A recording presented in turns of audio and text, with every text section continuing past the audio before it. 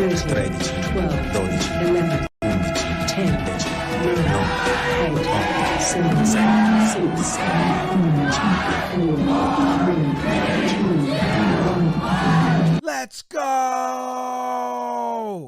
Let's go! Yes!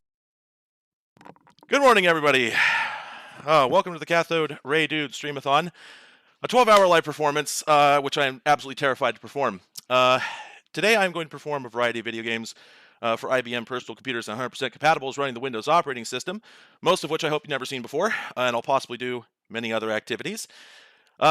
Just real quick up front, want to let everybody know in case maybe somebody didn't see my many posts about this or read the description on the video, but the reason I'm doing this is because I need money to finish this this studio. It ended up costing a little bit more than I expected, and I had to make a lot of financial compromises. So I need a little bit more money. Specifically, and I'm going to put a number on the screen here in a bit. I wrote my own donation tracker for this. I am going to need about $2,500 to finish this studio. Now, if I don't reach that number, hey, whatever. Anything you want to give me, I appreciate greatly. It's just there's a few things I discovered I needed I hadn't really budgeted for. You know, I need a video workstation. I'm not getting like a big gamer rig or anything. I'm going to get like a Mac Mini, just something that'll do the job.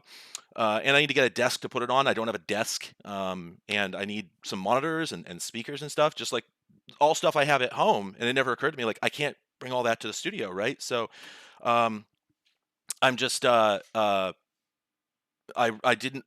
not used to having my own office, so I wasn't really ready for that. So I know I'm going to get the money eventually, and everyone on Patreon who's supporting me, I'm still incredibly grateful for, and everybody else who's donated has just made all of this possible at all, and that's going to be fine going forward. But just for the moment, there's just I can't really get started. I would have to wait like a month before I could really start shooting videos properly. So I figured, you know, well, I could do a GoFundMe, but the trouble with GoFundMe is, by the way, the donation links are in the description. I'll get to that, but the problem with the GoFundMe is it's hard for me to do that. I have a very difficult time just asking for a chunk of money.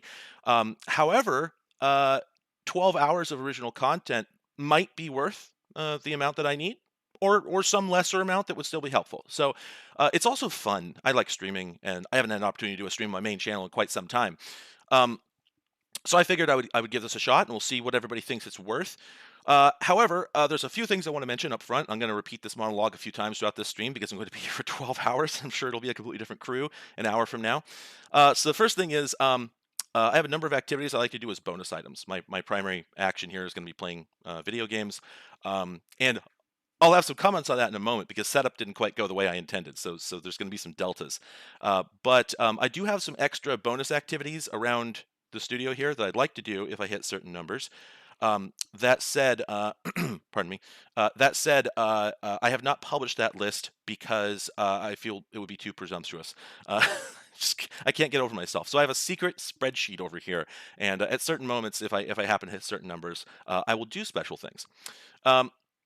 Another thing is, like I said earlier, I've never done anything like this before. I have no idea if I can carry a whole half day of streaming or if I'm going to run out of content. I ask your understanding if I do. I have no idea what I'm doing. I had a list of games queued up for this, and it ended up being 6 games, I think. But I then have this huge stack of CDs that I've been buying at Goodwill's over the years, and I'm hoping that there's some good stuff in there. I tried a few games off of there, but I don't know if it's going to be enough for 12 hours. There might be moments when I have to basically put the stream on pause for 15 minutes or so to try and dig up a game and get it burned and whatnot. And there's also the fact that, well, I don't have it handy in front of me, but I'd love to show you the USB cable for my capture card, which is hooked up to the machine I was going to be playing most of these games on, because I ran out of USB ports on this laptop. Like I said, I've got nothing here except I have no machine here in this office. My rig is back home, so I just thought I had a couple more USB ports than I actually do. So I'm gonna have to figure that out later. I may have to go on break for a little bit to figure out, you know, those technical issues. Another thing is, there's been like a million messages since I started talking. It's gonna kind of continue like that. I'm not really very good at responding to live chat. I'm gonna do my best, but I struggle even with the little tiny streams on my side channel. So I'm sorry, I'm probably not gonna see most of your messages. Please don't take it personally if I don't respond to you. it's just I'm gonna have to pick and choose because I'm mostly gonna be looking over here and chat is over there. Um, Final thing I was gonna say is if you do decide to contribute, thank you so much. I do want to let you know that I have not turned on the various YouTube features for donations because they don't do anything for me, unfortunately. I know they're more convenient, but here's a little secret for you. Everyone who gets money via YouTube doesn't get it until the 21st of each month, 3 weeks from now. Like that's not useful to me. I need them. It's my money and I need it now, or I'd like it to be anyway. So unfortunately, I have limited things to coffee, which goes through PayPal. I know PayPal takes a chunk. I know some people don't like PayPal. They do suck. Everyone sucks. Every business, but PayPal is particularly nasty, and unfortunately, there's just nothing I can do about it. It's the only thing that'll work for me. So forgive me. So, with all that said, pardon me. Let me just take a look at my YouTube Studio. Make sure there's no drop packets, nothing like that. By the way, I do want to note YouTube Studio is telling me that the stream's current bit rate, 19 megabits, is higher than the recommended bit rate, and it suggests I do 4.5 megabits. Now, for 1080p, I swear that's not a good idea. That's not going to work. But if I end up having stream dropouts, I'm not getting any notifications like that from OBS. But if I end up getting some stream dropouts, I may have to figure out how to kill and restart the stream, which is kind of hard. YouTube doesn't make that straightforward. So, just a lot of caveats. Sorry. But with all that said, let's go ahead and get started. I'm going to switch over. Pardon me. I'm going to switch over to my primary stream layout, which I'm pretty sure is going to be all messed up because I just spent quite some time configuring it in a huge rush, but I didn't actually bring my webcam in last night like I intended to set up. So let's see how trashed it is.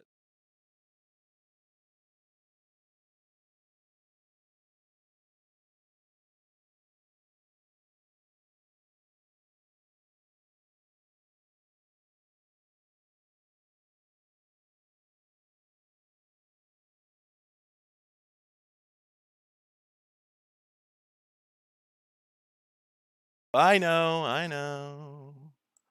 Oh, there we go. You see, you remember what I said, where I said that I only had a minute to set all this up? Yeah, you can see there's a few problems. There's a few problems with the stream right now. Seattle's just gone. Seattle after the war. That's a problem. There's also the fact that no, the balance counter is actually working perfectly. This has gone way better than I expected. I can't, I got to thank the fans. Really, just you came through for me. $7.9 million. I'm going to give at least, $50, $100 of that to some good causes, and the rest is going to go into my GTX 3090 because I got a guy on Craigslist who's been willing to sell me one, but that was the number, and we hit it. Anyway, sorry, I wrote the donation tracker myself, and I left it in debug mode last night, and because I thought it was just way too funny, and I forgot to turn it on before today. So there's the actual number. There we go. No, actually, J2 Sim. So yeah, I was going to do call-ins. The problem is, I'll be perfectly frank with you, I don't know how to do a bleep box. Like the whole thing where you have like a 5-second, 10-second audio delay and you can hit a button if somebody says a cuss or starts going off on like a racist tirade or something like that. There are people who know how to do that. I am not one of them. And I looked into it and I couldn't find any solutions. If anyone has any connections and can figure out how that's done, email me. Anyway, let's see. Just a moment. What's up? You're on the capture setup. On the capture setup. Never mind. Okay. Yeah, just work on it. Anyway, pardon me. So, but I'm going to be, yeah. Oh, yeah, exactly. You really need like dedicated staff if you're going to do call-ins. My girlfriend, my lovely girlfriend Daria is here helping me out with this stuff.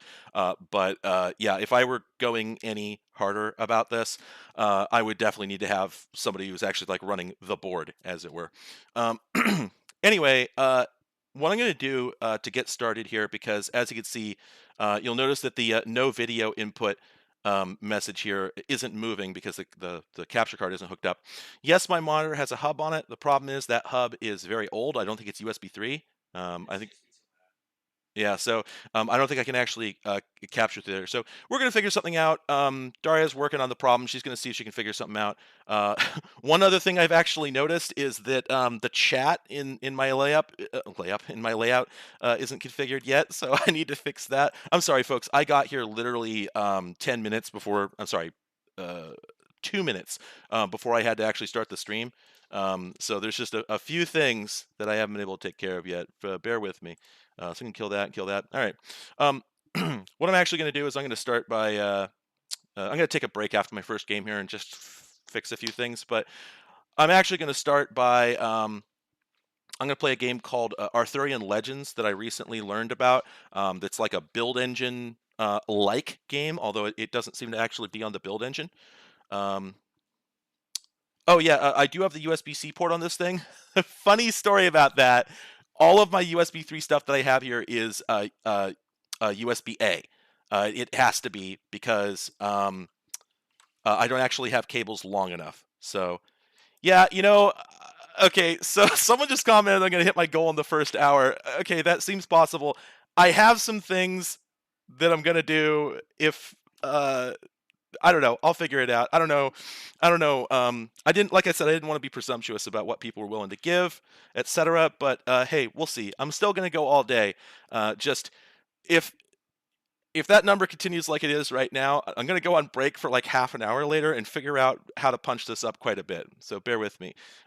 Look, at some point we have to play a video game here. I can't just keep talking. We got to play a video game. So I'm going to go and start this up. And I'm just going to remind you all that I'm bad at responding to chat. So I'm gonna miss a lot of stuff. Here we go. Let me start this guy here. Also, I have not set my desktop audio capture yet. So even after I have the game going, I promise you're not going to hear audio from it for a bit. We'll figure it out. We'll figure it all out. Let's see. All right. Oh, $69 donation. Nice. Nice. Boop. All right, let's do that. And then, yeah, there's absolutely no way I'm going to be able to do games for the entire day at this rate. I'm going to have to pivot to something more interesting. Let's see, game output. There we go. There we go. So, yeah, I gotta start actually producing. I can't just keep talking to everyone. So, oops, I've got a little bit of a glitch with the video capture there. There we go. All right. So yeah, Arthurian Legends. Let's play some video games. So, oh, that's weird. What's going on here? There we go. Whoa. Oh, you know what? I might be running on the wrong GPU. Either that, or like OBS is just absolutely murdering my system performance. I'm not sure what. Oh, I'm sorry. The game is too loud. I'll have it fixed in just a moment. Sorry, folks. Your Stream Deck can be on USB 2.0, so I'm gonna move it out there. Do it. Yeah. You'll have to bear with me for a second, folks. Starting the game just completely hung my machine because OBS is completely trashing my CPU.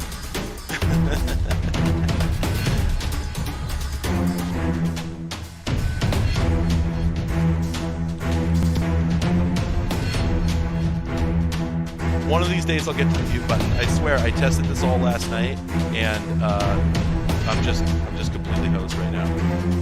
Come on, come on. Oh my god, I can't alt tab. I just can't alt tab. There we go. Ooh, all right, finally. Ah, okay. Well, everyone, thank you for getting through that terrifying experience with me. Yeah, like I said, I didn't have time to set up audio ducking. Let me just do that right now. Compressor. Let's pick our ducking source as, what is it called? Primary mic? Audio input. Audio input capture number 3. That's what I called it. There we go. All right, and then I'm going to turn up the ratio. I'm going to turn up the output gain. There we go. Oh, turn up that ratio even more. Oh, come on now. Is that it? Is that it? There we go. Sorry, setting up sidechain compression in OBS is like a dark art. Okay. Yeah, I need to put. I'm gonna put a little bug on the screen later to say, please contribute through coffee, because I see a lot of people are asking about that.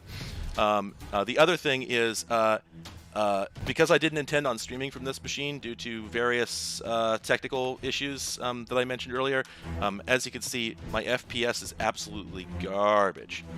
So I'm gonna give me a sec. I gotta go in the menu and see if I can do anything to cool that out. Let's see. That looks fine. That was fine. Let's turn on my FPS. What is my FPS? Can I change the resolutions here? I need to bump this down to 720. No, it had the GPU selected in the. On this particular laptop, there's 2 GPUs. There's the built-in Intel one, and there's the there's like a GeForce GTX 1060 or something like that.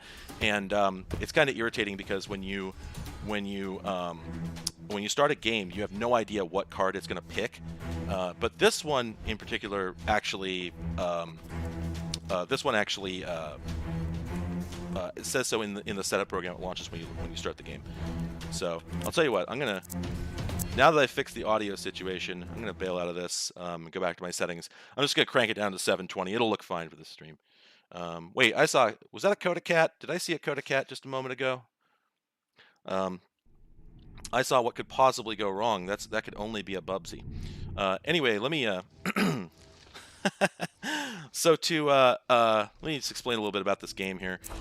I found this on Steam the other day, just out of the blue. I had never heard of it before, and I thought it was actually like a modern.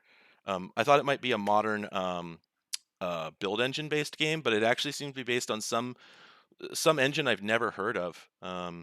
Oh, OBS does this great thing where it just grabs any window that belongs to this executable. So here you go, folks. We're having some. This is live. I'm speed running the options dialog for Arthurian Legends. Okay, a number of people are suggesting that I go look at my encoder settings in OBS. That's not a bad idea. It suddenly occurs to me that, yeah, I might actually have it set to... What do you have it set at? yeah, it's set to NVEnc. That's the problem. If I put it on the CPU, it would probably solve it. Probably, but also you might just want to reduce your bit rate. Set it was at 20. Okay, folks, I'm going to try this. I have tried to... Oh, hey, Kenny Lauderdale. Hey, man, how's it going? Thanks for coming by. I like your videos. Folks, I'm going to try hitting stop on the stream here so I can attempt to fix my encoder situation. And hopefully I'll be right back. There's a possibility that it'll start a new YouTube stream session. Hopefully it doesn't. So here's hoping. I'll be right back. Okay, folks, we should be back. I'm going to wait a moment for chat to let me know if I'm back on screen. All right, looks like, okay, on the monitor, it looks like we are back. All right, let's start Arthurian Legends again, and let's see if... By the way, I dropped the bit rate, so just if anybody sees any bitrate issues, let me know. Okay, another thing is... I'm gonna have to go in and make a change to my my coffee donation tracker info. Okay, can somebody donate $1 to get all those meows off the screen? There we go. Says resolution is a bit low. Okay, yeah, people are saying 12 megabits isn't all that hot. What do you think? Well, we only have 20 megabits to play with. Yeah, that's the thing. I only have a 20 megabit circuit here. Is the problem. At home, I have gigabit fiber, but here in the office, I only have 20 megs of upload. So it's a thing I'm trying to rock with. Yeah. Oh, okay, that's the problem, folks. When I restarted the stream, it pushed you all to 144p. So you got to close and reopen the stream, and that should solve the problem. Actually, 4K streams are possible. It's actually a thing that YouTube supports. I found out about this the other day when I was looking at the latency settings, and it said that if you switch to ultra low latency, you can't use 4K. It forces you down to 1080. Oh man, see, the PVM 14 is actually my favorite PVM. I used to have a PVM 20, and of course it's a beautiful monitor, but the problem is it was just too big. I couldn't find anywhere to put it, because of course my place is completely full of stuff. Slight audio desync. Nothing I can do about that. Yeah, I don't know why that would be a thing. Oh, that might actually just be because the computer is completely overloaded. Um, I'm sorry, folks. We're having first hour jitters. What is it? What is it?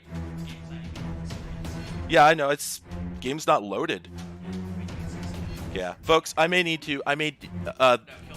Oh, yep. I gotta kill the game. Okay, folks. I'm having technical issues. I did not realize the GPU overload was going to be such a problem. I'm going to need to go to break for a few minutes, figuring out my capture card situation so I can actually play the games I intended to play. So, sorry. Bear with me. I will be back as soon as I possibly can.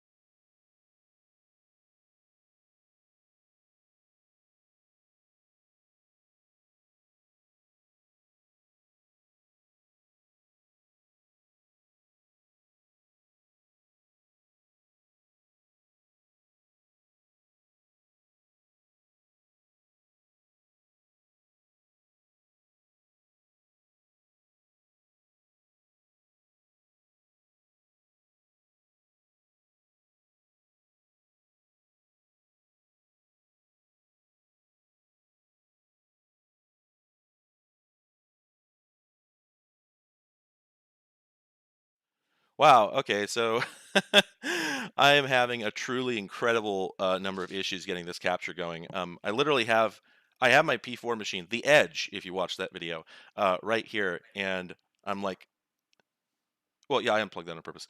I'm just like, I've got everything set up, completely hot. I tested it all last night, and I didn't plug in the capture card. So, Switch to this camera uh for huh. your in shot. I'm Just a gonna moment, unplug folks. this, Okay. and then that'll free up a USB Oh, 3.0. okay. That's a fair point. Okay, folks, I'm just going to change my primary webcam here, and I'll be back in another minute or two.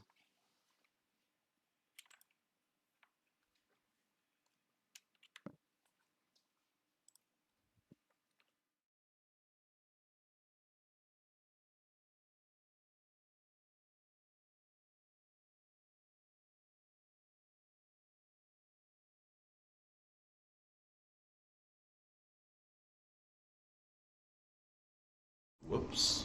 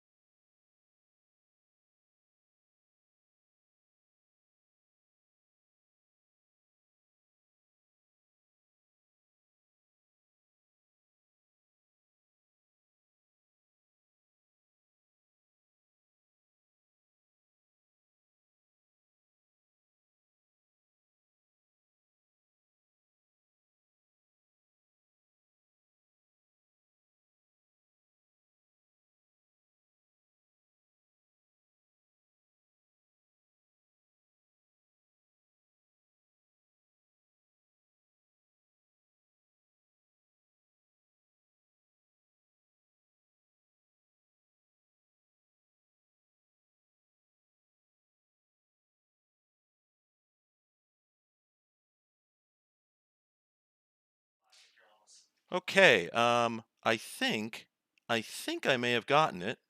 I just need to add the whoops. Oh man. Um, the webcam input here is not working now. Bear with me a moment. Are you having a good time watching me suffer? I know you all are.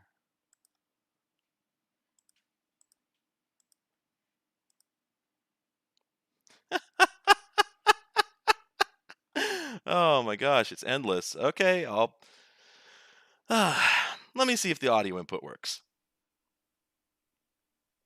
Nope, that doesn't work either. I swear I tried to test this last night. Oh, wait, is that it? Nope, that's the webcam. I hear you. I see you. Okay, I'll be right back, folks. Unplug, replug the webcam.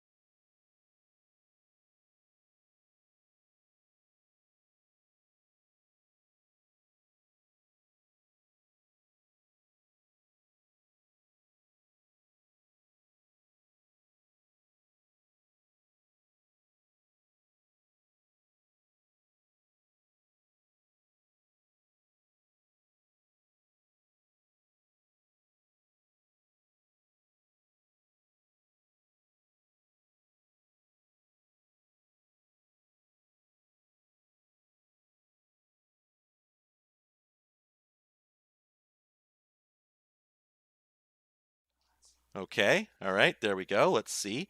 Do we get audio now? Sorry, if this doesn't work, I'm just gonna run the audio straight into the microphone input on the laptop and just yeah, that doesn't work either. Let me check my audio settings here. This is what you're all really here for, right? You want to see the Windows XP volume control because it's so much better than the one we have now. Windows 10, Windows 8 really messed it up.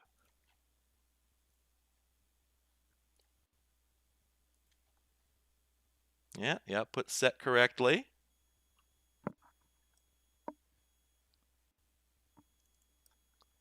Yeah, I'm sorry. The sound from my mic is fine, but you're gonna want to hear the game, right? I mean, we're here to play at least one video game. That was the plan. Nah, I'm sure it's outputting. Just plug it straight into the laptop. What? Don't know if the cable's long enough. Well, we'll see. If not, we'll have to figure something out. It's definitely not long enough. Okay. Well, that's fair. That's fair. In here, maybe. Like, hold on. Well, you know what? I'm going to take this opportunity. Let's install the game. I'm gonna put it back into the OSSC. All right. Can you go to the game or the capture settings here? Mm-hmm.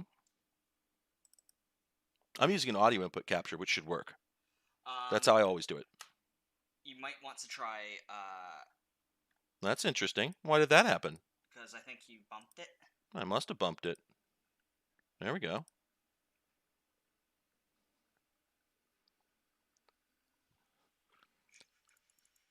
Here we go. Here you go, folks. This is what we're really here for. You're getting no Yeah, volume on I know any it's of over these, there. right? Yeah. Right there. That's me. And then, yeah, so. Yeah, you know, the funny thing about this is that I've done at least 100 streams before, and they've been this complicated. Like, that was never the problem. Just not right here. Just not in this specific situation, right? Anyway, the funniest thing about this is that I'm still in the first hour, right? It's been like 25 minutes. So by the time I've gotten to my second game, there will be nobody on the stream who remembers all this nonsense. You'll have to go back and watch the VOD. Hey, do we have a USB sound card handy? Anything with a... Or an extension? We have a 3.5mm extension? We couple a couple of RCA to 3.5mm plugs together. I mean, remember, our whole thing was we didn't even have a single 3.5, although I think this... Yeah. No, that's part of this. But if you look in there, there's a couple of 3.5mm RCA adapters, and we've got couplers. Just stick two of them together. And you can use this cable right here from the MIDI box. I'm trying to reduce the number of connections. Wait a minute. Whoa. What did someone just donate? Did you already meet your goal? No, I exceeded it. Jesus Christ. Can somebody please tell me what just happened? What did someone donate? Somebody donated $1,300. I'm sorry, folks. I get it, but I don't get it. What the hell is going on? Well, all right. Okay, now do it. All right, folks. Great stream. It was a good one. Never played a video game. Y'all ever watch that terrible movie Jarhead? Awful movie. Don't watch it. However, it's about a guy in the first Gulf War who gets into the army as a sniper. It's really dreadful. Don't watch it. But the whole joke is that he spends the entire war trying to get an opportunity to shoot his gun at somebody and never does. And when the war ends, like a week in, he's just like standing there and he's just going, "I never got to fire my rifle."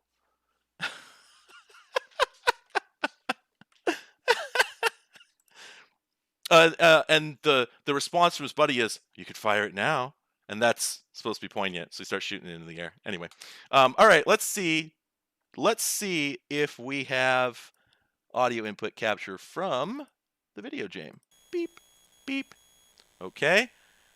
This might get loud. It would get loud if it worked. Do we know for a fact that the audio device on this works? Maybe the sound card in this computer's broken. Okay, well, I'll tell you what then, folks. We're going to pivot. We're going to pivot to something I was going to do much later, but we're going to do it right now because I actually need to do it. So, forget video games. we're doing it live. So here's what we're gonna do. All right. This is my box of miscellaneous PC cards. And my plan was that I was going to go through this later if people donated enough, but you obviously did. So, at the moment, I need a sound card. And I think that somewhere in this bin is a PCI sound card. And there's probably also some interesting things in here. So, we're going to go through this bin of cards. And maybe if I find a sound card, I can get this working. And if not, then I can't even, okay. When I'm done with this, it'll be 10 o'clock, Re-PC will be open, and I can drive over and get a sound card. And that's what I'm going to have to do to actually do this stream. Oh, wait, there it is. Nope, that's a microphone input. Well, it's plugged into No, the mic. hit pause. Are y'all hearing Beethoven? No, that was, nope, that's obviously, oh, honey. No, you're in the right. I don't even know what's going on right now. I don't know the faintest idea. Oh, it lost the...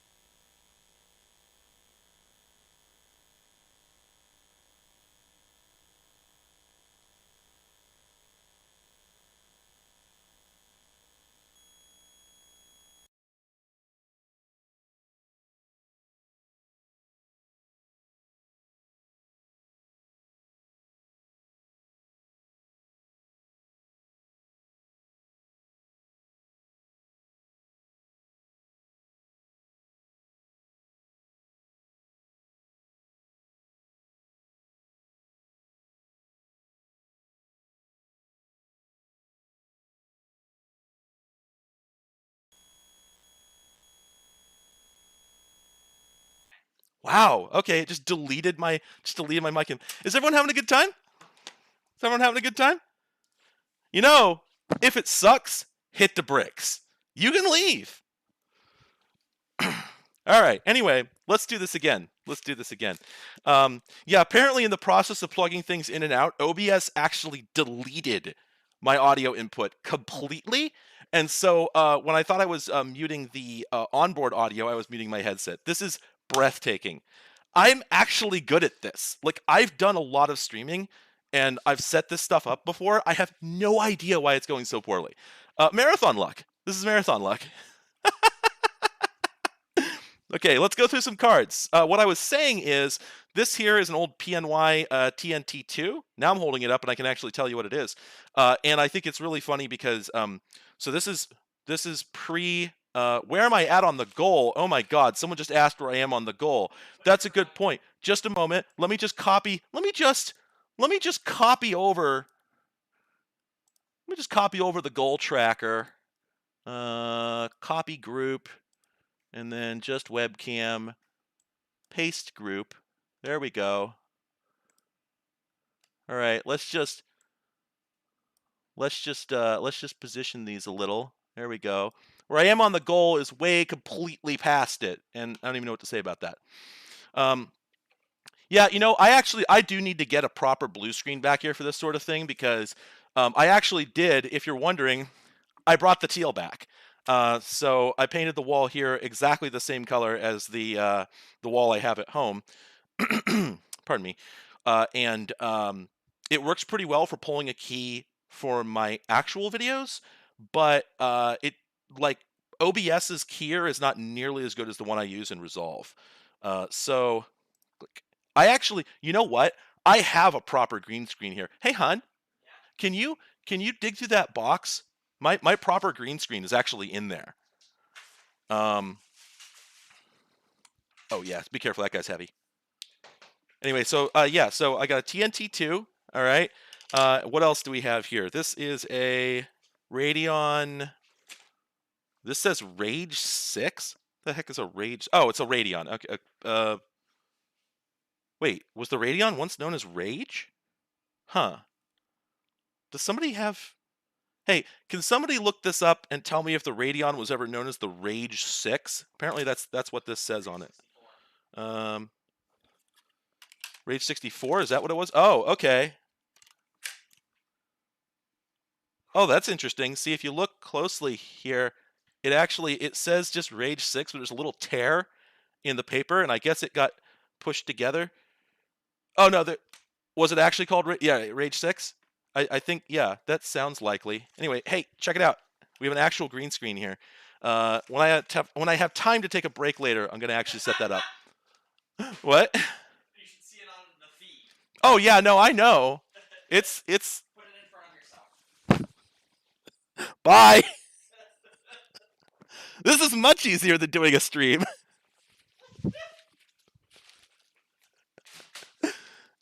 Can't see the haters.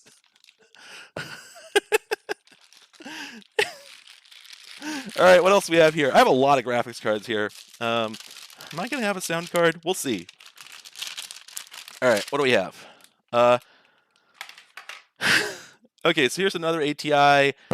Says 3D. What is this thing? Not that I need a graphics card right now, but I'm not going to pick them up without looking at them. All right, so we have a Radeon 9550. That's a 256 meg card. That's not the worst one in the world. But then this guy here, oh, this is a Rage 2. Okay, so that one is kind of the worst one in the world. And then what do we have here? This is a Rage 128. There is a Voodoo in here. There's a Voodoo here somewhere. So hold out for, oh, I just picked it up. There it is. Yeah, folks, let me explain. So this was going to be a stretch goal. For the people who were here early in the stream, which might be all of you, I don't know. I had said that I had some secret stretch goals I was going to do if I hit certain numbers, and I thought that was going to be like a couple hours from now. But yes, this was supposed to be more interesting than the video games. The video games were supposed to be the in between what we do until we get to the good stuff. But anyway, let me close my chroma key configuration bar here. This guy here is a Diamond brand. There we go. It's a Diamond brand 3DFX of some stripe. What is this? This is a Monster 3D 2 PCI 12 meg S3 is what it says. Somebody want to look that up and see if that's a Voodoo 2? Oh, it's got the pass-through. I think this is this a Voodoo 2? Yeah, that would make sense. Yeah, you know what? I could adjust the chroma key so it doesn't key these out so much, but I'm not going to. Just going to leave it right the way it is. So yeah, that guy there, I'll set that aside. That's very funny, thank you. My girlfriend's over here just being industrious. She's quietly solving problems in the background. Anyway, what do we have here? Oh, this is actually a Macintosh. You can tell because of if you look here, you see that little extra notch right next to my thumb, and also the ones at the one at the far end of the HP connector. That makes it a that so it could receive. So that so it could receive power from the motherboard, and the reason for that is that the connectors on the end here, if you look, the one far away from my finger, this one here, that's normal DVI, but the one right next to my finger is Apple ADC, which provides power for a monitor in addition to actually providing the video. It's basically DVI plus like a 24-volt power supply. So it has to get that from the board. It can't generate it on board. It has to get it from the motherboard. There we go. FX5200 Ultra. That sounds about right. Yeah. Okay, and it is a Voodoo too. Okay, terrific. The stretch goal amount for not having these technical issues is literally anything, because later I'm gonna have to take like a half-hour break or something and fix a few things up. But to be perfectly honest, I don't really have the gear here that I need. I mean, the whole point of this stream is that I didn't have the gear here that I needed. Although, okay, so let me be real. Well, that sure is $4,100. Okay.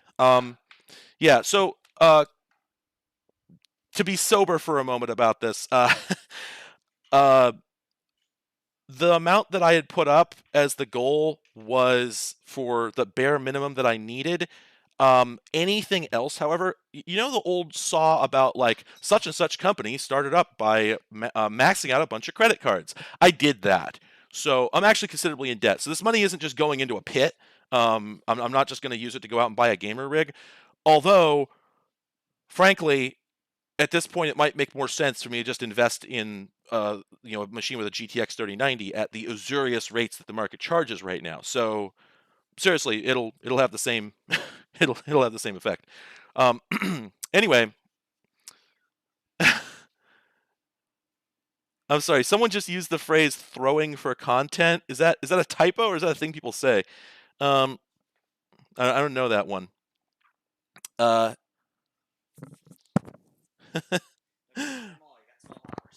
Yeah, well, anyway, this guy here, what is this? This is an S3 Visa local bus graphics card, which is funny because I've never owned a computer with VLB. I don't think I've ever used a computer with VLB. So I have no idea what this is. It says S3 805 UUE4 on this chip here. I could look up an FCC ID or something, but I'll do that later. I'm going to set this aside. We'll investigate that later in the stream. It is VGA at least, so it's not like well,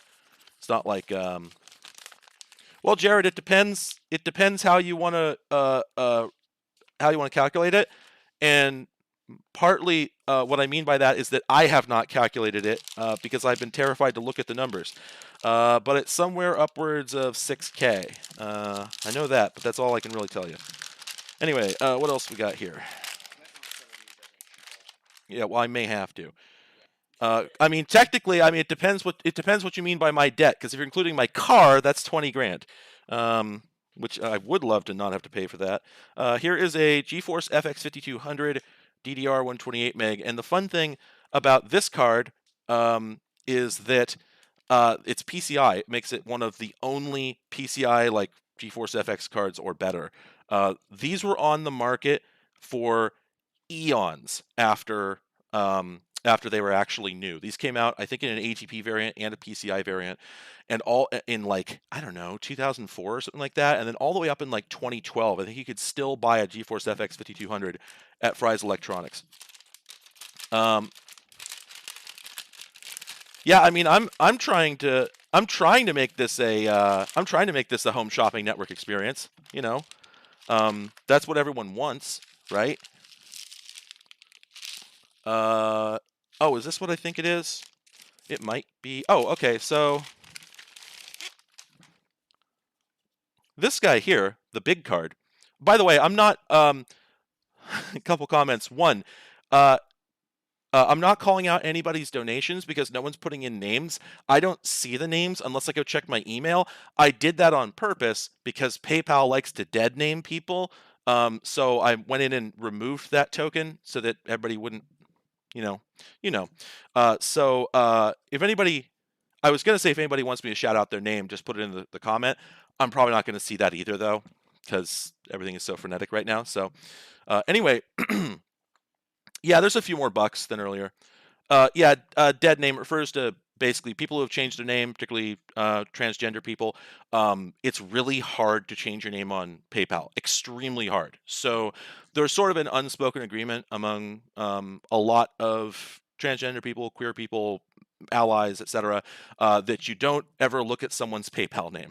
It's just sort of a standard practice. Anyway, so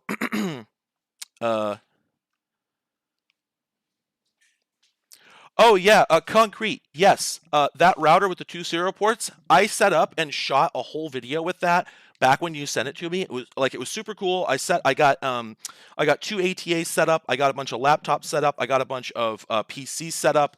Put it all together, and it like worked for about a half an hour, and then it started acting really funky. And I basically decided that my dial-up server wasn't reliable, and I didn't want to make a bad video about it. So I decided to just put it aside and come back to it later when I was, when I had the necessary equipment. So I'm actually working on getting, pardon me, pardon me. I'm actually working on getting a proper dial-up server set up. There's another person up here who has one set up with like a Cisco router and some other equipment, and they know how to. Augie Osborne, I'm using a Rosewill. I don't know where the key set came from. I think I just got this from someone. I think they just gave it to me. Not sure where this came from, but I really love the I really love the what Amstrad CPC 464 color scheme of this thing. In fact, maybe I did it. I don't remember. Anyway,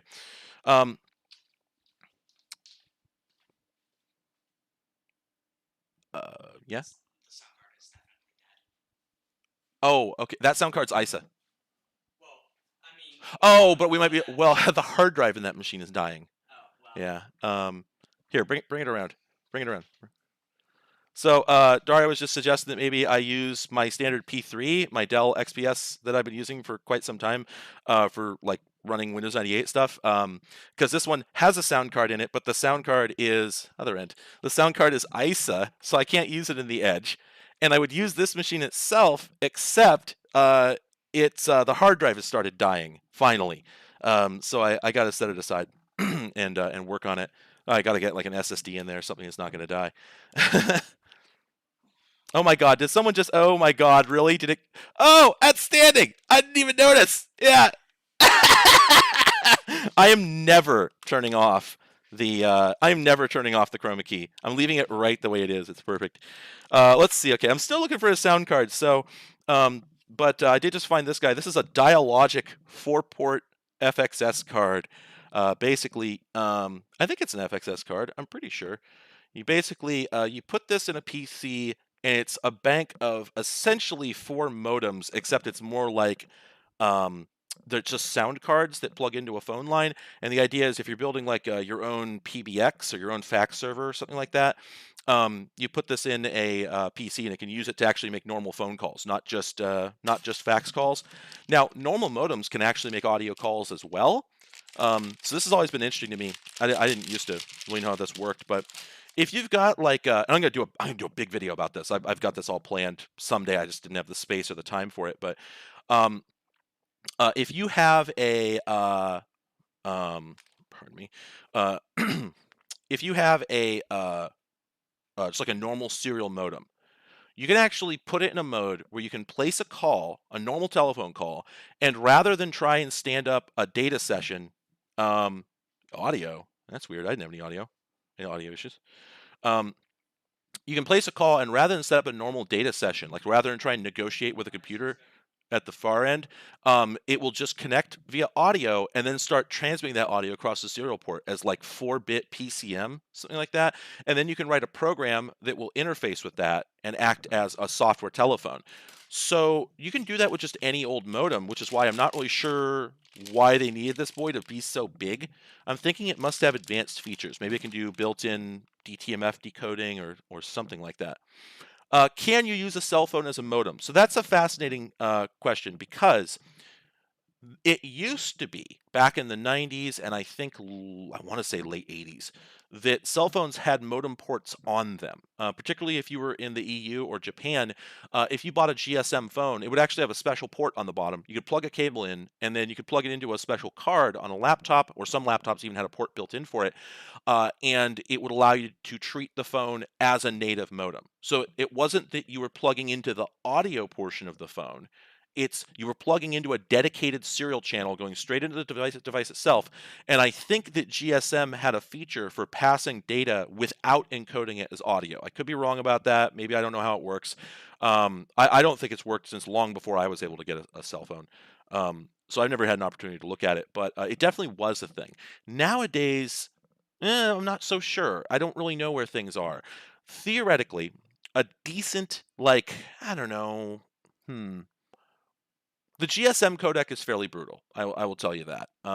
It's not meant for data, and I suspect you couldn't really put any of the complicated, like, not quadrat, yeah, QAM. There we go. The quadrature amplitude modulated modem signals, that everything after the 2400 baud standards, I think, started using. I don't think any of those would survive going through a GSM link. So I think that kind of kills it right there. But there certainly are there are ways to do it. The usual approach nowadays, though, is just use a native LTE uplink and do do IP. Put your modem at the far end and connect to that. What do we have here? What do we have here? Oh, Mwava. Hello, Chuhanao. Thank you for joining. You know what? My donation tracker is broken. I just realized this. Let me bounce it.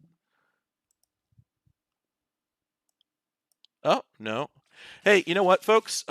Give me just a moment, because that number should be going up and it's not, and I'm worried that PayPal has frozen my account. So give me a moment. They may have frozen my account. Ah, okay. Yes, they did. Yeah, so, okay.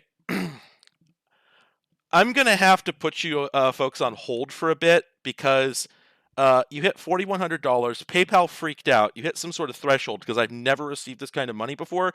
And currently your cash is going into the money on hold category. So I'm going to put up a big notice that says, please stop donating.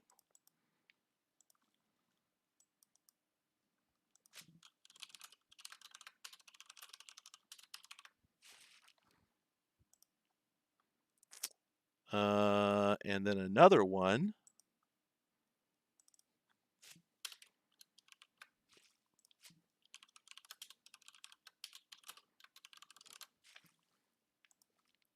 There we go.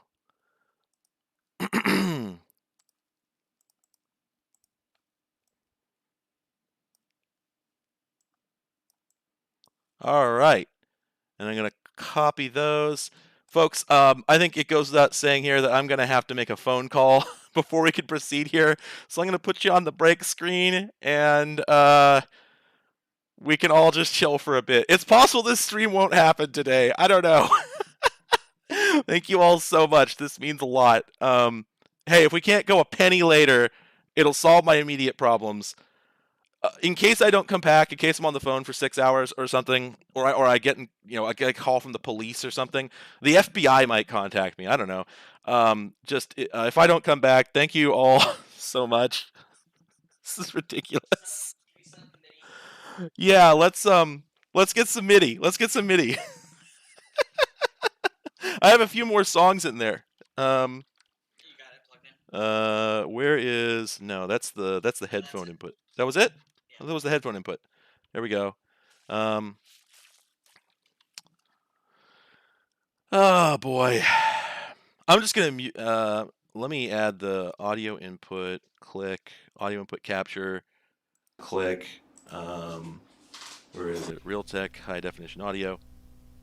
It's still using the mic built into the machine.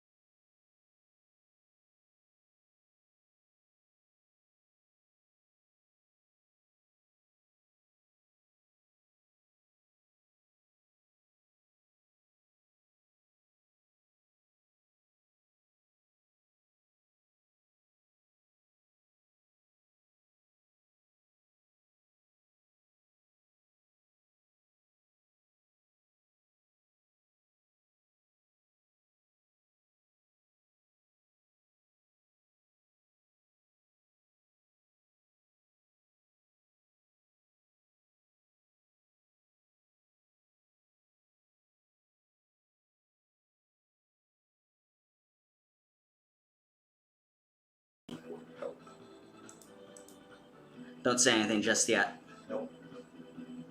I'm gonna close this door.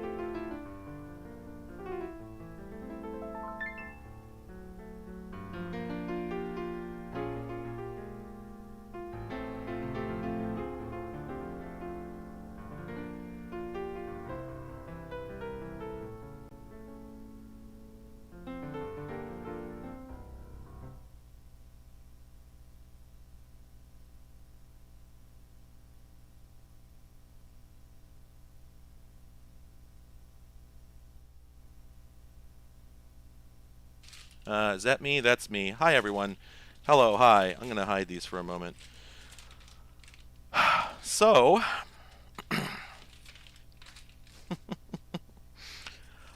I think it goes without saying none of this was expected. I also think it goes without saying that a lot of us know how PayPal is. I'm going to tell you what I have been told and what I think.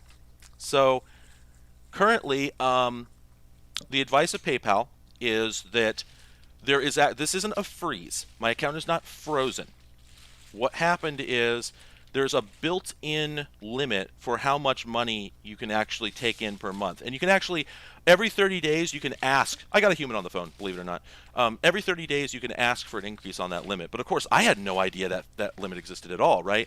I had heard of people getting their accounts frozen for suspicious activity. But I kind of figured that a lot of accounts donating to one person might not count versus massive transactions from a few accounts. With that said, somebody did send me $1,300 in one go. So at the moment, I've been told that the $4,154.95 that is sitting in my actual balance is, I can extract that right away. I can go, and I'm going to go, I asked the guy on the phone, I said, look, I don't know if you can answer this honestly because I know how things are, but if I go and place a withdrawal for this, is that going to make me look even more suspicious? He said no. Of course, what do the frontline people know? Who can say? But basically, right now in my PayPal account, it says, let me get this figure. I think it just says held funds. Yeah, money on hold, 741.33. So that money will release to me in 7 days, he says. But of course, a lot of the people in this room have heard of things. I don't have a PayPal business account, I don't think. I think I just have a normal one. Anyway, a lot of people in this room have probably heard stories from people who did something like this that had all their money seized and thrown away, just captured by PayPal and kept. And of course, that is the risk. With that said, he told me that any money I get at this point will just go into hold, and I'll get it in 7 days. 7 days. But he also said, I asked him if I were to hit some absurd 5-digit number, would that be suspicious enough to get frozen? And what he said was, if I did, it might happen if it crosses some threshold, and if that happens, somebody will supposedly call me and work it out. So, there's a few ways I can proceed here. The first is I could turn on some of the YouTube options, the YouTube supers, etc., because at this point, I don't need more than this in the next couple days, okay? This will suffice for my immediate needs, all right? I can wait a few weeks to get the rest of it. So I could turn those on, sort of spread things out. Another thing is that you could just keep sending your money through PayPal and trust that their support tech was right. If the money gets frozen, if they call me, if they don't do what I've heard tell of on social media from many years ago, if they don't do the thing where they just vanish the money into the ether and keep it, if they really do call me, I'll say, yeah, look, here's a link to the VOD. You can watch. This was a 12-hour stream, although you could tell everybody was freaking out, an hour into it. And you could read the chat. You can see these are real people. There's no way this is all bots, right? And I'm sure that that would be enough proof. The only question is whether you trust PayPal. I'll be honest. How many streamers do stuff like this? There must be people out there who get massive donation piles like this out of the blue. I'm sure it doesn't get completely, there must be solutions, right? I know. I'm saying that. I know we know there might not be, but yeah, I think that it's probably safe. But I am going to see if I can go turn on the YouTube features so that you can start sending stuff through there. I got the suggestion of Venmo and Cash App. I have a couple problems with that. One is that there's privacy issues with them. Venmo in particular, I don't trust. I don't want to give out my phone number, frankly, and I get the impression you have to do that or something. I don't know much about them as a thing. I know PayPal, and I don't know those other things. I wouldn't know how to protect myself on there, and I don't know if they have their own thresholds. What if y'all put $800 into Venmo and they shut my account off and completely close it? I don't know. They might. This is at least a somewhat known figure. And, oh, that's another thing. Yeah, Venmo and Cash App, I think, do they even work outside of the country? So, yeah. I just don't want to risk it. Let's see. We found. Oh. Oh no, that's the Mwaave. Okay. Any luck finding a sound card? There's no sound card. Do you want me to hit up the locals? Oh no, no. Well, let me move on. So, but here's the other thing. I think you all can understand. I'm kind of having a panic attack. There's a lot more attention going on here than I expected. And I might need a little bit longer to cool down. Because I'm kind of freaking out. So I think here's what I'd like to do. I know this is very unusual for streams. I don't want to put you all back on break, but the fact of the matter is my primary streaming machine is broken. It turns out the sound card is dead.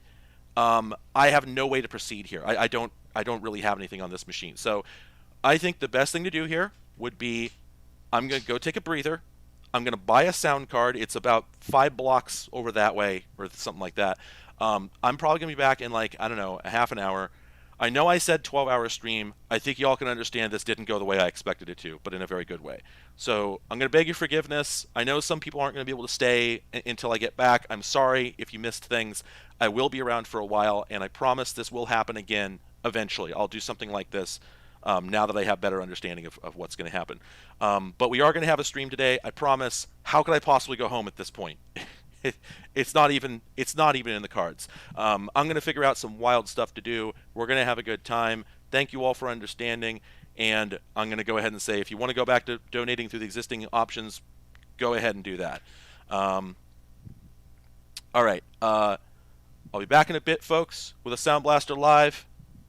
Have a good one. I'm not going to leave the MIDI on, unfortunately, because I don't want to destroy the floppy drive, and I'm worried about it being unattended. So I will release the MIDI playlist. I will dump that in a zip before we're gone.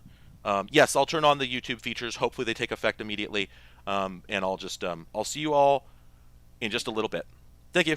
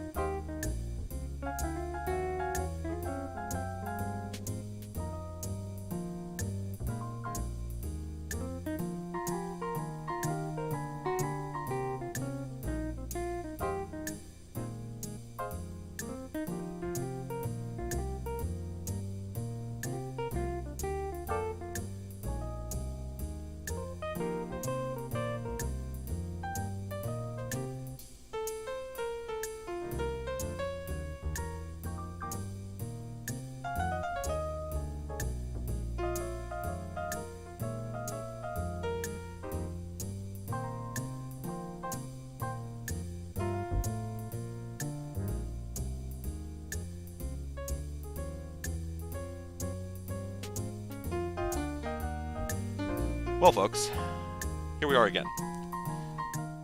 So, yeah, I just ran over to RePC and picked up several sound cards. I got, let's see, I got, this is a Firewire hub, like a 6 or 8 port Firewire hub. I didn't even know they made that product. I got a USB sound card, which is actually, says Sennheiser on it, which sounds cool, so you realize it's probably for like Bluetooth headset grade headsets. I tried to buy a new hard drive for the P3 machine, which I have not named. The other one's named the Edge, but I haven't named the P3 one. I don't know if I ever will. But I tried to get an IDE hard drive for it, so I was looking for like an 80 gig, 120 gig. They didn't have any, which is really funny. They used to have gobs. Yeah, the MIDI shouldn't be that loud. It should be quite a bit quieter now. Did you stop it? Even on the very minimum. Oh wow, is it really loud? We'll just kill it. Anyway, yeah, sorry. The zero balance is, yeah, I withdrew the money for obvious reasons. I don't trust PayPal, so I pulled that money out and it landed in my account. So theoretically, the yeah, exactly right. That's the thing. I needed the $4,100, like I told you, to buy studio gear.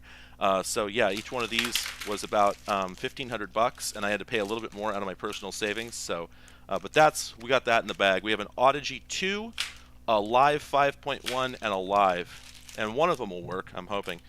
Anyway, but what I was going to say is, I wanted to get like an 80 or 120 gig drive, and I mean this is RePC. It's the place where people throw out computers. You know, I worked there many moons ago, and we had literally thousands of 80 gig IDE drives. They don't have any anymore. The smallest they had was 500 gigs, and I don't think the P3 will even talk to that. Like, there were some older computers that I know they wouldn't address 500 gigs, but if you plugged in a drive like that, they would use like 120 gigs of it. I don't even know if this thing's going to talk to it, so that'll be fun. We'll get to find that out later. This actually came out of a Mac. It's got an Apple logo on it. But you know what? Let me look at the end here. Okay, yeah. Some older drives had a size limiter on them to solve this problem. This one has a 32 gig clip option, and that might be it. But even that's kind of rough, cutting a 500 gig drive down to 32. But yeah, whatever. And yeah, I asked if they had any IDE SSDs, anything of that sort. They didn't have anything. And in the past, I've tried to do compact flash to IDE converters, and I've had really mixed results. Plus, they're not super reliable if you're swapping to them, and it's a good chance this machine would be. I also, because this is a funny story, if you watched the video about the Edge, you'll recall that I said when I got it, it had a bad CD-ROM, so I swapped it, and that CD-ROM was also bad. So I put another one in when I did the video about the Edge, and last night when I started setting up and putting games on the machine, it was jamming. The CD-ROM was jammed, so that one was broken too. I got it working, but I still don't trust it, so I got another CD-ROM in fashionable black, which will clash with the case, but the fortunate thing is, being black, it's probably a little bit newer than the others. It says May 2005, so I don't know, could go either way. So that might work. I figured it has a higher probability of functioning. And then to solve my USB woes, as far as plugging into the laptop, I do have a powered hub, and hopefully that'll work, because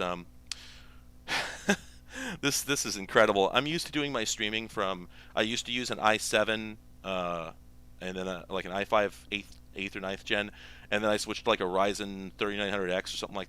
No, it's not that new. I switched to a Ryzen machine that I use at home, and it's just got power for days, right? So I could kind of do whatever I wanted for a stream, multiple cameras, multiple video inputs, blah blah blah blah. Just kept happening, and I could just keep putting more and more stuff into it. It was no problem. But I'm using this laptop here that's got, I don't know, it's an i7 from a few years ago, and I just didn't realize that I was actually going to hit it that hard with what I'm doing here, so I was just kind of not ready for it. Another thing is, as you've all seen, the donation tracker is broken. That obviously, hey, you know, not much I can do about it, because PayPal stopped putting new money into my account. However, I'm going to go fix that right now by setting up. I'm just going to update it manually. Let's see. Can I just... Yeah, no problem. Give me just a moment, folks. We'll do that guy there, and we'll set that to, let's modify this text here. I don't really program, but I have a little bit. I can do this a little bit.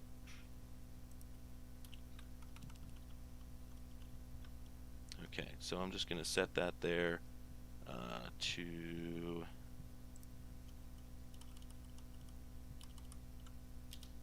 There we go. All right. And then, come on, where is it?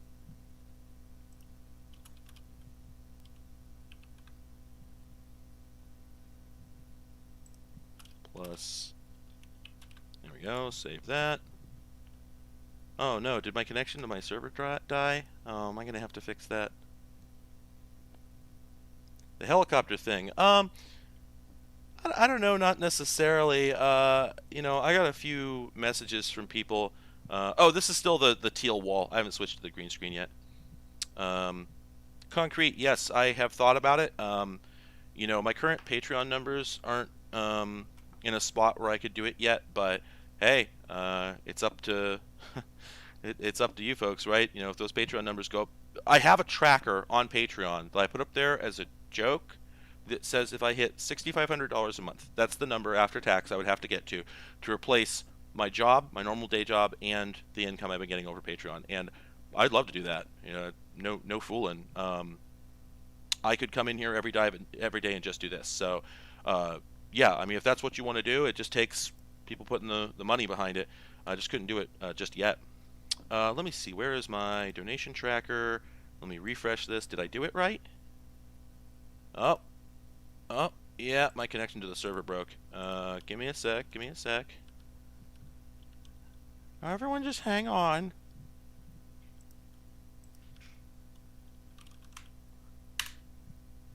Just have to SSH back into my web server. And the donation tracker is a I downloaded a PHP script, put it in a folder, and then put like an HTML file next to it that just hits it over and over and over. And it's just somebody's example script for how to talk to PayPal API.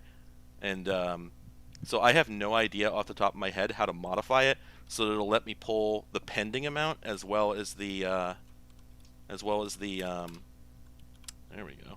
I had a bug in there anyway. Yeah, good thing.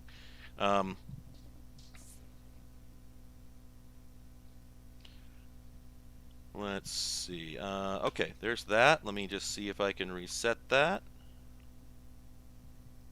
Bonk. There we go. Yeah, it overflows off the edge, but that's fine. Okay, there we go. Now it makes a little more sense. Anyway, yeah, at this point, yeah, anybody who wants to, theoretically, I got the money out of Patreon, you know, it says I did, so all my immediate expenses are covered. So anybody else, if you want to just sign up to Patreon, I mean, it's going to pay out in a couple of days anyway, so you can do that or go through YouTube. Either one is perfectly fine by me. I'm not going to argue. And let me just take a look at some figures here. Also, while I was gone, Daria went and set up my MSX here, and I'm going to see if I can maybe play an MSX game or two. Again, I have the strong feeling that I won't be able to get the what's the word? The sound. There we go. That's the word I'm looking for. I feel like I'm gonna have trouble getting the sound working still. It's just an ongoing menace, but we'll see. Pardon me. Clan of the Ducks. I'm sorry, I don't remotely have a link to it handy right now, but if you Google, if you just Google like PHP PayPal library, it's up on GitHub somewhere. Actually, it's what is it? Here, I'll type it. Get balance PHP PayPal. There you go. Search for that. You can probably find that.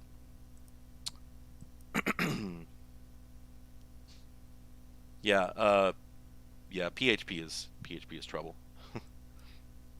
Anyway, so yeah, just for everyone's edification, I went out and I had calmed down a little bit. I'm sort of having a bit of a panic attack from all this. I didn't expect all these people here. So I still want this to be a stream where I play games, and at some point I'm going to have to get myself to stop responding to chat so I can actually do that and calm down a little bit, so forgive me. Let's see, though. Let's see. Do we have... let's take a look at the... Oh, hey, there it is. There's a game. Let me... oh, what's my donation tracker doing all the way over there? let's hide that. Let's see. By the way, if anybody is unaware, let's see. How do I is this camera plugged in right now? No? I'm gonna plug it in. I'm gonna see if it works.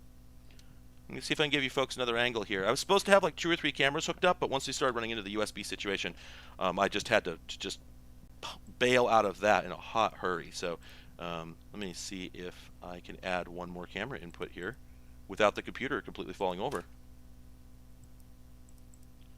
And I think the answer is no. I don't think it's going to let me. I think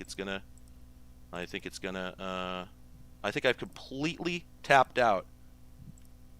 Oh, is it working? Is that it? Okay, just have to set the resolutions. Set it lower than Fortnite. In my opinion, you should save up for an MSX2. My take is that the MSX1, while neat, a lot of the more interesting games that you see for the MSX is going to be are going to be MSX2 titles, and you might as well get you might as well get something that can run both. Oh, hey, here we go. Oh gosh, this is incredibly funny. So I got another camera working here, and now my mouse is locking up. So let's see if my audio starts cutting out as well. Oh my gosh, wow, yeah, the USB bus is just utterly tapped out. However, yeah, there's my second angle for the moment. So yeah, this guy here, this is my Sony Hitbit. This is an HB-F1 XD Mark II. It's one of my favorite MSXs. I was really lucky to be able to get this thing. Potato camera, everyone. There we go. I was really lucky to be able to get this thing when I got it. I got it for a pretty good price. Like, I don't know, 5-6 years ago, maybe that much. And a couple of the cool things about it. First off, it actually has a floppy drive. And that there is actually, this is a, Japan used to have a whole industry of, like a whole submarket of, what am I trying to say here? Magazines that came on floppy disks. So this is MSX Fan magazine. I absolutely love the color of this floppy. It's gorgeous. Yeah, Peppers, I'll explain a little bit about the MSX before we get going here. But anyway, so this is actually, I'll see if I can boot it up, but it's basically, it's a bunch of like articles and reader letters and I think like some music or art or something like that. So yeah, this thing actually has, you got a floppy drive in there, and then let me take this camera off the tripod so I can give you a better view here. There we go. All right. Okay, so this is an MSX, and for those who don't know, the MSX was a computer that was. I'm just going to go ahead and mute this camera for a moment, and you can see my smiling face. There we go. So the MSX was an 8-bit computer that came out in, and I'm doing this off the cuff here, so bear with me. I believe 1983. It was virtually limited to Japan, although it did export to a few places. And the idea was, prior to the several things. Oh man, there's a whole story here. So, all right, prior to 81, the IBM PC wasn't out, and prior to 77, there were no home computers at all. Like nobody just casually had a personal computer at home. But the whole whirlwind of personal computers that started in 77 with the Apple II, the TRS-80, and the Commodore PET didn't really translate to Japan, and I mean that literally. The problem is those computers did not have the necessary resolution to display Japanese alphabets, or character sets, I should say. So trying to put like kanji on an IBM PC was virtually impossible. In fact, an interesting angle on that story, and it's one I want to do in a video someday, is that you might have heard of the Hercules graphics card for the IBM PC. And the Hercules graphics card was actually developed in about 82 or 83. I think it was 82. And basically, here's what it did. Pardon me. Shout out to all the lads, ladies, etc. who didn't make it to this stream due to depression. I'm here for you. Pulling for you. So the IBM PC came out, and on day one, it had 2 graphics cards available, which is interesting. I don't know of another computer in history that had 2 different, completely unrelated video modes available on day one, except the Atari ST, which had a high, medium, and low resolution modes, and the high was virtually incompatible with the other 2. Just whole different universes. You literally couldn't use the same monitor. There was a high resolution monitor that was like a 14-inch black and white CRT, and if you plugged it in, it would actually shut off the low resolution input or output, and the machine would boot into high res mode only. So the Atari ST had 2 completely unrelated video modes that couldn't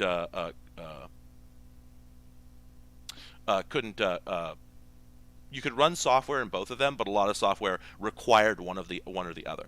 The IBM PC was a little different. On day one, you could get it with either a CGA graphics card, which gave you low resolution color graphics, or you could get it with an MDA card, which gave you high resolution text only video. That is to say, pardon me, both of those cards output to completely different monitors, but I believe they both used the same amount of RAM. They just used it in totally different ways. And the idea is that the CGA card, you actually could set per pixel graphics and put them on the screen, or you could write text to the screen using a built-in character ROM. But for the MDA card, it had a built-in character ROM, and that was the only thing you could use. So the chunk of RAM that was on the card was used exclusively for storing a grid of codes corresponding to the characters that would be displayed on the screen. So the MDA was literally incapable of per pixel graphics. You could use the predefined characters, and that was it. And I believe both of those cards had 16 kilobytes of memory on them, but don't quote me on that. So the problem with this was that on day one, you could either have very low resolution color graphics or relatively high resolution monochrome graphics. In fact, I want to say that the MDA was actually higher resolution than the Macintosh when it came out. I want to say the Macintosh was like 532 by 380 or something like that, and I think the effective resolution of the MDA card is something more like 720 by 400. It's actually surprisingly high res for 1981. But it was accomplished by using a card that could, by using this ROM approach, so you could only display predefined characters. Pardon me. Well, the Hercules card was an add-on board that was incredibly popular, and the idea there was it used the MDA output standard. So you could plug in an MDA monitor that you probably already had, but it would let you do per pixel graphics, and you could do them at the full like 720 by 400 or whatever it was. And they were, they looked fantastic. I don't know if I'll be able to run it for you today. I don't think I'm quite organized enough. But hey, maybe in 6 hours I'll take a break and set this up. But the original Microsoft Flight Simulator, for instance, could run in Hercules mode, and it looked astonishing. Now, it was only monochrome. It was either, it was white, amber, or green, but it was very high resolution. Well, the funny thing about this is that that's not what the Hercules was invented for. It was not invented for GUIs. It wasn't invented for video games. It was invented by this guy was going for his PhD, and he wanted to write, I think it was like an anthropological text or something like that in, what was it? I want to say it might have been the Hmong language. I can't remember which, but it was an East Asian language that was utterly impossible to represent on the PC at CGA resolution or MDA resolution. And his solution to this, which is a very maximum nerd snipe solution, was, I'd sure love to write my thesis on the computer. I guess I'll just design my own graphics card. And he went on to create an Empire, Thai, I'm sorry, was it Thai? Okay. He went on to create an Empire from this, but the idea was that you could write your own custom software for it that could write your own custom characters to the screen. Well, so all this happened in the US. Now, Japan had their own home computer industry. Every country did that had a high-tech industry. So the UK and Germany, Russia, the USSR at that time, and so on. Like most places in the world that had a high-tech industry had their own home computers that were all incompatible with each other, although virtually all of them were based on the same CPU, which made porting software between them fairly easy, which is why if you go look at old games for like the Amstrad CPC, ZX Spectrum, etc., you'll find that they're usually available for each other because they all get it was very easy to port them. You just had to change the graphics routines and input routines, but for the most part, it just worked. This whole stream is going to be impromptu history lessons. That's my plan. I'm going to spend 12 hours just telling you what I've researched over the last 5 years that I haven't been able to put in a video. So buckle up. Anyway, so it would have been possible, maybe, to start selling PCs in the U.S. In Japan with Hercules graphics cards and special software to enable the use of other character sets.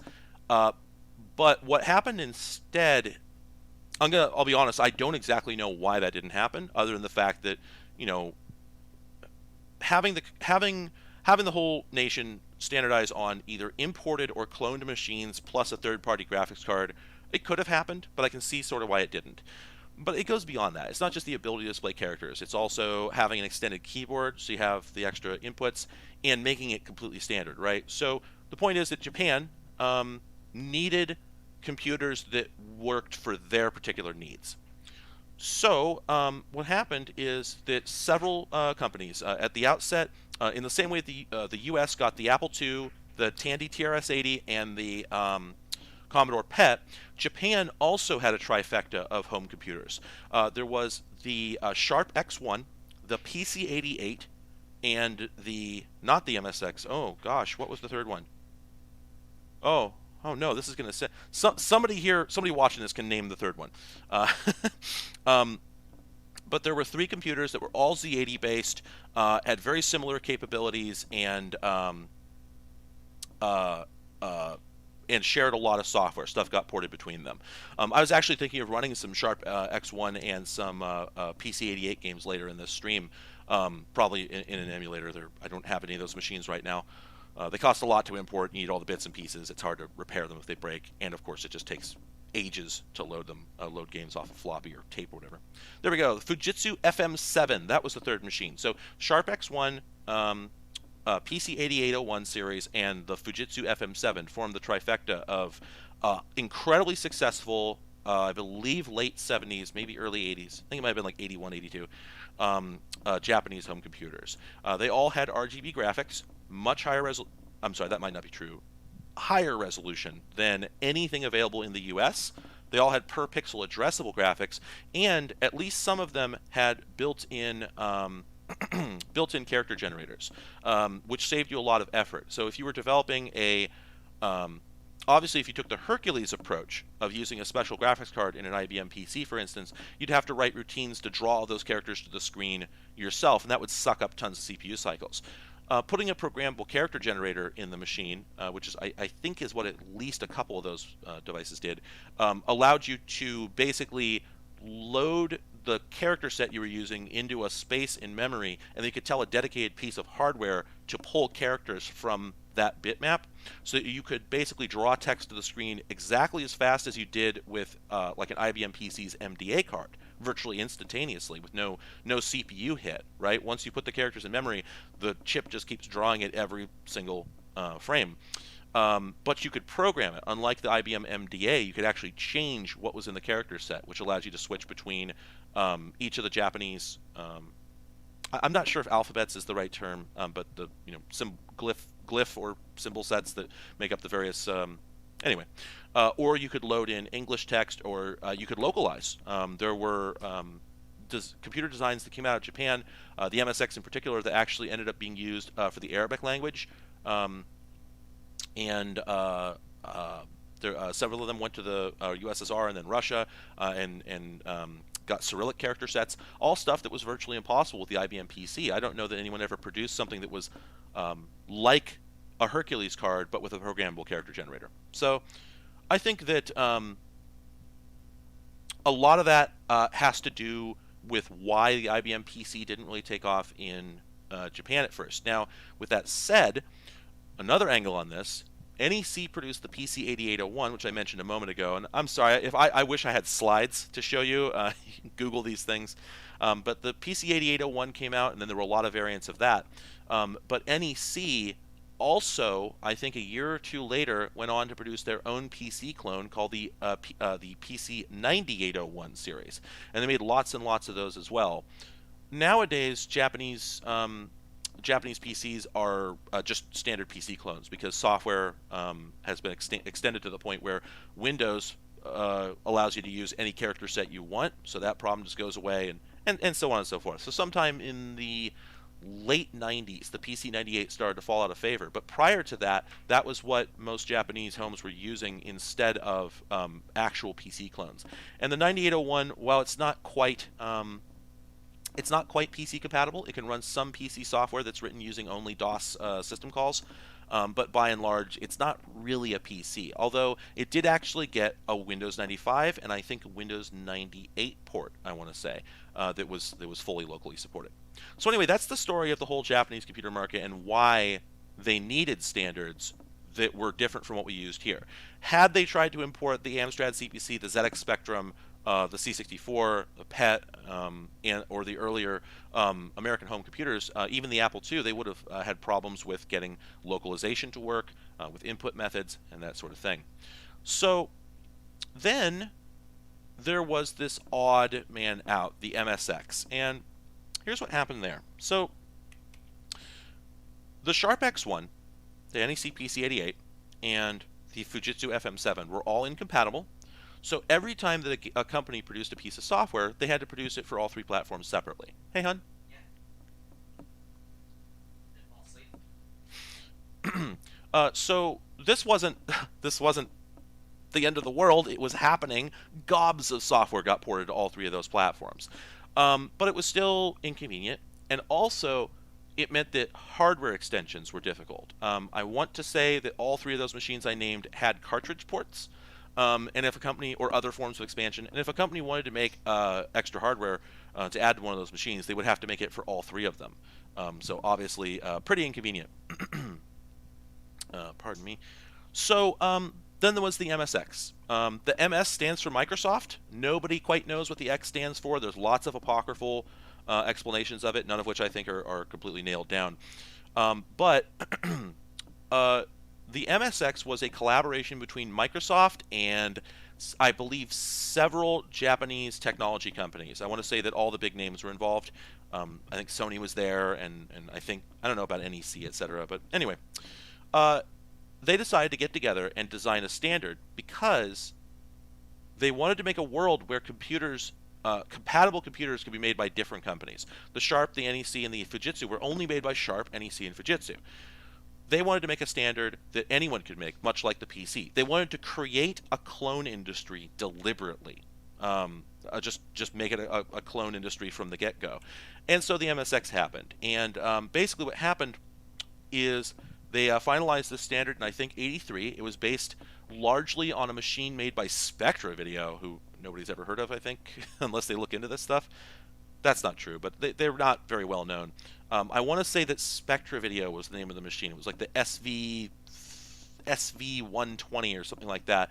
Served as the sort of progenitor for most of the design that went into the MSX standard. So that thing came out, and that thing came out, it got some software produced for it, and then everybody got together, they decided to take that as a base, they made some adjustments to it, improved it, added some expansion capability, and then released it as a standard. So Microsoft never made any machines using this standard. What they did do is they provided an operating system for it. They actually provided something called, I think it was just called MSX DOS, and it was just like PC DOS, except that it ran exclusively software for this series of machines. Pardon me. Now, notably, they still have cartridge slots. Most software was distributed on cartridge, but you had options for floppy disk based software, just like the other home computers. And I want to say, well, I think most PC peripherals, like external hard drives and whatnot, did actually get produced for these, but they're still smaller machines, like an Apple II. I don't know whether it's fair to say that the MSX was the Apple II of Japan, but I kind of suspect that that's sort of close to the truth. Read a little bit of chat here. If you're asking me if I watch Technology Connections, I have watched Technology Connections before. I don't watch all this stuff as soon as it comes out or anything, but we're actually we've talked.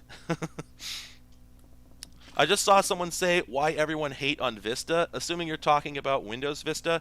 My understanding, and this is not ironclad, but my understanding is that what actually happened there was a lot of malfeasance. Windows Vista required about a gig of RAM to run effectively, but Microsoft's RAM requirements for it weren't quite right, and a lot of PC vendors were selling Vista on massively underpowered machines. If you put it on a machine with a gig of RAM and like a Celeron 1.6 or something, it ran just fine. Unfortunately, by the time anybody realized that, the damage was done. Anyway, so there were gobs of MSXs. If you just go to Google Images and look up, MSX computer, you can find dozens and dozens and maybe hundreds, I don't know, of different designs. All compatible, all nearly identical. Most of the differences have to do with how many cartridge ports they have, built-in hardware capabilities, because, for instance, this one here has a floppy drive and most don't. The overwhelming majority don't. That was just a Sony thing. Because, as a reminder, Sony invented the 3.5-inch floppy drive and initially sort of considered it their format. By the way, I don't have it handy right now, but I have, I think here in this office, the first product ever produced with a 3.5-inch floppy drive, and maybe I'll show that to you later. Although I can't necessarily run it right now. Anyway, so let's take another look back at the hit bit here. If I can figure out where I put my webcam. That's not it. Hey, wait a minute, where'd my webcam go here? Oh, you've got to be kidding me. No, actually this is weird. Oh, no, I put it over here. Never mind. I have a USB 2.0 webcam. Okay. We got it for the. It's working. It was just in the wrong scene.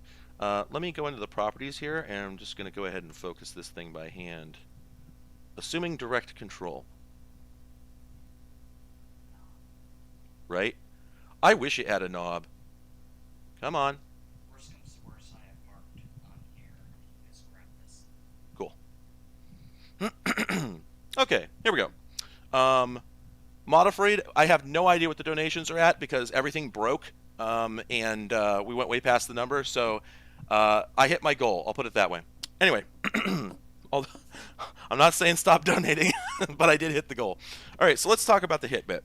So this is an MSX2. I think there's a little MSX2 logo right there. The MSX2 added capabilities to the MSX, such as a limited amount of smooth scrolling. It added better sprite capabilities, more colors. It's a faster standard, and I believe it improved the sound.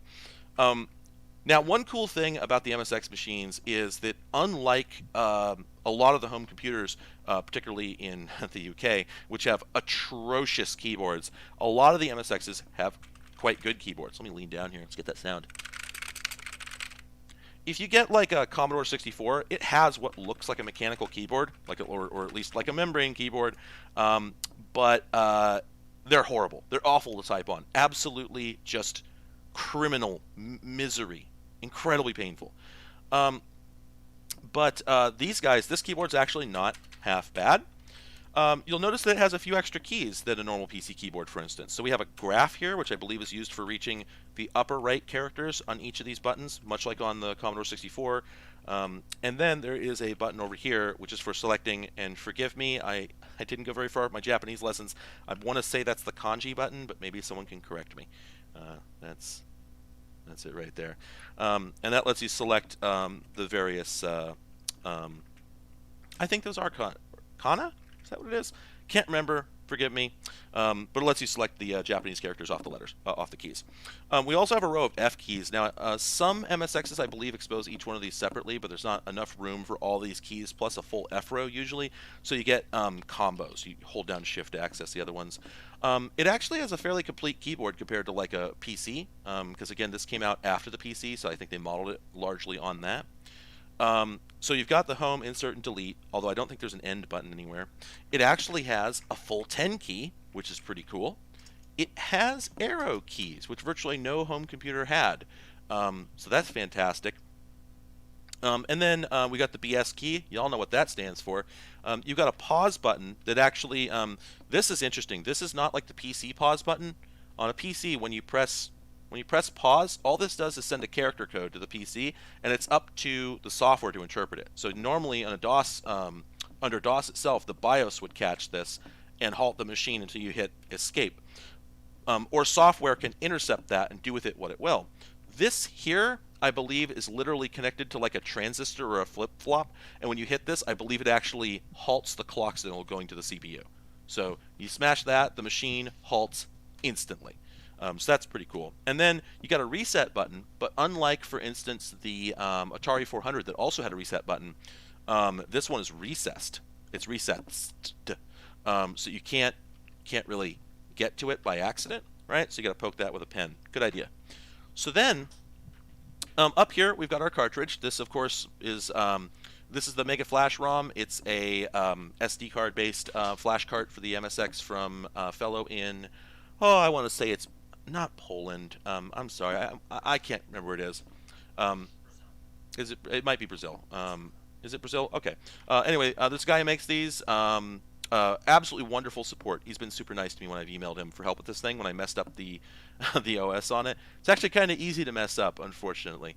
But anyway, so there's a cartridge slot here, and you'll notice the arrow and the 2 cartridge slots. Most higher-end MSXs have 2 cartridge slots, one on the front and sometimes one on the back, or a second one on the top. In fact, I'm going to shut this off for a moment. And where's the power switch? There we go. So in the back here, this is actually basically an ad-lib sound card. This is the FM pack. It's got a Yamaha YM2413 FM synthesizer chip in it, and it's actually a hardware add-on that adds FM music to games that support it. So that's why there's 2 cartridge slots, because sort of like a PC, you can actually you could install 2 hardware upgrades if you wanted, and then put a floppy disk in and start a game that supported all that stuff. So that's pretty cool, and that's the Mega Flash ROM. You'll notice that I've got actual handwritten notes on here because I kept screwing it up.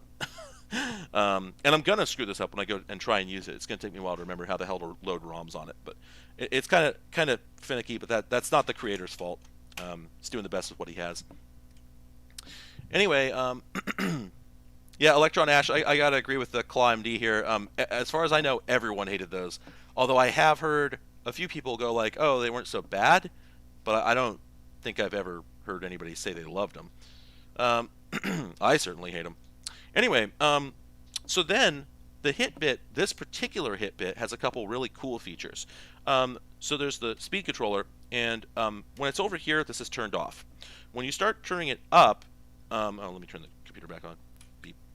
When you start turning it up, this light here lights up, and what that's actually doing, if I remember correctly, is it's actually strobing it's basically adjusting the clock speed of the CPU dynamically. So here, in the minimum position, it's off and it's performing at normal speed. But as you turn it up, it slows it down. So that's basically it's for cheating, right? And then this guy over here, this is one of my favorite features. This is the Renshaw Turbo. I have not been able to find out what Renshaw is supposed to mean. Maybe somebody here knows a little Japanese and can clarify that. But it's turbo control. So as you turn this up, this makes your fire key, your fire button, turbo. It's turbo like on an NES controller. So basically, the space bar on MSXs is considered the canonical fire key, and when you turn this up, it adjusts how quickly it strobes the space bar. So you can actually see from the light there at lower speeds, it's actually going to hit it about that fast, and then as you accelerate, it gets quicker and quicker until the camera shutter can't quite catch it anymore. So that's fun if you're playing like a shmup. Obviously, it makes it a lot easier to play. Oh, here we go. Okay, so Renshaw apparently means rapid fire. That's what I'm hearing. Okay, cool. So yeah, that's your rapid fire turbo. So we got I love there's the whole bank of indicators here, right, to show you whether you've got the Kana button down, I think it is, or we get the graph button down. I'm not sure. Oh, I guess those only take effect when you're under DOS. FTD status, light, and power. So anyway, these machines were designed for gaming. Although they can do other stuff, they were definitely designed for gaming, which is why you've got huge keys here, right? Even bigger than the IBM PC, so they're really easy to hit. Your space bar is your canonical fire button, although Just like other home computer games, you can have keys scattered all over the place that do different things. Whoop. So I'm gonna shut that camera off here. Bink. Okay, so there's the history lesson. I'm not gonna unplug that camera right now. I don't want any trouble. Honey, can you rotate that camera to the left just a degree?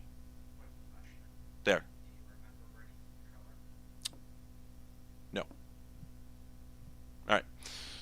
I was supposed to bring a gamepad, and I don't think I did. Nope, we left it on the charger at home. Do you have the arcade stick? Arcade stick. No, not that controller. Oh, that controller. Yeah, it's in there. Oh, this. That's right. Thank you, Daria. Completely forgot about this. So yeah, let's talk about the joystick situation, because although you can play MSX games using the keyboard, they're all set up for that, and some of them prefer it, I think. There is, of course, a joystick input. I don't want to unplug this thing and mess it all up, so I'm just going to tell you. Anybody who's familiar with the home computers knows that the Atari 8-bit, the Atari 9-pin joystick was a de facto standard, a horrible one, a really regrettable standard. But pardon me. That fanned out into the whole universe, and everything used it for ages, including a number of consoles came out that used variations on it, or like sort of supported it. So for instance, I think if you slam a Master System controller into an Atari machine, it might work, and vice versa. I can't quite recall. But anyway, I actually do, there's a lot of joysticks you can use with this thing, none of which I actually like. However, boop, boop, boop, boop. There we go. Yeah, you shouldn't do that. I'm just saying that they were similar enough that some machines would actually work with it. Yeah, this machine here, I actually do have. This is a little adapter, and this is a Master System gamepad, and this is actually the one I use for playing games on this machine. Now, one important thing to note about this, let me show you something here in case you aren't aware of this. So, this is the connector for the Master System pad, and that's also the connector that's used for all the Atari 9-pin joysticks. Now, some people will call that a D-sub connector, but it's not a D-sub connector. So this here is a 9-pin D-sub connector. This is what's used for like serial on the back of a typical PC. I don't have a good way to compare these right now because I don't have a male, I don't have the socket version of the same plug. But if you just look at these up close, they're not the same plug, and they really aren't. They're actually not compatible. The D-sub connector is fatter and it has rounded edges on it, whereas the Atari 9-pin connector has these sharp diagonals. It's a much smaller one.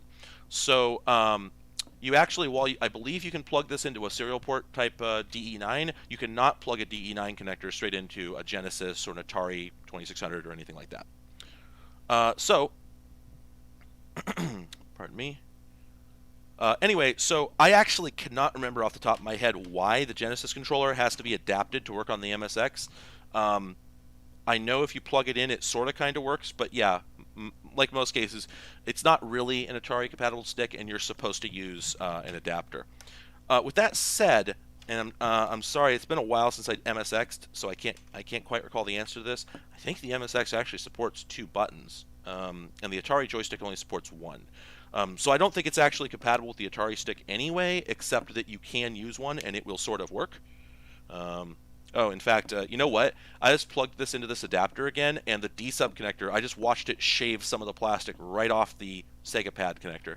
So yeah, they are not compatible. It's not a D-sub. They are different connectors. Anyway, let's see if we can play some baseball. Here we go.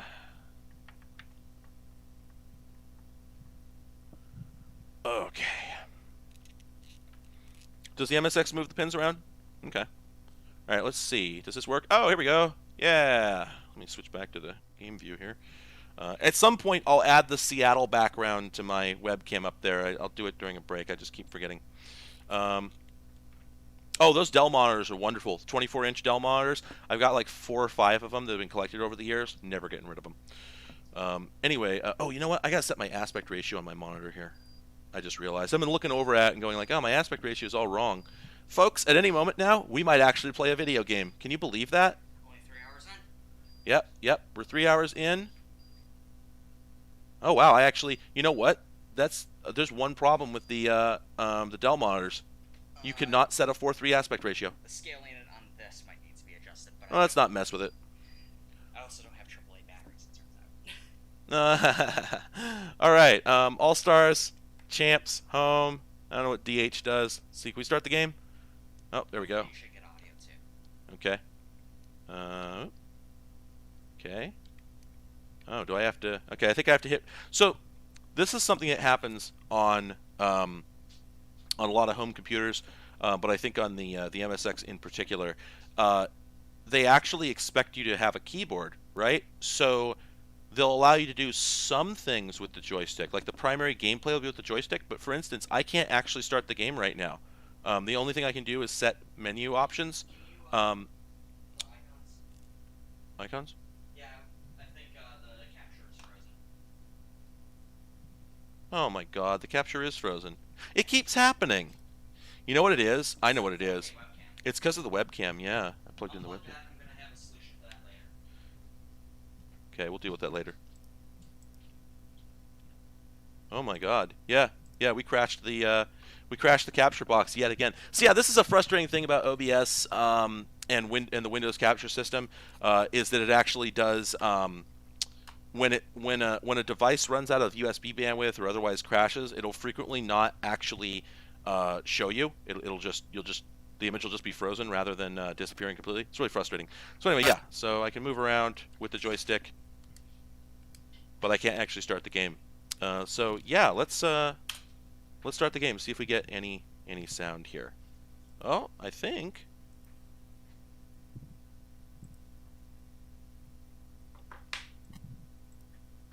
Oh, that's set to the Realtek. Oh, by the way, Hun, is the audio running into the OSSC? It should, yes. So Okay, so that should be audio device 4. But you might need to set up a separate audio input for that. Okay, something's happening over there. Probably really loud. Let me turn that down, and then I need to turn on audio mirroring here.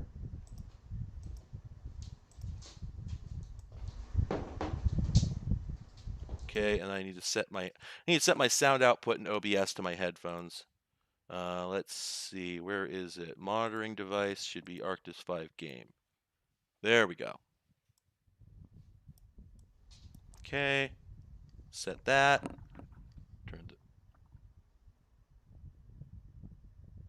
the. Oh, what's going on there? Oh, I've got the stream unmuted in YouTube. That's what's going on. Oh my God, how long has that been going on? Wait, is it? No, it's not. Oh, what It's the? fine on my end. Wow. Yeah, I was hearing echo in my headphones. So yeah, I have no idea how to get sound from the game. But anyway, yeah. So here we are playing the video game. You do that. All right. Everybody knows that every single baseball game produced in the 8-bit era is exactly as unplayable as every other. It's just universal.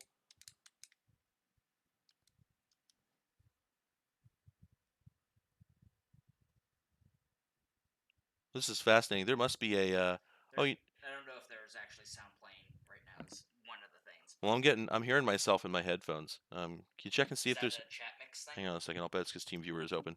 Yep. That was the problem. There we go.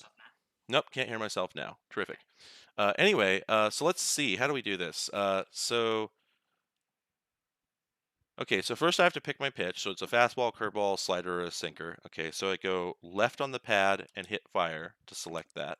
Then I can pitch high, inside, outside, or low. Let's do inside. Oh, I see. Okay, and when you... Oh, all right. So when you adjust that, you can see the catcher's mitt move. That's cool. Is that showing up on stream now that I'm actually doing something? There we go. All right. Oh, strike. Wow.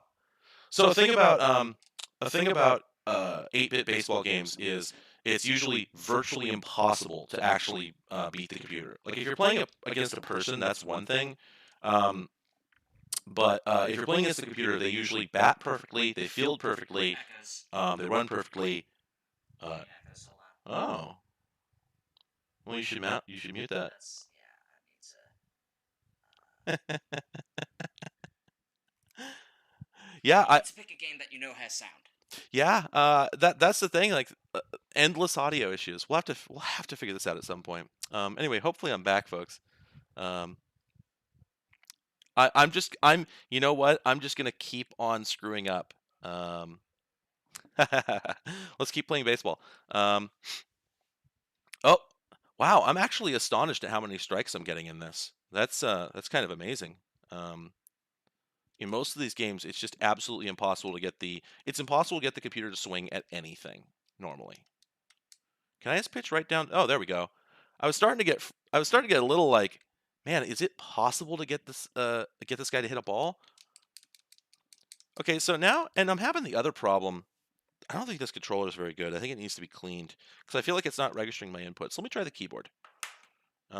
Also, ESFX. So I'm gonna have to look into this, but I'm gonna try a thing. Keep do it. talking. Yep, no problem. Okay, so on the computer itself now, right? I want to see if oh, is it stuttery? Oh my god. We're getting low frame rate on the USB input. This is incredible. Are we? Yeah. Where? Yeah, people are saying the video is stuttering. They should refresh maybe. No, I noticed it over there as well, and I thought it was oh my god, is this computer just not fast enough for this? This is incredible. I may have to move the stream host to another machine. Yeah, you know, what we could do is we could move the we get one of the little Dell laptops, plug the USB 3 into that, and then NDI it, deck link it over here for the video input. I mean, I was talking about that, but Because it would take some of the load off the PC. There's a few other things we could try to do, but in the meantime, you should be able to just get capture and this going. Like that computer should be able to handle more than that. Yeah. Sunday. It should be able to. So why is it eating? Why is it just completely eating it? Oh, you know what? You know what we might be able to do? Maybe it could have something to do with having switched the encoder off of the graphics card. Yeah, that's probably it. I don't know about probably, but it could be. You might have to kill the stream for that. Also, I have a message to give you when you're Okay, no problem. Well, I'll tell you what, folks. Give me a sec. I'm going to switch my encoder over to the GPU, and I'll be back in about a minute or two. Okay, we're back. And let's see. I'm going to go back to the game here, and let's throw a ball and see what it looks like. If I can remember. See, once again, I'm back to the problem of that all home computers have. Forward E. Yeah, Nope. doesn't like that.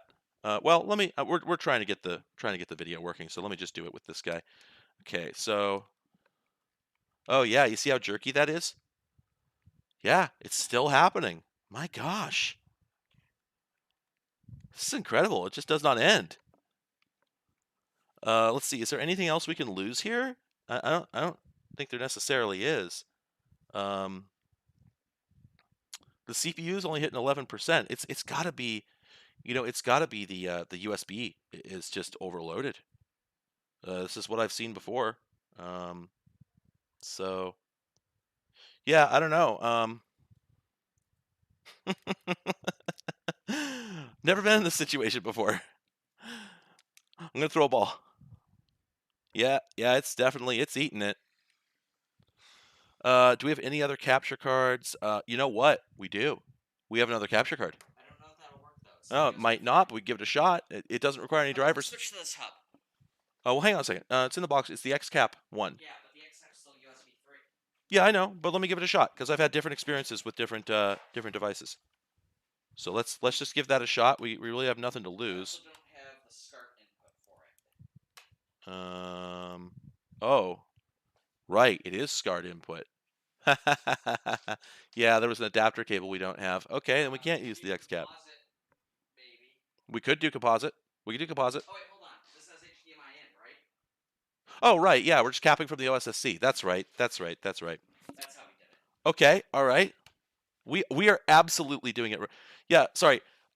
SA error. I have a great capture setup. The problem is that due to my environment, I'm limited to using a really old laptop. Oh my God. No, there should be a cable in there for it in the box. I'm limited to using a really old laptop I had sitting around. The whole point of this stream is that I didn't have the money to get a rig to use here in the studio, right? But yeah, I think we're having USB throughput problems. And open source sausage stuffer. If anybody wants to see how the sausage is made, this is the place to be. What's this doing? What's this guy here do? That is. Is that the web? Your headset. That's my headset. Okay, all right. But yeah, one of the problems with the USB stuff is that you can't really. Thank you, Forrest. I appreciate that. We're doing it live. Yeah, sorry. Let me explain my current situation. So I've got the laptop here. The laptop has 3 USB-A ports and 1 USB-C port. Most of my stuff has to be USB-A. I've tried a couple things on USB-C because I'm sure that's its own dedicated controller, and it wouldn't work. What I've got is I have a hub through which my mouse, keyboard, I'll try that in a minute. Mouse, keyboard, and a couple other like really low impact peripherals are running.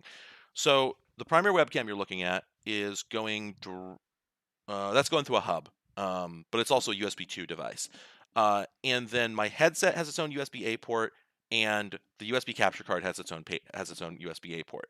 The problem is computers nowadays have this limitation wherein they don't actually have unlimited bandwidth internally for talking to the CPU from the USB controller. And so you've got the problem that you can put more USB ports in the device, but you might not actually have enough channels in the underlying high-speed interface back to the controller chipset or to the CPU itself to actually get all that bandwidth back there. So a lot of the time when you see a lot of USB ports, that's offering you the ability to plug in a lot of separate devices, but it's almost like you're plugging into a hub even if you're going straight into the motherboard. With newer computers, this is less of a problem. My desktop can absolutely, no pun intended, knock it out of the park. It can just slaughter this problem. I can plug all sorts of USB 3 peripherals in. This laptop is from like 5 years ago is the problem. So all these devices can work on one computer at once. I know because I do it at home every week on Sunday. The problem is that they won't work on this computer, and this is the best computer I have at the moment. So, all right, we've just switched to another capture card. I need to. Remember, this one's super finicky. Yeah, it's really finicky. So I gotta switch to studio mode here and see if I can. Gotta see if I can connect this. Oh, that's right. Want to go to layout. We go to capture, and the problem I'm not seeing it here is the problem. There's just that guy, which I'm sure is the webcam, so it's not working. So that's great. Are we sure this is a USB 3.0? No, we're not actually. No, we are. It says, doesn't it say SS? It says SS, but Oh, I don't like saying that loud. Ugh. yeah. It says it says it. It should be super speed.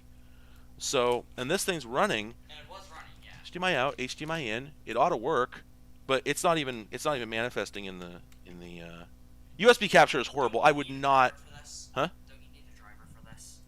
No, it by default it shows up as a generic device. You need the driver if you want to give it the extra capabilities. Although I don't know, I could be wrong. I've been wrong before. It also might be an instance of you need to close OBS and reopen it. I haven't had that before. Not with this sort of thing. So wow, my capture situation here is just totally trashed. I'll tell you what. We should probably do the NDI thing. So I'm going to go ahead and burn some more time here. I'll keep the audience warmed up. If you can take the USB, take the blue capture box. Let's put it into this thing here. This thing can't run OBS. I tried. Wait, really? Yeah. Not for streaming, just for. Okay, all right, that's fair. It doesn't launch. Okay. What else are we going to use? We could use the black. No, that requires too much support peripherals. You have to make sure the OBS NDI link software. Okay, I'm gonna go get that. Then.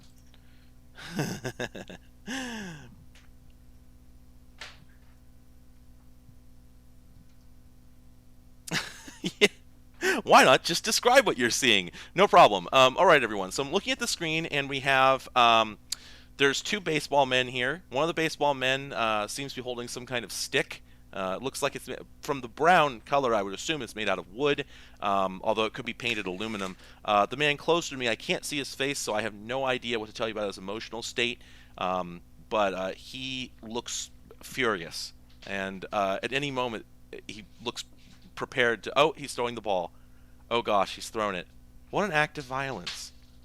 This is a terror. I'm glad you don't get to see this. Actually, I can't believe he would attack another innocent person like that. I mean, although I don't know these men. Maybe they had beef before. Maybe it's self-defense. Although, actually, come to think of it, there is a case. I was about to say that's an absurd idea, but Randy Johnson has established that if someone broke into his home, he said, "I don't need a gun. I just keep a baseball next to my bed." So Randy Johnson has said on the record that his plan for dealing with intruders is to murder them with a baseball, the way he has proven he can.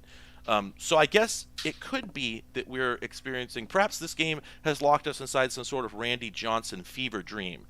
The sort of thing he has when he wakes up terrified in the middle of the night because, he had a nightmare. He wakes up and he just like instinctively reaches for the ball and he's ready to just erase someone from reality, right? I think, I think this is clearly the only explanation for what's going on here has to be I want it to be self-defense, right?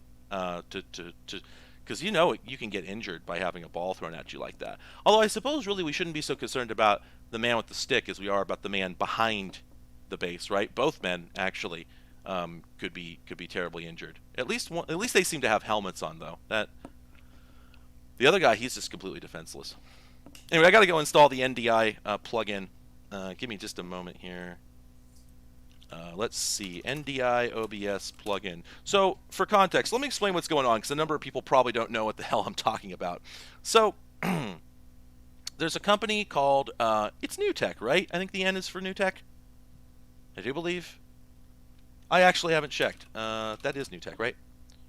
Yeah, so there's a company called NewTek. You actually have probably heard of them if you're here, because they're the people who made the video toaster back in the day, the NewTek video toaster for the Amiga that everyone knows and loves so well. Well, I'll tell you something funny about them that most people don't know, and this is something I've been wanting to do a video about for ages, but it's very hard to get the hardware, as I'll explain.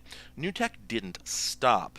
They kept going. After they made the video toaster for the Amiga, they went on to make the VT2, which is for the PC, and then they made the VT3, the VT4, and the VT5, which were all PC-based versions of pretty much the same thing. They got more and more powerful with each release. Nobody knows about this. I mean, the company didn't go away, and then they made the TriCaster, which if you have ever watched Giant Bomb back in sort of their golden years, 3-4 years ago, I think they were using a TriCaster for most of their broadcasts, and it had all the same problems.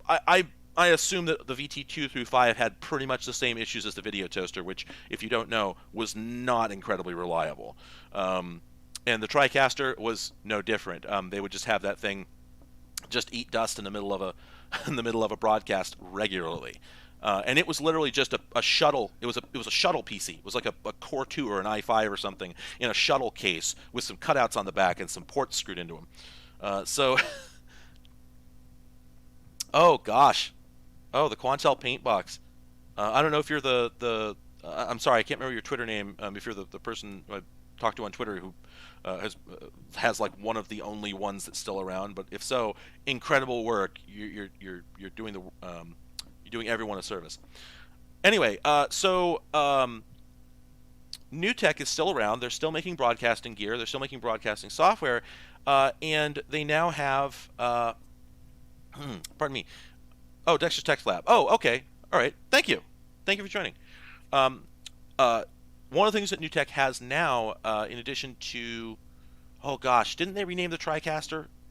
I don't remember. Anyway, they actually have a network protocol called NDI, and the idea is that it's a protocol for sending a video stream across a local network. So it's not like RTSP, RTMP, or any of the other formats or protocols for sending a video stream across the internet, like what you're using to watch this stream right now. I want to say is our TSP, but maybe it's just, I think it might just be an MPEG TS stream. Anyway, it's not like any of those. It's specifically intended for, you have two computers plugged into a network switch, and you can send video directly across the network for the specific purpose of linking together pieces of production equipment.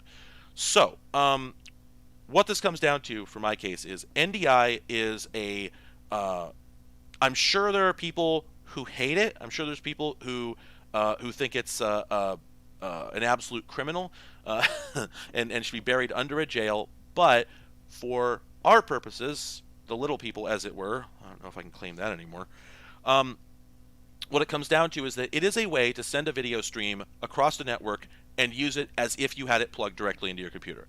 So Daria is getting my HDMI capture box set up on another computer. We're going to use OBS to generate an NDI stream of the output from it, shoot it over here, and then add it as a source in OBS. And I'm sorry, did you? It won't go on 4x3. I don't care. I'll fix it over here. Just send me the 16:9 stream raw, and I'll trim it on my end. Okay, main output's going up. You should be able to go to. You got an error there. You got an error there. OBS is crashed. Cool. All right, we got a crash, folks. We have crashed OBS on the. Yeah, I mean, like, so.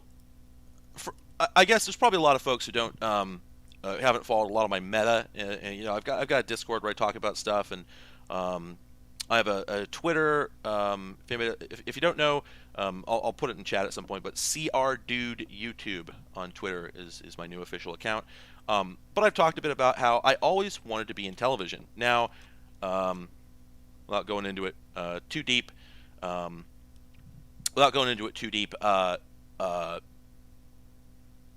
just lost my train of thought here. I don't necessarily want to work in any current television. Have a lot of beef with pretty much all the TV that's around now, but I had always wanted to be in sort of the bustle of activity of doing an actual TV broadcast, and half of the fun of it in my head is the mad scramble to get stuff working when it's broke. So I actually have to restart OBS here to install this plugin. So again, I'm going to be back in a minute or two. Thank you, folks. It's back. All right, and now I'm going to attempt to add an NDI source. Okay, can we pick it up from? You're not there. It never ends, folks. It never ends. All right, so now I have to wait for I have to wait for Daria to get the NDI source going.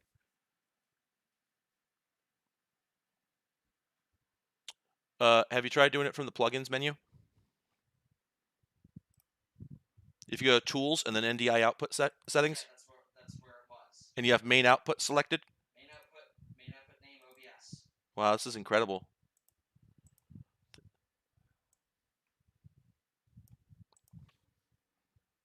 I don't know.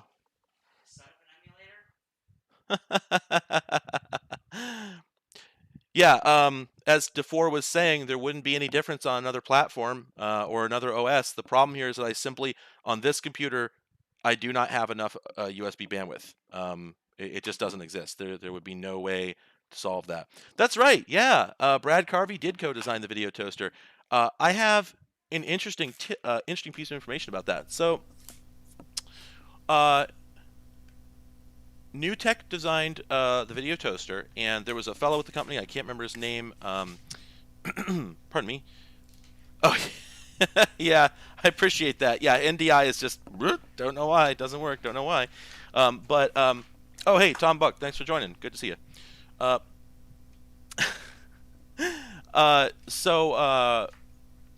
can't remember the name of the founders, but there were a couple, I think it was two guys who founded New Tech. One of them was like the VP or CEO or something like that, but was a big part of the video toaster project. And after they did that, and then they put out, I think, a couple other products, he left and he formed his own company, and they started working on other video capture technology, sort of related, but I don't think using the same IP. And the first product that they produced was a parallel port-based image capture, like a digitizer, where you'd basically, this is a box that you plugged into your parallel port, you'd plug in a television signal, like composite video signal, and I believe you could just basically press a button and it would digitize one high quality frame. So it wasn't a video capture device, it was just a single single frame digitizer. And of course that was useful for things, you didn't need video at that time. I think this was in, like, I don't know, 92 or something like that. You not only didn't need video, but a lot of computers couldn't handle it even for playback, let alone editing, or capturing. It was a very, very high impact, much like it is now. You're sucking in a lot of bits per second. So I actually have that. I'm not sure where I put it in the mad dash to get everything moved in here, but I walked into Goodwill the other day and just luck of the draw, just there it was. And the funny thing about this is, at first, I actually thought that it was a repackaged, pardon me, I thought it was a repackaged Dazzle, which is another device, completely different actually, and I have one of those too. The Dazzle was I think a 95 or 96 era device. It also plugged into the parallel port. You're in front of the camera, FYI. It plugged into the parallel port. But you could capture video over it. It would do 640 by 480, I believe, at about 30 FPS. And when I was doing my last my video about the, what was it? The mini disc camera. When I was doing the video about the disc cam, I actually tried ripping the video over several different routes. I used my DV converter. I used another DV converter. I think I used a normal capture card on my PC, and I used the Dazzle, and I was actually astonished by the quality of the Dazzle. I was really impressed. For like 1996, the video I was getting out of it was completely serviceable. I mean, it wasn't the 60i that I'm used to and expect nowadays, right? But nothing could do that back then. So it actually did great. I was really astonished. And like I said, it looked very much like the yeah, so the later Dazzles, like the Firewire deck, I don't know what relationship they had. I assume it was the same company, but I don't know at that point if they'd started rebranding other people's products, or if that really was its own unique product. All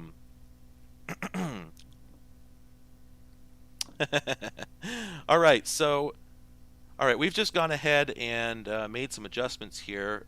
Wait a minute, aren't we just going into the same hole? Yes, but we're going through a power hub. Oh, okay, maybe it's a power issue. Okay, well, let's give it a shot. You know what? If I end up doing more video streams going forward, one thing I would love to do is just get, whenever I do my transitions, I just want to have the, like, Super Mario World noise. That would be because it's great. If I did dip to color, it would actually work a lot better, right? If I did nah, I gotta slow that one down.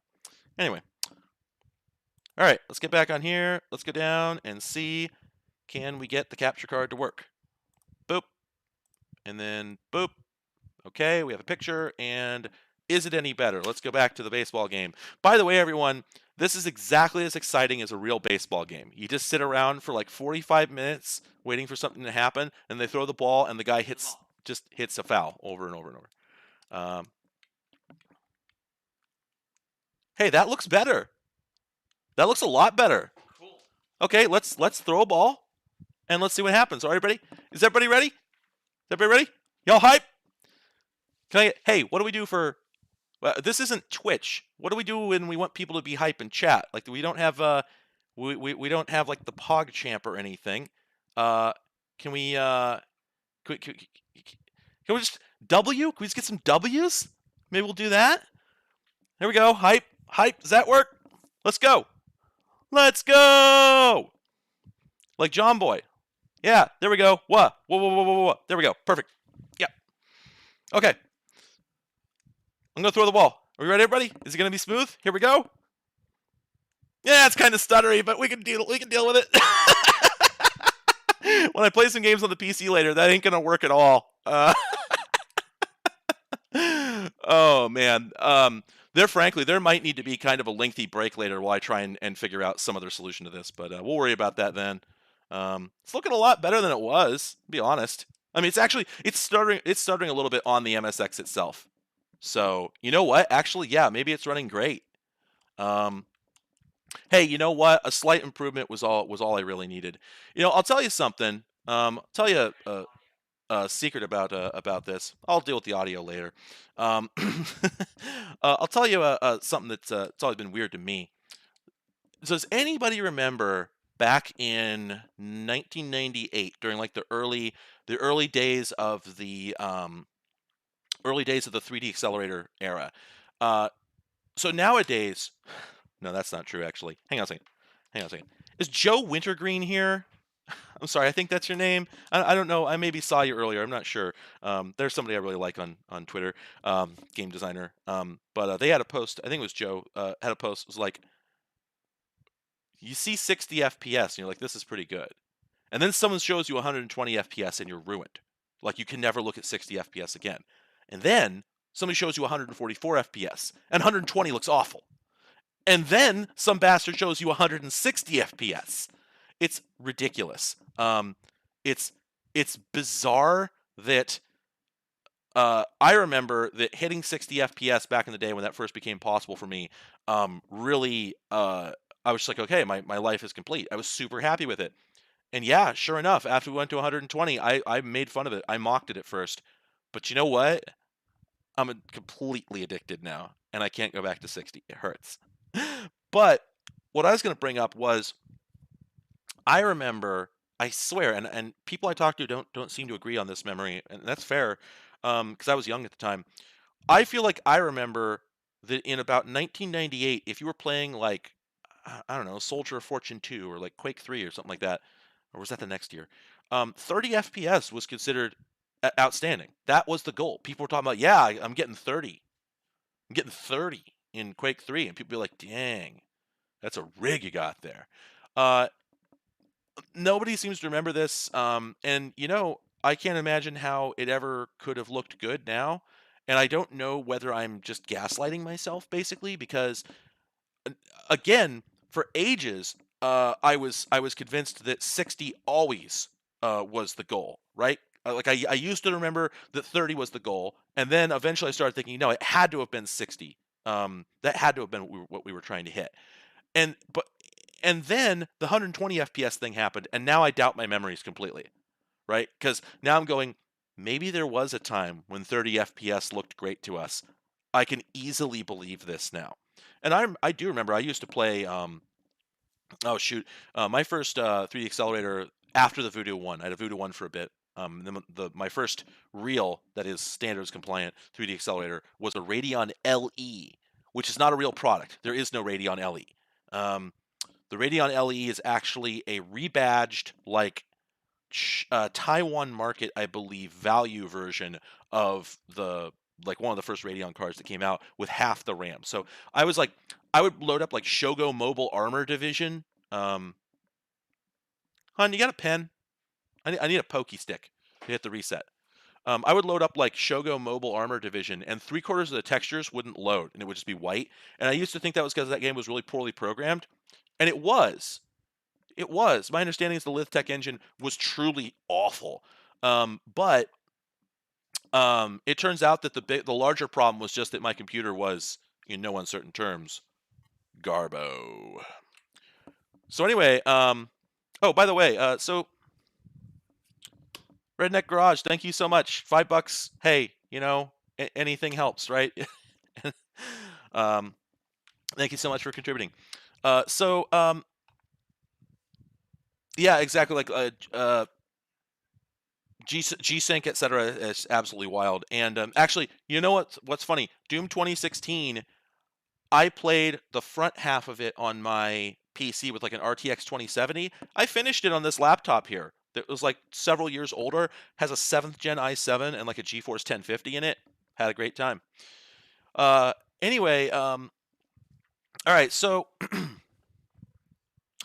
I want to show you a little bit more of the MSX. So this here is this is not built into the MSX. This is actually like a Norton Commander knockoff that comes built into the Mega Flash ROM card. If I actually hit escape and say yes, there we go.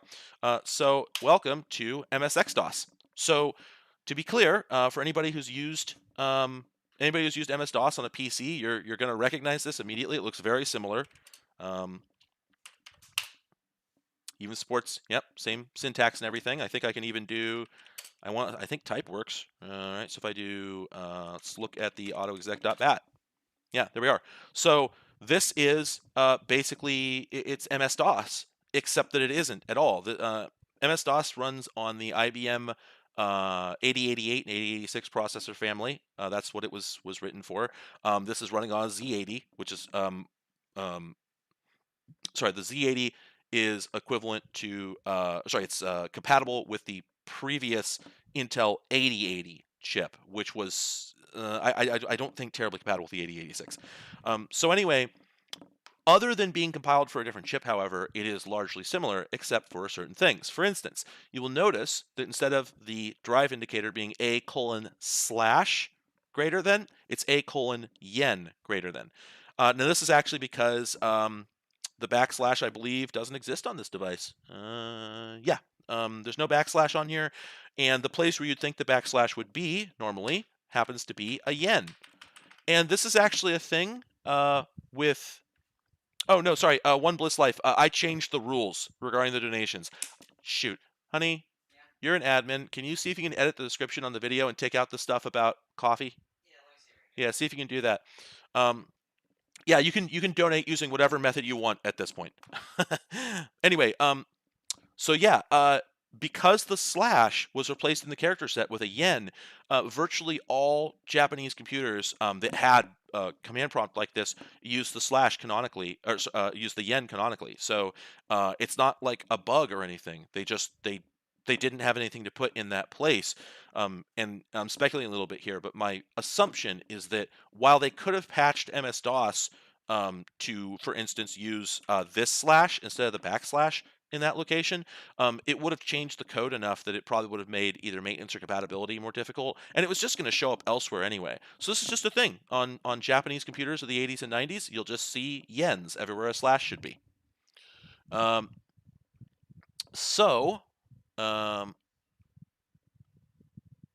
It's actually, and of course it's cute because you get these directory listings that A:\n bin : or bin yen so on. Yeah. Anyway, all right. So let's get CD yen. Oh wait, does that not work? Ah, there we go. Oh, that's interesting. So something interesting about DOS in general. A lot of people who are used to DOS are actually used to DOS 7, and that's not like, oh, you think you know everything. I'm used to DOS 7 too. I grew up. Let me clarify this a little bit. I grew up with a lot of. Let me spread this out correctly. So first off, my family was a family of nerds. We were not terribly moneyed. We were for a little bit, but by the time I was conscious, we weren't doing terribly well. We were actually on food stamps for several years and never really recovered from it. So I did not grow up in a rich household, to say the least. But my parents did spend what money they had on technology, frankly. They were nerds. You can see where I get it from. So we had a house full of computers when we almost didn't have anything else. So I kept getting hand-me-downs. So my first PC was probably a 286. And of course, I was borrowing time on my mom's PC, which was a 386. And we were running variously DOS, Windows 3, and then eventually, of course, Windows 95. And starting there, I've been through every single generation right on top of it pretty tightly. Although there was a while when I was running like a P4 for many years into like the late 2000s. But mostly I've kept up. So I've run all the major OSs, and the thing is that I didn't spend a lot of time on DOS 5 or earlier. The DOS 6 that was at the late end of the DOS era, and then the DOS 7, which wasn't really a standalone product but was just included as part of Windows 95 and onward, are actually fairly dissimilar to older versions of DOS that represent the bulk of the DOS era. So if you had Electron Ash, I have a story about that. I'm 33 years old, by the way. I have a story about that I'm going to share. Remind me the story about getting kicked out of the computer lab. Anyway, I'll give you an example of how jarring this is. Go load up Windows 95 and I think 98 as well. Open up Notepad, edit a file, and then hit Control S. It won't save because they hadn't actually added that shortcut until I think Windows 2000 or even XP. That's actually a fairly recent addition. So in your head, if you think like, oh, Notepad, that hasn't changed in ages. Actually, they made some fairly important changes to it. I think the status bar didn't used to exist, and there's a number of things that they altered in Notepad that could easily slip your mind if you didn't spend enough time there. So likewise, things in DOS, CD slash with no space. That worked on DOS 7.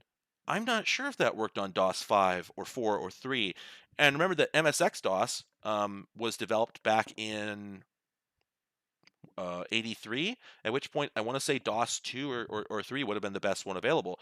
So the fact that CDN didn't work might actually have been the same behavior you'd see on a normal PC. So yeah, let me tell you the let me tell you the little computer lab story. I learned at an early age to have a lot of disrespect for grown-ups. And this is because they kept showing their whole ass to me. Just the pratfalls that, that happened around me were amazing. And later on, I started to understand a little bit more why that might be, and the motivators that drove people around me to do things that seemed really ridiculous. But one thing that really burned me, like just got me super jaded at a fairly early age, when I was in about fourth grade, and I should mention this would have been in the late 90s, but our school was very poorly funded. All of our machines were Apple IIs. It wasn't until fifth grade that we upgraded to some like Celeron Windows 98 machines. Prior to that, we only had Apple IIs, and our entire school computer lab was all Apple II GSs, actually, which I used, because those were in the school computer lab, I used to think that those were really common. And it's not that Apple didn't make a million of them, but I never realized that they were kind of unusual. And we were largely using them just to run the usual Apple II software, like Oregon Trail and whatnot, but they all had mice, and once in the blue moon, I actually got to see like the gem UI that they had on there. Those things were, blew my mind. Anyway, so one day I was working on, I was playing a game, something like that, and I think it was either the game had crashed or maybe I just put my hand on the keyboard the wrong way or something. I hit like Apple Shift Escape or something like that by accident, and this control panel pops up, and it's like the network control panel because these things were running on like an Apple Talk network. So I immediately just like went, okay, I messed up, backed off, went and got the person running the computer lab. And the look of terror in her face has stuck with me my entire life. And I realized she didn't know what she was doing. She must. I think she probably got moved over from some other. I'm guessing they reassigned her from some other, responsibility, and just. I don't know if maybe she was a librarian before that. Maybe she taught math. I don't know. But either way, she clearly didn't know what she was doing in this place. I never saw her do any administration in that class. I think she was just there as a warden, honestly. And I don't think I need to say this, but that's no kind of commentary on, I'm not saying she because she was a woman, nothing like that, because my mother was the person who taught me how to use computers, etc. I'm just saying that the way bureaucracy works, the way that schools work, the way that budget works, I think this person probably got put in a job that she was not prepared for. She never had any answers to any of the questions I ever asked in that class, and she was so terrified of me that she had me banned from all computers in the school. And that was astonishing. I didn't know what I had done. All I knew is that it was not worth that response. It was utterly disproportionate, completely uncalled for, and I knew instantly that she was doing it to cover her own ass. She obviously would not have done that if she'd understood how easy it was to get into that control panel. I bumped it by accident, right? Completely inappropriate response. So, that was sort of, it was depressing at the time. I was really irritated because at the time I had a huge head. I thought I knew everything. I did understand that I didn't know that. I didn't know how I'd done that, but I still just thought, everybody else is dumber than me, which, well, my classmates kind of I don't want to get into that. I had problems back then with like thinking I was smarter than everyone. In reality, I just mostly had a better home life and better opportunities, and it wasn't their fault. Um, but at the time, this just compounded with my overall just sort of nihilism about everyone around me, and really put me in a dark place for a long time. And since then, like I said, I've realized it probably wasn't her fault either. She probably got put in a position that was completely untenable. What's she supposed to do? If they didn't have another job for her, what's she supposed to do? Quit? Tell them she doesn't know what she's doing? Um, yeah, I don't know. But it does suck that I always did. I always did try to help out with the computers there, and of course they refused. Everybody refused, and I knew then, and I know now that they needed me. They should have accepted my help, and they just didn't want to look stupid in front of a kid. And you know what, folks? Too late for that. By the time I saw you screw up a thing that I knew how to do, like it was already like, okay, well, you're not admitting you don't know how to do it, so I can't help you not look like an ass here. But I could have helped them actually solve the problem. Oh boy. Play an MSX game? Yeah. I'm gonna get back into the interface here. I just had to finish that story. Anyway, so I'm gonna run autoexec.bat here.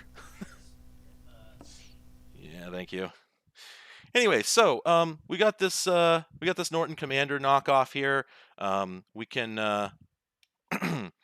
so this is nice because you don't actually need it. This is the ROM loader. So this flash card, I've got a whole bunch of ROMs loaded on. And you can navigate through here with the keyboard and select one. It's like it's got file associations built into it, so it knows how to burn it onto the internal EEPROM. But you actually can do it all from the command line. This is just convenient. Now, a fun thing about this is there's some translation issues with it. So if you're in your all the ROMs are actually on the B drive, which is the other SD card. What you're seeing here is the ROM, the flash that's built into the cartridge, so just the OS itself. So you have to move over to the B drive, and you might not know how to do it at first because there's no like drive option up there or anything. You actually want log. Log is the term for changing drives. Not sure what that's about. Anyway, all right. So let's see. Let's look at. I'm gonna load this one. This is Dragon. I want to say this is Dragon Slayer 4, I think. Anyway, the loading that it's doing right now, if I remember correctly, what this is doing is it's basically it's taking the game ROM and it's burning it onto an internal EEPROM. And when I reboot this thing and the computer starts up, this cartridge is going to look exactly like the original game cartridge. Because the original game, the real game, would have had like one or two like permanently burned ROM chips in it that contained the code for the game. This one uses a programmable ROM, and if you don't hold down escape on startup, then that ROM just appears to the machine the same way the original games would. So if I just reset this, boop, then we should boot right into the game.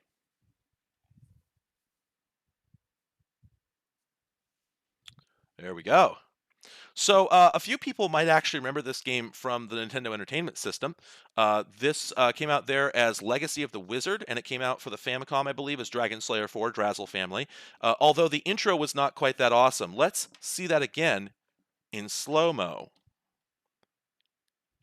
I'm going to smash that speed controller. Yeah, there we go. Yeah, I slammed the speed controller all the way over to the right, and as you can see, I slowed down the CPU by, I think, like half. But yeah, this is an effect you actually, you could do it on the NES, but it was pretty hard. Yeah, the NES intro was far less impressive. I don't know what the Famicom intro looked like. So anyway, yeah, this game, it came out here as Legacy of the Wizard, but it was actually the fourth game in the Dragon Slayer series, which largely was limited to the the Japanese home computers I talked to you about before. The Sharp X1, the Fujitsu FM7, and the PC88, I believe, are where you found the first three Dragon Slayer games. And I'm trying to remember. I think that's. I want to say that's where I want to say Dragon Slayer 2 was Xanadu. And then that was where they branched off again and did Fax Xanadu, which was an entirely unrelated game, supposedly in the same series for the Famicom, and I think it came out for the NES as well. Oh, and sorry about the screen flickering. Not much I can do about that. Let me skip this here. Anyway, this game was sort of it was sort of like a Metroidvania, but with a lot more mustard on it. So let's see. Oh, okay, yeah, looks like the capture is running smoothly now. Now I can actually get a nice smooth motion there to test with.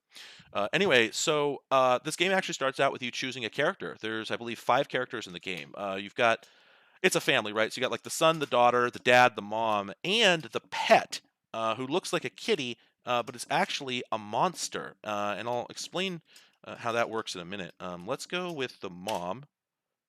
And this is the moment where I have to figure out. There we go. Oh, I'm sorry. I said earlier that the space bar was the canonical fire button for the keyboard. I think it's actually shift, but maybe that differs per game. I'm not really sure. Anyway, so you start out and you have to pick your equipment, and of course, you've got nothing out the door. But the interesting thing about this is this game rolls deep, and I actually highly recommend if you want to see the whole game, the best way to do it is actually to find a translation of the Game Center CX, because Arino actually played through this. And you can get an idea. This game was unfathomably hard, literally impossible to complete if you didn't have the manual. It could not be done. And even then, you really sort of need some hints. This game has systems on systems, and none of them are remotely penetrable. So some of this equipment is absolutely mandatory to finish the game. Some of it is limited to certain characters, and like a lot of it, you can't really tell what it does again unless you have the manual. So, for instance, I think the glove here, you'll see it's a tile-based game. I'll go through it, but the glove lets you move blocks, and the pickaxe I think lets you destroy blocks, and those are things you absolutely need to complete the game. And if you don't know where to find them and they're all hidden, then you simply can't complete the game. So anyway, this might be. Oh, whoops. Oh, sorry. I hit up and went right back into the house. In the NES version, you have to actually be standing at the door before you can go up into the house. There we go. Let's get away from that. Okay. Now this is an interesting point. So because this is not an NES game, you've actually already seen a limitation of the MSX. It's flip screen scrolling. Now, the MSX supported limited hardware-based scrolling. One of the things that made the NES as successful as it was is that pardon me. The NES and this game is Dragon Slayer 4, also known as Legacy of the Wizard. On the NES, one of the things that made the Famicom and the NES so successful was their ability to do hardware scrolling.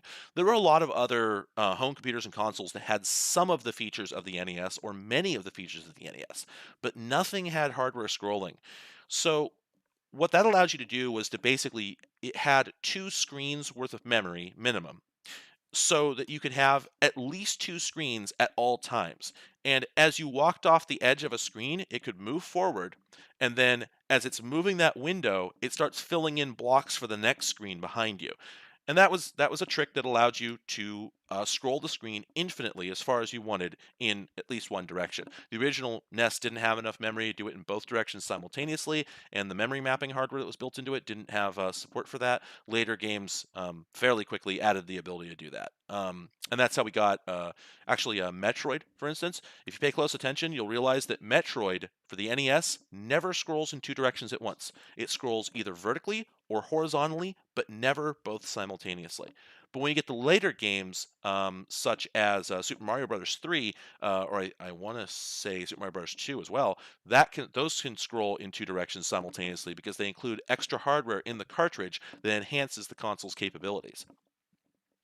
Now, the original MSX, the MSX1 had no ability to smooth scroll whatsoever. So if I can dial up a shmup later on, I can show you that while there were a lot of action games for this platform, they can only scroll by 8 pixel tiles. So the entire screen will go clunk, clunk, clunk, clunk, clunk.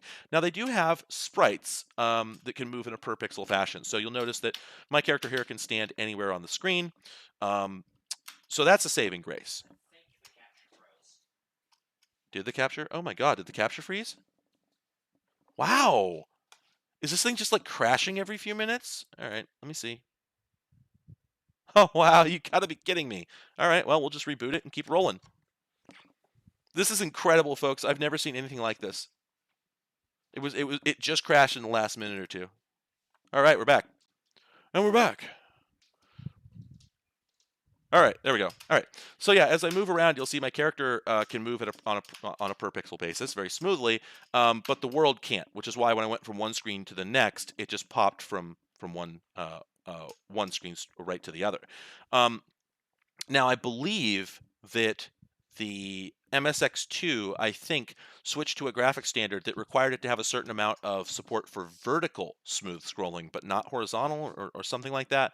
But in practice, a lot of games didn't use the full capabilities of the MSX2, so that ended up being moot. Now, one of my favorite things about this game when I was a kid, let me just, I realize I'm taking forever to actually play this game, but if you came here for a Let's Play, you chose the wrong channel. I mostly talk. That's what I do. I will play the game, but you. Um, one of my favorite things about this game is it created an atmosphere that actually showed up for a few other games, but not as many as I wish. And it's like this. So we start out here, and we're in this very normal overworld. Got the sun is shining, got the green grass and trees and everything. It looks beautiful. And in fact, if we walk over here to the left, this always fascinated me as a kid. Um, when I get all the way over to the left, there's this great big castle here. And as a kid, I was always like, I want to go to there. Liz Lemon voice. I want to go to there. But that's not actually where you go. This part of the world doesn't do anything. The entire game exists down this ladder. You go down this ladder, and the universe unfolds before you. So this is the actual game. I'm going to pause for a moment. I want to try and get the audio set up because the music in this game is fantastic. So we're going to take another run at that in a moment here. This game, I'd love to show you. I can't do a desktop share right now. I'll see if I can get you a link in a little bit. But this game is gargantuan. So what you see here is one screen, okay, one room, if you will, except that if I go to the right, there's another room, this same size, that constitutes one area. And I think monsters can move back and forth between those areas. I want to say that there's something like 64 screens like that. So a total of like 128 rooms laid out in this gargantuan grid. It is a terrifying labyrinth, and finding your way through it is nearly impossible. You really need a map. There's hidden exits and walls you can destroy and stuff everywhere. There's routes you can go through and you can't return. You can get stuck and not die, but just be soft locked. It's incredible.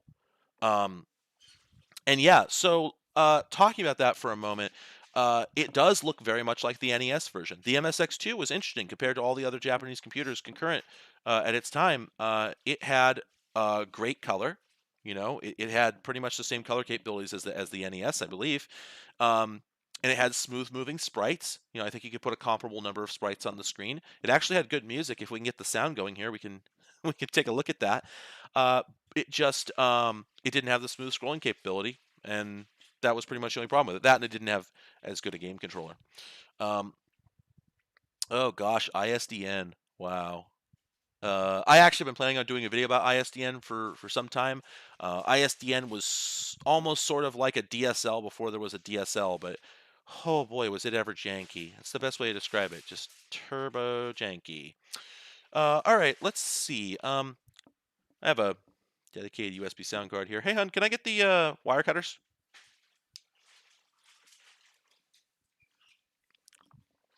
I'm just gonna slam this. USB card into the machine, plug the audio in, and see what we can get. Is there an output on the OSSC for the SCART audio? Does it strip it out or no? You might be able to strip it out if you could dive into the menus, but we are lacking AAA batteries to do so. That's fair. Is there an audio output on this thing, maybe? It's RCA. Really? I don't know if it also outputs. Oh, okay. Well, we can make that work. So yeah, let's just get an RCA to 1/8 inch adapter. Okay. We'll plug that in. I'm sure it'll work. Get ready, folks. We might actually have sound. We might actually have sound. I don't want to alarm anyone.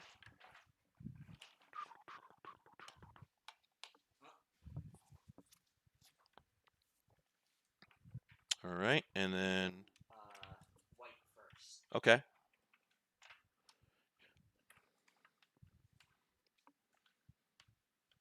I'll have to mess with this a little bit. And everyone, if you have headphones on, I'm going to caution you to perhaps turn them down because there may get some noise here in a second. Okay. Do we have anything? Oh my god. Oh wait, I'm paused. Oh gosh, no. Still no sound. Oh, you gotta be kidding me. It never ends. Is there a volume slider on the machine? Oh, you know what? There might be a volume control on the machine.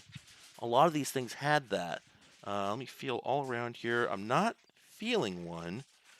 I know like the Amstrad CPC had a volume control. Wow, yeah, I don't see one anywhere. It seems like there should be one.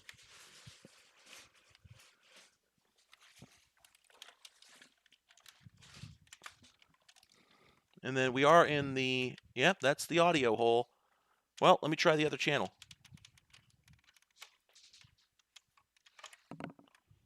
Nope, nothing there either. Is this sound card even working? Let's see if I unplug this. That's the speaker output, not the mic input. Oh! Hey, there's something there. There's something there.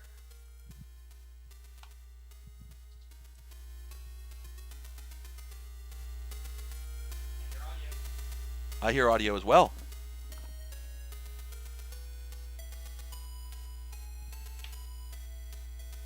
My gosh. It's got hum. It's got really bad hum. Yes, try the other. Let me try the other plug here. Whoa! That was a little loud, folks. Let me turn that down. We were just getting crosstalk from the actual audio channel. We're going to have working sound here in a moment. Would you believe that? You're not going to believe what's going on. The output from the MSX is preamplified and it's overdriving the mic input.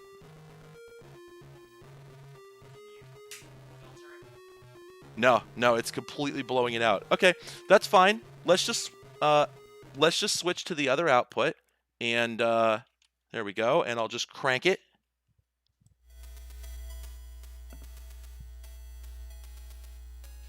Okay. And then let's see if I just go in here, folks. I'm gonna try and live EQ this. Let's go into the EQ. Oh my gosh, do we have an equalizer? There's no EQ in OBS. You gotta be kidding me. Wow. Well, shoot. I could have sworn there was.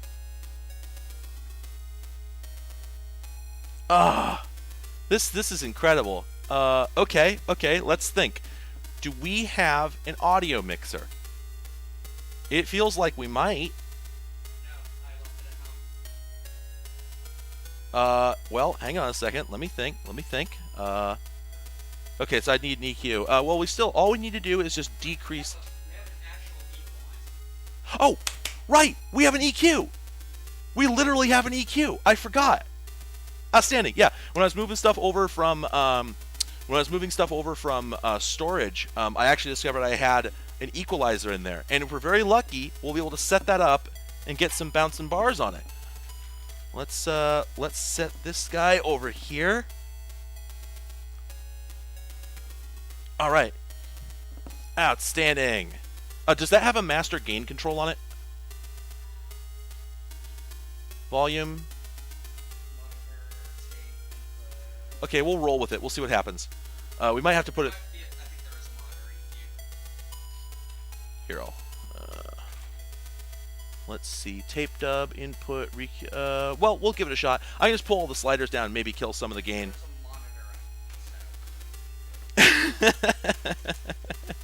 It never ends. Oh, actually, I want to see if I can set that up over here so it's visible. I don't know if it's practical, but let's give it a shot.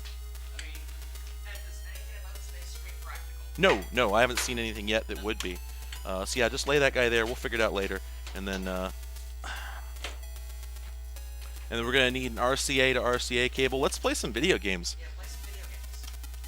So yeah, wait, where's my fire key? I don't actually know where my fire key is. So there's jump, and then there we go. Okay, there we go. Z is fire.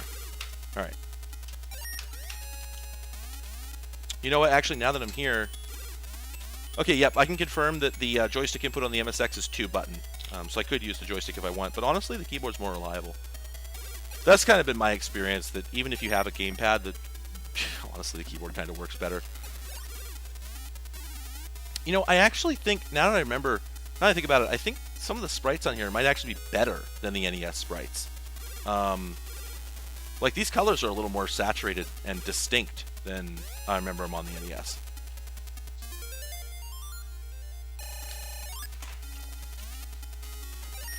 Key management is a huge deal. Oh my god, the capture's frozen. You gotta be kidding me. This just never...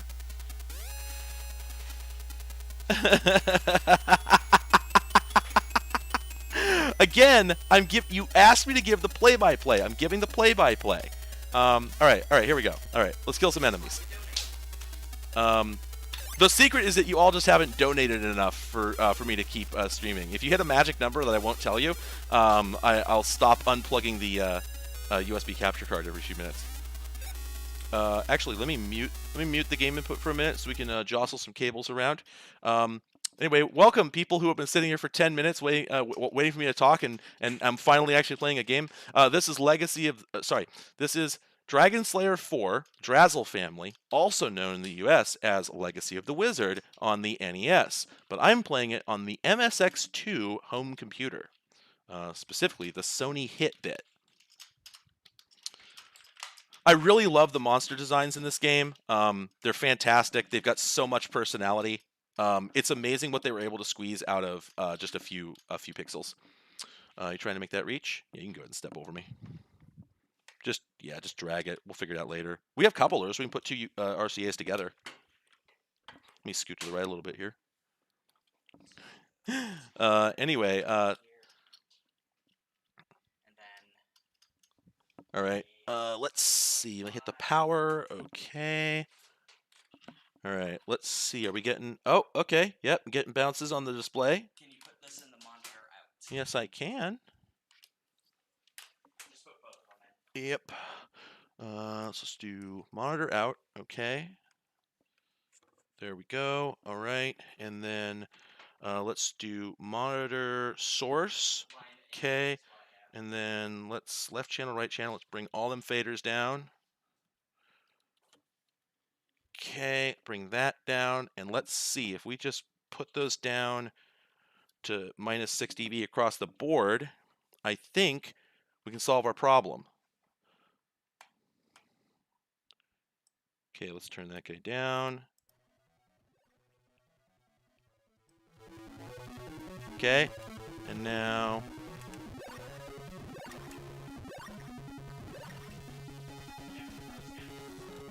Yeah, I'll fix it.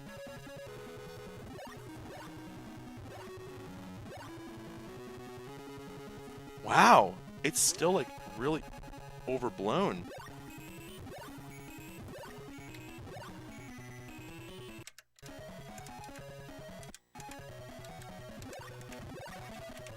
Yeah, okay, actually taking 12 dB off the signal still didn't make it gosh, this is incredible. I'm sorry folks, I've never had problems like this before, ever. It just does not end. Yeah, you got to hear me die?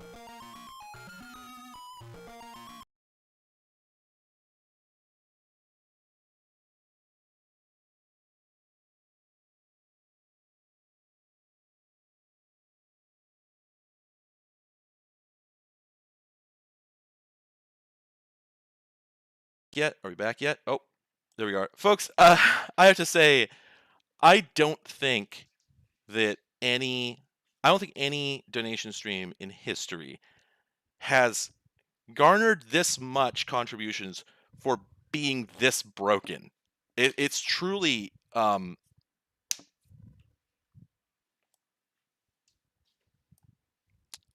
absolutely incredible. Wow. Wow. Okay. Back to the grindstone. So yeah, sorry folks. Is my mic okay now at this point?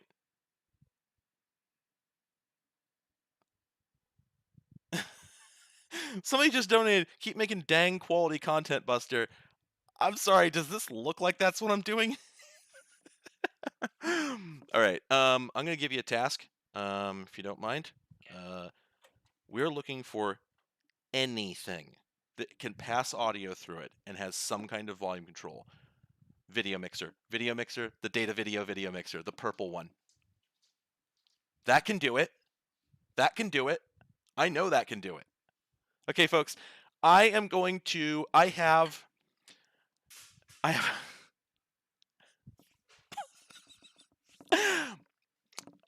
have a prosumer video mixer from Data Video that has MIDI control.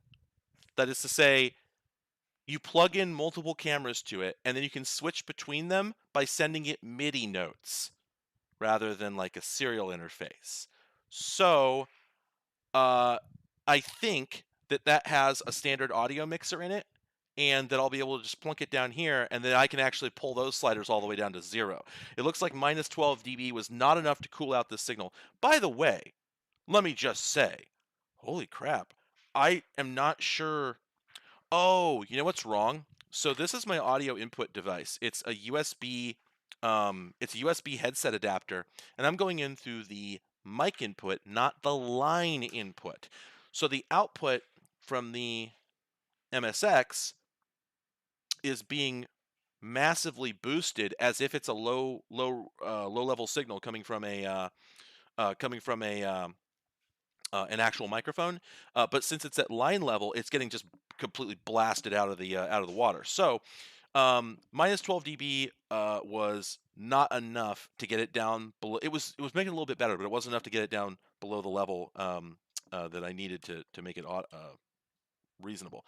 But yeah, I gotta say, like, I don't know what y'all expected to get from this stream, but frankly, I feel like now that I think about it, I guess getting to see the guts of doing a production like this, maybe that's worth it to you on its own. I don't know.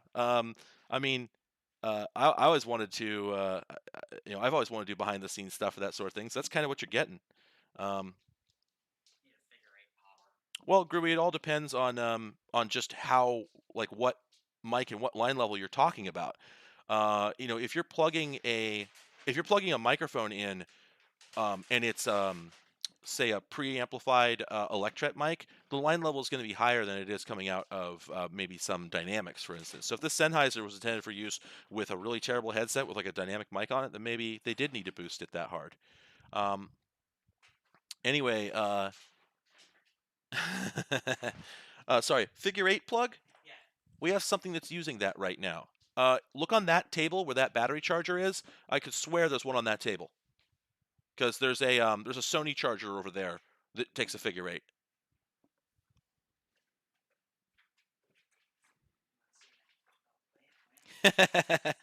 Yeah, so DeFore, this is not usually the kind of trouble I run into. Again, a lot of this is being caused by being in an unusual situation.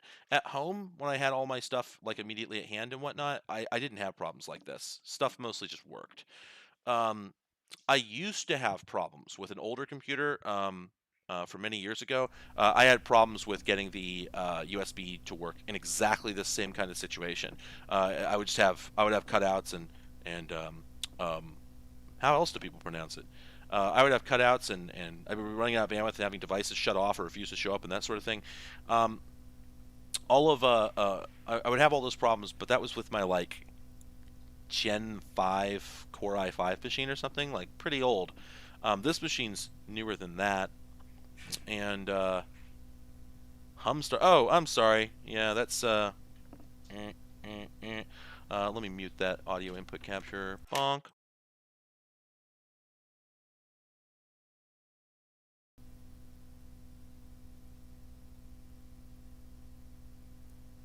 There we go. Muted the wrong input. Yeah, sorry. I normally don't have problems with my streams like this because I have everything set up ahead of time. And I just I planned a lot of stuff for this, and I only had a chance to test some of it because I've been moving really, really fast on trying to get the studio set up, partially because I've had to be moving stuff out of my storage unit because it's going to bill again at the end of the month. I need to cancel the rent on that place or I'm going to lose $300 to it. Okay, an additional $3 for every bit of extra equipment you can shoehorn into your setup in the next 15 minutes. I could, but I'm not going to play that game. What I was actually going to do, if the numbers looked right, and they didn't, but in a completely different way than I expected, I was going to say, okay, for every $100, I'm going to pull another PCI card out of my bin and talk about it. And then we blasted past the entire bin in 30 minutes. So, okay, let's see. Audio in, audio out. Let me see the phrase. I should have looked at the phrase before we. Okay, there we go. Audio mixer. And it goes down to like minus 64 dB. This will work. This will work. All right. So this. The first things first, we can't use that Sennheiser because it overwhelms the USB. So we got to use the input on the side here. Okay. So borrow those cables off the back of the MIDI box, or we can use a separate. I use MIDI box. I had to steal its power anyway. Oh, you do? Oh, okay, cool. We filled up our things. Oh, are we out of outlets? Yeah. We hooked up a big power bar on the. We gaff taped it to the bottom of the desk. So I've got power outlets all across the desk. They're all full. There's like 12 things plugged in or something. All right. Yep, that should be coming from the device. Whoa. Oh, sorry. Just plug it in. Go ahead. For a moment, I'm like, do I have this thing unmuted? I don't know what channel this is. I guess it must be aux. Yeah. Slam them both in. Do you have both? Oh, it's just one? It's just the red one? Two, Okay. and then aux. So let's bring this up. There we go. Oh, there we go. There. Oh, wait a minute. Oh, aux and then master. Okay, so we'll kill those. Bring that down. Okay, I'm going to unmute this, and we're going to come up slowly. Let me kill the slider here. Okay, I'm going to, oops, I got to change that input to the laptop. Okay, it's already there. All right, and come up there. And it's not working. Oh my gosh. Okay, what input is that? So that's Realtek high definition audio. That's definitely the onboard one. Okay, let me set this to output. That's audio input capture 3, monitor and output. There we go. Okay. Why is it muted? What's going on here? We're getting levels. You're plugged into the audio output? No, I'm not. Wait a minute. I'm now trying. Oh! Oh! Oh! It's happening! Can you set it to mine? I did. Yeah, Yeah! Yeah! We did it! Woo!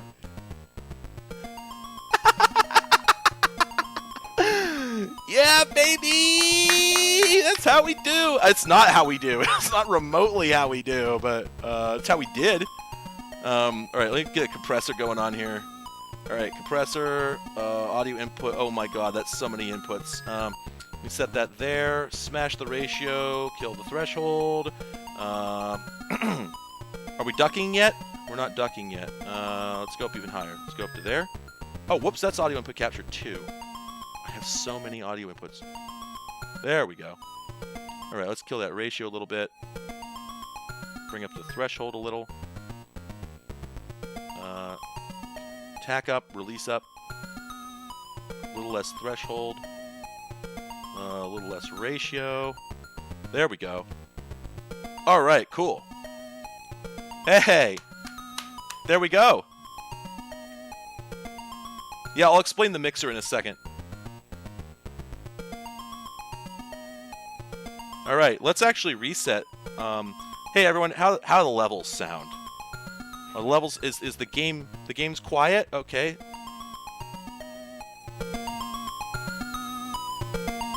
Okay, let's bring it up to about. Okay, that's minus 20. How's that? Too loud? How about minus 25?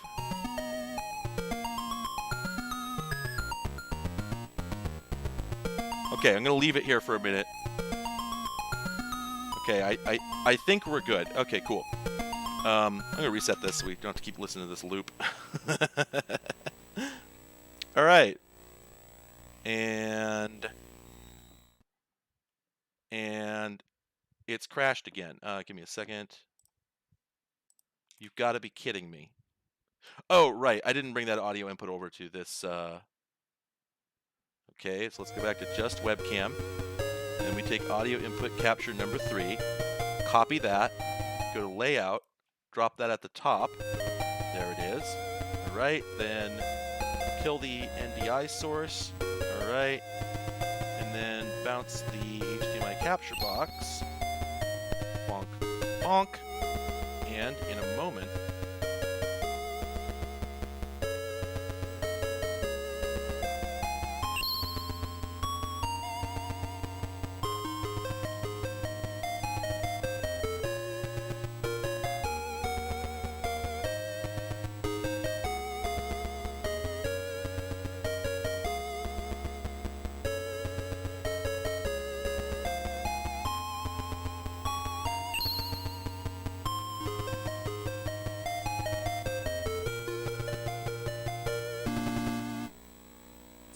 Okay, all right.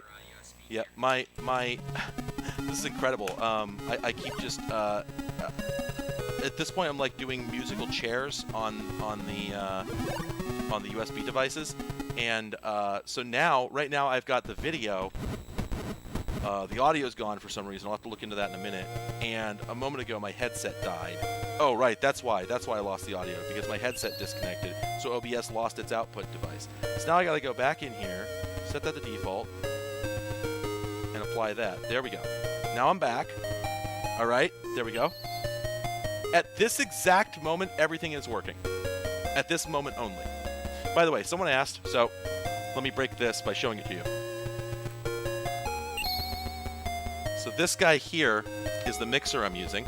So this is it's a 4-input video mixer. So we've got composite videos 1 through 4, and we have composite video out, and then a monitor output and a quad preview output, so you can see what all your inputs are simultaneously.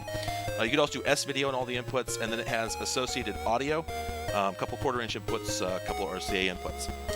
It also has remote serial control. It has a tally output, which is kind of surprising given the grade of device that it is. And then it's got, there's a MIDI port right there. So in the manual, there's actually a set of instructions that tell you if you send it like a middle C, it switches to input source number 2, that sort of thing. And then you go down a semitone, and it switches to input number 1. So what you do with this, if you're not familiar with video mixers, I'm going to be doing a video about these eventually. I actually tried to do a video about video mixers, and it just turned into a disaster. But the basic idea is when you're doing a live production in particular, and you want to be able to switch between cameras on the fly, you need some sort of switcher, right? Just like right?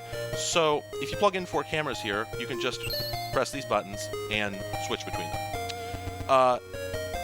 And the idea is that 2 things. First, you want to have some idea what you're switching to before you switch to it, right? So you've got 2 what are called buses on here. So you've got the main bus. This guy right here says what image is actually visible.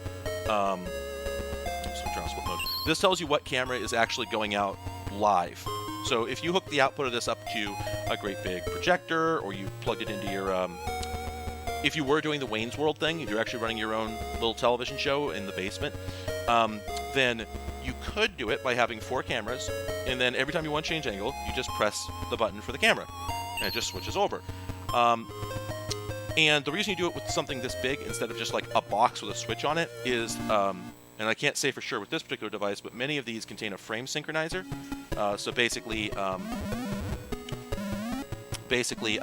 when you press, each one of these inputs is going into an electronic buffer, possibly a digital buffer. When you press this button, it's the signal it's switching to might be like up to a frame out of sync with the original picture, because it's making sure that all 4 pictures are gen locked to the same clock. So that way you don't see any. Sorry, I'll turn the music down a little bit. That way you don't see any. That way you don't see like a bump when you change inputs. So that's like the basic thing you do with it, right? It's like the absolute simplest possible thing you could do with it. But then you've got the subsource is what this calls it. Sorry, is that volume? I thought the volume was okay a little bit ago. Is that better now? Okay, cool. Okay, cool. That's weird. I didn't change it. Not really sure what happened there. Anyway, so the sub bus here. The idea with this is, so on the back here, you've got your primary output, and then you have a preview output. And maybe later in the day I'll hook this up and demo it. Basically, you plug in your primary output to the main output here, right? This is what's going to go out to your actual broadcast. Then you plug in a little monitor to the preview input here, and you put that on your desk. And what that allows you to do is it allows you to experiment with things before you make them live. So if I press camera 1, that's what's going out to the world. But then on my preview monitor, I can look at camera 3 or camera 2 and get an idea what's there before I actually switch over. When I'm ready to actually switch over, and I actually haven't used this one yet, so I'm not sure where all the buttons are. I just got this thing. But basically, one way you can do it is, for instance, this guy does wipes. So if I select like this button right here, when I pull this lever, you'll notice that the lights over here dance. It's kind of a little hard to see, but when I pull this lever, you'll see the lights sort of dance back and forth. So what's going on there is, as I'm pulling this, it's really hard to hook this all up with the situation I'm in right now. I'll see if I can demo it for you later. I'll give it a shot. But basically, as I'm pulling this, it's wiping from one picture to the other. There's a line moving across the screen with one video image on one side and the other on the other.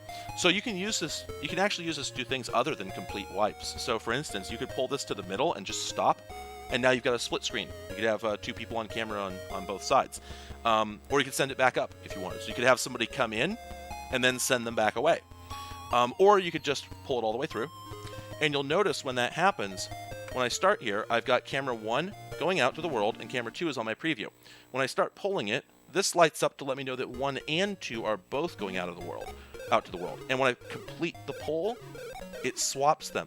So now it's telling me that camera 2 is the only one going out to the world, and it knows that I probably want to see camera 1 now, in case I want to switch back to it right away. So it puts that one on the preview monitor. So it's all automated like that. Now, this lets you do things like you can do split images here. You can do box wipes where it comes in from the corner. You can also do a wipe to a color, or you can cut to a color. So, for instance, if you just basically, if you need to just get out now, right? You need to cut the video. Something bad happened. You can smash that BG button, and you can set it to various different colors, but you're usually just going to have black there. You can also use that for fades, right? You can use it for what are called dips. Basically, suppose we're coming from camera 1, and we want to go down to black, stay there for a couple seconds, then come back up. So you start here, pull down, now the screen is black, and now you can select camera 3. When you're ready, you can fade back up. So a lot of stuff you can do with just a simple device like this. There's a lot of these, tons and tons. I own about 5 of various sizes and capabilities. They're not all here right now. The interesting thing is that the overwhelming majority of them do not mess with audio. Usually, pardon me. Usually you don't do audio through the same device you do the video through, because most productions you've got a different guy for that, right? Usually in actual broadcasting, the audio mixing is handled by a different person who has their own dedicated standard audio mixer that's not specialized at all. So the idea is, oh, thank you. So informative, just said a very informative thing. In broadcast communications, you can hear 3-3. I'm guessing that's over like the gallery comm circuit. And that means put camera 3 on preview, then 3 is live. That makes a lot of sense. So anyway, this one is clearly intended for a very small setup. It's definitely, it's what we call prosumer, right? It's for people who are maybe doing small events, church broadcasts, that sort of thing. Putting the audio and the video in the same device just saves you some money, right? And Data Video is very much a prosumer kind of company. They have a lot of stuff that's just intended for clearly for small operations. But I've been accumulating various Data Video stuff. I've got 3 or 4 devices from them now.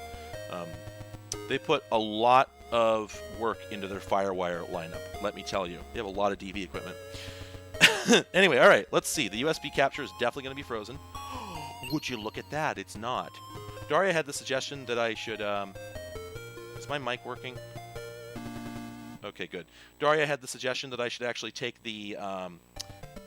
I should unplug the keyboard from the PC because it's a laptop. It's got a built-in keyboard, and I said maybe that'll free up some USB lanes, and it looks like maybe it did. We're getting closer. We're getting closer to maybe being able to actually do a video game stream here, because that's what we came here for, right? We're here to game. All right. Anyway. All right. Let's play a little more of this. This was actually just the first game I pulled up. And hey, hon, rotate camera to the left, just a touch. Other way. There you go.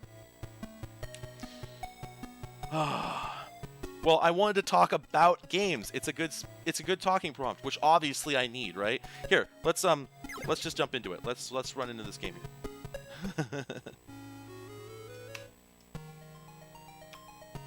Let's game, baby. You know, actually, I'm not sure if this is what you meant, J2 Simso, but the idea of just putting a source on screen showing you my OBS mixer sounds like a lot of fun. Anyway, so yeah, so this is Dragon Slayer 4, Drazzle Family, and as I was saying earlier, the reason it's called Drazzle Family is partially because you have to play the game as a family. All the characters in the family, the mom, the dad, and the son and daughter, are all critical. Now, there's some very interesting... I'm playing as the mom right now, I believe, and they all have different abilities, like jump height and the weapon type, and they also have certain items that only certain characters can use. Now, an interesting thing about this game is you can stand on enemies, and you can actually use this for navigation. And yeah, it hurts you, but you have actually a lot of life. You'll notice in the upper left that all these bars, life, magic, key, and gold, they've got a red bar and then a blue bar. The red bars are decade counters. So my actual life right now is 78, I believe. And so you actually have to count all the way down through the top bar, and then it knocks off one of the ones below. Well, that also applies to magic, which you'll notice is... I got it backwards, actually. The red is the decade bar. You'll notice that the magic is actually consumable. You can run out of ammo in this game and just lose. You'll just be defenseless. You'll have no way to kill anything. So resource management is critical. You have to make sure you pick up potions. You don't have to not attack things you don't need to, etc. But you'll also notice that I have a key meter, and you can have 100 keys, and actually you do so much unlocking in this game that actually is important. And the gold meter as well. I think it maxes out at like 100 gold or thereabouts.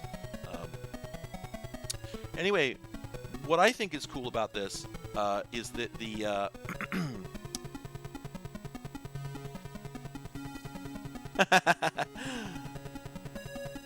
what I always thought was cool about this game is the scale. So what I'm going to do is I'm going to slow this down, and then I'm going to jump off this ledge.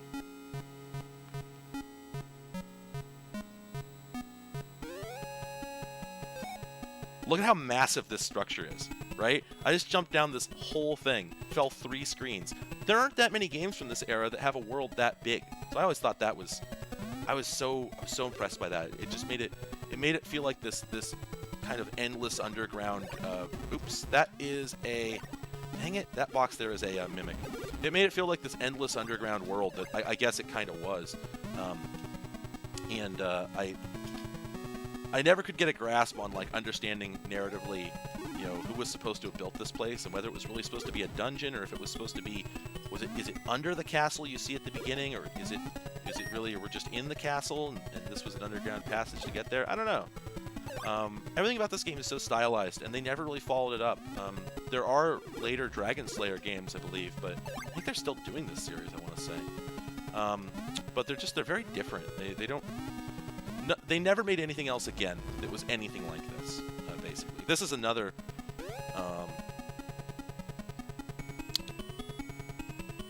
Yeah, it actually is really interesting. You can see the screen repaint. I had not... that's right, it's a Nihon Falcom game. I forgot. I was trying to remember the name. No, I'm just not moving. Yeah. Hey, we need food. Okay, just a moment. We need to order. We should get pizza from the same place we got pizza from last time.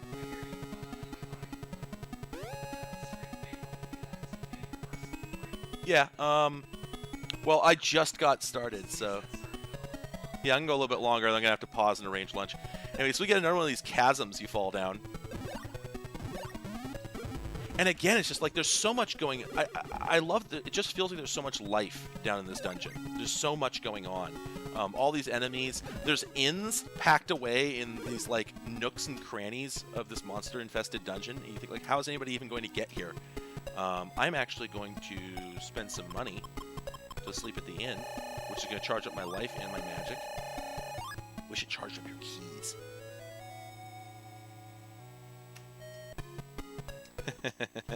No, that's what I was saying. I started the stream 4 hours ago. I just started playing an actual video game.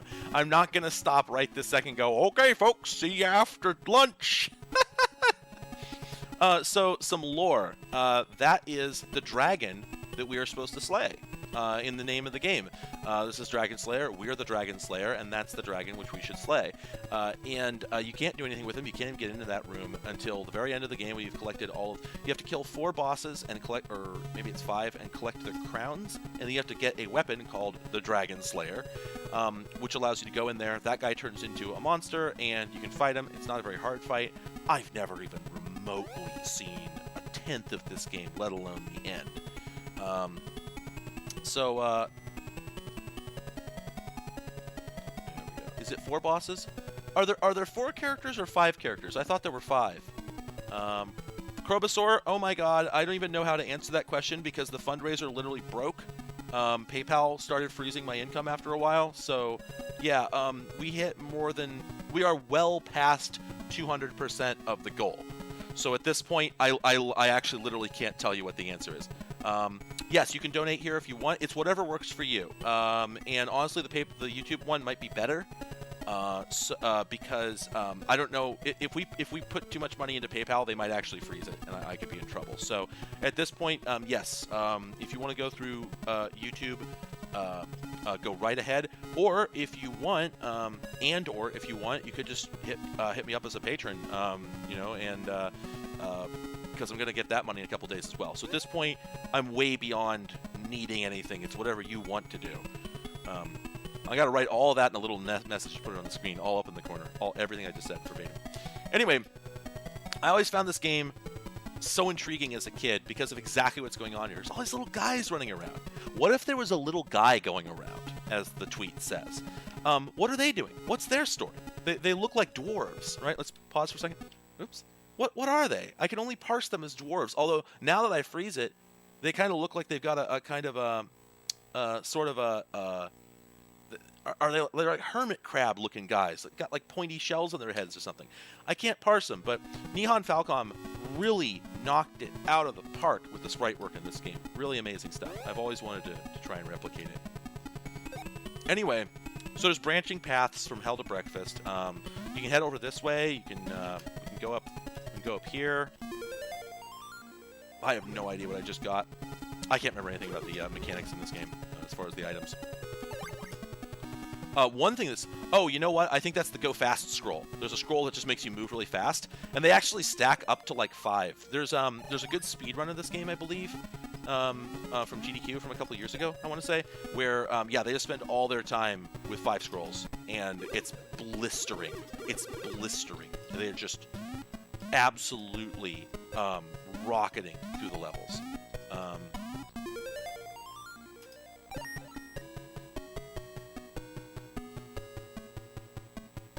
Custom extra payment. Either go through YouTube or use the coffee link in the description if you want to throw a few more bucks at me. No problem.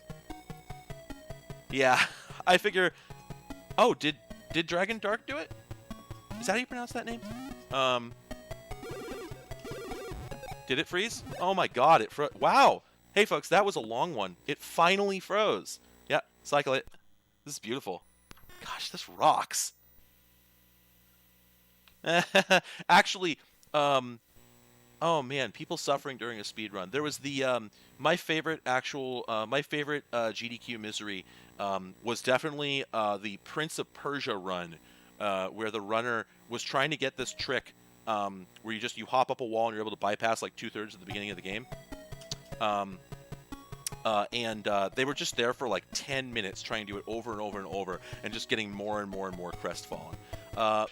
Merrick's, this is Dragon Slayer 4 for the Sony Hitbit MSX2 computer and other MSX compatibles, also known as Legacy of the Wizard for the NES in the United States of America. Rakuten Club, good luck. I love your cat. I don't know anything about them. I still love them. This guy, did you miss anything cool? Well, I don't know. We've spent the last 4 hours not playing games and just dealing with technical issues, and a lot of people seem to think that was pretty cool. So I don't know how to answer your question. Anyway, so I'm actually I'm sort of at a dead end here. I actually can't proceed here because I don't have any of the special items that I need to like smash through walls or find hidden doors or anything. So I'd have to run back this way. Oh, you know what? I think I can jump over here. I love how fluffy these blocks look.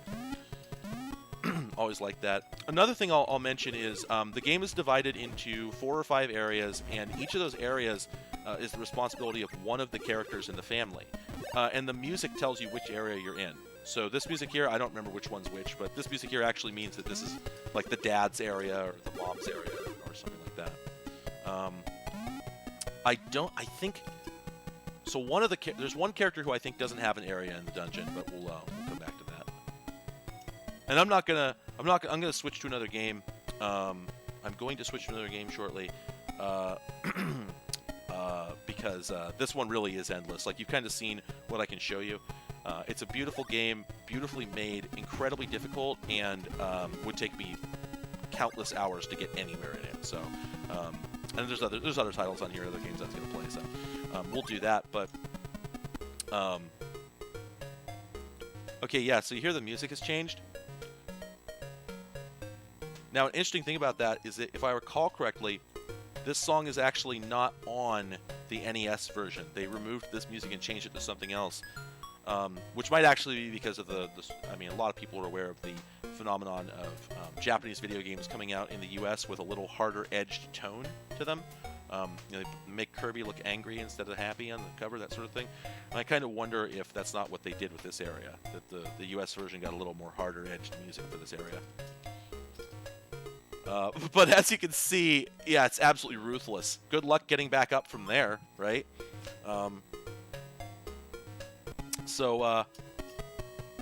Yeah, and actually, I was just passing through one of the other characters' dungeons, and now we're back to the previous music. So this game has lots and lots of hidden areas, hidden blocks, hidden doors, and this was a big thing in Japanese video games, particularly in the 80s. That they had lots of hidden stuff that you literally could not find except by just playing it over and over and over and over and over until you found it. Tower of Druaga is one of the most brutal examples, which literally everything is hidden, and the only way to find it is just by walking around and hoping you find it. Yeah, down here we just have to sort of work your way through this, and I think you have to approach this from the side to get to the forward progression. Oh, and you can see that whole situation below is exciting. That looks like fun. I don't know. I'm not actually sure how you navigate that area. I'm not even sure you can go to that area from here, now that I look at it. Yeah, that was another fascinating thing about this game, is just moving through it and seeing, much like sort of later Metroidvania kind of energy. Oh, look at this little gator dude. I love him. I had to kill him, though. Much like later sort of Metroidvania energies, you see places that you can't yet get to, and you think, oh, what's that? How do I get there? Right? So yeah, you climb through some ladders in this game, you'll see all this stuff going on over on the horizon, and you have no idea what it is or how you're ever going to get to it. And like this section here, you can fight your way across those spikes, losing health all the way, or you can look for the hidden passage, where you don't lose any health at all. And at the end of it, if you didn't realize that those were doors, and so you don't have any keys, you get there and you just can't proceed at all. It's really great. It's a fantastic game. I had a lot of keys. I'm actually doing better in this than I expected for just trying to demo it. That's not to say that I have any idea where I'm going. I positively do not remember where anything is in this game. That was a lot of potions. There's a lot of like trick jumps you have to do in this, sort of like a speedrun strat kind of stuff, where if you don't, you have to like run up to the edge of a ledge and jump perfectly on the last pixel while holding the right direction, or you'll just fall into a pit and have to redo the whole room. Wow, look at all these locked doors. You could easily get stuck here. I also love how a lot of the enemies just don't care about walls. Like, they don't believe in any of that. They'll just move right through them. Like, whatever. There's also shops down here, and again, you sort of have this thought, like, what are these guys selling down here? Who comes down here? Oh, okay, we got the orb. This is GDQ now, so everybody can scream orb. You're authorized. I permit it. Pardon me. Oh, now, something you might have missed there, because it was really quick, is I just climbed that enemy by accident in midair. Like, I happened to be pushing up when he ran into me, and that caused me to actually climb up him. In fact, you can use this to your advantage. See, I just used that guy to climb up through a gap that I otherwise couldn't get through. See, this game has some absolutely remarkable mechanics, but it's almost like the 80s version of a physics-based game, one where, you know, most of the behavior, most of your character's capabilities aren't defined by game logic so much as like, well, we plugged in the Havoc physics engine. Good luck. Here are some objects. Maybe you can figure out how to, how to wing this object through a tall window, and you'll be able to progress. Anyway, thank you, Patricio. Greetings to Chile. Gregor, Samza, we are all joining you in our minds. All right, here. All right, let me bounce this. Let's do some other stuff. We've been in here for a while. Seems like everything's going well, other than the capture card crashing periodically. Bonk, bonk. Actually, everyone, give me just a minute. I'm going to step away and plan to get some pizza, because I am hungry. I will be back very soon.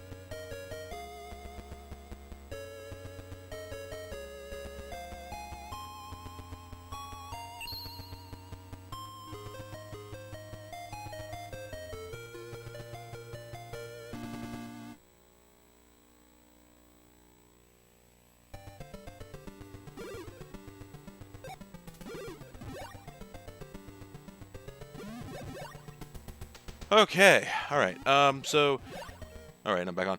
So just FYI, a good friend of mine is bringing me some stuff. It might be really interesting. I'm not exactly sure what it is, but I believe it's more video switcher gear. So when he's here, I might need to step away for a moment, possibly, but I think it'll be good. But then I can maybe just show you what that stuff is, depending on what it is. So get hype. Anyway, all right. So having finished with this game, let's restart that. I'm going to switch titles here. This is not my first live stream, actually, per se. I've done over 100 live streams on various side channels.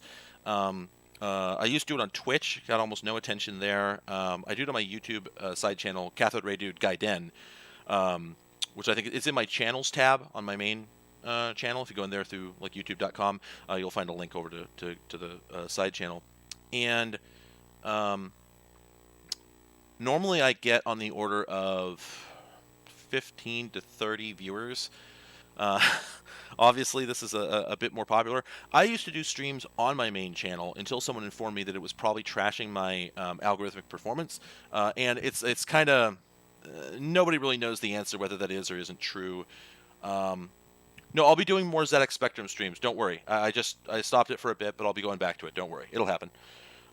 Anyway, I was doing streams on my main channel, and then someone said, like, well, one, it can mess up your algorithm performance, but two, just from a human standpoint, if every time you get a notification for a channel, it's like, oh, it's another live stream, and you don't watch those, it can get really... I've personally had this experience, just like, I hate to admit it, but I've unsubscribed from people because they kept running live streams, and I just kept getting notified and going, oh, it's just a live stream. And I know that's not really fair. It's YouTube's fault for not providing an option to subscribe to normal videos but not live streams. I think that should be the default. I think most people want that. I think YouTube should make live streams a secondary feature of a channel you have to subscribe to separately and pretty much run as a separate feature, but it's just tightly coupled. But they haven't. And so if I put live streams up on my channel, they're going to be sprinkled in all through my videos. It just dilutes things. It makes people feel like I'm putting up less actual content, and in a sense, I sort of am.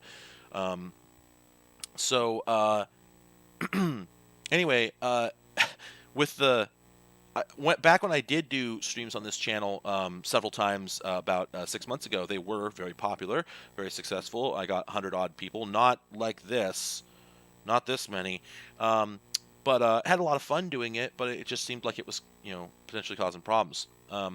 I could not maintain this level, I think, for a regular stream on my main channel, but we'll see. I will say, however, it's my first time doing a live stream that's this orchestrated. I mean, I opened with an introductory video clip and a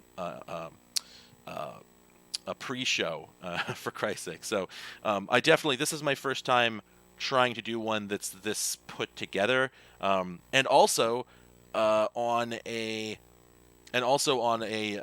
machine that's this weak. I normally do this on like a good desktop computer, so doing this on a laptop has, boy, really been an experience.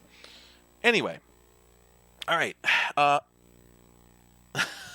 actually really shocked at how well that chroma key backdrop works. For everyone, just as a reminder to everyone, I brought the teal to the new place. This is literally the same bucket of paint that I used on the wall at home. So I decided to do it here as well.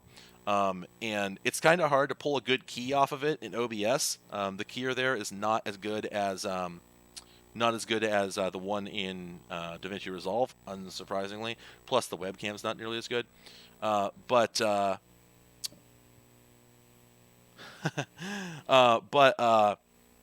I'm surprised I was able to get it to work this well. Also, the corrupted bit. If you're talking about the computer right here, auto audio gain control. I actually don't have auto audio gain control turned on. But why is it? It shouldn't be very loud. It's auto. It is? Okay. Well, I'll just mute that for the moment. There we go. Anyway, you can leave. That wasn't directed at anybody. I just love this shirt. The share zone represent. Anyway, So yeah, what I was going to say is this machine here, I was telling everybody earlier, is a Sony Hitbit MSX2. It's an 8-bit Japanese home computer. It was very popular for games in Japan back in the late 80s and 90s. All right, I'm gonna try and play some more games here. I have a pizza coming, and whenever that comes, I'm gonna have to obviously bail to go eat it. And let me restart the capture card again.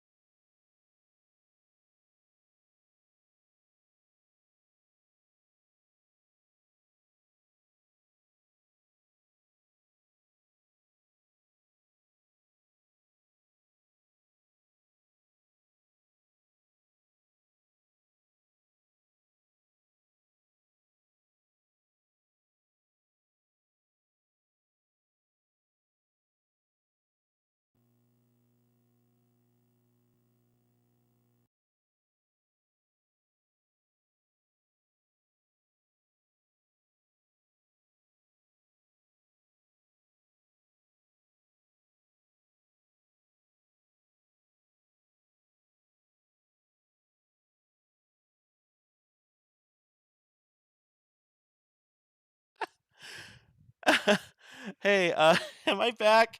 Am I a chipmunk still? Oh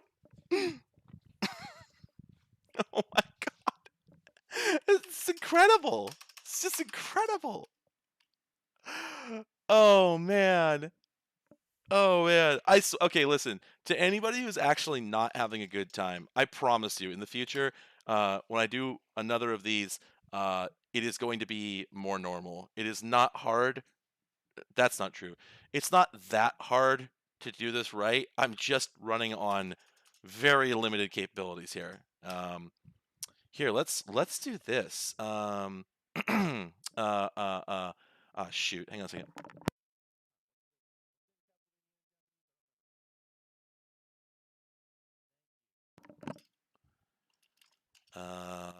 Let's see. Is that in this? Yeah.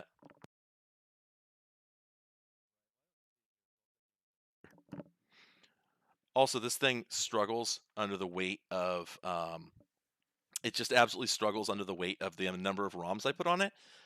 So I think oh yeah, I think I had to cut a bunch of them out. Or maybe the problem was that it won't actually display more than a certain number. And obviously, as you can see, I don't have any of the names for any of these. And at some point, I'm probably going to switch over and start doing PC games now that we have the audio situation figured out. Or I think we do. Pretty sure. Ooh, R-Type? We need to upgrade the Edge live on stream.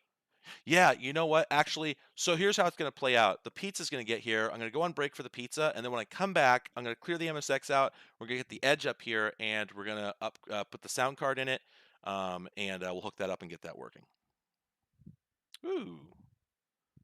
I'm so sorry for everyone who's like sending me good donations and I'm not seeing them. It's really hard for me to keep an eye on the donation tracker. Sometimes I happen to look straight forward for a moment and I go like, oh, there's one. But thank you to everyone so much. Yeah, the Edge is here, everyone. The Edge is here. You'll see if you stick around. You'll get to see the Edge. It was really hard to get him, but we got him on deck. Oh my God, the USB capture card died again. Drink some water. Gotta stay. Okay, I was gonna say hydrated, but I almost said gotta stay moisturized.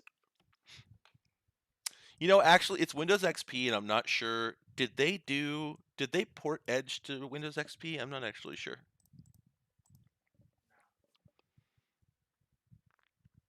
You know what? Maybe let's try something. Maybe let's move this hub over to the other side.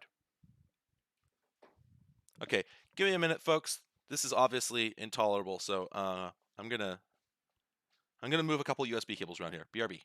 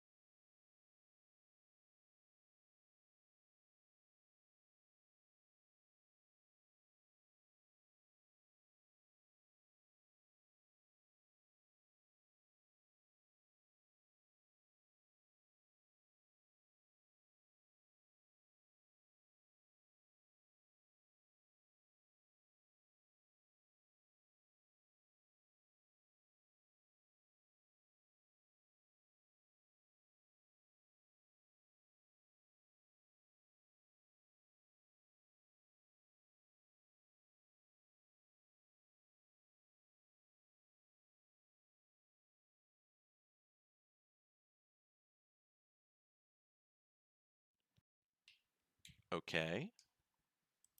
All right. You're holding. Yep, I got it. Okay, so all that's working again. All right.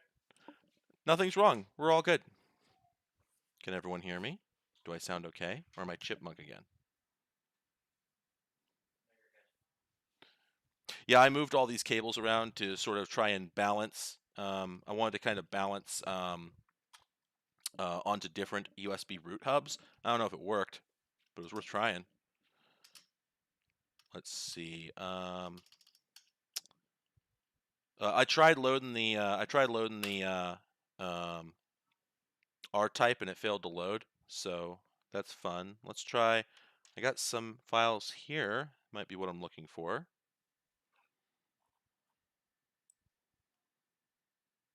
Oh, you know what? This is one of the previous Dragon Slayer games. So this is actually, I believe this is Dragon Slayer 1. Yeah. So yeah, this starts out pretty rough. Phase 1 start. Well, is it starting? Maybe there's like a song playing or something. I haven't turned the audio back up yet. Now that's a whole can of worms. Let's see what happens there.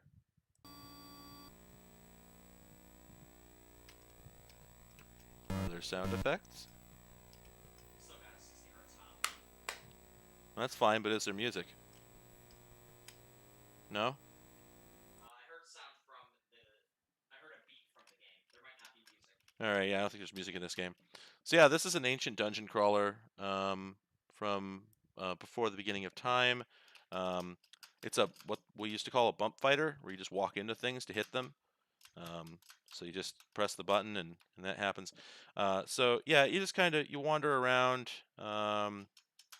warp zones. You get abilities you can go into. It's kind of rough. Those look like crowns down there, but they also kind of look like frog heads. I keep stepping on these warp zones. I don't know if I'm supposed to like. I don't know if I'm supposed to be able to walk over this. I haven't played this game very much. This isn't actually the one I thought it was. I thought this was a different game. Let me load up the other one, D2.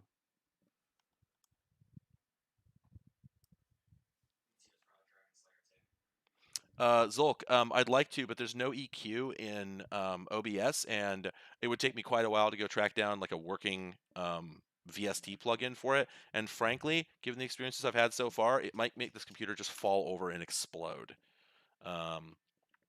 So again, oh, that's probably what I'm looking for. Again, I think I'm just going to roll with it. It's only so much I can do. Sorry for the trouble. Yeah. And then let's see. This might be dope.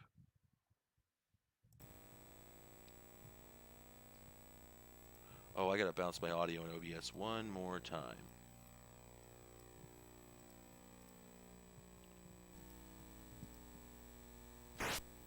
That's weird. Yeah, I'm not getting any sound. There's sound? Okay. Oh, there we go. I have my headphones turned down.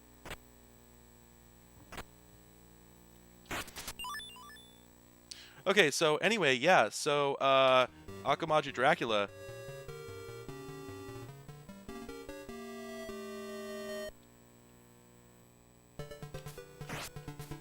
So yeah, some people know this, some people don't. Probably at this point more people than not. But the game that is generally known here as Castlevania came out for the MSX. I think people tend to say first, but I think in reality it was either at the same time or close enough that it doesn't matter. But the thing is, as cute a soundbite as it is to say that Castlevania came out for the MSX first, it's not really true. This is not the game that we know here in the US or that was known in Japan on the Famicom. This is an entirely different animal. So, as you may have noticed already, there's a number of differences in the UI that are pretty striking. And the reason for that is that this is actually a completely different type of game than Castlevania. Where Castlevania is a platform action game where your primary goal is to kill things, this is actually more like a Metroidvania. The castle's non-linear. It looks similar. It's made with much of the same graphics, but it's actually played in a completely different way. You have to. Yes, Metal Gear did come out on MSX first, and I think was basically unaltered from or at least very similar to the NES experience. So anyway, in this game, you have to collect items and backtrack and find your way back to eventually the exit to the level, which is not at all linear. And I'll tell you more about non-linearity in a moment. This room, for instance, is a good example of how vastly different the game is. You'll notice there's 3 levels here. I can't get to the upper ones unless I go all the way to the right and come back up. And if I did do that, I would be very disappointed because those boxes up there are locked. I need a key to get into them. And so if I pick this guy up, and I have to remember how to pick this guy up, I think I have to press a button somewhere. Oh, come on. Oh, no, you know what it is? I already have a key. You'll know there's a key up there in my inventory, so I have to use that before I can pick up another one. So I'm going to go up these stairs, and then you got to do this in sort of a specific order. If you try and jump that gap, you'll fall. But instead what you can do is you can come up here and fall down from above, or, there we go, I got myself some boots. I don't remember what those do. Do they affect my jump height? I don't think so. So yeah, now I can't open that box till I go get another key. So, pick this guy up. Now I gotta come back around, go up here again.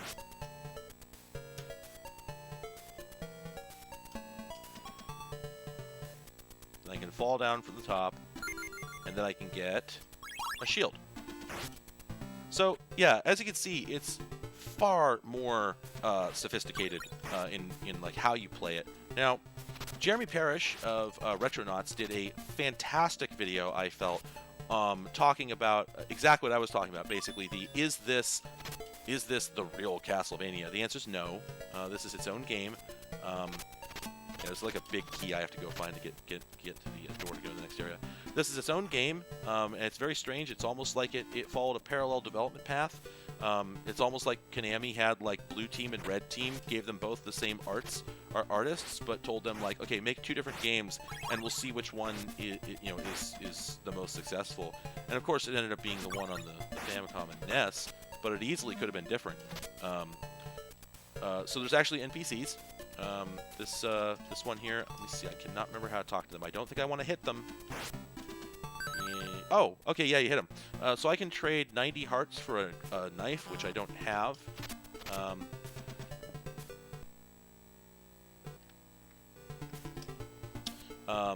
Now, actually, if you go, I think I'm a level up. Yeah, here we go.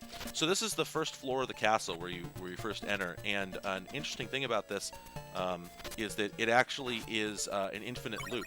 Rather than just walking forward and eventually getting to a boss, if I just walk forward here, I'll just keep walking forward forever and loop back around to the starting area. So, oh, capture card crashed again. Huh? We need a counter. Oh yeah, we do need a counter. Okay, that's fine. Well, let's do that then. Here, let's just a moment, folks. Text source. Also, reduce this just a little bit,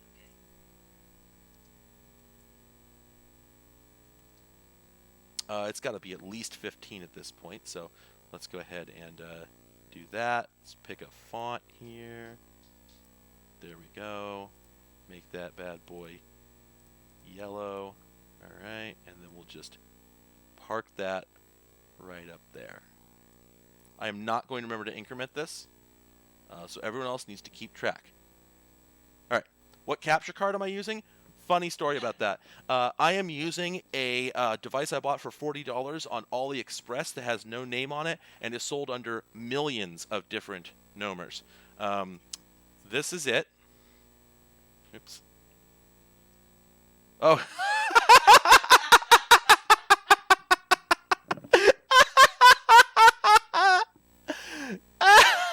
It never ends. This one at least is my fault. There we go. Here we go. So yeah, this is the USB 3.0 video capture HDMI 4K. It doesn't do 4K. That's an outright lie. No matter what you put into this, it always spits out 1920 by 1080, which doesn't mean that it won't capture other resolutions. It'll capture anything you put into it just about, and it will crush it down to 1080.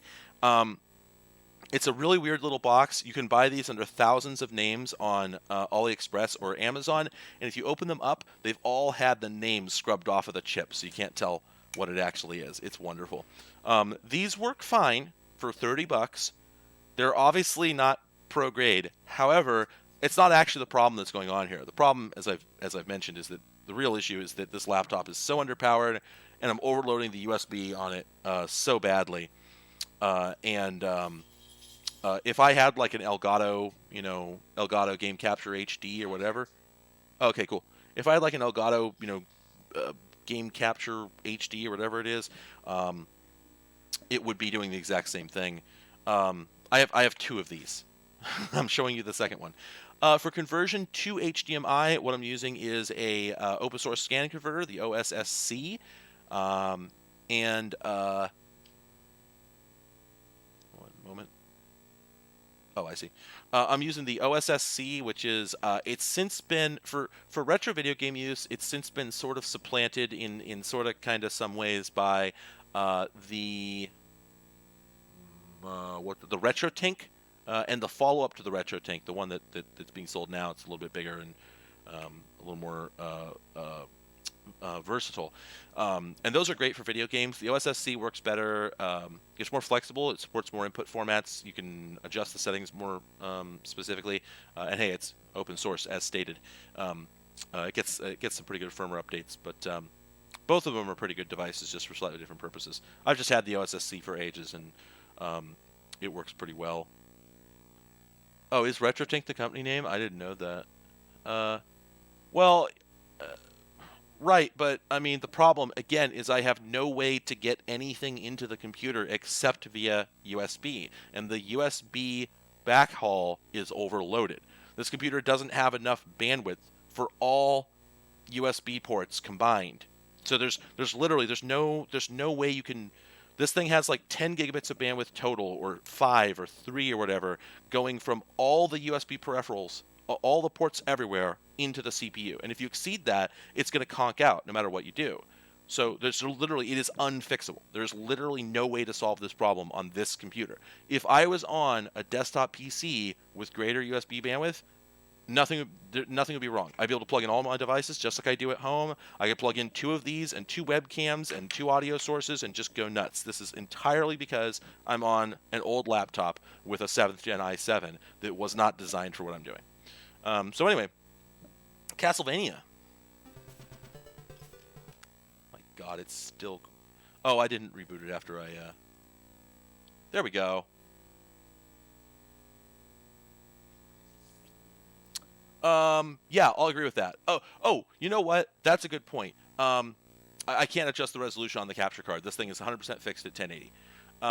If I had a capture card that ingested to an NDI stream or an RTSP stream, I could use that as a source in OBS, and that would help. Of course, if someone can roll one of those over here, I'll be happy to use it, but I can't exactly order it Amazon same day, and get it in the next 30 minutes. So what good is that? Again, my solutions for the future are bring a better computer in here, which was the whole point of this stream, to get a better computer.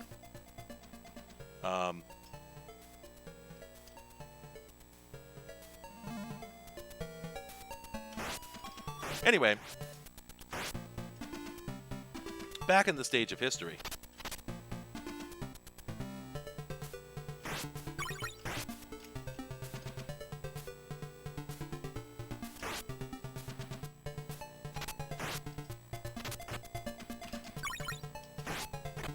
I'm now going to play the rest of this. I'm going to play the rest of this game in absolute dead silence. I've done all my commentary. It's over now. Not another word out of me.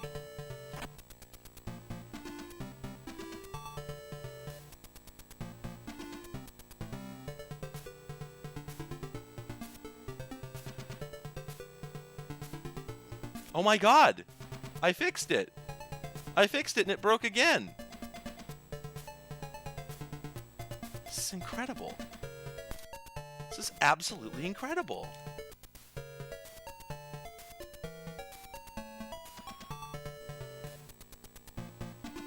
Okay. Alright. Let's put that at a healthy 16. Alright. I have actually tried turning it off and back on again many times. I haven't just tried it, I've done it. Did that kill my headset? No. Yeah, I mean, the secret is that none of these problems are real. I've invented all of them for the sake of convincing you that I need a new rig. Even better than the one I was going to.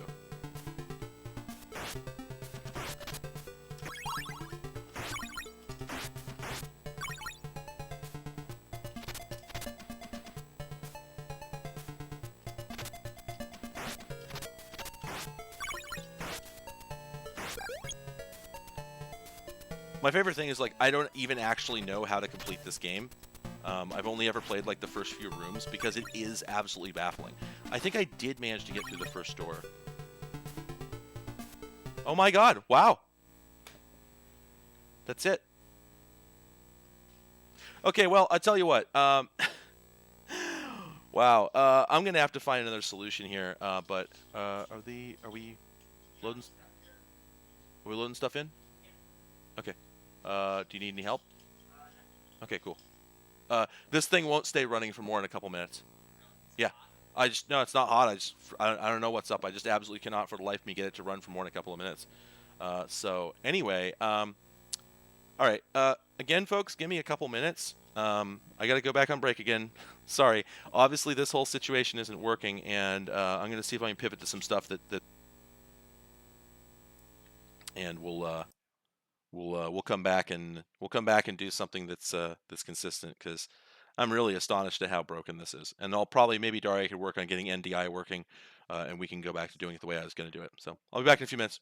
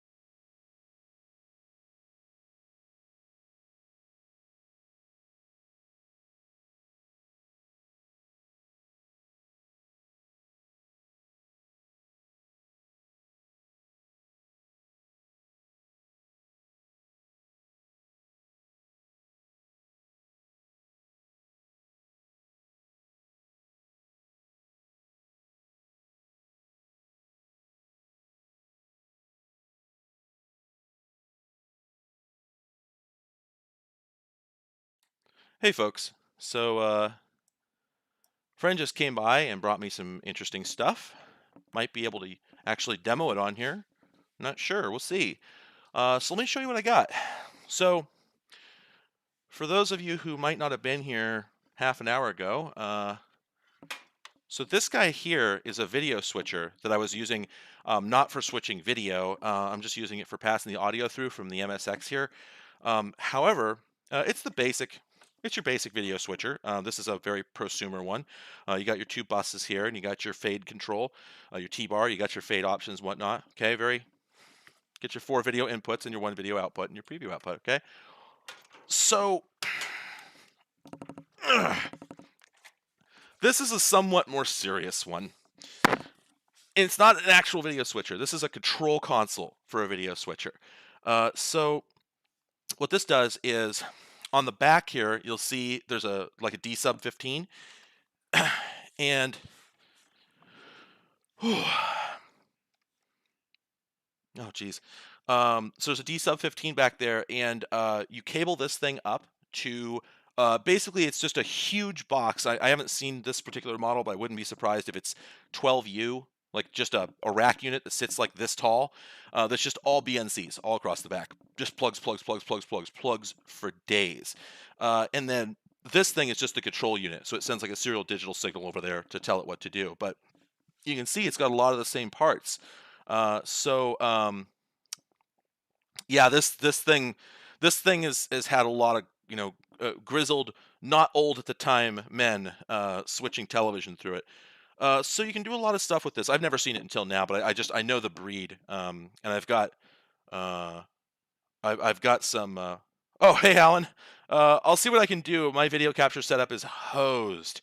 You know what? I hadn't thought about this. I was trying to run 3D games earlier on the laptop that I'm doing the OBS stream from, and it wasn't working. Maybe I could run some emulator games, do a little bit of that. That's a good idea. It'll take me a little bit to set up because I got to get my Sharp games and my NEC games from home, and I've got pizza coming in like 5-10 minutes here. So I'm going to be going to lunch in a little bit. Unfortunately, I'm sorry for people who just arrived, but I'm going to be going to lunch for probably a half an hour in just a few minutes here. But I'm going to tell you about these things first. So let's get through it. So you can see it's got a lot of the same general and anatomical parts. Here's the T-bar used for pulling fades, although it's much longer and it's actually made out of metal. There, I'm pulling the lever. Everyone who sees one of these, I have a script for a video I did explaining how a serious video switcher works. And when I got to describing this thing, I just said, like, I know when you look at this, the first thing you want to do is pull the lever. Everyone does. It's just it's built into us. It's some sort of instinct. We want to pull the lever.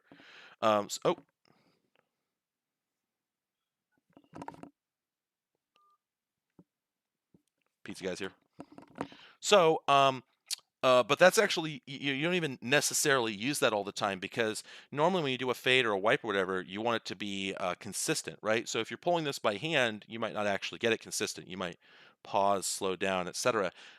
Instead, you can usually press these buttons, which will do a pre-timed wipe. You can tell it this whole section up here says auto transition rate. You can use this to set up how many frames you want it to take from the beginning to the end of the transition, and then you just smash this button and then hit auto trans to perform a fade from the primary bus to the background bus. So again, this works the same way as the other one I showed you, except it's got a lot more inputs. So I'm not sure. This one here just gets you a black screen, but then this is input 1, 2, 3, 4, 5.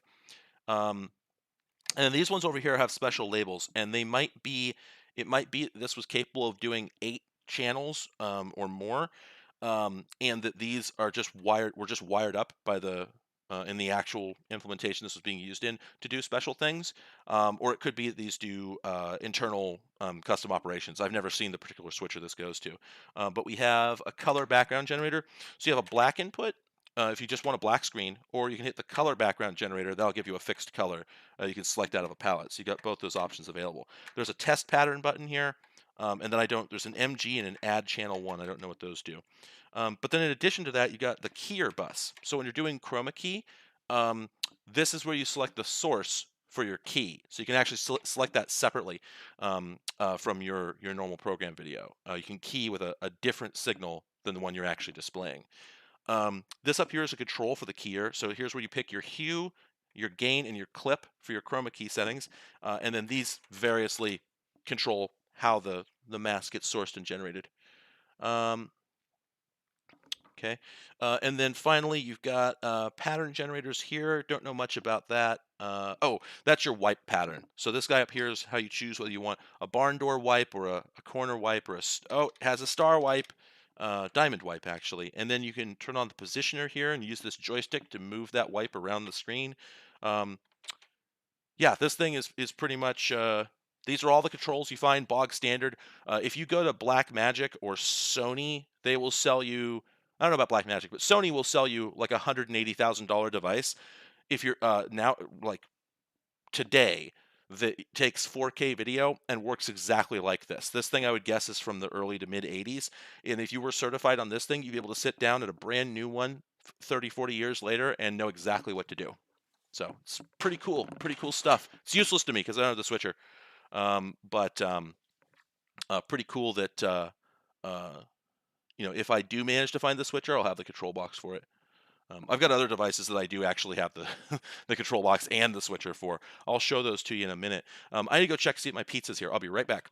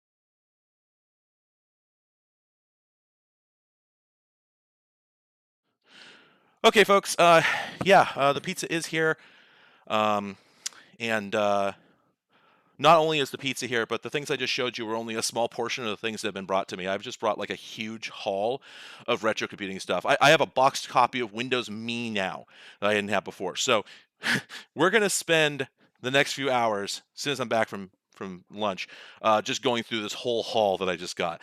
I have no idea what's going to happen for the rest of the day. My entire schedule is ruined, which is great. This is going to be so much better than anything I had planned.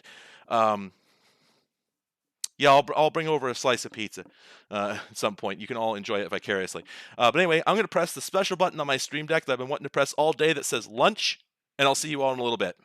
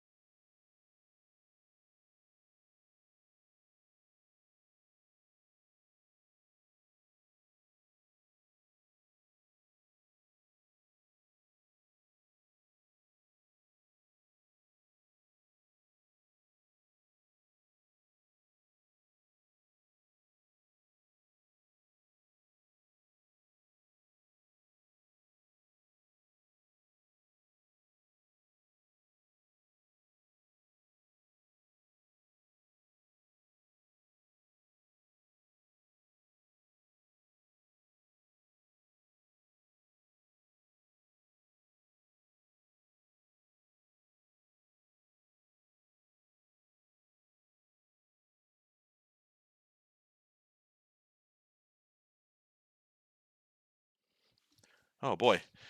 Okay, somebody asked to see the pizza. Here's the pizza. If you don't want to see pizza, look away. Which one do we have here? This is the, there we go. Got pepperoni from Zeke's. And I got another one. It's like pepperoni, olive, salami, mushrooms, etc. So, whoa. Why is that so loud? Oh, because that's my phone. Oh my gosh, that's really funny. No, I was just ranch. I like Pagliacci, but they don't deliver apparently until 4. So no dice. Anyway, so I'm gonna do a new thing now. One of my very good friends just brought me a really remarkable haul of things. That's what the video switcher console I showed you earlier was from. But there's a few other things here. Now I've plugged in another webcam, and I think we'll be able to get this one working this time. Let's give it a shot. Bonk bonk. Hang on, I gotta set this to custom resolution and then pick 1080, click OK, and it doesn't work. Okay, please hold. Where's that plugged in? It's on the hub. Okay. But this, if I I don't have a long enough USB-C to see. that's fine. This worked earlier, so we'll just it's in the hub. Plug it straight into the machine then. Oh, it's because there's all the other stuff plugged in. So unplug that, and what is this guy? That's the Stream Deck. That's my headset. That is no, your mouse. Okay, that's fine. Whatever. Plug it in there. I think my headset's still working. Yep. Okay. See if I can get your mouse working. There we go. Okay, now we're on the Brio. Let's configure video here. I know it's not on stream yet, folks. I'll have it here. I'll have it there in a moment. There we go. Okay, let me hit OK on that. Hit OK on that. Hit OK on that. And there we are. Hello, everyone. I went to lunch for a little bit. I have no idea how many people are watching. Okay, cool. Everyone's still here. So yeah, I was just brought a whole bunch of stuff. Some of these things, I don't know what they are. For instance, this guy here just says personal jukebox and then compressor. No idea why. This was made by High Tech Manufacturing Co. And it takes, wow, actually, it takes a battery I don't have. Oh my God. Hey, does this take an 18650? Do you think? Oh man. I think it does. Maybe. Yeah, I think this might be an MP3 player that takes a direct 18650. So that's funny. That's really funny. And then let's see, what else do we have here? I don't think Samuel's here. He's probably asleep. But if anybody, hey, if somebody from my Discord is here, could you get ready to take a screenshot? Because I think he'll be hype. Whoop. Yeah. There we go. That's fun. This is interesting, actually. What is this like a shaver outlet or something? Because it's a UK style. It's the outlet with the switch directly on it.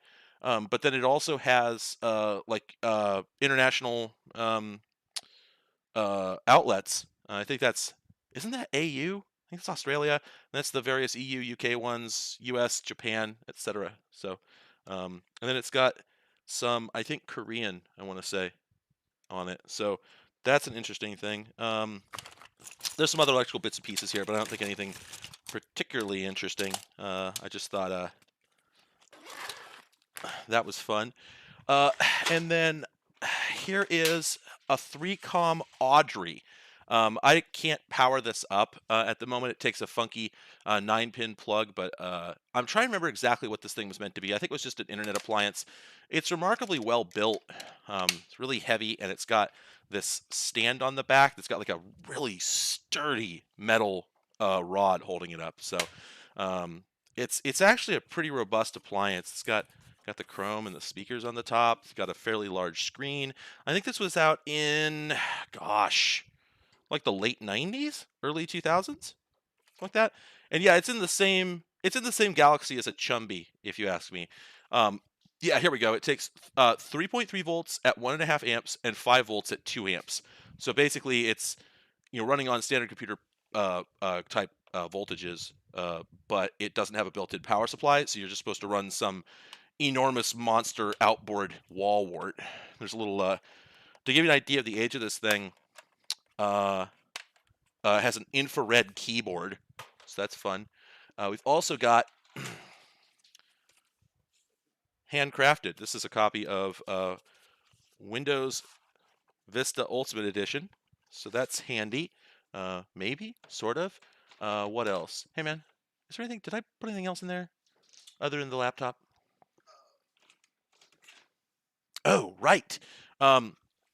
There's a bunch of telephone analog terminal adapters, like VoIP to analog adapters, and one of them is the Creative VoIP Blaster, which is one of the most adorable names. Here, I'll take this. And then this guy. So, all right, for anybody who doesn't know, real heads know. So, in the world of voice over IP, if you have the idea, of course, is that your phones are internet based, right? So you don't have physical phone lines. So if you have something you need to plug in that does require a physical phone line, your options are to get one, or if you don't want to pay more, you can connect it over VoIP using an analog terminal adapter. So basically, this thing. Well, this one's unusual. Let me show you a more typical one. This guy here. So this is an 8x8 DTA 310 terminal adapter, and the idea is you plug it into Ethernet. Yep, right there. You plug it into Ethernet there. It makes a connection out to your voice over IP provider called a IP telephony service provider, or ITSP, and then it turns up an IP phone call, and then it exposes a virtual analog phone line. So you can plug, a 50-year-old phone into this and get dial tone and dial, and this will convert it into an internet signal. So that's the more typical type, but this one I think is probably from the, this can't be later than like 2002, I want to say. And this one plugs in via USB. So I don't know if this just acts as a sound card, or if it really is for VoIP per se. It might be that it uses the USB to connect to a PC and from there jumps onto the internet. I'm not sure. I've never seen one though. It's a fun little artifact. But a much more interesting artifact is this right here, which is the Sapura SPA 3000. Now, this guy, yes, add a node, 90 volt ringing. Although the thing you have to be careful about with that is that while it can provide theoretically the 90 volt ring, it's meant. They're really expecting you to use it with like modern electronic digital phones that just happen to have an analog interface. So if you plug it into a phone with a physical bell on it, for instance, they often don't have enough power to ring it, so you'll just get nothing. And in fact, I think I burnt out my Grandstream HT502 by doing exactly that, because it started acting really erratic. Now anyway, this guy here is interesting. So this is not the most interesting ATA, but it's close. So if you go to a voice over IP service provider today and you order service from them and you ask for an ATA, there's a good chance you're going to get a Cisco SPA 122, the SPA 1, I think it's 199, SPA 190 or ATA 190. And in the past, you would have gotten a Cisco SPA 2102 or a 112, and before that, you get a Linksys 2102, and before that, you get a Linksys PAP2T, and before that, you could get a Sapura SPA 2100, and they're all the same device. It's an unbroken chain of DNA from basically the earliest days of VoIP running all the way to the present. So they're awful. They're bad. They're bad devices. This isn't the 2100, this is the 3000, but this is probably the same thing. You put 5 volts into it, you plug it in a network, you might get calls, you might not, no guarantees, good luck, best effort. They suck, but it's just fascinating that we didn't really make, there's not really an industry for analog terminal adapters. There's just the SPA 2100. Like that's really the only one that ever made any serious effort, and they didn't really finish it because they got their product got acquired by Linksys and really just kind of stopped being developed. It could have been better. Serious ATAs made by companies that care are decent, but the trouble is you almost can't buy ATAs by themselves. So for instance, when you make a telephone call, suppose I know almost, well, I know I have a mixed demographic here, so some of you might be on the older side, or maybe you live in different places or whatever where this might not be applicable. But in the US, the majority of people under 30 and a lot of people over 30 um, do not have landline telephones anymore, where an actual pair of copper twisted wire enters their house. Some do, most don't. But the secret is that even the people who think they have one kind of only sort of do. The phone company, the product that so I can switch my other camera here. Whoop, come on. Oh, the mouse on this laptop is so broken. Oh, wow. Wait a minute. Hang on. Oh, I'm sorry. There's some sort of like notification or something up on my screen. I can't. What the hell's going on? I can't interact with OBS at all. Oh, there we go. Outstanding. All right, so yes, the OB devices are some of the few ATAs that actually do have the REN for it. Hey, hon, can I get a hand? Oh, okay, well you can help. You just rotate this camera. This guy here, just rotate it that way. There you go. Okay, that's a little better. Oop. Oh, rotate the whole tripod. All right, that's good. That's fine. We can see the space, this needle again. Anyway, so there's a lot of POTS lines out there. Well, that's sort of true. Let me give you some deets on that. So when somebody talks about a POTS phone line, they're talking about a twisted pair of wires that goes from the phone company to your house or business, and it carries an oscillating signal that represents the audio in your phone call, and also carries 48 volts of talk battery to run your phone. In the 40s, 50s, that connection, when you called someone, it was, if it was a local call, it was very close, if not exactly, the same as simply running an extension cord from your house to theirs. Your phone went through a battery at the phone company and then to the other person's phone and then looped back. And that was it.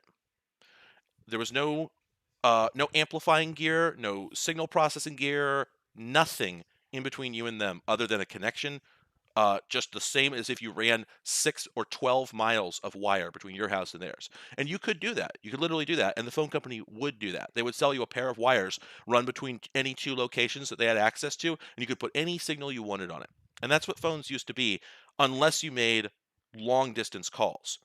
Eventually, starting in about the 50s, I believe, maybe a little earlier, I never quite remember this part, they started putting vacuum tube amplifiers on long distance phone calls. But before that, yeah, you'd get your phone connected to another person, and you'd have to shout into the line in order to be heard. So, real actual thing. Um, well, so time went on, and eventually the phone company started making everything electronic. And the early electronic switching systems that connected your phone lines together, they did the same thing. They still just plugged your phone lines together, but they used a computer to make those decisions. And that was in, I want to say, the mid 70s. Don't quote me on that, maybe early 70s. But then later on, they implemented an all electronic switching system. And I believe starting at that point or very soon after, you stopped actually having an analog connection to the other end of the call. Your phone was no longer being plugged into their phone. So at that point, your call got to the phone company and it got digitized. It went through an analog terminal adapter. So the part of your phone line that was a real phone line was between you and the phone company. But it was still a real phone line, and this all happened before we started running modems. This all happened before almost anyone here was conscious or even born.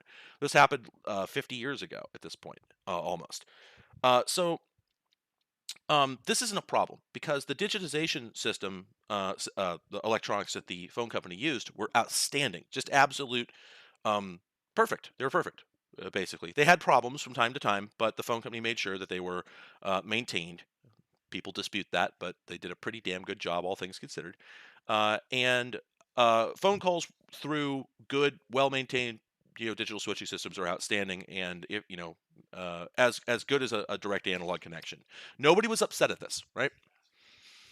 It's been that way for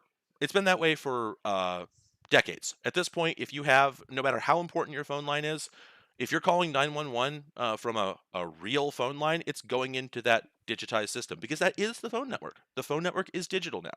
If you place a call from your house to New York and you're both on copper lines at both ends, you're talking over fiber. It's a fiber trunk between those two locations, guaranteed.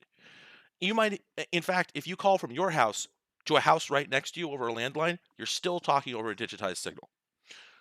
Again, this isn't a problem because they do a good job of it and a consistent job of it. There's no uh, compression as we tend to think of it in the digital sense, where it's constantly changing how it affects the audio, is not present. It's a very consistent, very reliable encoding process. Well, so then VoIP came along.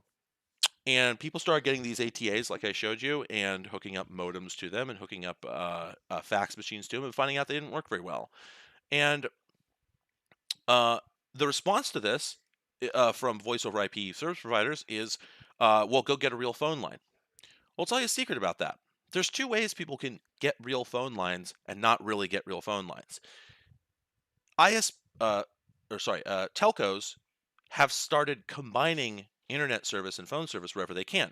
Now, I think everyone knows, not everyone, but a lot of people are aware that if you order Comcast service, you get Comcast TV or internet service, they'll offer to sell you a phone as well. And they'll put a modem, a gateway router combo in your place that has a phone jack on it. You plug into it, you get dial tone. Obviously, that's an ATA. It bundles up your audio signal and it turns around, digitizes it, converts into well, not necessarily IP packets. That's a whole nother ballpark. But it converts it into a network protocol, and it shoots it over the same shared pipe over the coax that your internet goes down. And at the other end, the phone company or the cable company turns around and converts that back into an actual phone signal, maybe, and hands it off to the phone network. But it's not a real phone line at that point. And trust me, it's not. Those cable modem jacks are not really terribly reliable. Just the same as any other ATA, right? But here's where it gets interesting. You get a CenturyLink, a provider of actual twisted pair copper wire phone lines. You order one. If you already have fiber optics internet service from them, they will lie to you. This is what I've been told. Unless you know the magic words, they will go, okay, no problem. We'll deliver you a phone line. They won't lie to you per se. They won't say it's copper when it isn't. But what they deliver is not copper. They come out to your location. They open up your ONT, your optical network terminator, on the side of your house or building, and there's an ATA in there as well. It's got a little voice converter. It's not universal, but it happens. So now you once again have a real phone line that's not a real phone line. The phone company came out. They put twisted pair wiring in your house. You have a jack in the wall, and it's not a real phone line. Well, it gets even weirder. More technology behind the scenes. Suppose you order DSL service. Suppose you have ADSL at home. You get it through your telco, and you order phone service. Well, the way we used to do this, and the way it's often done now, and this is the one I explained in my video where I was talking about the PBX-less phones, I think it was. I was talking about how they use multiple frequency divided signals on the same phone line, so you can mix data and voice on the same line simultaneously. You put the voice down here in the normal human vocal range, and you put the DSL all the way up here in a hypersonic range that we can't hear. And then it gets to the phone company office, and there's two pieces of equipment there, and they strip that apart. The phone equipment takes your voice, the DSL equipment takes the data. Well, that device sitting at that terminates the DSL, the data side of the connection, is called a DSLAM or DSL access multiplexer.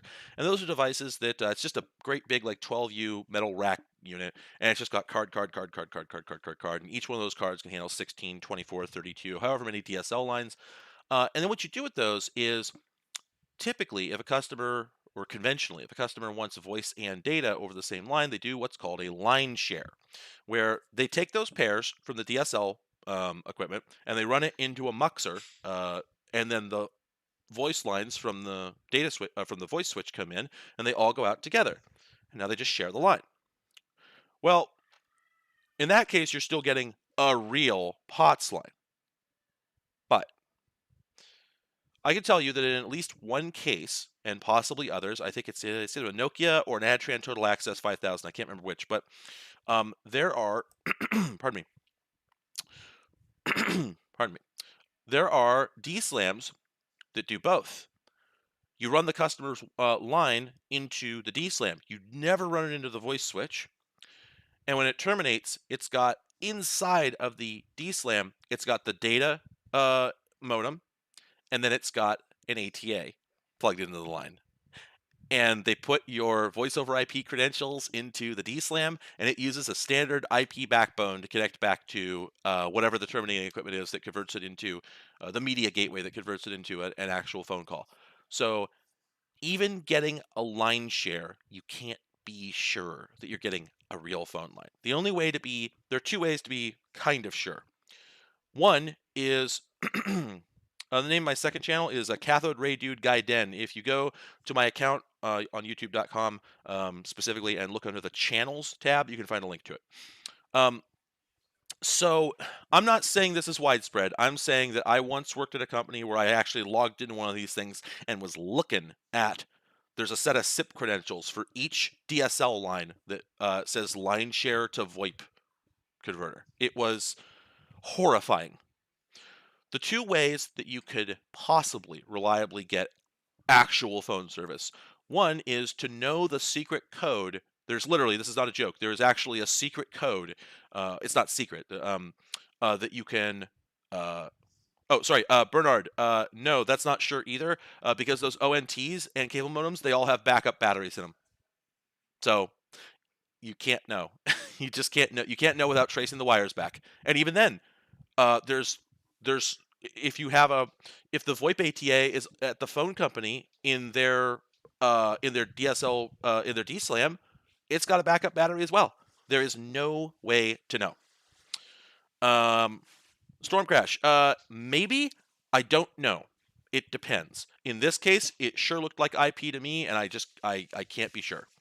I forgot about that thing.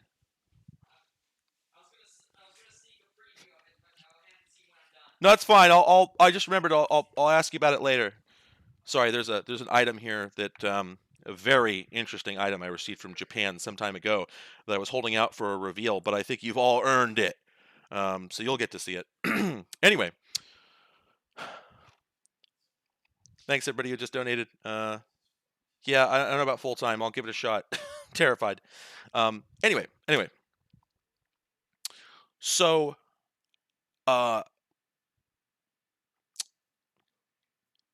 okay, there's a code. I want to say it's a, what is it? Is it a USOC code or is it USC code or something like that? Anyway, if you call an actual ILEC, an actual like CenturyLink, AT&T if they're still around, Verizon, depending on your USSOC, is that USOC? Okay, I think that's it. If you call them and say, I want you to sell me USOC code 3720/6 or whatever it is. The person you're talking to will have no idea what you're talking about. You will have to escalate, whatever. You get to somebody who knows what a USOC code is, and that code means you will deliver a copper line that terminates into a class 5 TDM phone switch. It has to, and then they can't do any bait and switch on you. The other way you could do it and be fairly sure, honestly, is to order phone service at a location that does not have DSL, does not have fiber. If you know for sure that the company you're ordering from is a LEC that actually has copper lines in the ground and is not delivering any other service to you, then there's nowhere else they could put it, right? As far as I know, they don't do this switcheroo unless it's to combine it with other service. So I think most people don't have a need for it. Most people don't really need a dedicated phone like that. But yes, exactly, Emran, I personally know somebody who wanted an ISDN BRI about 5 years ago and got it. They called up CenturyLink and said, I want USOC code blah, and had to escalate and eventually got somebody who delivered a BRI. They actually had a BRI. Incredible work. All right. And also the answer, add a note, I assume that's directed at me. A phone line is still about $40 a month. The last that I checked, it was around like $40 a month. It's an unpleasant number. Okay, so going back to angle number 2 here, angle dos. I don't know the Spanish for angle. The other thing I showed a bunch of you, maybe not everybody here, but I can't bring it back; it's too heavy. One of the things that my friend brought me earlier was a Grass Valley Vision switcher, like an 8-input. No, I'm sorry, the console for a Grass Valley Vision switcher. It's like an 8-input video switcher with fades and wipes and whatnot. But I don't actually have the operating device that goes with it. However, we do have this, and I'm not exactly sure what this is. It's made by Video Data Systems, and it looks like a titler to me. I think it might be a video titler. It's got obviously like the big like C64 keyboard. We got options here for cancel line, clear EOS, home, insert character, delete character, center line. Yeah, I'm pretty sure this is a video titler. And so you've got on the back here, you've got jacks for, whoops, let me turn this around, face the light. On the back here, you've got jacks for video in, video out, edit, and I think that's your, sorry, let me clarify here. So with video editing gear, you generally have your video ins and your video outs, and those are clean. So your video in is where you come in from your VTR, your camera, etc. Video out is what's going to go out to your receiving VTR, whatever's going to, or your broadcast if you're doing it live. Edit is most likely the other output that's usually present on most video editing gear. You usually, when you're editing video, you want to have the ability to look at what you're going to do before you actually do it for real, and or you want to see more detail than you want to go out on the broadcast. So, for instance, you might have an output where you can see time code, or you can see where the cursor is on the screen if you're editing video titles, that sort of thing. So the way you hook this up is you put your camera or videotape in here. This goes out to whatever you're recording onto, and then this guy here, you plug in a little baby preview monitor so that you can see what you're doing behind the scenes. And I think that's all it's got. It's got this messed up, it's got this smashed heatsink on here, but that's that'd be a voltage regulator. That is a I'm actually not sure what that is. The number's a little messed up. 934. Oh, LM323. Okay, so that's just a transistor. This thing must be using its own control circuitry for voltage regulation. Now a lot of the stuff that got brought to me was wet, but this looks dry. Oh wait. Loose stuff inside. Oh yeah, you know what? There's some loose. Oh yeah, there's some loose screws down here. Hey, do we have a Phillips head? Okay, I think I just need to tighten these screws. Yeah, I would very much like to see if I can actually fire this up and get it going. We're gonna have to tear down a little bit of the stuff here. The MSX is gonna have to go, the video mixer, etc. We'll cross that bridge when we come to it, though. First, we're just gonna want to plug this in and see if it goes. Yeah, the smoke might come out. That's one of the options available. Okay, fortunately all these screws are running down. There's no loose, the nuts didn't fall off inside or anything. So I'm guessing somebody had it open, started putting it back together, and just, forgot to tighten those up all the way. So let's see if it rattles still. It's a lot better than it was. Shall we plug it in? Those 2 clicks were actually the cable hitting the case. Yeah, okay, cool. This could go bang. If this goes bang, we will lose. We've never popped a breaker here, so we have no idea how much this will suck. We might lose the whole stream, but if so, I'll be back in about 5 minutes. Should I be filming with my phone? Yeah, that's a good idea. Hang on, don't plug that in yet. Yeah, I need to find a spot for it. We're done with the OSSC for now, right? Yeah, you can pull that. Yeah, no problem. Ready? Hang on a second. Let me get the. I need to get this guy loose. Oh. What happened? Oh. Is that? It's sticking out. Oh, that's fine. Yeah. That's fine. It might come out. Okay, hang on a second. All right, are we ready? Yep. Go. Are we in? Yep. Okay, no bang. I'm not getting shocked. Okay. I'm gonna hit the switch. Oh, it's on. It's on. Outstanding. We're probably good. Okay, it's gonna take me a few minutes to get the gear ready for this. I'm gonna have to get some screens set up and that sort of thing. But we definitely want to see if this goes, and I think there's a good chance it will. Let's see, next page. Yeah, okay, we'll have to come back to that. All right, folks, give me a few minutes to get a screen plugged into this and whatnot, and I'll be right back.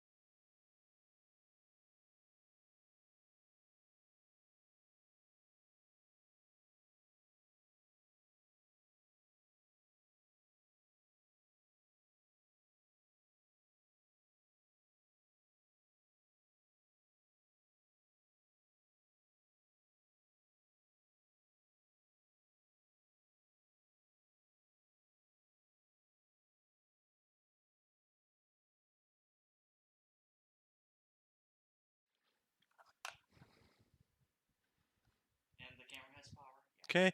Oh, and then we just need to just adjust that, bring that up there. Okay. So I made some adjustments to my whole situation here. Let me deactivate and activate that. All right. Let's see. We're about to have a reverse angle shot. So anybody in the room who doesn't want to be on camera, FYI. Boop. There we go. Oh, I just need to zoom this guy out. Click. Click.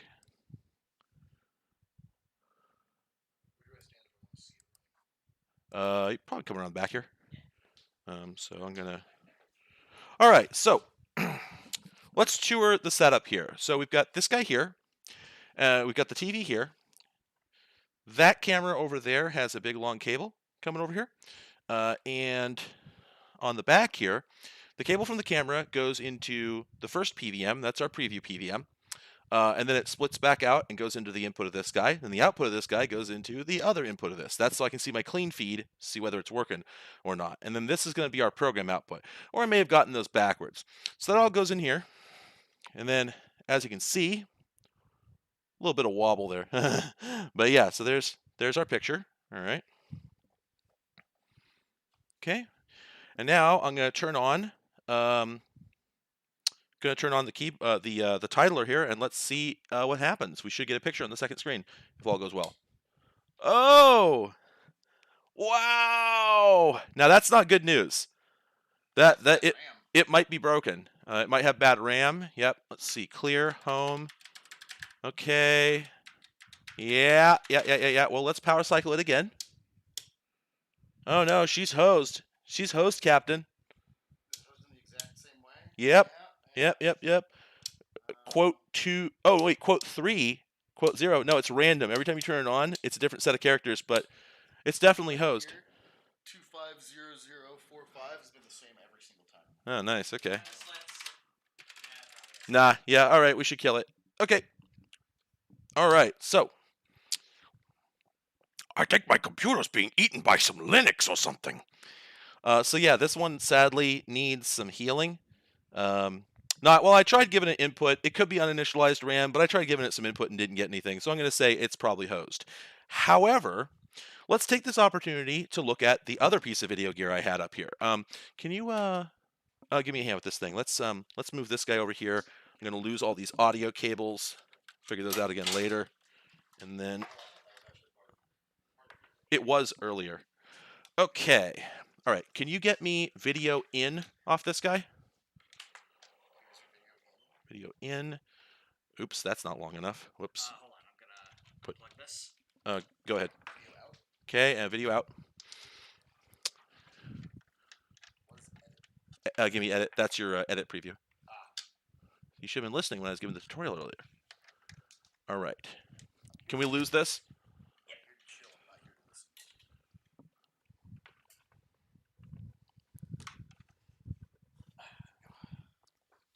That's flashing. Hold on. Yeah, this guy's not very happy. What's he upset about? There we go. Okay. There we go. We're good. We're good. Okay. I actually, you know what? We need to get an adjustable tripod head on this for me to do what I'm trying to do here. Well, I don't know if you have. Well, I think what we need to do is trade this for that. No, that doesn't have an adjustable head either. Hang on a second. Hang on a second. I have a ball head somewhere. Give me a sec. I was playing with one the other day. Where did I put it? Yeah, it's a little tripod screw guy. Right. So what I'm doing now is, Where'd you like me to put this? I don't care. Let's find a flat spot. So now we've got the data video switcher up there. All right. Now, you know, well, we're still dealing with some cabling situation. Let's see.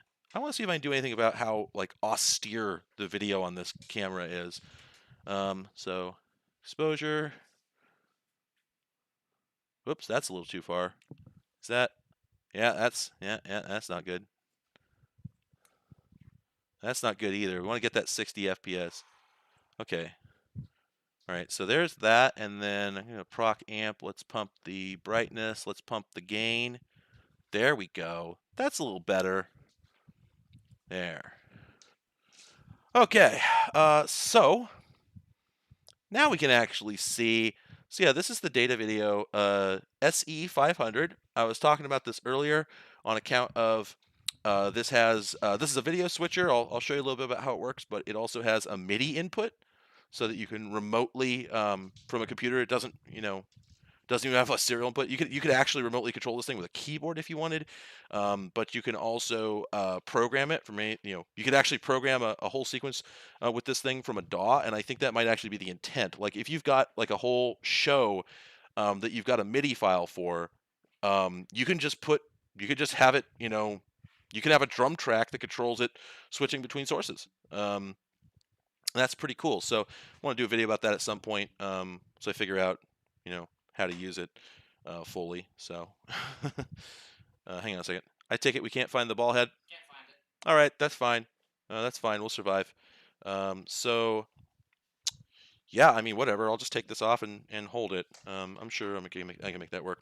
So anyway, yeah. So this guy, the way I've got this set up, this is the clean feed from the camera, and then this is the output from the switcher as it currently stands. And then this is the quad output. I actually have it plugged into the wrong jack. I got to move that. So if I, you see it's on the quad output there? I want it on preview. So the quad output lets you see all 4 of your inputs simultaneously, whereas the preview lets you see the preview bus. There should be one that says preview. Well, it was plugged into quad preview. Well, there should be another one near there that just says preview. Hang on.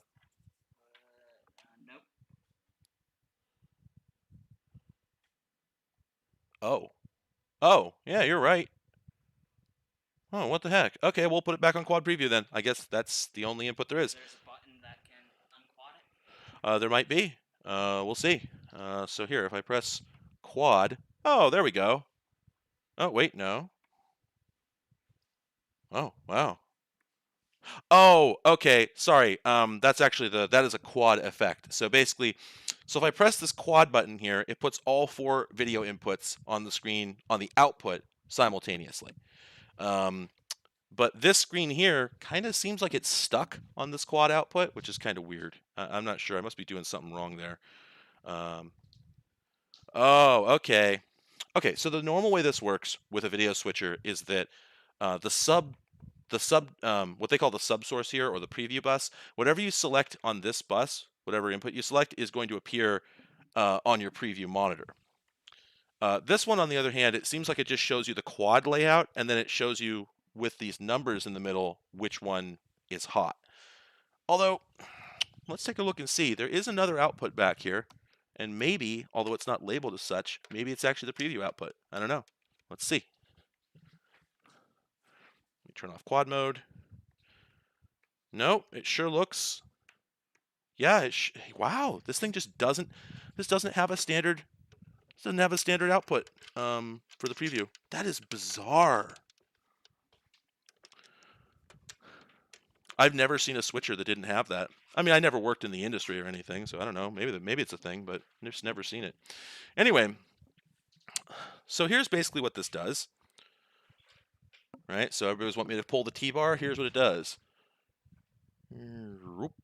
This T-bar is dirty. Worked that a few times. Seems dirty. This is the first time we've actually used this. Yeah, I've never used this thing since I got it. Anyway, so that's our, so we can fade to the background there, or we can switch to, let's see, oh, there we go, thank you. We can do, what are our other options here? Let's do a fade right now, but we can do split. Okay, so there's our split screen. Oh, that's fun. I actually didn't realize it did that. This thing is a digital video switcher rather than an analog one, which means with an analog switcher, here, let me show you. Okay, suppose I was fading between two, or doing a wipe between 2 images. It does it like that, right? So the second image, if that were another camera input, this line dividing one from the other would just travel across the screen. But this one, because it's digital, it has the ability to compress the image and actually squish it into a smaller space. So when I hit the split button, oops, I gotta finish the wipe first. Here we go. When I hit the split button, you'll see that my image here is actually crushed, which is weird. I'm not super sure why you'd want that. I'm gonna change that angry red color. There we go.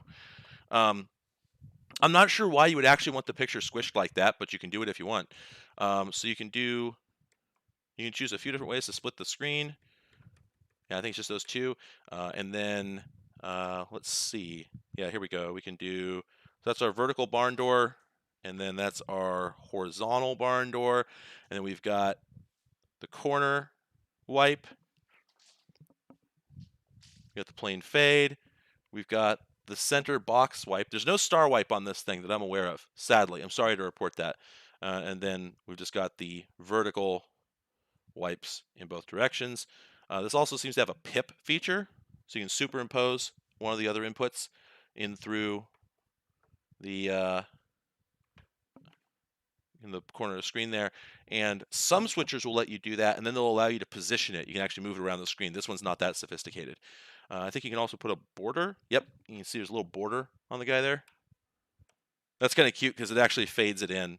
You can freeze the main image, but only if the pip is turned off. So I can hit freeze there, and it just freezes the image, but if the pip is on, it refuses to do it. I guess it just doesn't have the processing power. And then, wow, what else do we have? Probably, I'm guessing, if I hit the border button. Oh. No, I guess. I don't know if the border actually works on the. Oh, you know what? The way the border option on these things usually works is that this background color button lets you cycle through different preset colors for the background image. Beep, beep, beep, beep, beep, right? And if you're not using the background color, if you're just using two camera inputs and then you do a fade or a wipe between them, if you have the border feature on, it'll usually have a strip of the background color at the edge of the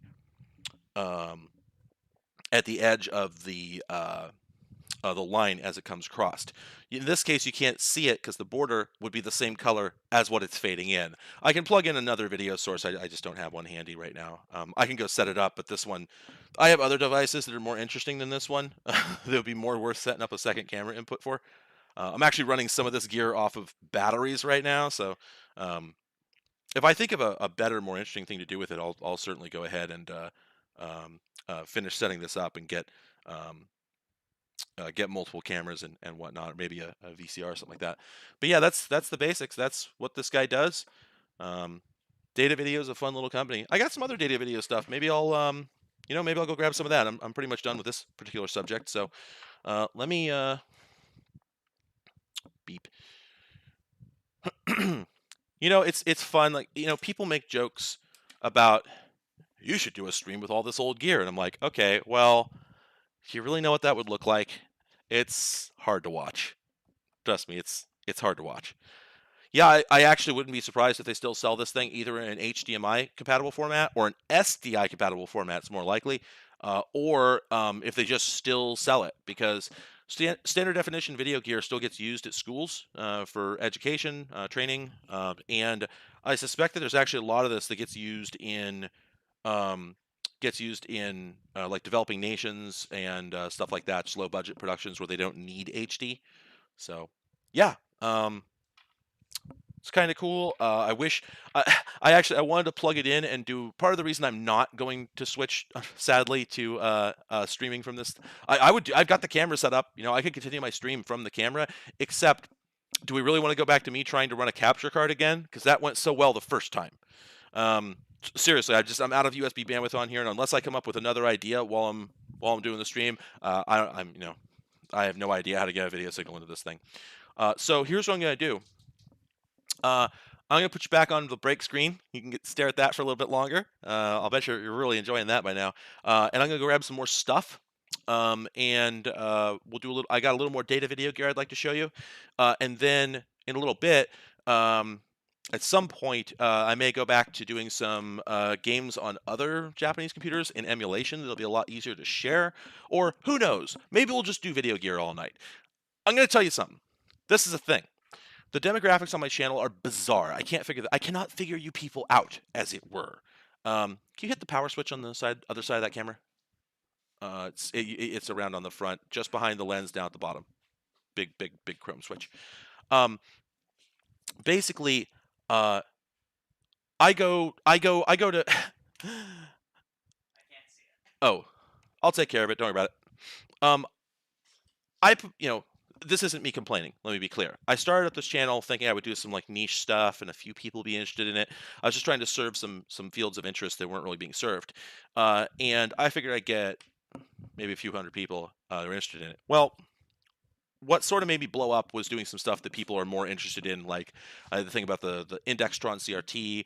That's sort of a wider interest. And then one of my most popular videos I have ever made was the one about why is your NES a TV station? And of course, video games, right? You know, I'm not trying to be dismissive. I'm just saying there's an enormous number of people who are into video game related YouTube videos. It's a big thing right now. So when I make a video that's remotely about games or PCs or computers in general, it tends to get a lot more attention, like right off the bat and persistently, than videos about old video gear. And I'm not saying that's my only interest. I'm not like, oh well, I wish you people were interested in the stuff I was interested in. I don't do videos about stuff I'm not interested in. Never have. Um, it, yeah, it's not even worth discussing. Like, yeah, I'm interested in all of it. It's just that the split has been pretty stark. You know, well, I come on here and it seems like y'all want me to just look at the video gear, and who cares about the video games? Okay, I don't even know anymore.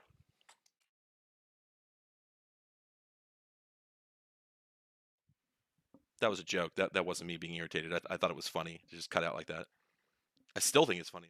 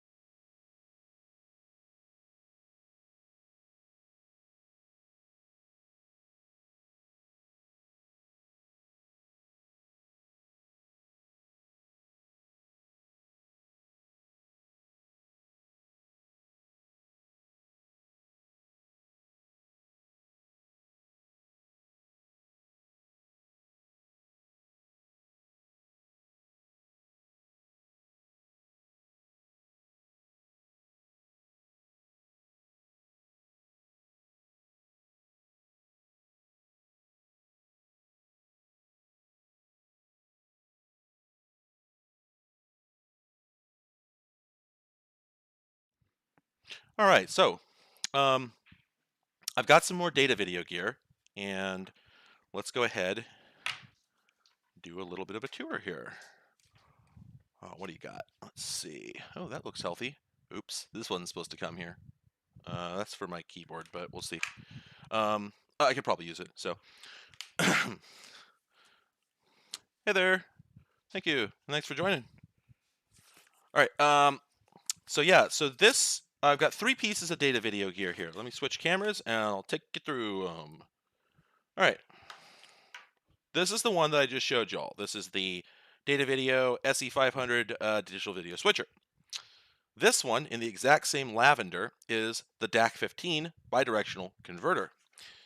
And yeah, a lot going on. I'll explain what all that does. And then this is my favorite, newest acquisition. I adore this thing, and I'm gonna put these together and show you what they do. So let's just get that.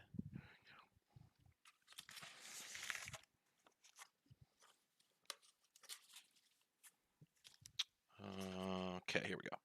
All right, so this is a field monitor, and the idea with the field monitor is basically it's a monitor used in the field. So yeah, there we go. If you set up a camera or you set up a complicated series of pieces of video gear or something, and you're not in a studio environment, you're not going to have. Well, you might have one of these because that's kind of what these were also used for, but you're not necessarily going to have like a full size, you're not going to have like a 55-inch LCD to display it on, right? You're going to need something small, maybe something you put on top of a camera because the built-in screen or viewfinder on a camera is inadequate. That's what a video field monitor is about. Just you can use it for a lot of things. Hang it on a wall, put it on a desk or a table, just anywhere you need a monitor, there you are. But this one, oh boy, this one's different than most. So let's talk about what these do. So the whole family is here. Look at all this lavender. It's actually sort of a blurple. Also, this white balance, I don't like it. Let's fix this white balance. It's set to auto. Oh, that's so much better. I took it off auto and it immediately looks more real. This is what it really looks like in here. This is the real cathode ray dude. So, where do we start? So, data video, their initials are DV. And I always wondered if that had some significance because this company was hooked in deep on DV. Now, for anybody who doesn't know, DV. So this is FireWire, or technically speaking, this is FireWire 400. You may be familiar with this if you took a introductory, video class anytime in like the early to mid 2000s in particular, or honestly, maybe even later. FireWire was not really the same thing as USB. I'm not going to get into the details there, but FireWire was kind of its own thing, but it was meant to be used for many of the same things. You could actually get FireWire flash drives at one point, like thumb drives, and you could get lots of FireWire hard drives. Those were very much a thing. You could network computers over FireWire. You could hook up a number of peripherals over FireWire, but USB ended up replacing it for a number of reasons, such as the fact that it's, I think, a lot easier to hub. I've certainly seen very few FireWire hubs. Let me go to my zoom control. Not my zoom, but my focus control here. Come on, focus. There we go. Okay. So, FireWire. So FireWire, also known as 1394 after the actual nomenclature for the standard, is it's a point-to-point data link transmitting at 200, 400, or eventually 800 megabits per second, which is more than enough that you need for video. And the nice thing about it is that it has extremely consistent timing. This is why it ended up getting used for a very long time, and maybe still is, by people who do audio editing, because if you use a USB audio adapter, the timing is just not as persistent. The latency and jitter is just not as reliable as it is on FireWire. So FireWire was great for that. Well, as a result of it coming earlier, not earlier than USB, but it came as early as USB, and it had the timing specs and whatnot. when digital video started to be a thing in the consumer and high-end or low-end prosumer markets, the industry decided to make a video standard that ran directly over FireWire. And what that means is this camera here, that guy, has a FireWire jack on the back, and I can plug it into my MacBook, which also has the same matching FireWire jack, and I can ingest video from it directly in digital format. So for instance, if I've got my laptop here and I've got that camera and I want to convert the analog video coming out of the camera into digital format to, say, put on YouTube, the quality is going to suffer. But because that camera is native DV, if I plug it into a machine that speaks that language, the bits that come over, the file that I write coming out of that camera is the exact same data that the camera produced that it would write to tape. Like that records onto digital tape, DV tape. But whatever I get on the computer is going to be bit for bit perfect, no degradation. Well, this guy here is a solution to problems that either that did not solve or problems that persisted. So this is a bidirectional converter. The idea is DV, FireWire digital video, goes in or out through this hole here, and analog video goes in or out through these holes here. You see, this is a bidirectional converter. So for instance, I can plug in a, whoops, sorry, bumped my mouse. There we go. I can plug in a composite video signal here, or I can plug in a component video signal here, or an S video signal, and it will spit out a DV signal, which I can put into a Mac, and I can record directly to the hard drive. Or I can put it into a mini DV tape deck and record directly on the tape. So obviously there's still an analog conversion happening here, but I've found this to be a very high quality converter, and I think it's better than a lot of capture cards were. And so as an option for digitizing tapes and that sort of thing, I find this fantastic, other than the fact that I have to run it usually through my Mac. Well, that's kind of a long story. I found other ways to do it, but it's kind of the most convenient way to do it normally.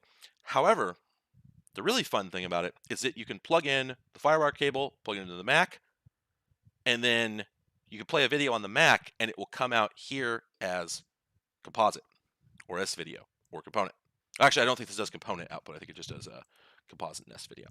So, brass tacks. Why does this matter? Well, it's really hard to get composite video out of a computer. People will say it's not, and I'm sorry, but you're wrong. You haven't done it unless you've done it, and unless you've done it for real.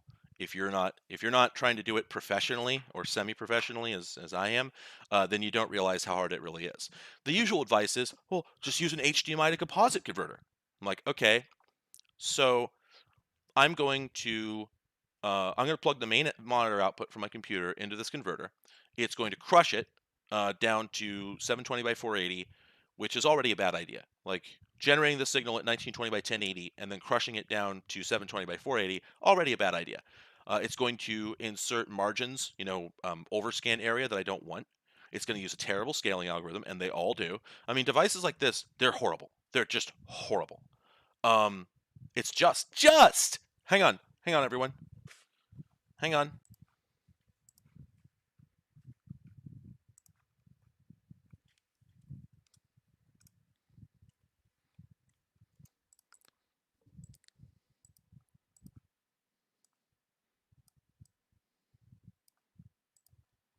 There we go. Just, yeah. Someone says, just get an HDMI to composite converter. No. You have a 4-letter word. I have a 2-letter word. It doesn't work. If you care at all about the quality, it does not work. End of story. There's no discussion. It's something you can do if you're trying to hook a computer up to a projector. That's the only time it's acceptable. There's no purpose I have ever wanted to do that action for which I would accept that kind of device. It's just a bad idea to begin with.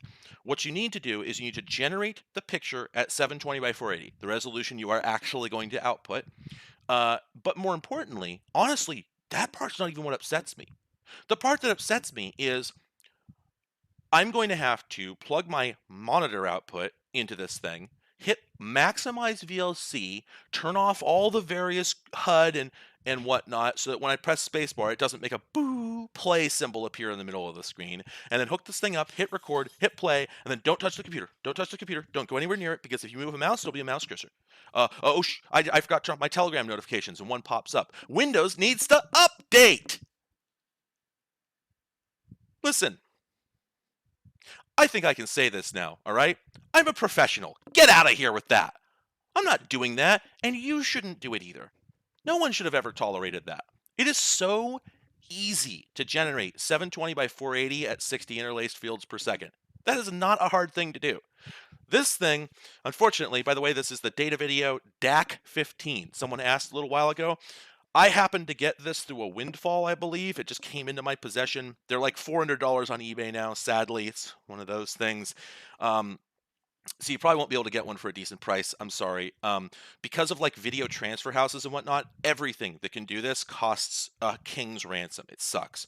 But the thing is, if these were used by more people, if more people had demanded that this sort of thing existed, then there would have been more and they would have been cheaper. And in fact, there were quite a few of them. You don't need to get this one. Sony made, if you look up Sony DV to composite converter, they make a little silver one about yay big. I understand it has a very good quality. And there's a few other companies that also made those that were intended for consumer video capture. And the Sony one actually does go both ways. The beauty of using a DV converter is that, yes, computers need a dedicated clean feed output. That is exactly what I'm saying. Rather than taking the feed that's coming out of your computer's graphics card, which is coming from the Windows or Linux or Mac OS graphics stack, the desktop windowing system that you just happen to have filled with a video, take it from a lower layer. I don't want to convert up just so I can convert down. And I don't want to have to change my whole computer to a low resolution or use a second monitor output or any of that nonsense. Give me a jack on the computer that just outputs the signal I want directly from one program, from Adobe Premiere or from VLC even. Give me something where I don't have to move all my windows out of the way and then sit there with my fingers crossed hoping that Windows doesn't need to update. And this is that. This is that thing. I plug this into my Mac. It used to work on PC. Microsoft broke the FireWire drivers a few years ago. Some people have been able to get it to work, but if you can get it to work, you plug this into your PC, you open up Adobe Premiere, you put a video in there, you hit play, and you can do whatever you want with your computer while it's going on, and it won't disturb this, guaranteed, because this video output from your computer doesn't participate in the Windows windowing system. That's all I want. Hell, I'd be willing to do the silly output from the graphics card and use the HDMI scaler in some cases if I could tell Windows this video output is to be used by this program and does not exist for the purposes of the windowing system. But Windows can't do that, Linux can't do that, and Mac OS can't do that. Hate PCs. So, Rasmus, yes, I believe you will not be able to run VGA into a PVM. I want to say that PVMs scan only at 15 kilohertz and VGA is 31 kilohertz. You will have to use a scan converter for that. There are some older computers with RGB output that predate the PC that can do it.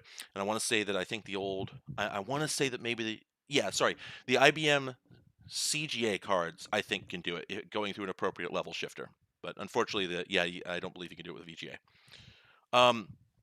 Additionally, pardon me. Additionally, I think you can get some higher end later PVMs that can actually do a little bit of multi-scan, and they might be able to do it. Anyway, so let's proceed here. Let's see. Did I bring? No, I didn't bring that.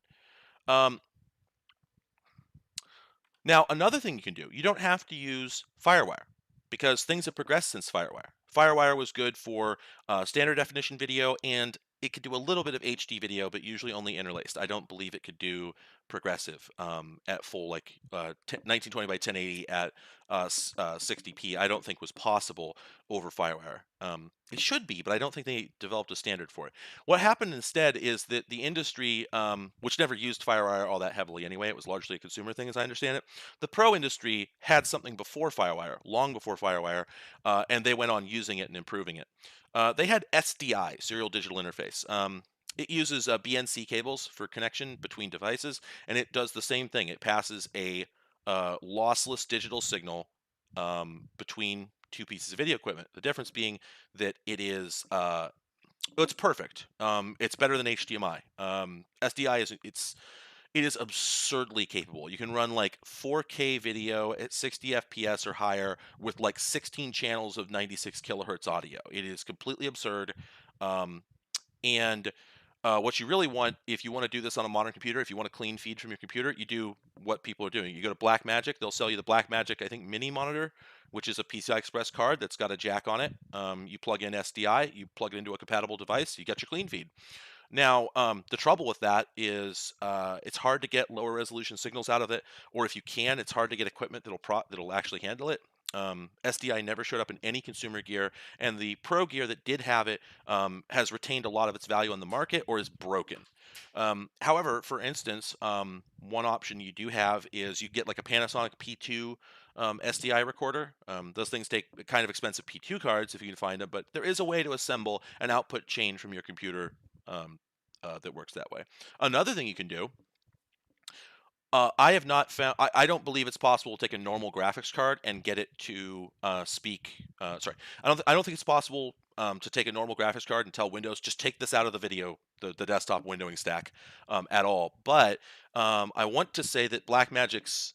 I think Blackmagic has a card that has an HDMI port, and you can tell it doesn't act as a normal graphics card. It cannot be used as a monitor for your normal desktop. It only shows up to programs that understand what it is, like DaVinci Resolve or Adobe Premiere, and then you can do exactly that. It's a dedicated clean feed output. But even if that does, I can't remember if that's how it works or if that HDMI port is used for something else. But what you can do is you can take an SDI card, feed that into an HDMI converter, and now you got your clean feed. So there's lots of options for doing this right. You don't need to do it wrong. It does cost a little bit of money, though. I mean, I just named a few $100s worth of gear there, but it really depends on whether you want to do it right or not, right?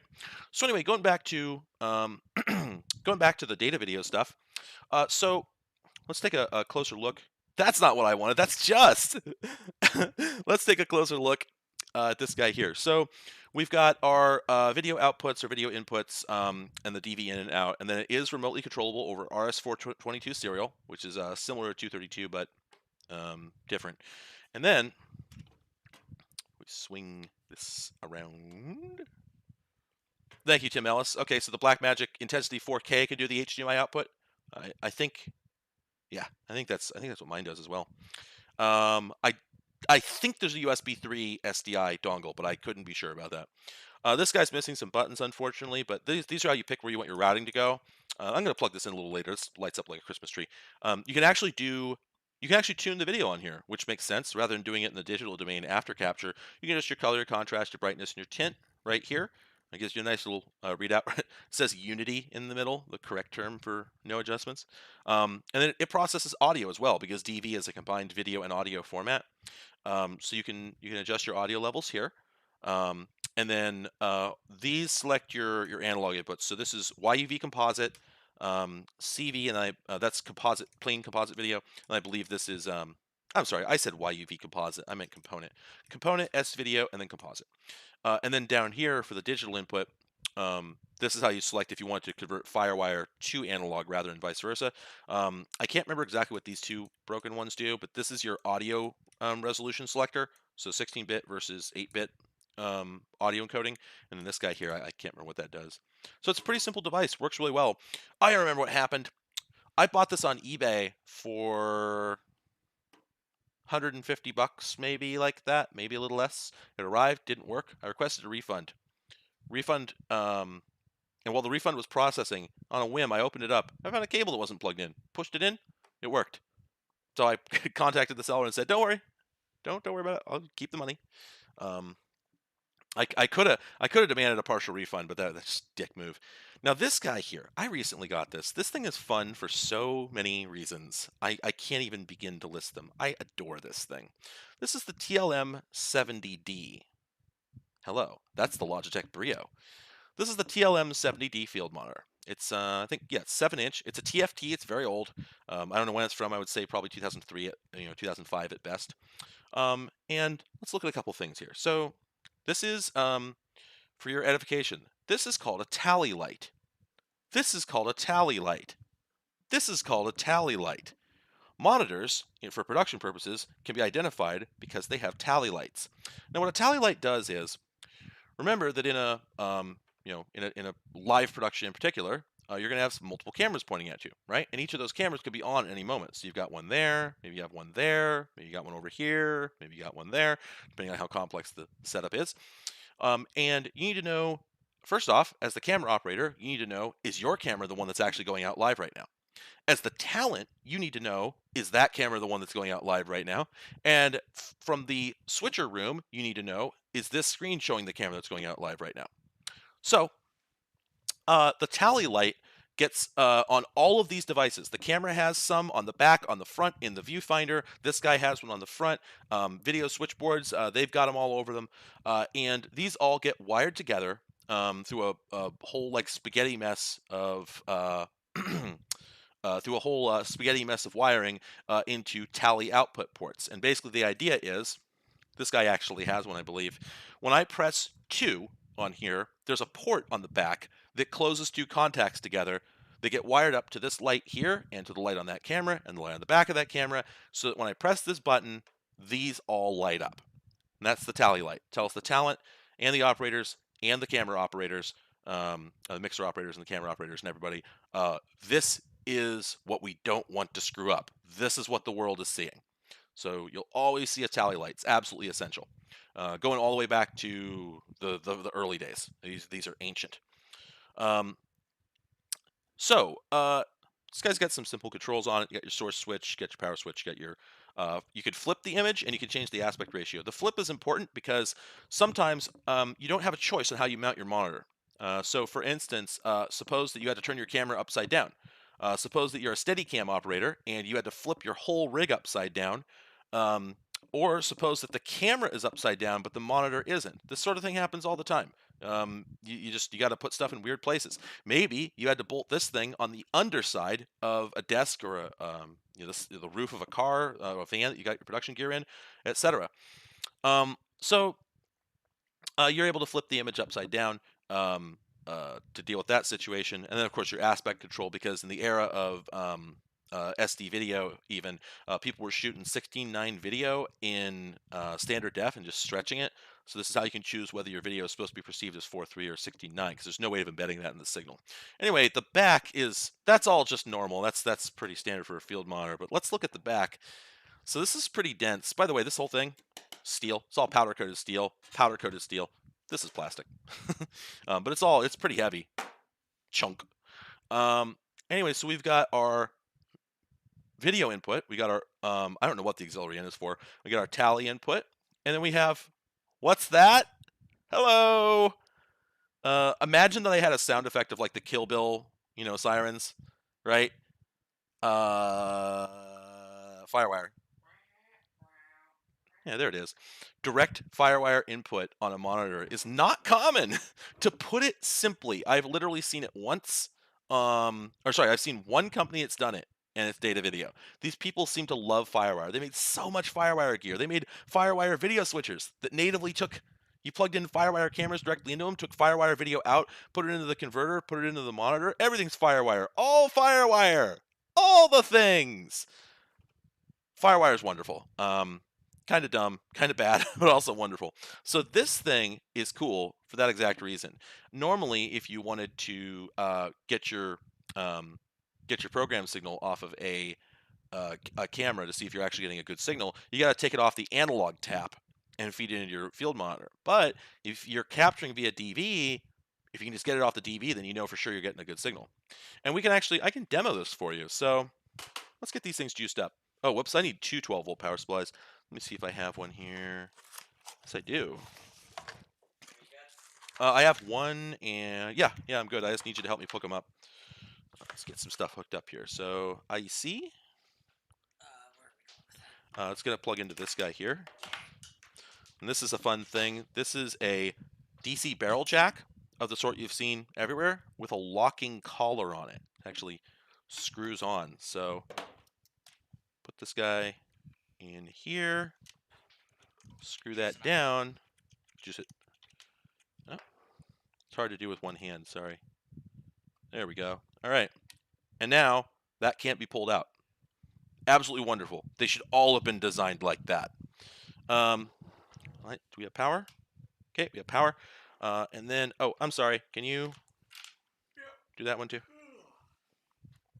And I'm going to need you to hand me another cable before we're done. It's going to be the cable from the camera. Okay, power in on the data video. We'll get that Christmas tree here in a second.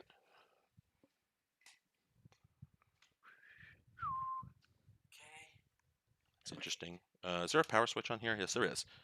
Okay, there we go. Actually, let's see that again. Boop, boop, boop, boop. There we go. Okay, yep, so that's how we select our inputs. All right. Okay, I unplugged everything from there. Let's see. Can you find the cable coming from the camera? Oh, it's going into input B on here. There we go.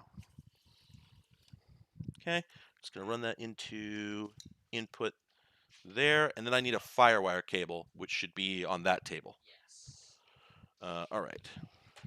So we're going to set this to CV input. All right, so now this thing is currently taking the feed from the camera, and it's spitting out a DV signal. Okay, yeah, I need this FireWire 6 to 6 pin. I just saw one. Yeah, see if it's over there.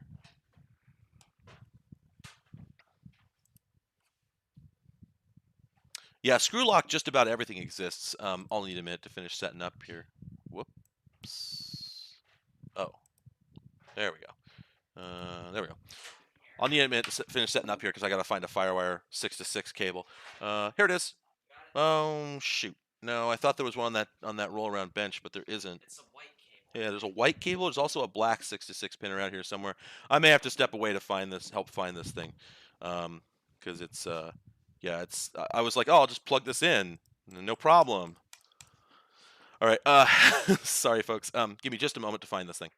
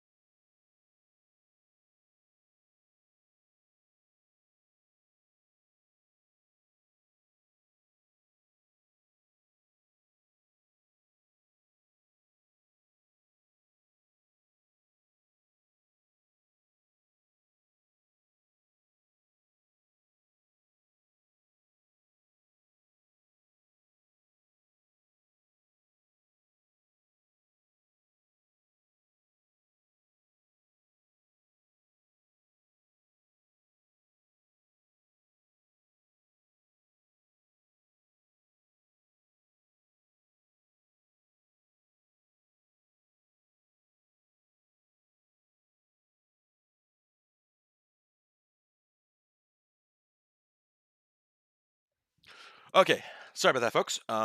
So let's see. Boop. All right, so gonna hook up FireWire here. Let's hook up FireWire there.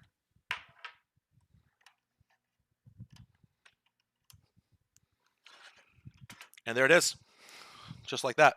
So yeah, a native FireWire monitor. And what this means is, this is what's really exciting about this. Suppose under under normal circumstances, yeah, this HP Omen is actually, it's a bit of a workhorse, but the mouse, the trackpad is failing. Okay, suppose this. Suppose that I've got video coming in from a camera or a VTR or something. It comes in here, gets converted to FireWire, and then it goes back out to a videotape recorder or something without a preview monitor built into it, right? Well, how do I know whether that video is really getting there or not? That sucks, right? You can guess the video is getting in here, but what does it look like on the final device? What is this thing converting it to? Well, there you go. This is the only way to know for a fact what digital video is actually coming out of this, because it has 2 ports on the back. So you can plug in your monitor here, and then you can plug in, pardon me, you can plug in another your recording device there. And of course, you can do it the other way around as well. So suppose that I take my MacBook and I put it on here and I start outputting video into this guy, and I'm not getting video out on my analog recording device. Well, if I want to know whether the Mac is really outputting video over the DV, if I have this thing in the loop, there we go. Because this thing has 2 jacks on it as well, I can actually monitor the signal no matter where it is. I can always put this in the middle of a FireWire signal chain and find out what signal is really going through there. But let me grab. There's one more thing.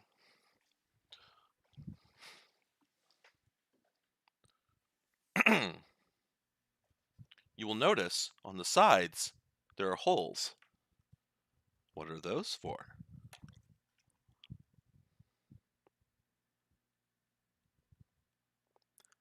Check this out. This is the dumbest thing. It's the coolest thing. It's the dumbest thing. I love it to death. Y'all ready for this? Doubt it.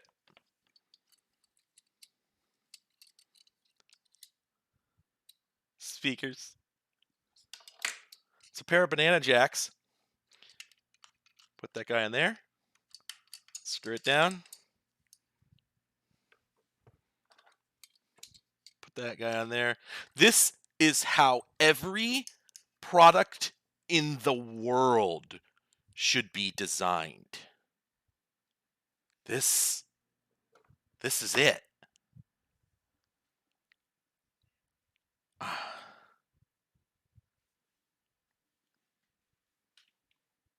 What do I do? What do I do?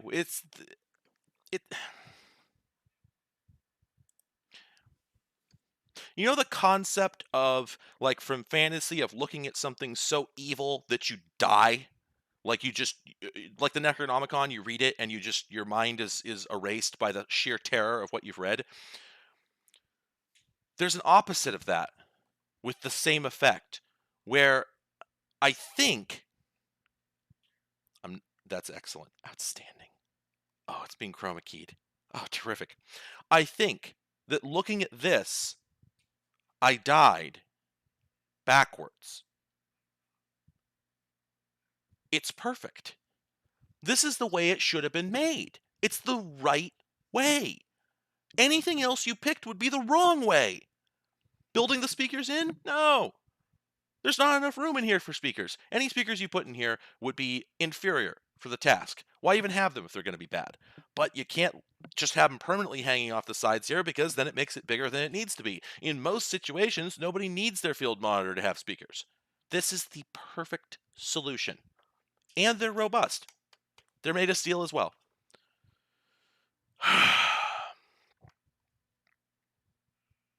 What do I do? You know? What's wrong with us? Why isn't this how we make everything? Why isn't this what my stream looks like all the time? I'm doing the rest of the stream just like this. I'll get a tripod and I'm going to put this right in front of the webcam. This is how we're doing it. It's one of my favorite devices. Just recently got this. Absolute. Oh, it's wonderful. It couldn't be better. The only thing that would make it better is if it were HD.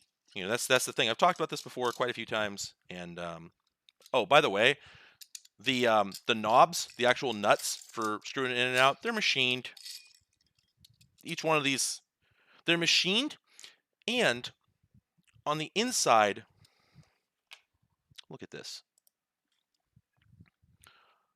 It's a machined thumb screw, very grippable, and it has a nylon washer, so when you run it down, it doesn't grind the paint off the case.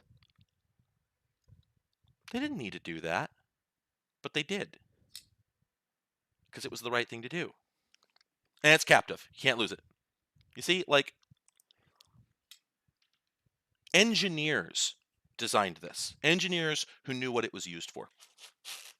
It's marketing people can't design this, you know, and you also can't just take a camera operator and say, what do you want? Because no one knows what they want. This is a thing that product development and marketing people know that's correct. That if you ask someone what they want, they'll make the Homer Simpson bubble car every time. That's what that episode was about. If you ask somebody to list all the things they want, they'll start listing contradictory things, or they'll start listing a desire, but they aren't actually sure how to implement it, and what comes out of their mouth is just useless. And so, the only thing I can think is that the people who designed this had to have had experience operating cameras, or knew people who did. They had to have had some skin in the game. I have no other explanation. They had to have had some first-hand reasons for making the decisions they did. Hang on a second. What the hell is this? Oh, right.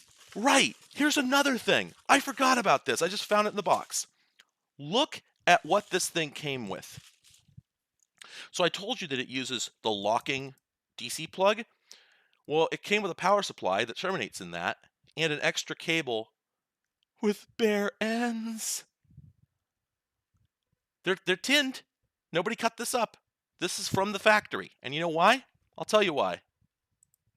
Because in production, you don't necessarily know where your power is going to come from, but you do have people around who know how to work a soldering iron, and it's normal to be making modifications to things all the time. Somebody would be thrilled to see this. You could put a female 4-pin XLR jack on the end of this. You could solder this to a D-tap input. You could solder this to a gold mount battery pack. You could solder this to a power supply you had directly. You do anything. But if you didn't have this locking plug, then you'd be looking at the McMaster car catalog instead of doing your job. Brilliant. It's so thoughtful. Just absolutely.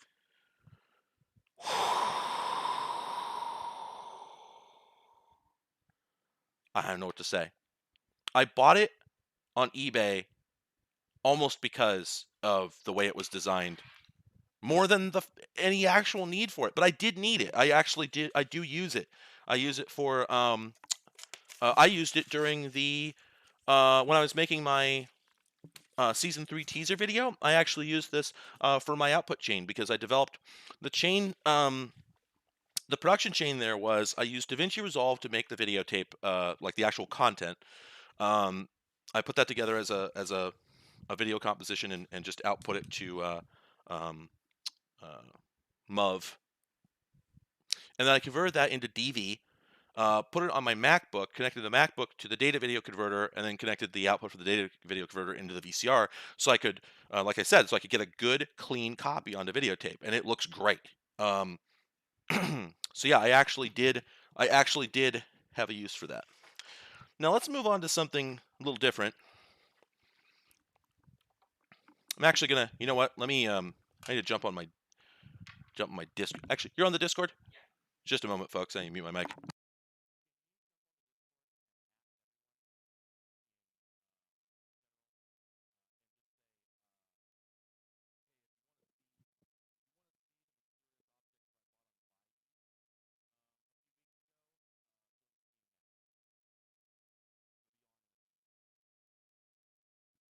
Okay, there we go.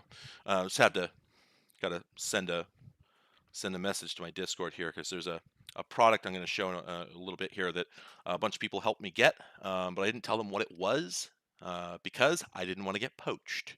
We'll come back to it though. Let's switch gears completely off of video equipment for a moment. I want to show you some other things I got recently. This is fun. I don't think I'm going to be able to do a video about this or anything. I don't think there's that much to say. So it's a perfect, perfect fodder for the video here. So this is a Toshiba Portage R200, and a few people watching this are like, "Oh, wow," but probably not that many. I don't know. I hadn't heard of it. It's the MacBook Air of 2004. This thing is incredibly thin. I think it might actually be on par with a MacBook Air. It's considerably less than an inch thick, and it's I think it's a Pentium D, or sorry, Pentium M. It's absolutely beautiful. Here, let me switch this input over here. This is not the mystery thing, by the way. The mystery thing will be coming up in a few minutes. This thing's coming first. I have 2 laptops to show you, and then I have a, and then the mystery thing. So yeah, it's like a netbook, except that it's like the specs are good. Netbooks tended to have, there we go. Netbooks tended to be like Atom processors, or were unpleasant to type on and whatnot. And this one is actually quite nice. This guy up here. It's got an incredibly thin LCD. This might not be impressive to some people who are not around for this era. I don't like to be demeaning in that way. A lot of people are, have done the research and know what used to be around. But honest to gosh, if you're used to the way things are now, it just might not look that impressive. You might not realize how long it took to make laptops be tiny. Give me just a second here. I'm just going to fix my focus. Doing this live with the manual focus on the webcams is like not a great way to do a broadcast. And the next time I do one of these, I'm going to be bringing cameras that have manual focus controls on them. So anyway, yeah, it's a nice little machine. It's got a fingerprint scanner here, down here. It's got like a fairly comfortable keyboard on it. The screen's decently high resolution. What I find most fascinating about it, I don't know if I'll be able to demo it here. Nope. The battery works, if you can believe this. This thing is almost 20 years old, and it has a lithium-ion battery, one of the thinnest I've ever seen. Certainly a machine of this era. Look at this tiny thing. I mean, this is like what they're putting in MacBooks now, except that it's got this cavity cut out of it, and nothing this era ever holds a charge. It doesn't happen. But this one does. It runs for, I think, 20 minutes. It's also got, I think there's a 2.5, no, sorry, I think there's a 1.8-inch hard drive in there, I want to say. So like the sort that they put in iPods. Came with XP Pro on it. It's a really neat little machine. Nothing that much to write home about, but in terms of its capabilities, it's remarkable how comfortable it is. It's got that like MacBook Air energy where it all feels nailed down, right? So that's cool. Okay, so then in the same trip that I got this, which is an older and equally impressive Sony Vaio. This one was legendary in its day. This showed up in this is the PCG 505, and this was like on the cover of Maximum PC for being impressively tiny. Let's see. So we've got, in fact, for being so tiny, it actually is fairly featureful. So you've got your PC card slot on here, which I put a 16 gig flash card in. Infrared, which was a thing at the time. There's a Kensington port here. I think that's what that is. I think that's a Kensington lot that is never going to protect anything. You can rip that out by a gentle tug. And then it actually has a little tiny modem. It's got a little tiny modem port there. Plug a phone plug in there. Absolutely just delightful. It's got an external floppy drive, which I have, and then this guy here is for like a port replicator if you need more than it's got. This is something interesting. This is something you don't see very often. This is the relatively rare FireWire 200. Just don't see that very much. It was a standard. Most FireWire is 400 or 800. But this one is limited to 200, and I think there actually was a FireWire 100 as well. Anyway, you got a USB port, which wasn't universal at the time, and then your headphone and mic, right? But check this out.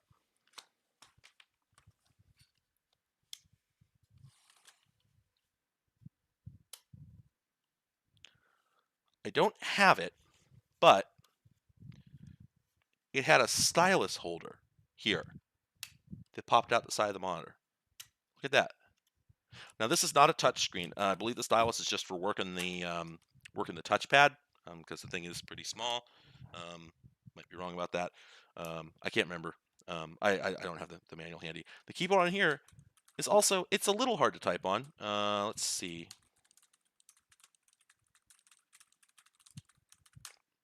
Probably about, I don't know, 8 typos in that like 40 or 60 character sentence.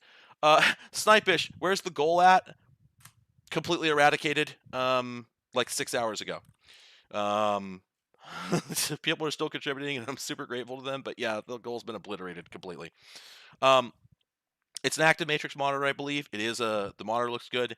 Yes, this is where the battery is supposed to go. The reason the battery is out is because if it's in, the machine won't power on. But actually, this one works perfectly.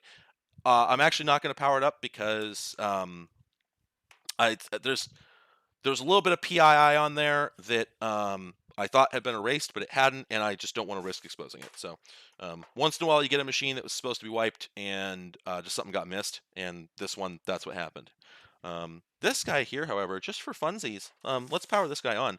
This actually, pardon me, clear my debt, not quite. Which is why, like I said, if you throw more money at me, it's not going nowhere. It will actually materially make it easier. However, at this point, I could possibly pay off at least one of the credit cards, which knocks out like a $200 a month expenditure. So, yeah, you definitely went. I'll tell you this. Let me put it this way. I don't know. I literally don't know where the goal is because everyone broke my payment methods. PayPal started freezing my funds within the first hour, so I'm not actually sure how much I'm going to get from there, but it's more considerably. So you'll notice that the tracker, the donation tracker that I set up, it's gone because it went off the end, and then I had to empty the account, and then it was just $0. So yeah, anyway. Oh, you know what? I'm not going to power this one up yet because I told people to come here to see the other machine. I don't want to waste their time. So I'm going to get another machine out here in just a second. But yeah, I just, oh my God. Yeah. Anyway, people are now contributing via YouTube, like Justin Schwark there. Oh man, thank you so much. I intend to get wrecked on that $50. I'll buy some beer with that. But hang on a second. Oh, people started donating via YouTube donations, but the problem is there's nowhere for me to see where that money goes. AdSense is it all goes into AdSense, unfortunately, which means it doesn't pay out to the 21st. But at this point, that's not a problem. I'm fine. I don't need it yet. I can wait. But AdSense is terrible. You can't see how much money you actually have in your balance or anything. So I don't actually know what that number is. A number of people have contributed added to my Patreon, which is going to bill in a couple of days. So I frankly don't know. I have no idea how much everybody gave me, other than I can say that it's a number that I know. You don't need to tell me. I still don't feel like I deserve it. So incredibly humbled. Thank you all so much. Let me give you a treat. Since you've come here and you have helped me out, I'm going to show you something special that you haven't seen before.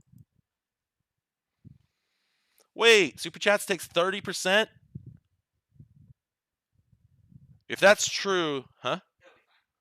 30% is 10 times more than PayPal. Well, yeah, but you're not getting all super chats. Yeah, but there's a significant amount of money coming in through that. So it'll be fine. It might be fine, but nobody wants to waste their money. So I'm going to say, if you want to contribute, PayPal is probably still the better option. All right, so anyway, let's do what we came here to do. Folks, this arrived from Japan. Some of you saw a thread on Twitter, not posted by me, and will recognize this, although you didn't expect to see it in video, I'm sure. But I think most people will never have seen this thing.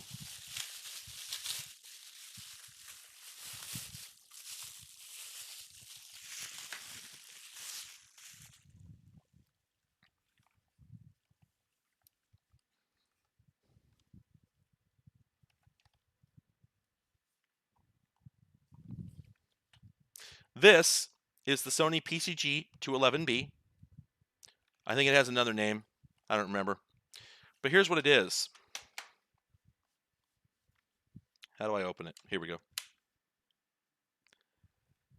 It is a tiny, tiny, tiny laptop. The buttons are smaller than my fingers, although I don't have small fingers, okay? Let's see what it looks like when he tries to type on it. Hang on, I gotta turn my... No, I got it. Oh, sorry, I didn't mean to sound like that. I just... little flustered here. Okay. Oh. You know what? Maybe I might need assistance because I literally. Wait, hang on. Here's what I should do. There we go. Let's put that there, and then we're gonna tilt this down. Here we go. You're getting the POV. This thing is so small. I'm just gonna do the quick brown fox, right? Oh, I missed. Okay, let's do it again.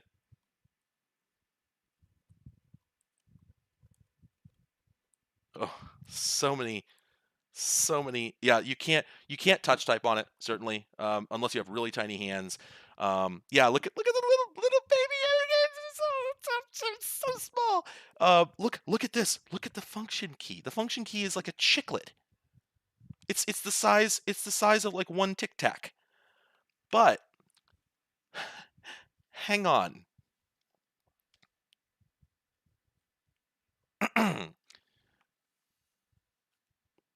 All right. Okay.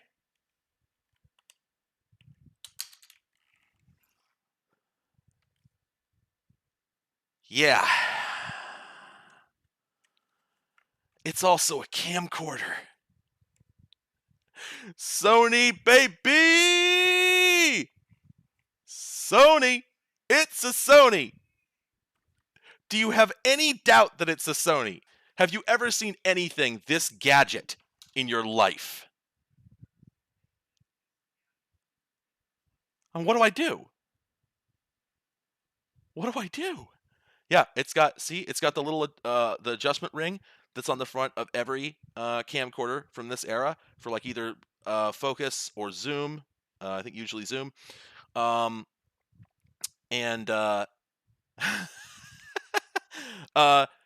Kangaroo 386. It shouldn't be broken. It wasn't broken before they shipped it to me, and I'm going to try turning it on for the first time on this stream as a thank you to the people who helped me get it.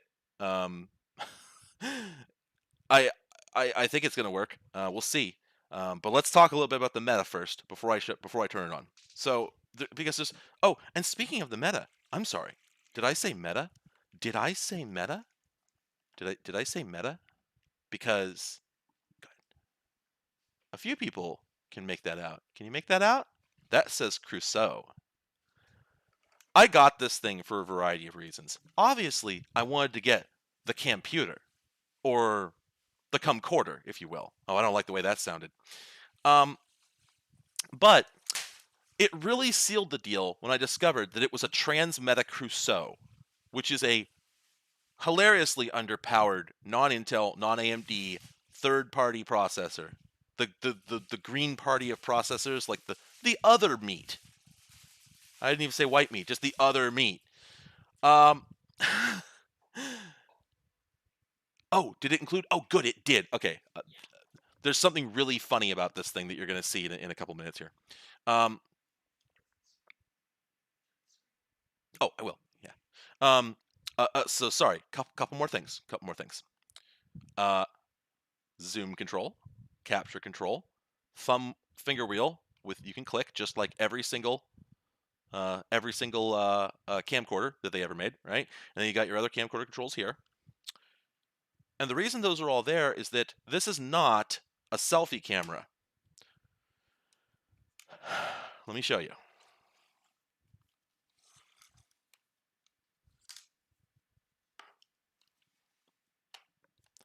This is how you use this thing. You're supposed to use it as a camcorder in what we might call the sandwich or hamburger configuration. Now, one thing I love about this is because the screen flips over, it's got notches in both sides so the screen can be locked in place even when it's inverted. However, because this is a really early implementation of that design, it doesn't have automatic latches. You have to latch it by hand. Clunk. Hang on. Let me get you the sound effect. I don't know if you can hear that, but it's just a sickening thud. I will be doing a full video on this. Trust me. It's not comfortable to hold, and here is the absolute kicker. I'm sorry, yes, Starlight. This is the pure implementation of hold gently like hamburger. This is not a touch screen. you cannot interact with the computer when it's like this. That's why all the hardware buttons are here. When you flip this thing around, it can only be used as a camera. So that's why you've got access to A, B, which you can customize, I believe. There's a menu button, this menu button here as well, and then your zoom and capture buttons there. Because this thing, it doesn't know what it is, and I don't know if touchscreens were a thing at this scale at that time. Also, designed for Microsoft Windows Me. This thing is it's the complete package. It's everything. It's all of it. Could it be any better? It is the gadgetest gadget that I have ever seen in my life. And there was one of them, exactly one of them. One of my very good friends posted about this on click. One of my very good friends. Oh, hello, camera. You're just in the scene. Whoop. That'll come back later.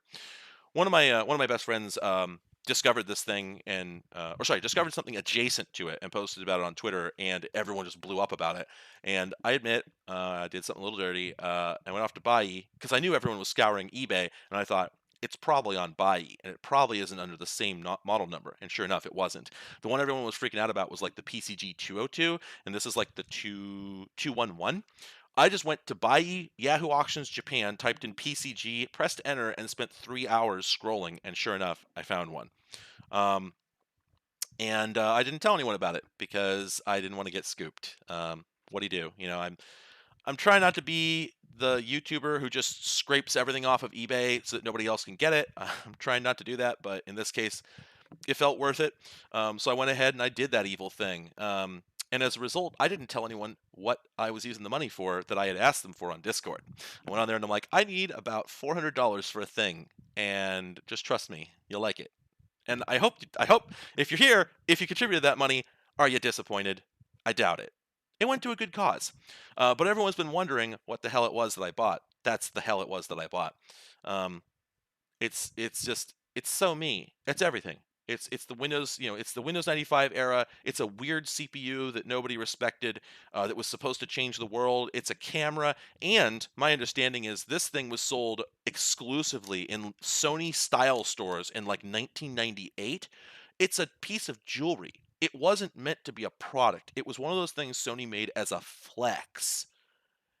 I'm here for it. This is my thing, man. I love the gadget era. I love the fact that companies like Sony and Sharp, Ricoh would just put, $3 million worth of R&D into something just to show everyone up. Beautiful. It's beautiful. Yes, my understanding is that CPU is basically an emulator. It's the Transmedic Rousseau doesn't have its own instruction set. It just has microcode that emulates other instruction sets. That said, I don't know if that differs from the way it's done now, because what I've been told is that modern CPUs don't really have instruction sets either, and everything is done in microcode. But hey, I didn't go to school. I don't really know what that means. Anyway, yeah, this is really a case where I wish that I could say I had two of them, but boy howdy, no one does. I don't think there are two of them. There aren't a lot of things I buy that everything that you've seen me show off before is something I'm probably willing to get rid of sooner or later. Maybe not yet. I'm holding on to it for projects, but hey, did you figure out how to turn that off? Can you turn it off again? Sorry, I keep forgetting. Most of the stuff I have is for projects, and eventually I want to get rid of it. This one I'm keeping. This is special, and yeah, I couldn't let go of this. This is going on my shelf, and it's staying there forever. Now, one other thing a couple other things I would like to share with you, and then I want to see if we can power it up. So let's bring this guy back. When I first got this thing, or when I was looking at the eBay photos, I was trying to figure out, what's this? What's this for? Didn't make any sense.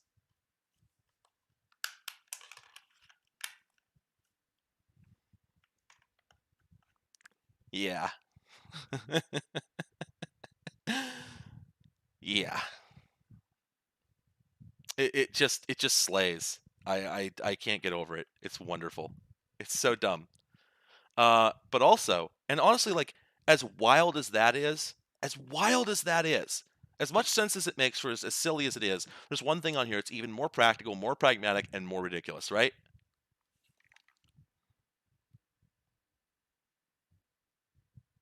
It's a tripod mount. This is a laptop with a tripod screw!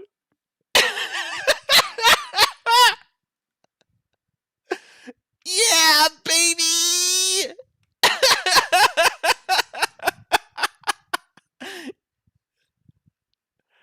It's it!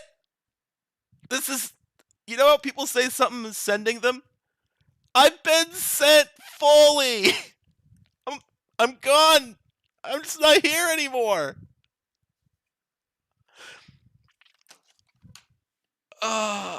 Man,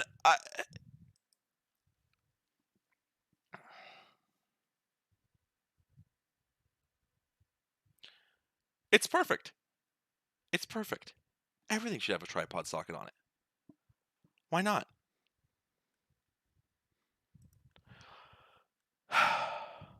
Couple other things. It couldn't be any more Sony than this paint job. Hell yeah. So they still have room for usefulness.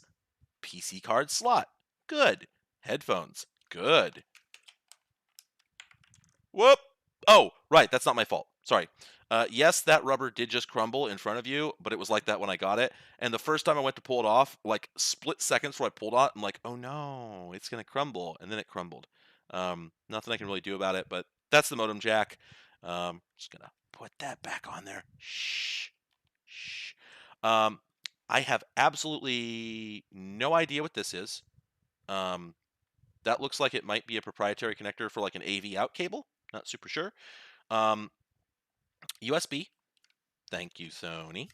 And then over here, composite video out, FireWire, and memory stick. And I'm really, really hoping that this FireWire output is live output from the camera, and I don't know yet. So really excited to see the answer there. How many hours have I been streaming? Like what, 7? 8.5. So I got about 4 left. 3.5 left. So, all right. Can we get this juiced up? Oh, there's one other really funny thing about this. You know what else came with it? You're not going to believe this. You're not going to believe this. You're not going to believe what came with this. A webcam. Because the camera that's built in isn't actually very good for selfies.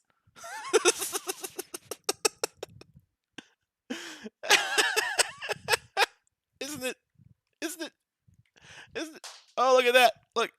It's got the little spring-loaded bail. Yeah. Yeah, baby. Oh, did you check the label on the power supply and just make absolutely sure that it can do 100 to 240. Okay, yeah, I figured. Yeah, switching power supplies pretty much universally can do anything. But yeah, look at this. This is like they snapped this camera off of like a Sony Clee, basically. It's got the little rotating lens control. That might actually. Oh, you know what? That's a physical focus. Cool. I thought that was digital for a moment. You can. Oh, and you can also spin it around, so you can use this as a reverse camera as well. Capture. Yeah, beautiful. All right, folks. Juice. The goose. Let's put the juice in the goose. I should probably turn it around the right way. Hang on. Hang on.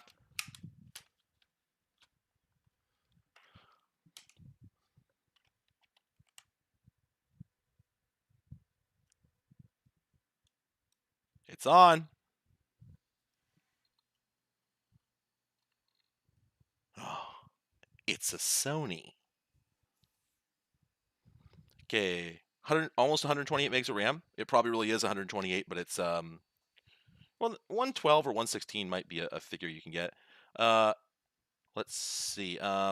Hey, can you start typing? I need you to do a Google search.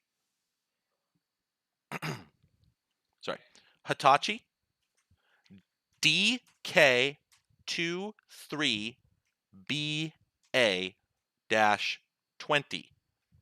That's a hard drive. Need to find out what 7.6 gigabytes, 4,200 RPM. is that, a 2.5 inch? Sure Yes. looks like it. Yes. So this thing has a 2.5 inch hard drive in it somewhere. Oh gosh, look, it's a little tiny Phoenix BIOS. Okay, here we go. So it says total memory is 111 megs plus 16 for CMS. I'm not sure what that is, but if we add that up, that's 128 megs. Yep. TV mode. There's a TV mode setting in the BIOS. NTSC or PAL. Oh, yes. Oh, good. We can turn on logo motion. Of course I want that. I'm also really amused by the concept of secondary IDE adapter. Where are you going to put that? Okay, good. No machine password. Great. I think this thing has support for external CD-ROM. That was usually the case on these. So let's save changes and exit now. See that logo motion? Yes.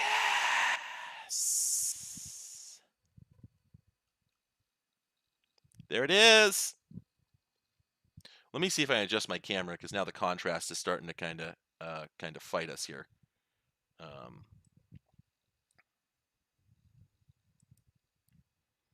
Yeah, I don't know what kind of monster owned this before me. They decided to turn off the turn off that setting. It seems criminal. Oh, there we go. Hey, look, this camera looks way better if the contrast isn't cranked. Oh gosh, that's so much better. Yeah, I cannot mouse well with my left hand, but hey, I'm doing it for you. Okay. Let's go ahead and just zoom in a little here. And then let's come up a little here. Oh, so, all right, there's going to be some amount of PII on here. It's, you know, a Japanese person's personal identifying information from, basically, I don't think it's super likely that an incidental exposed piece of personal information here could be used by anybody for nefarious purposes, but I'm not going to deep dive into this thing just to be safe. I'm gonna see if I can clean it up, wipe it, make it, you know, yeah. So I'm not going to open up Outlook Express and whatnot. I'm just going to see if I can find the relevant software. We'll poke at that. But you understand, you know, try to be kind of respectful to people. So first off, I always want to point out that this display is stupid high resolution. Oh my god. I don't know what res this is. This is over 1024 by 768. Or I guess it could be, yep, okay, so this is 1024 by 768 at, I don't know, what is that? 6 inches? 7? Not much. I'll tell you that much. This is interesting because it shows it can go higher, but that must be for an external monitor. I'm going to hit apply because, oh, I don't trust that. No, that's got to, 1020, this thing cannot be higher res than that. I'm looking at it, those look like crisp pixels. So I'm going to leave well enough alone there. Now you'll notice that there's a little, oh my god. Okay, I don't know if you can hear that, but when you roll this, it beep. Wow. Sorry, let me clarify. It's beeping not with the, let's get that zoom. Let's zoom in. Ooh, we're losing some resolutions there. Can we focus? Oh man, I'm sorry. That's the best you're gonna get right now until I can get myself like a BMPCC 4K for my reverse angle. If you're already a patron, you do not need to watch the stream, but you can if you want. That little beep is not like the PC speaker. That's a dedicated buzzer just for the camcorder, I can tell. So UREXite is the name of the camcorder software. Let's fire that bad boy up.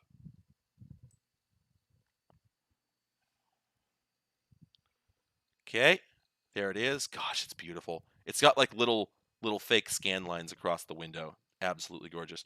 Okay, it's got a message here about the camera. Oh, yeah, baby. I need to prop this laptop up a little bit. Here we go. I'm gonna use CD compact disc read-only media drive. I gotta pick this up. Lift gently, like hamburger.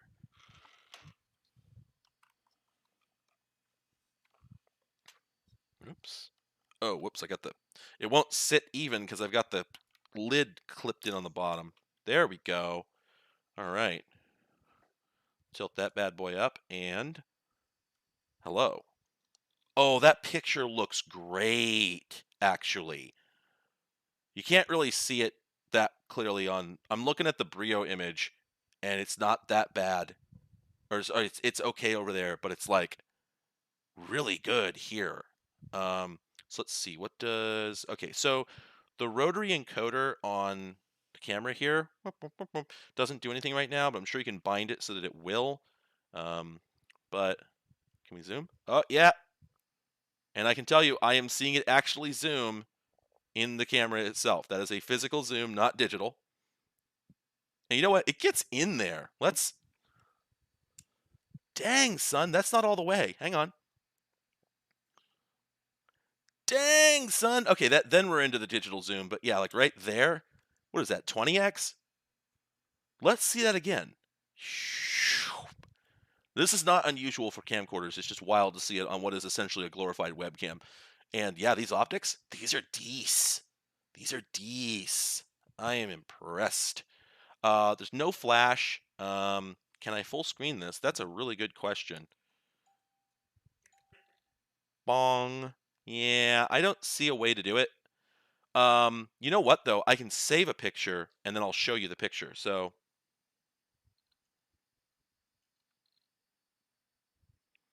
now this is, it seems to be set to 640 by 480 fine. 200 PPI at that screen res. Outstanding.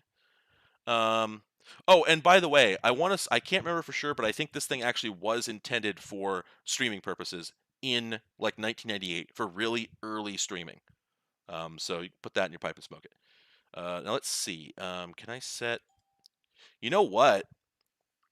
Gosh, I have a terrifying theory. You see the little indicators in there that say like up here it's like 640 fine, and then remaining, and then the smiley face. What if those aren't software? What if the camera itself knows about those things? Gosh, that's terrifying to think about. No, that's probably not the case now that I think about it, because the camera probably wouldn't know about the hard drive space. That's got to be software imposed. Okay. Yeah. So. Oh, I'm sorry. You're right. It is 2000. It has to be because of the ME. You're right. You're right. My bad. Let's do something here. Let's do something here. Let's get this guy, and let's get that back on 12 volts, which is the Yamaha right there. And then, yeah, that FireWire cable you found over there, it's got the little plug on it. Can you grab that? Okay. So now we've got the data video here, right? Okay. All right. So I'm very curious if this thing outputs DV video. I think it probably doesn't, but what if it does? So I'm going to hook FireWire up on the side here. Eventually I'll get it right. There we go. Okay. FireWire. All right. And then, whoops. Okay, let's cable it up to the data video converter. Okay, and then I'm going to need a BNC to go into one of the PVMs. Some more acronyms for you. Sure. Thank you. FireWire in, video out. Okay, video only. No one knows what video only is. Not outside of Seattle. Yeah. That's even funnier. Video only is a local chain of discount television stores that my understanding is you should not go to. Yeah, I'm not getting a picture out of this, so I strongly suspect. Maybe if you put it in camera mode. It is in camera mode. Oh, I see what you're saying. Maybe if I flip it around? Yeah. Maybe, but... Can we... Okay, let's do this. Let's do a sanity check here. Let's get the video from that camera. Find that cable over here, and let's plug it into this TV, into the exact same hole, so we can make sure that we have a... make sure we know whether the TV is working. Just swap it with that cable. Okay, and I'm going into the video. Oh, wait. I'm in the video input instead of the output. Bad test. Still plug that camera in. Let's make sure the TV is working. Well, Okay, so... Oh, the camera's off. Okay. so I haven't swapped it yet. Should I swap it now? Yeah, I saw something. Hang on a second. Yeah, I don't think it's working. Swap it, and then go turn the camera on. and we'll see. So the person who's helping me is Daria, my girlfriend. She's been an absolute lifesaver all day. Wait a minute. Okay, there we go. Okay, so the TV is working and the input selected correctly, but no, it looks like this laptop does not output video over FireWire, at least not at the moment. Maybe it's a setting, but frankly, I doubt it. I think it's probably just going in. I think it's probably just going in through the I think it's all software, so I don't think it's going to happen. But yeah, there it is. And let's see it in its native environment. Let's see how it's supposed to be used. So unplug this FireWire here, flip that around. You know, there's got to be a way to make that picture bigger, right? That can't be how you're supposed to use it. Whoa, what? Just look at the picture. What? What? What? What? What is this? This has just got to be like a highly stylized photo gallery mode. That's a good idea. Yeah, you know, I should check the device manager. Also, I'm a huge Windows Me stan. It was not that bad. You're all wrong. By the way, a little tip for you: if you want to open if you want to open the system properties, Windows key pause. Oh, you know what? Yeah, I'm gonna have a bit of a problem with this because, yeah, there's the 13. Oh, actually, no, some of it's in English. So there's a 1394 controller. I'm sorry, I can't zoom in the camera enough for you to be able to read any of this. But I'm just looking to see. Do I have to see anything that looks like a camera here? No, I'm gonna have to come back to. Oh, it's a Rage Mobility M1. That's actually better than I expected. Oh, it's specifically the modem is called an AOL adapter. That is incredibly funny. There's also a FireWire network adapter in here. And then let's see. There's the monitors. This mouse is surprisingly useful, I gotta say. That's the USB memory card reader. That's your USB host. Oh, wait. Oh, there we go. TV lost color for a minute. We shut that camera back off. Okay, built-in PCI modem. What else we got? There's the IDE drive. There's the memory stick reader. There's all the that's all the built-in PC components. Oh, here it is. Sony Motion Eye video capture device. Oh, that's the audio input. Okay. And then the sound card is a Yamaha DSXG PCI audio codec. That probably has really good MIDI music. 106 key keyboard, Ricoh card bus controller, and that's it. Okay. Yeah. So I'm not super sure. I'm not super sure. Okay. So I'm not sure if I can do an external monitor or anything. I'm gonna have to mess with this later. I have to pull the hard drive and archive it is the thing before I can do that much. I just wanted to give you all a preview. But now, let's experience it. Oh, when I flipped it, it automatically made the picture larger. That's how you do it. This is how we do it. That's so funny. It's really good. So yeah, this is the Sony DSR 250, which is the camera I was using as the input to the video switcher earlier. And yeah, look at the quality. You can see all the cat hair stuck to the what they call the well, actually they don't call this a dead cat, but the foam wind filter. That looks really good for such a gimmicky device, but Sony had the parts on hand. You know, they were making great lenses for great camcorders.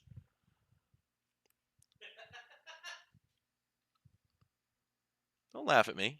No, I'm laughing at the cat. Oh. The cat hair. Hi, Gibbs. God damn. Hi, Gibbs. I love Gibbs. He's a good cat.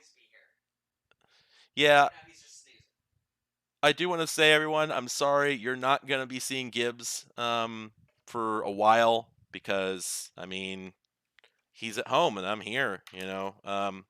He was never supposed to be in the videos. I didn't do that on purpose. That was an accident. Or no, let me rephrase that. It wasn't an accident. It just wasn't my decision. It was his. I'm going to go ahead and power this thing down. There's a lot. I'm really looking forward to exploring it, but for now I need to power it off so the hard drive doesn't die before I can explore it. So it's I've talked about this before, but you generally don't want to power on a device unless you're prepared to archive the drive. However, as another thing that I've mentioned before, if you're buying something on eBay and that device shows a picture of it operating, it's got a few more hours on it, most likely, because the vendor or the person selling it has probably turned it on quite a few times before selling it to you. So, anyway,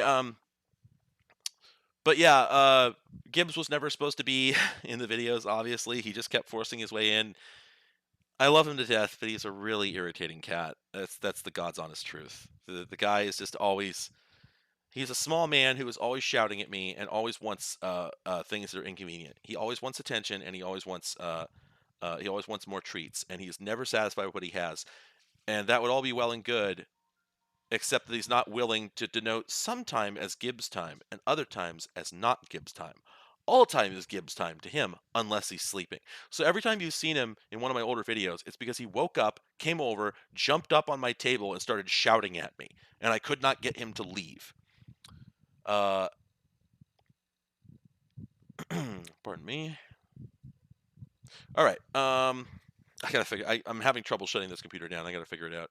Anyway. All right. I need to reset and set up for the next shot. So we're gonna go to break for a few minutes. I'm gonna go have a bite of pizza and a slurp of root beer.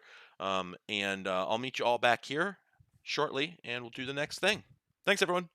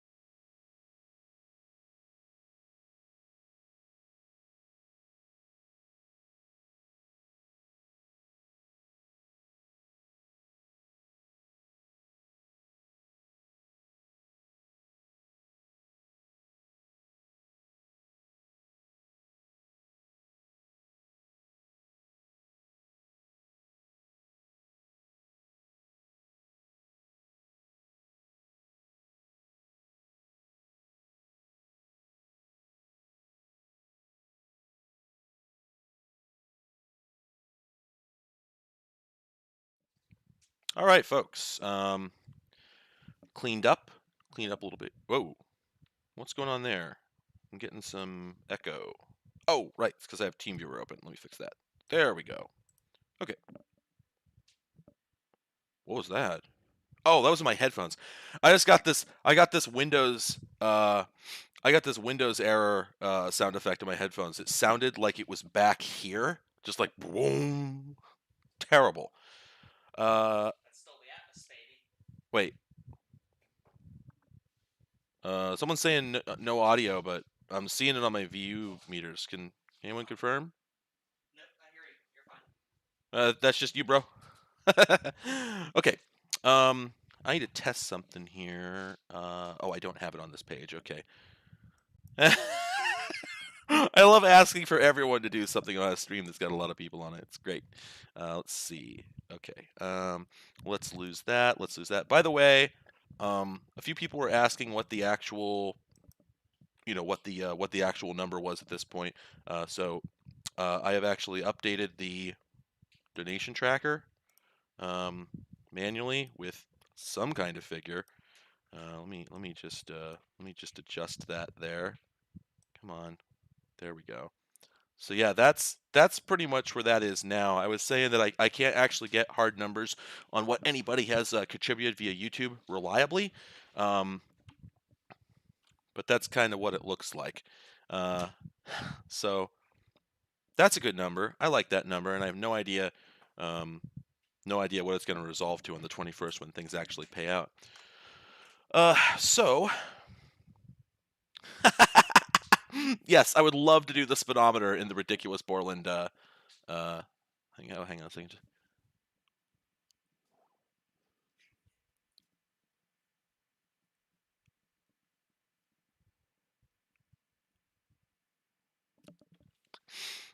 Anyway, yeah, we're just gonna skip. This was season 3. I appreciate everyone coming here for season 3, and tomorrow you should keep an eye out for the teaser for season 4.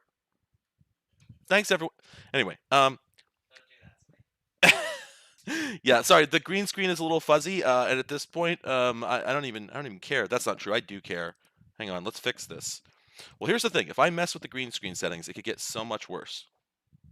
It's because these objects are in view.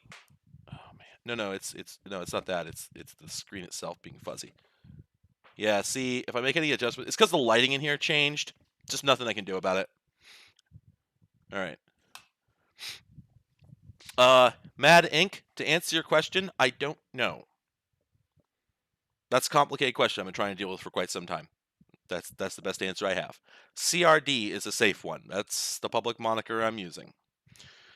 Anyway, for the moment, so like I said, I don't know if I'm going to be able to get the capture card working again. Maybe we'll give it another shot in a little bit. But for the moment, what I am going to do is I'm going to fix the sound card in the Edge. And we'll see if we can actually get that working.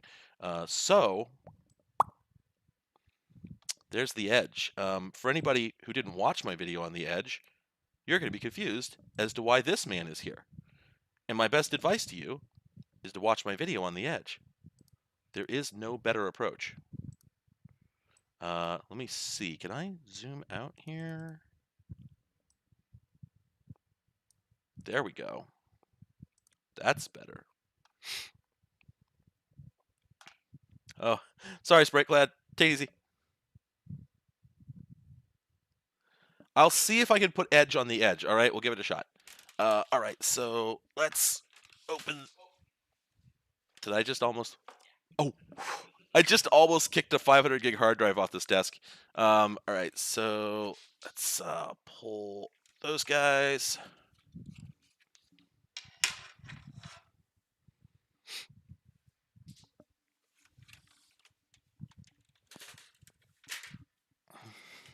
We'll sell you the entire YouTube channel, but you're only going to need the Edge. That's my solemn promise. All right, so this gets interesting because I need to make sure that I have room for... Oh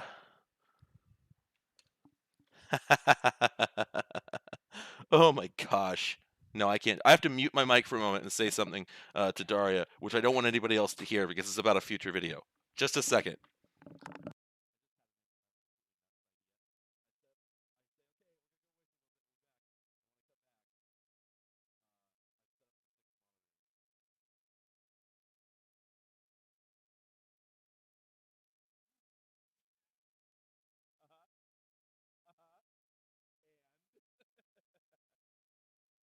Okay, sorry about that.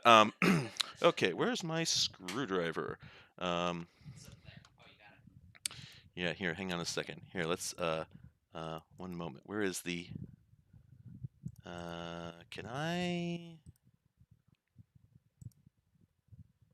Nah, whatever. Anyway, I gotta take this guy out. The 2 cards below this blank here are actually for a secret project, which I will not be talking about at the moment. And if anybody asks me, I will deny knowledge. I will not speak of what these are. Nobody ID them. If you ID them in chat, I'll be very, very mad at you. Now this is fun because if you notice, I don't know if you can see, but this IDE cable goes right up on top of that PCI slot. Great board design, guys. This is an Asus board. Like, I guess they can't all be winners. I mean, they could be. All right. So yeah, the onboard sound in this thing seems to be hosed. Appears to have been the case. But you know what? I actually really wanted to put a sound card in this thing anyway. And it's been frustrating that I didn't have one because... Wait a minute. This is really funny. Oh, okay, good. I'm about to take this card right back out because you know what it doesn't have? Look at that. It's got FireWire. It's got 5.1. It's got every damn thing. And no game port. And I really wanted a game port. So that card is coming right back out. But we're going to do, this is an Audigy 2. I've got a Sound Blaster Live 5.1 and a Sound Blaster Live. We're going to go with the 5.1. We're going to put at least a little bit of mustard on this mustard.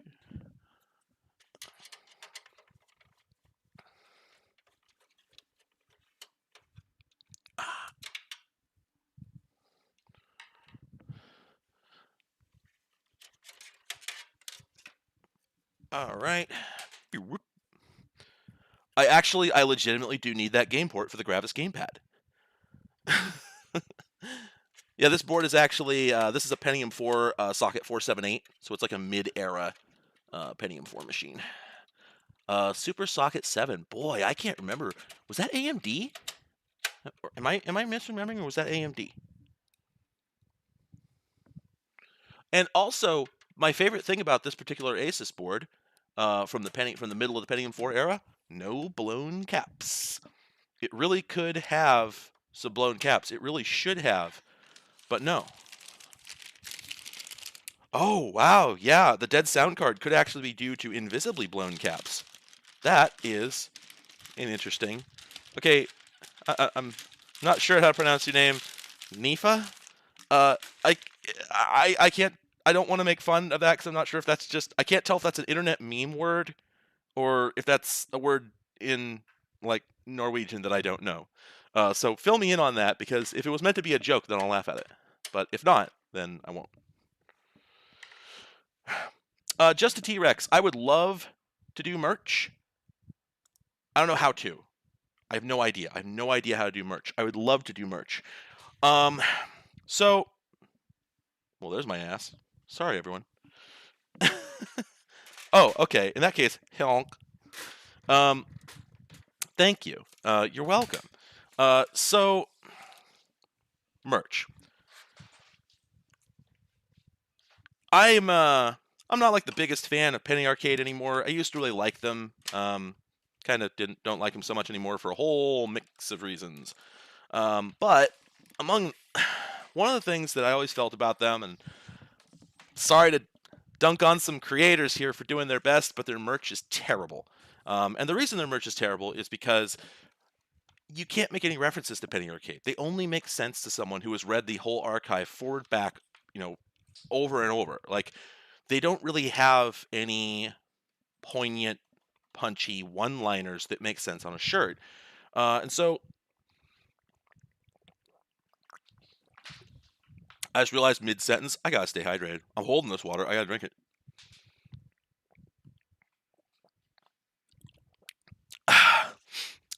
It feels pretty terrible, but I'll say, no problem. You're welcome, trash.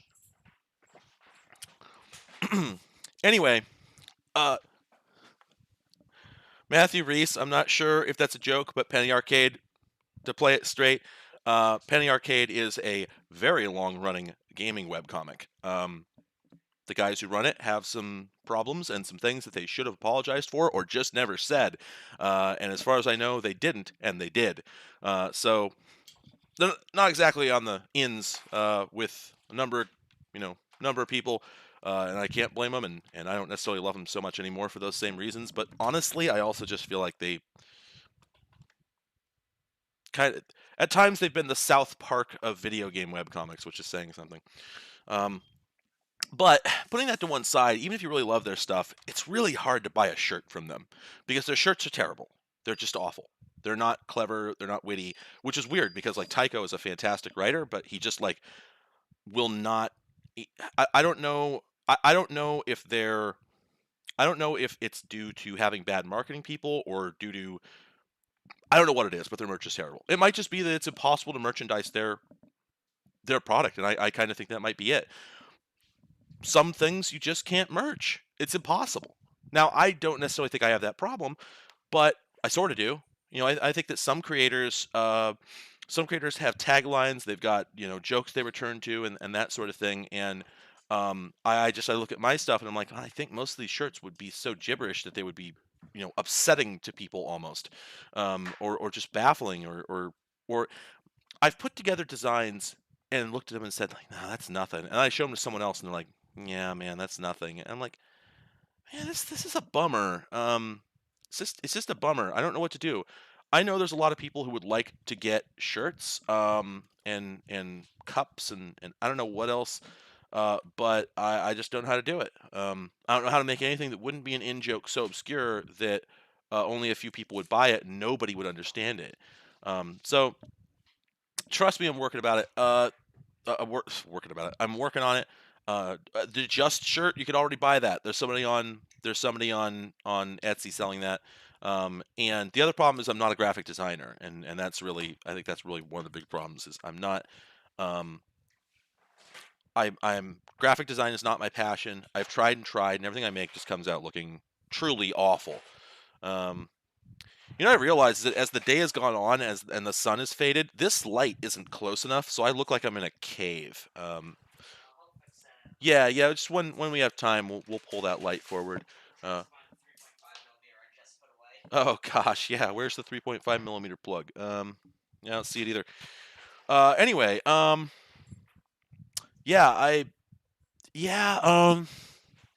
see again the LGBT VCR tape, VHS tape. I like it. I think that is actually I really enjoy that design.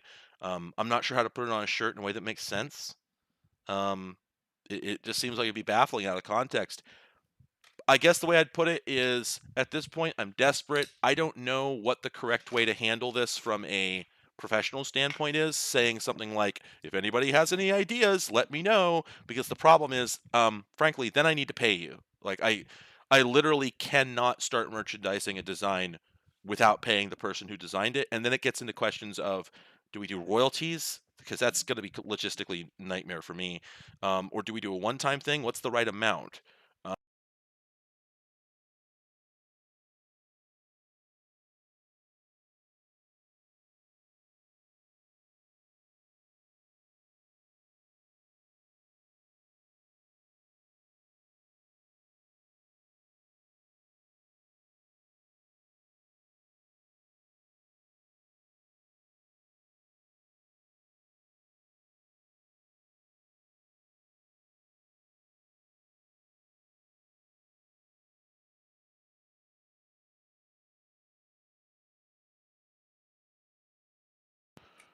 Here we go. I'm back.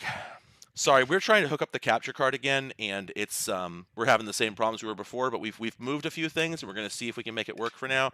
And if it doesn't, then once again we'll try more things and see if we can figure something out. But I'm just trying to. I had a couple other things scheduled that I can't really do if the capture card doesn't work. So we just have to try it again. So anyway, yeah, I would. Oh, bitmap. Let's not even get into that. The capture card I'm using is terrible. It's nothing to do with the computer itself. It is the I don't have enough USB bandwidth on this computer to do what I'm doing. there's no solution to it. The one thing we were thinking was that we could actually run the capture card off another computer and NDI stream it over to this machine. We tried that. We couldn't get NDI to work, so it kind of stalled out there. It's possible. I might do a couple things here and then take another short break while we try and make that work a little more intensely, because I really do want to play some games on this thing, or at least, I don't know, something. I've got some stuff that's not necessarily involved games. I've got some weird, like, I've got a thing here called Castle Explorer. Maybe I can get working. That'd be fun. And some other stuff. So, anyway, going back to the merch question, I would love to make the actual LGBT VHS sleeves. I can't figure out how to do it. I can't do it myself. I can't make these at home and just print and fold them because they need non-standard paper. There's no way to do it with a standard home printer. So that's just impossible. I need to have it done professionally, and the problem therein becomes I don't know what to ask for. I don't know how to. Thank you so much, Gaston. Really appreciate it. And Juan, I forgot to thank you as well. Basically, it's logistically virtually impossible to print this VHS sleeve. I looked into it. It has to be glossy. It's got to be on cardstock, very specific cardstock. It's got to be creased and folded. You want it to be made out of like uncomfortably wide and long paper. So it really needs to be done by a print shop. And I don't necessarily want to go through the process. I do have social anxiety. It's not as bad as some folks, certainly, but I do have it. And I don't want to have to go through the process of finding a print shop that I could trust, where I'm not, potentially going to be talking to someone on the phone who's a homophobe, or somebody who decides not to take my work, or somebody who decides to insult me through email or whatever because I sent them a request for a job, or maybe they sabotage the work or something. I mean, there's some people out there, right? So it's not that it can't be done. It's just that I don't want to get into that whole quagmire. Not to mention the fact that I don't know what I'm looking for. I don't know how to request the right thing. So what I really need is when you hit up a print shop, I looked into this, and you have to say, like, I want this weight of cardstock with this kind of ink, and I want to print, 4 overlap or some nonsense like that. And I don't know any of these words. I don't know what I'm asking for here. So I need a partnership. I need a consultative relationship here where I get in touch with somebody at the print shop. I say what I need to do, and I say, like, if I send you a VHS sleeve, could you look at it and see if you could duplicate it? And I tried looking, and I couldn't find anyone who could do that. That appeared to be able to do that. I actually sent a request to one shop to get a quote, and long story short, I didn't. It was really awkward, and the conversation I gave up on it. So I don't know. I don't know how to make this happen. Stickers. That is a fascinating idea. That is a fascinating idea. What if I just printed them as stickers? And you just stick them on an existing VHS sleeve. That could be the solution. That's actually how I made the ones you see on the set. Those are made out of cutout pieces of 8.5 by 11 paper. I printed them on my printer, and I used a glue stick to stick them on there. If I could just get like die cut stickers, I could have those made anywhere. Wow. Thank you. Okay, that could be the solution. Plus, I could print them in different sizes, and you could just have little LGBT VHS sleeves to put on there. So there we go. This is a D-brand sleeve. Smartphones are kind of the right aspect ratio for a VHS sleeve. Well, D-brand will do custom images, right? I think. So yeah, that's something else to look into. All right. Okay. Yeah, I'll look into it. Plastic VHS boxes. Yeah. Oh man, I haven't seen those in ages. I have no idea. Yeah, I thought about putting, like I was saying, I thought about putting the sleeve picture on a T-shirt, but I just think it would be so weird. I don't know if it would work. But Papercraft. Yeah, I thought about Papercraft. I actually have the design for that already because mine are Papercraft. I actually, sorry, the first sleeve I made, I printed out and I glued onto a box. The second sleeve that I made and several of the others that I experimented with are Papercraft. They're 8.5 by 11 standard weight printer paper that I just folded up, glued, and stuck together. So I'll look into that as well. I had thought about I had thought about putting it out there as just a template you could print yourself, but I wanted to do that along, like I wanted to release that along with an actual product you can buy. Because if I just release it, um, it's just there. It's just a PDF link you can click on. People want to be able to engage. They want to buy merch, right? So it's really the product that I'm trying to produce, and then this is an extra thing, so that people who don't, don't have the money or don't want to, whatever. Anyway, it's what I want to do. I want to do it a particular way, and I just haven't been able to figure it out. But I will look into the. I actually have no idea where I got this shirt. I think DeShare Zone has a store. Somebody type DeShare Zone in chat. Somebody find the link. Please help. Please help. Uh, anyway, so I'll see if I can get stickers like that made. I also don't feel like I have that great a logo, period. Otherwise, I'd put that on a sticker like most people do. That sort of thing. So I got to figure that out. Maybe like the Patreon logos I use for my tiers. Maybe I could use one of those. But anyway, so yeah, merch is difficult. That's why I on the one hand, I've wanted to do merch so that I could actually sell somebody something rather, a product rather than, hey, just give me money. On the other hand, it's generally kind of the understanding that people want to buy merch just so they can give a creator money. So I feel like we're all kind of on the same page. And if you're down, then I'm down. But yes, I will try. I will definitely, the moment I can figure out how to make merch happen, trust me, it'll happen. All right. Anyway. All right. So, uh, which logo are you referring to is the thing, because I've got like 3 or 4. Because there's the one I use. There's the bug I put in the corner of all my video thumbnails. There's the ones I use for the Patreon tiers, and then there's the one I use for the stream. So,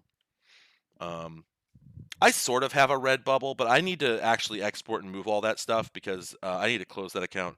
It's sort of tied to some like other accounts I want to get rid of. So I need to close that, export all that stuff, re-import it, and actually set up the store properly because right now it's not really what I want. So anyway, all right. So what I was gonna do is I was gonna fire up the Edge and see if it works. And let's get the other camera here. Here we go. Let's oh, you know what we're gonna do? We're gonna do some sound card installing live on stream. Hey, are these the drivers? I didn't download them for you. You'll have to find this. Oh, okay. I actually need the other USB drive that I brought. Just a second, folks. I'll help you out. Okay, I need to actually mute. I need to mute my mic for a second. And take care of a couple quick things. I'll be right back. I'll leave this up.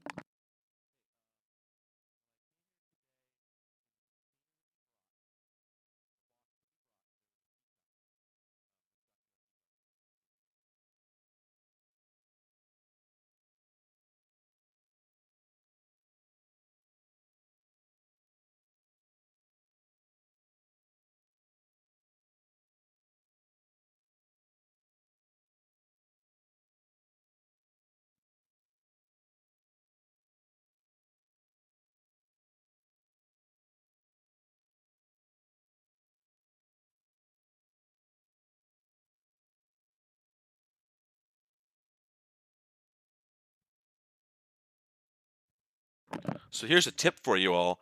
If you need little containers to put your little like SD cards, USB cards, and whatnot in, consider sample cups. Let's see, name, room number, doctor, date, time. They got screw top lids, and they come sterile.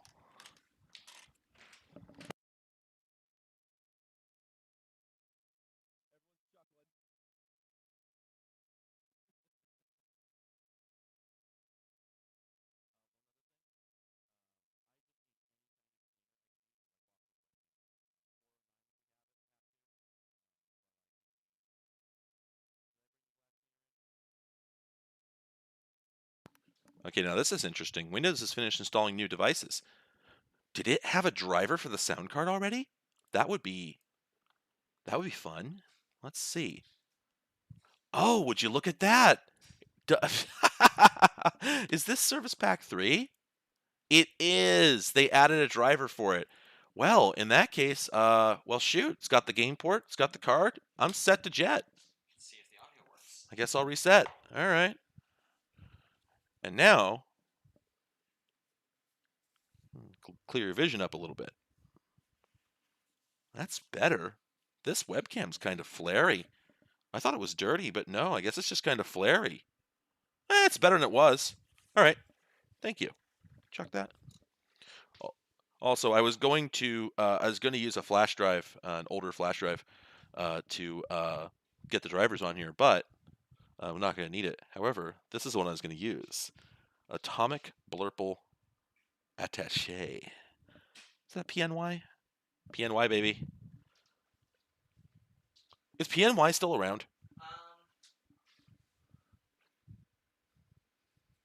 think the holding company has their name.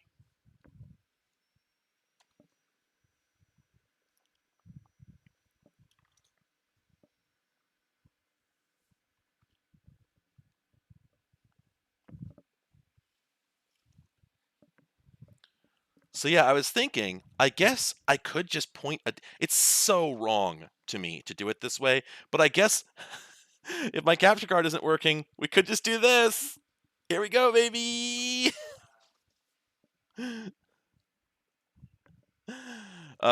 If the capture card isn't working, let's take a look and see if it is.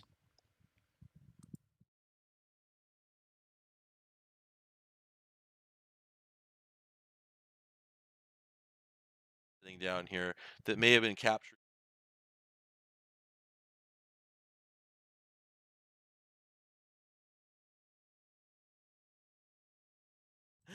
All right, hang on a second, folks. I need to make some quick adjustments here. Yes, we'll remove this scene. Then let's go to this layout here. Bounce the capture card. Donk, donk. And there we are. Hey, you know, that doesn't look right. Oh my god. Oh, okay, here we go. Yeah, sorry, that What's up? Oh. Yeah, I'm not super sure why it's off the side like that. It's actually being captured like that. Yeah, we're just missing like a whole chunk of this. Wait a minute. Hang on.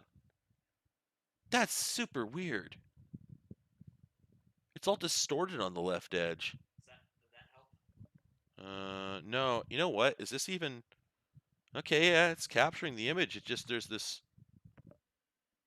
Oh, no, that really is the left edge of the screen. Oh, okay, it's just like weird and ragged for some reason. Oh, because it's all distorted. Is everyone looking at how the mouse is moving there? That is so strange. All right, but anyway, let's cycle the OSSC.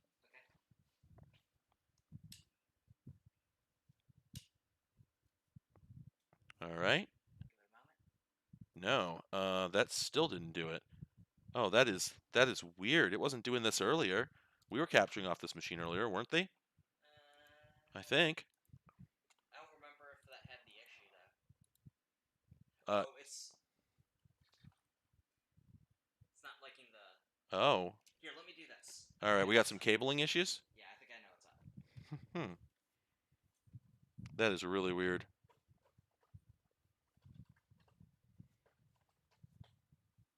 Yeah, I'm planning on changing refresh rate in a moment if this nonsense is... Oh, hey, check it out. Oh, no. I have no idea why it's cutting off there. It shouldn't be cutting off there. Yeah, I think I need to... I think I need to make some adjustments to the capture setup here. The person in the background is Daria, my girlfriend. She is providing... I could not be doing this without her. It would be impossible. All right, are we... Let me bounce it. And you know what? We lost it. Yep, we're having the USB issue again. All right, let's just do the dang webcam. Let's just do some webcam stuff. And we'll we'll see how that works. I'll just go ahead and pull in. I'm just going to go ahead, come over here, borrow this capture input here, come back here. We'll just put it right in paste reference. Okay. All right, let's come down here, drop it in, and make it nice and at home right there.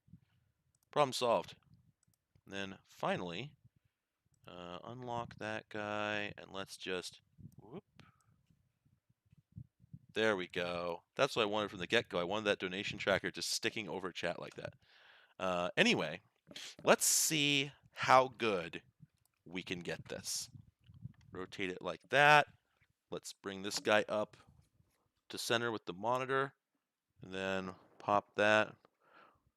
Oh, by the way, I thought you might find this entertaining. I keep forgetting to mention it, but I wanted a preview of what the actual stream that's going out looks like, and so Daria just gaff taped this laptop to a stepladder, and frankly, there's no better solution. It's perfect. Every time I look up, I'm like, oh, that's what's going on. Good. It gives me essential information I would not have otherwise. Killer solution. What works, works. All right, folks. With all of the technology that I have and all the knowledge that I have, this is what we're doing. We are pointing a damn webcam at a monitor because computers are absolutely terrible. But you know what? We're going to have a good time anyway. Oh, dang it. I keep lifting the tripod up when I go to adjust it. Come forward a little bit. There. Oh, got to catch that taskbar. All right. There. Ah, it's tilted again.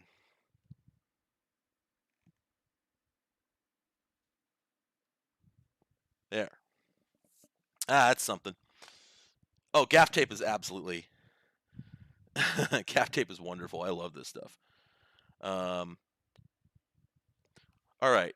Final thing. Let's... What are we doing? This one is too low. There we go. Oh. Oh, the tripod's like right next to my chair wheel. Let me fix that.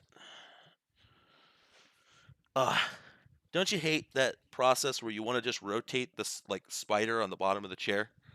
I'm gonna say that live streaming really was not an XP era event. I don't think he really did that. I'm pretty sure. Like I'm sure some people have on XP.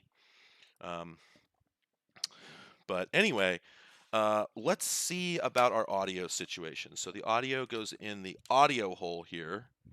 I'm gonna mute this. I'm gonna mute that. I'm gonna mute that, and then in we go. Now, do we think that the music that do we think that the music that came in the Windows music folder is copyright encumbered? Yes. You think you can't put it on YouTube? Correct. Okay. Well, I still gotta see if it at least captures. So we're gonna take a risk with like a quarter of a second.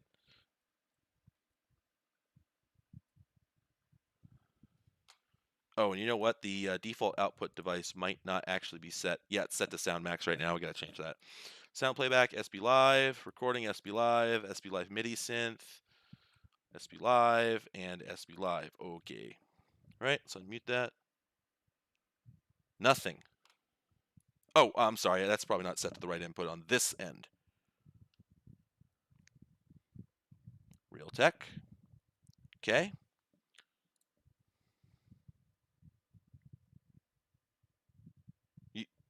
You've got to be kidding me. Really? Is this computer just incapable of outputting sound?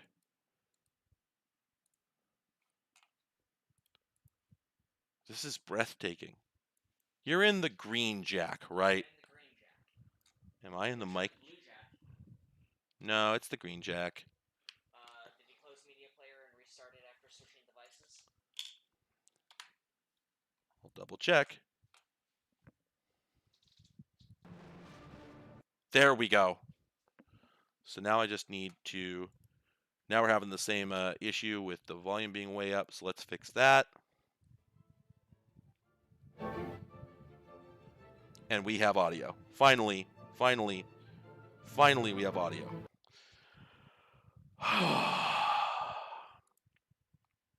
Folks, we've done it.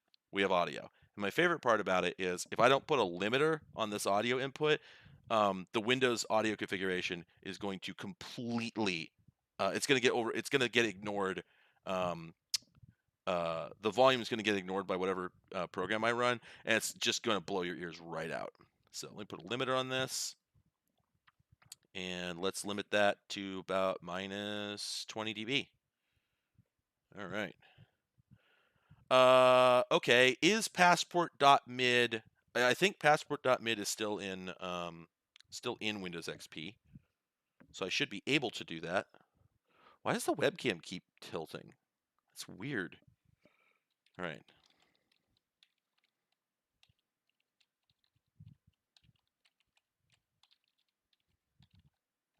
Huh, is it on here? I don't know if it necessarily is. I think they may have taken passport.mid out at some point. But I can get it. You know what, actually? Hey, can you give me the floppy out of the MIDI player? Yes.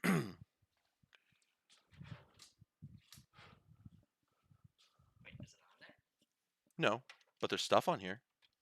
I've never tried the floppy drive in this machine either, so this will be an exciting new experiment. Except that I can't get the damn... Find a copy of passport.mid? Yeah, could you do that?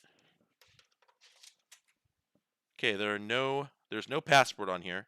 Let's go back and see, are there any MIDI files in general? Meanwhile, do I have it on here? No. But we do have Emerald Hill Zone. See, again, I fully expect this to just completely blow out the speakers. That is exactly what it's doing.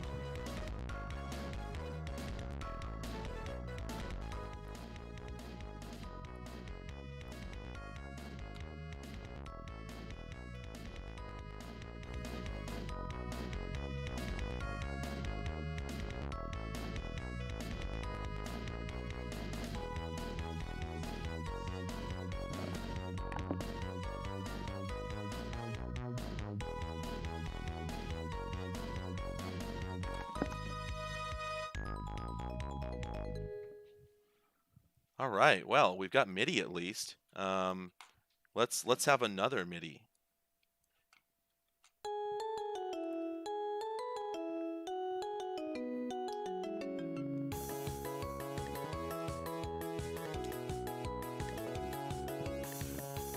Yeah, I cranked the XP volume sliders down.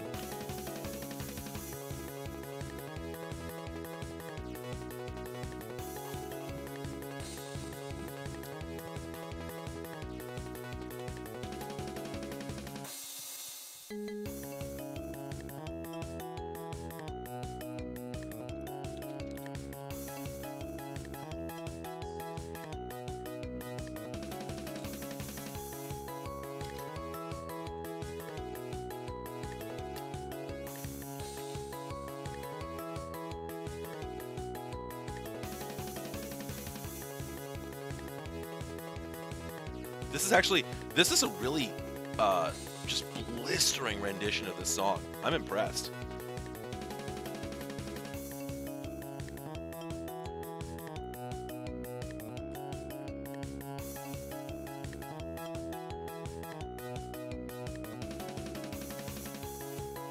I've totally seen people use the Royale theme for XP. In fact, I think it was the default on Media Center, which I've seen a couple people running.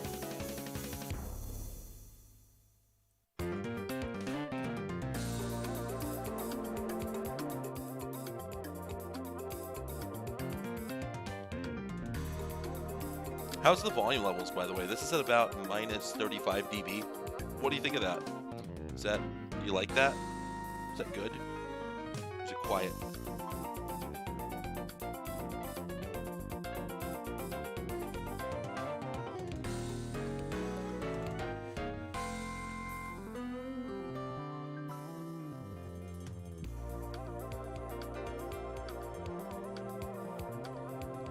My favorite thing about this is just that like the MIDIs are being blown out by the mic input on the laptop. I'm just like, this is not the right. This is not going as intended, but we're still doing it. Let's see.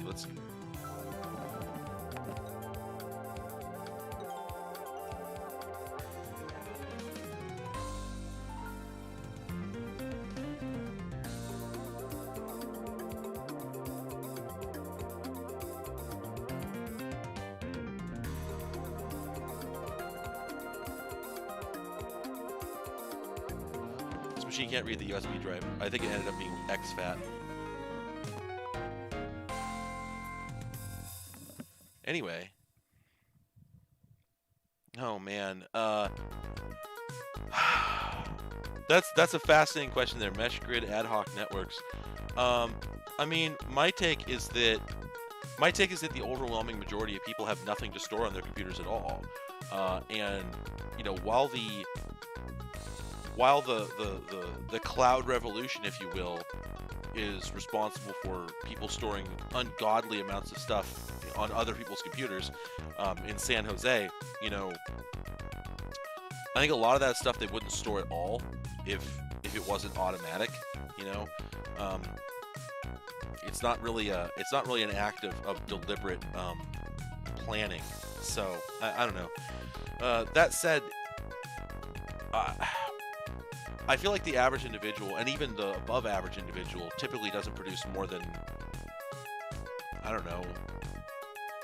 Well, if we figure that, suppose that someone has on average, like a 32 or 64 gig phone, if they're really serious about a phone. I feel like that's typically where most people produce the majority of their bits, right? Because like most people don't record, you know, music or make collect, you know, scientific data or make complex videos on their computers or anything. The source of most of their large quantities of data is going to come from their phones. It's from photos and it's from videos, overwhelmingly. Well, if you have a 64 gig phone, if you fill that up in 6 or 8 months with pictures, assuming you want to keep them at all, if you did that twice a year, you're looking at 128 gigs. Well, you can buy a 1 terabyte hard drive that'll hold 10 years of that much data. Is there a problem? I don't see a problem. You know, even an SSD could, for $200, right now you can buy no, I'm sorry, it's less than that if you don't buy a good SSD. If you just buy a low-end one, you can store that for what, $30, $40? I don't know. Most people just don't need that. Man, everyone disagrees on how loud the MIDI should be, but I've turned it down a little bit more. It looks really low to me. I don't know.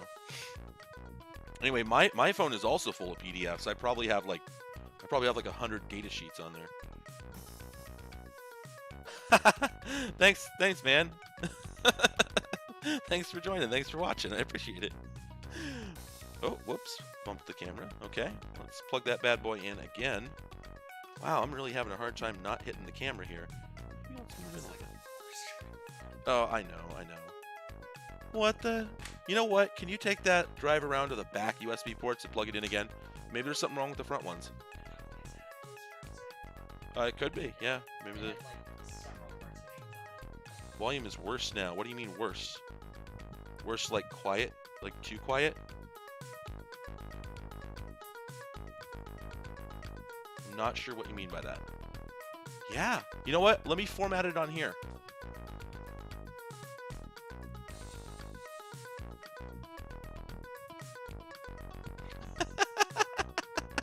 Everyone disagrees on where the MIDI should be. I'm sorry. I don't know what to tell you. No, we just formatted it as FAT32, but I just formatted it on this computer. So now I know this machine can read it, right? Okay. All right. Try it again. Sorry. It's on the back. Yes, this is MIDI on the edge.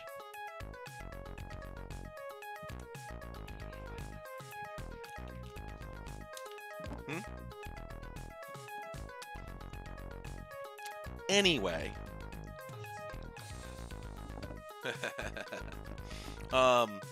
Somebody asked, or I'm sorry, I don't know where it went. I'm not sure how to pronounce your display name, but where did I find the Sony Vaio earlier? Well, if you're talking about oh, hey Brad, how's it going? Yeah, back I lost a hard drive, had a lot of actual stuff I cared about on it, and yeah, it sucked super bad. Yeah, maybe I'll set up the audio ducking. I gotta mess with that. Wow, is this song really 8 minutes and 48 seconds long? Wow. Not Passport, but Pinball. Anyway, yeah, maybe I'll do the audio ducking. Well, the problem with the audio ducking thing is I think with music it makes it even worse. With video games, one thing. With music, I think it's even more distracting. Anyway, we're going to listen to passport.mid. I got to cut this short. We're going to listen to passport.mid. And then we're going to move on.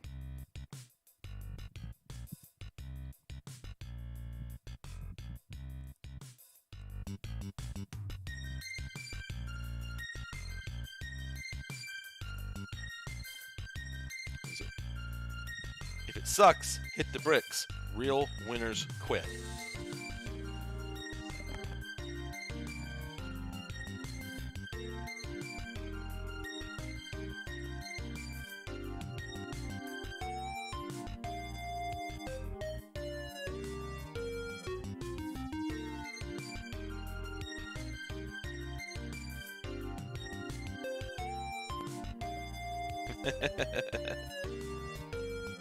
Oh, Matthew, I'm sorry to hear that. That's really a shame. Well, Romeo, that's valid, but I think one thing you gotta consider, that I have to consider, is that some people have, like, you know, sensory processing issues, or just you know, things come off as well. That's kind of it, you know. For some folks, it's just hard to listen to music and talking at the same time. It's a cognitive thing. I didn't mean to target you directly. You were just the last person who said something. I'm sorry. That's probably what the disagreement here is about, in part.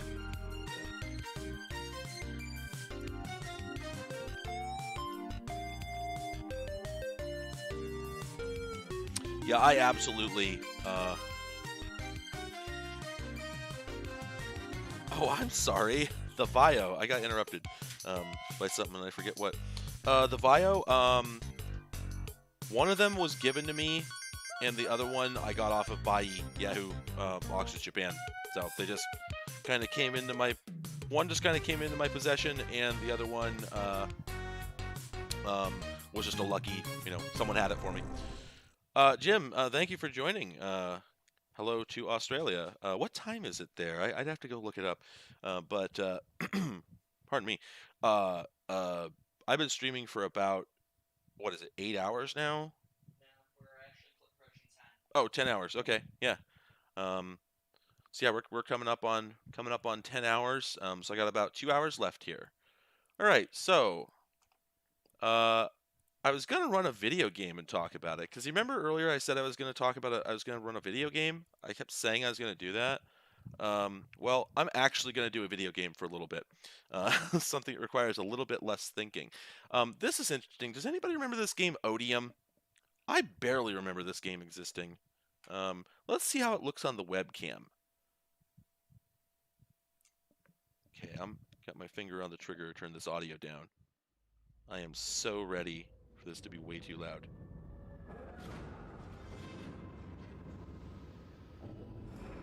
$12:53 Sydney time, PM. Oh, okay.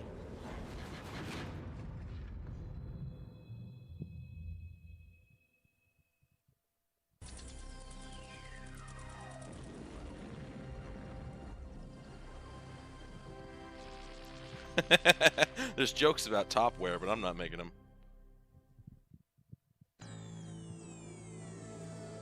Gosh, all these intros are amazing. Metropolis Software House.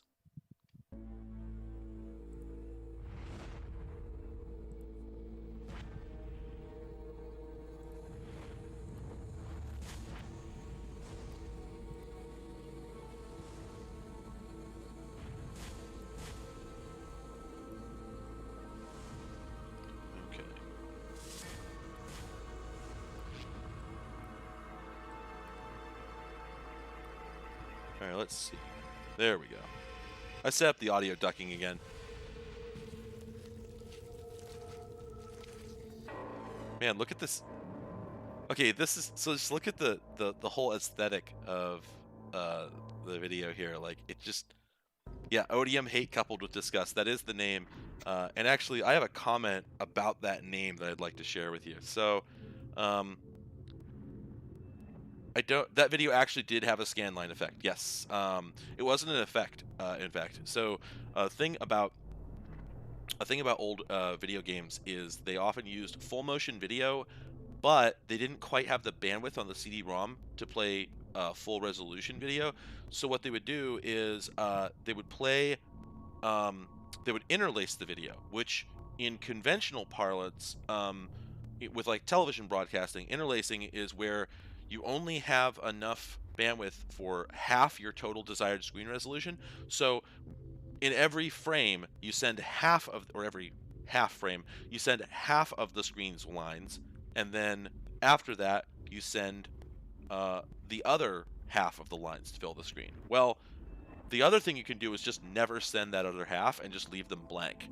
You get the same effect as you save half your bandwidth versus a full screen image.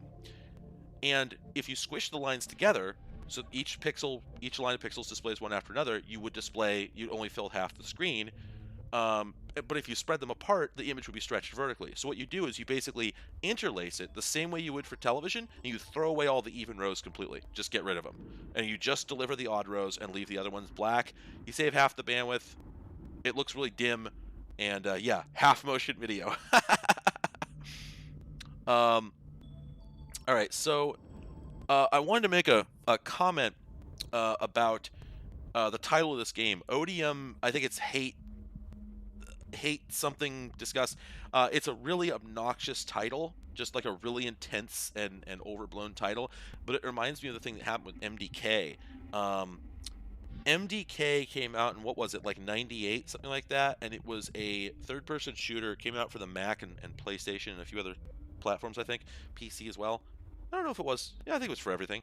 And I think that the tagline it got was, it's like, it thinks therefore it kills, or something like that, and like all the box art is super drab and depressing and whatnot. The game's like a comedy. Like, it's funny. The whole thing's funny, and like the second one got even funnier. And there's some story, I think it's on Gamma Sutra, which changed their name to, can you remember what they changed their name to? That's right, Gamma Sutra, which was a great but kind of weird name for obvious reasons, who changed their name to Game Developer. It's just gamedeveloper.net now. But still, very cool site. Lots of cool post-mortems on there from video games. Really cool reading. I'm sure they have a story on there, an interview about this, but basically, my understanding is that the designers, the writers, the whole development studio, they didn't intend for that marketing at all, and then their publisher got a hold of it, and it's just like, nope, we gotta make this dark and grody, and we gotta sell it to the hyper-masculine shoot bros. So they just put this completely ridiculous tagline on it, and all this marketing, and these super, like, grimdark ads. It was all completely misleading. This game, that title is so obnoxious that it feels like it might be the same thing, but I can't decide, because I've started the game earlier for a couple minutes, and man, it looks pretty bleak right off the bat. Anyway, this is Windows XP on a Windows computer. This is running on the Edge, if you remember that. So yeah, this is real steel, as the kids like to say. And I want to show you, I did not remember this game until I installed it on the machine, launched it, and the menu did something that I remembered. But although I can't remember anything else about the game, check this out. You see this? You see the shadow? Yeah, baby! In the early days of video acceleration, there was some stuff being done in video games just because, just as a flex. And I absolutely love this. It's really good. Anyway, I also love that when you start it, the opening cinematic, like I said, it only draws half the lines. Well, it draws them on top of the menu and never blanks the other lines for about 30 frames before it catches up and erases the menu. It's great.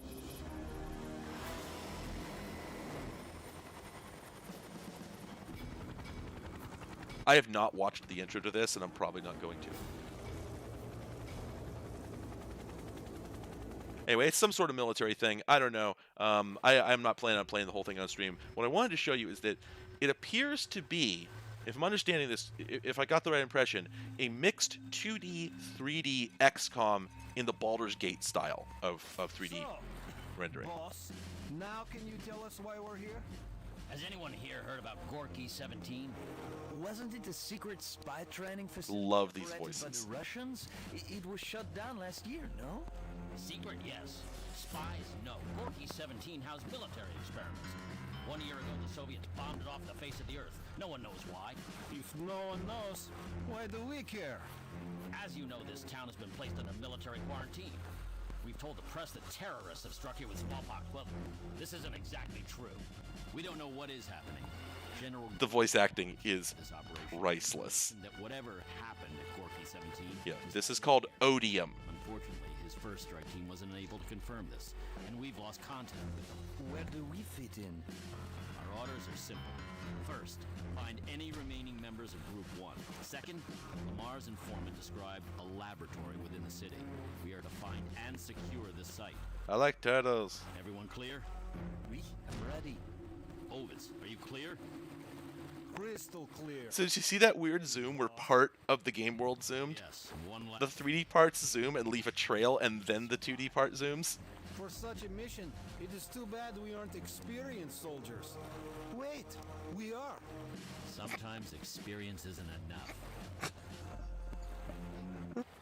Yeah, this game is that good.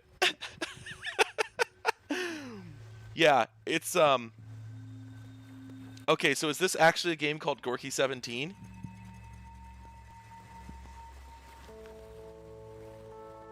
Yeah, the audio is crunchy because I'm completely overdriving the mic input on this laptop here, and we're just gonna have to roll with it. Yeah, so what actually, I think what happened with that visual glitch is that I noticed in the video settings for the game that had an option that said disable hardware zooming.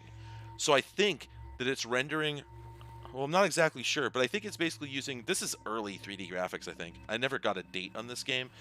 So I think it's trying to zoom the two-dimensional background, but it's like not putting it in like the scene graph in the right spot. So instead of zooming the two-dimensional background when it tries to zoom in the camera, it's actually just turning off rendering of the background entirely. So X-Man, I think honestly it doesn't really, I don't think it really equates because, oh no, I'm sorry. It's 240p. Yep, it's just like 240p. I'm sorry, I had to think about it for a second. Yes, it's the same technique as 240p, although the secret, like the thing with 240p is that you draw half the fields at twice the frequency, so you still end up with 60 FPS. But with this, I think you really are doing half the fields at half the frequency. So I think it literally is the same as like discard deinterlacing, where you just throw away half the lines. Wait, so is this a Polish game? That would make sense. Some interesting things come out of I want to say I've seen some interesting things come out of Polish studios in particular, but now I can't. Now I'm drawing a blank on what I'm thinking of. Wanna smoke? Anyway, yeah. So what I love about this is we've got like the Baldur's Gate, like angle of isometric view, and like the Baldur's Gate style of 3D like pre-rendered 3D graphics. It just has that strong like Diablo 2 / Baldur's Gate kind of crunchiness to it. But then we've actually got 3D characters, and it runs pretty smooth. Like I said, I never heard of this game before. But it's got random battles. Oh my god! What the hell is this? So we get this. Expect anything. Enough talking. Let's go. We got that beautiful like Final Fantasy battle transition, right? Where it just like smears out, and then you get the. That's actually really slick. I really like it. So yeah, it's basically an XCOM, turn-based. Go in here, get our rifle. I really love the way that like the chessboard approach to where you can actually shoot, right? I mean, it makes sense. It's showing you the diagonals, the cardinal directions, and then the area right around you. But it just looks like a mess. It makes perfect sense though. I also love his gun because it's like it's just a pipe. Like down here in the icon, it sure looks like a you know, properly rendered rifle, but when he shoots it, it just looks like he's holding a pipe. Okay, anyway, so let's get this guy.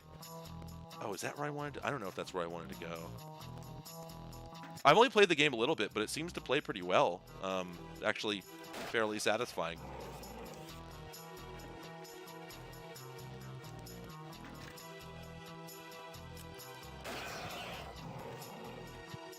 Yeah, and I can't actually kill him in one round.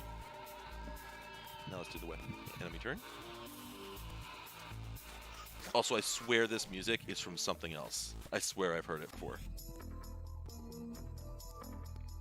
The GPU in the Edge is a Radeon 6200. Give me just a second here. That's not the button I wanted to press on.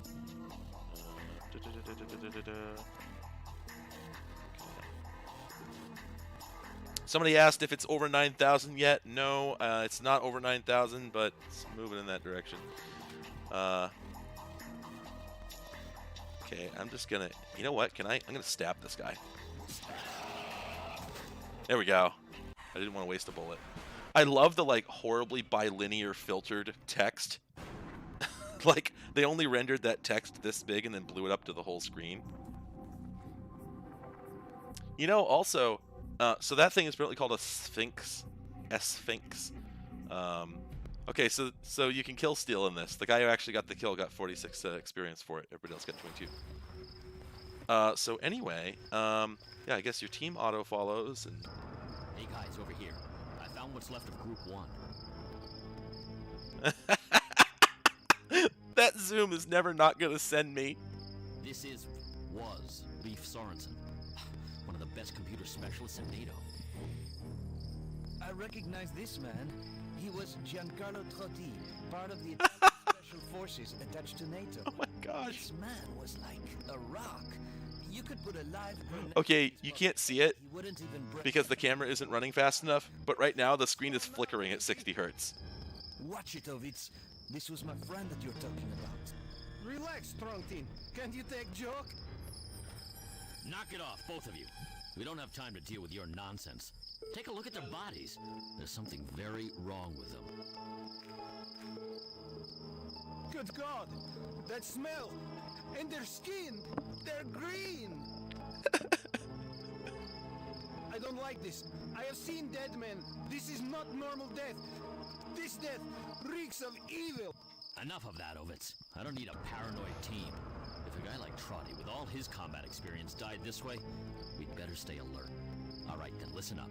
Group 1 had 4 members. We still have 2 missing. Joan McFadden, the team doctor, and Joseph Sashman, an English commando. I want to find them. Alive. I don't know if you get your wish, boss.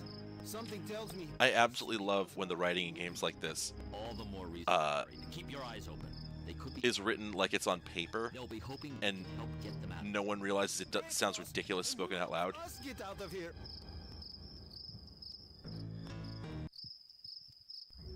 Man.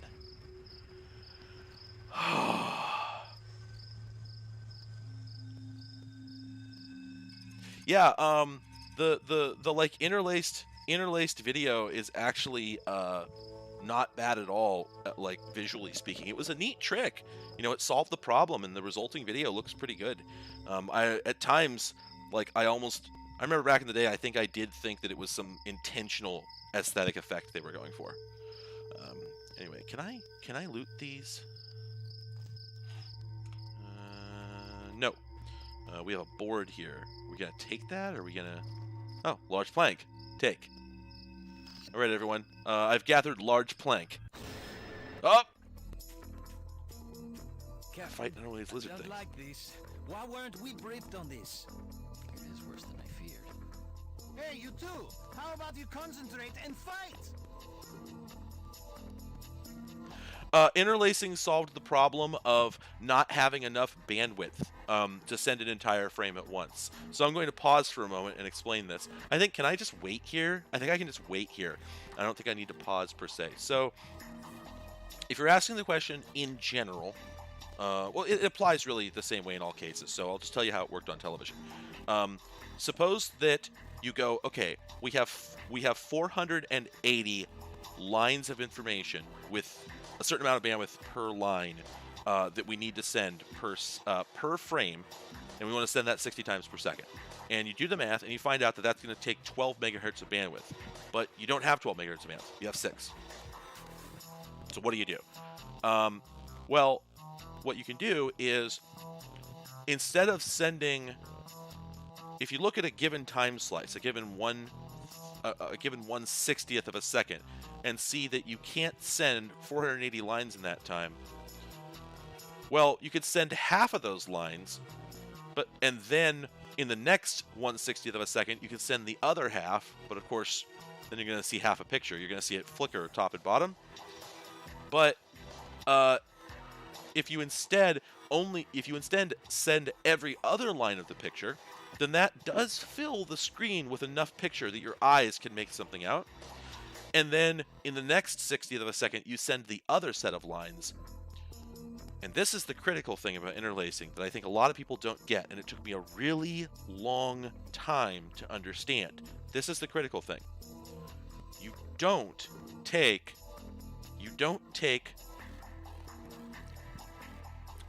your video, cut up the frames, and send half of the first frame followed by half of the second frame.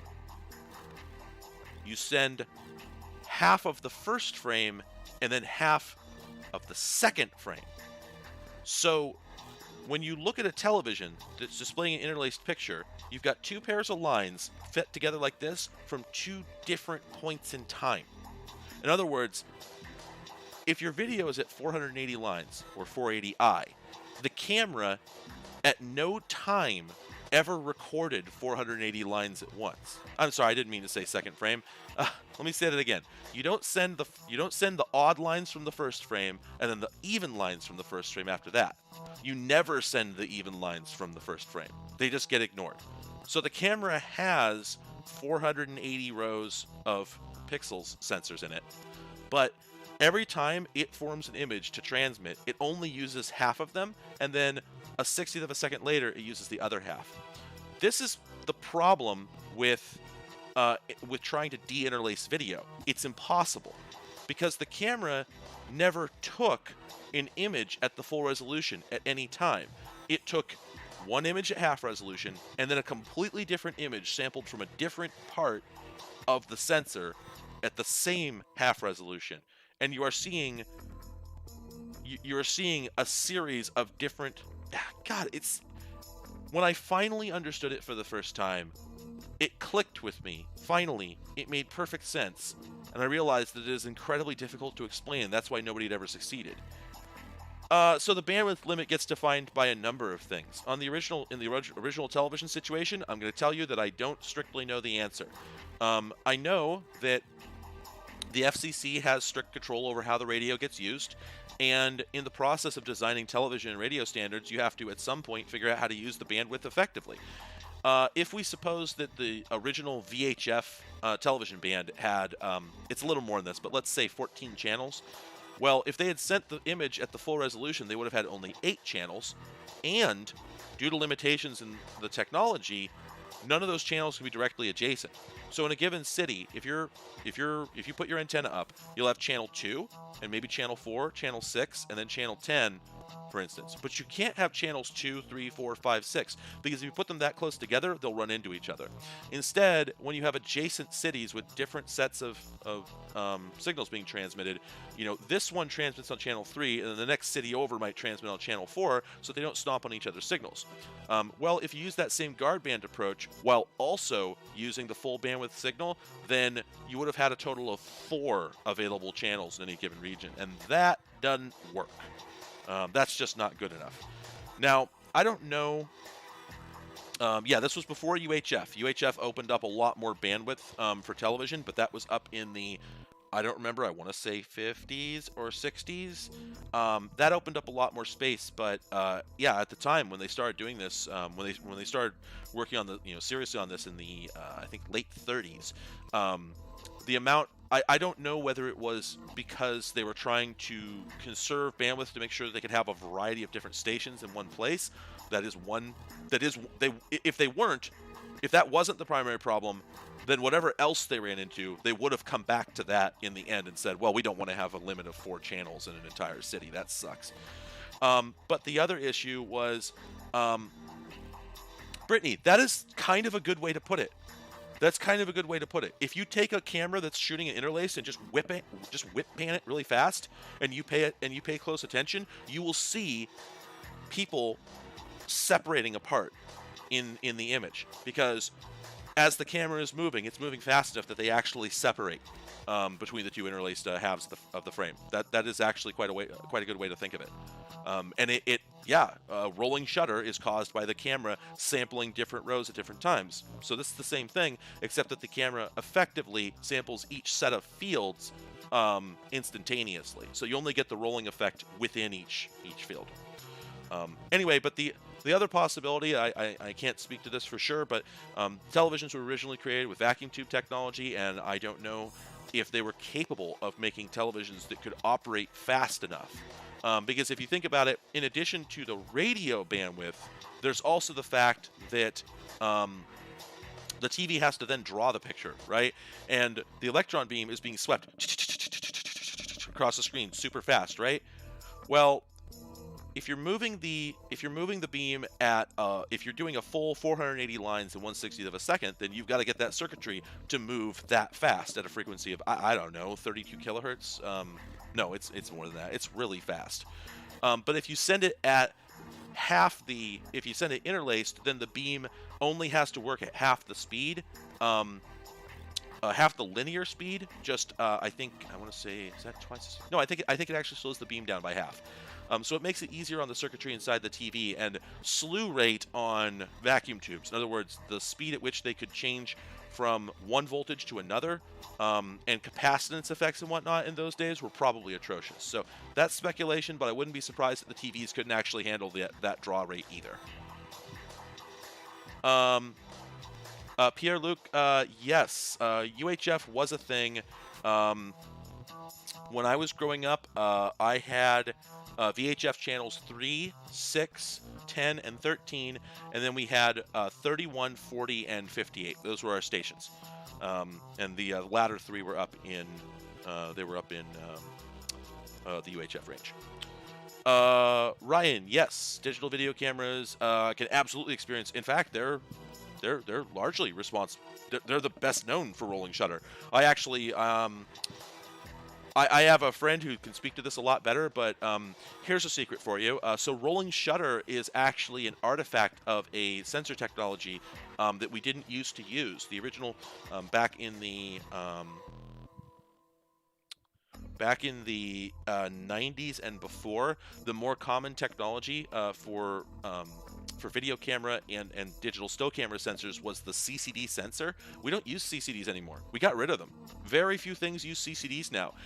We largely disposed of them by the mid-2000s and replaced them with what is colloquially called the CMOS, or better, more accurately, more pedantically called the APS, or active pixel sensor. A completely different design. It's guaranteed it is what is in your phone. Your phone has a CMOS sensor, not a CCD. No, there were no smartphones ever made with CCD sensors. They were all CMOS from the get-go. And that's part of why smartphones are so known for rolling shutter, is because the way that CMOS is scanned is just extremely prone to it. CCD, on the other hand, when you take a picture with it, it basically freezes the entire frame at once, and then you shift the frame off. Whereas the whole trick that made video on CMOS sensors possible had to do with reading the lines while they're being sampled. So rolling shutter was inevitable.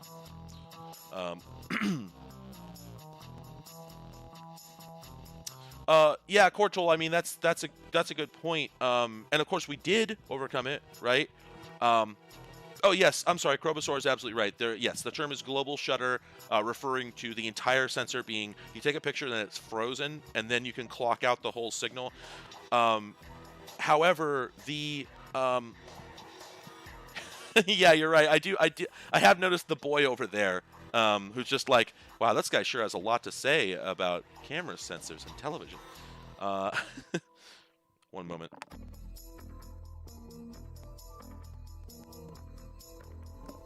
Absolutely, yeah. I hope that explanation helped. And yeah, Alexander, that's actually a very funny point.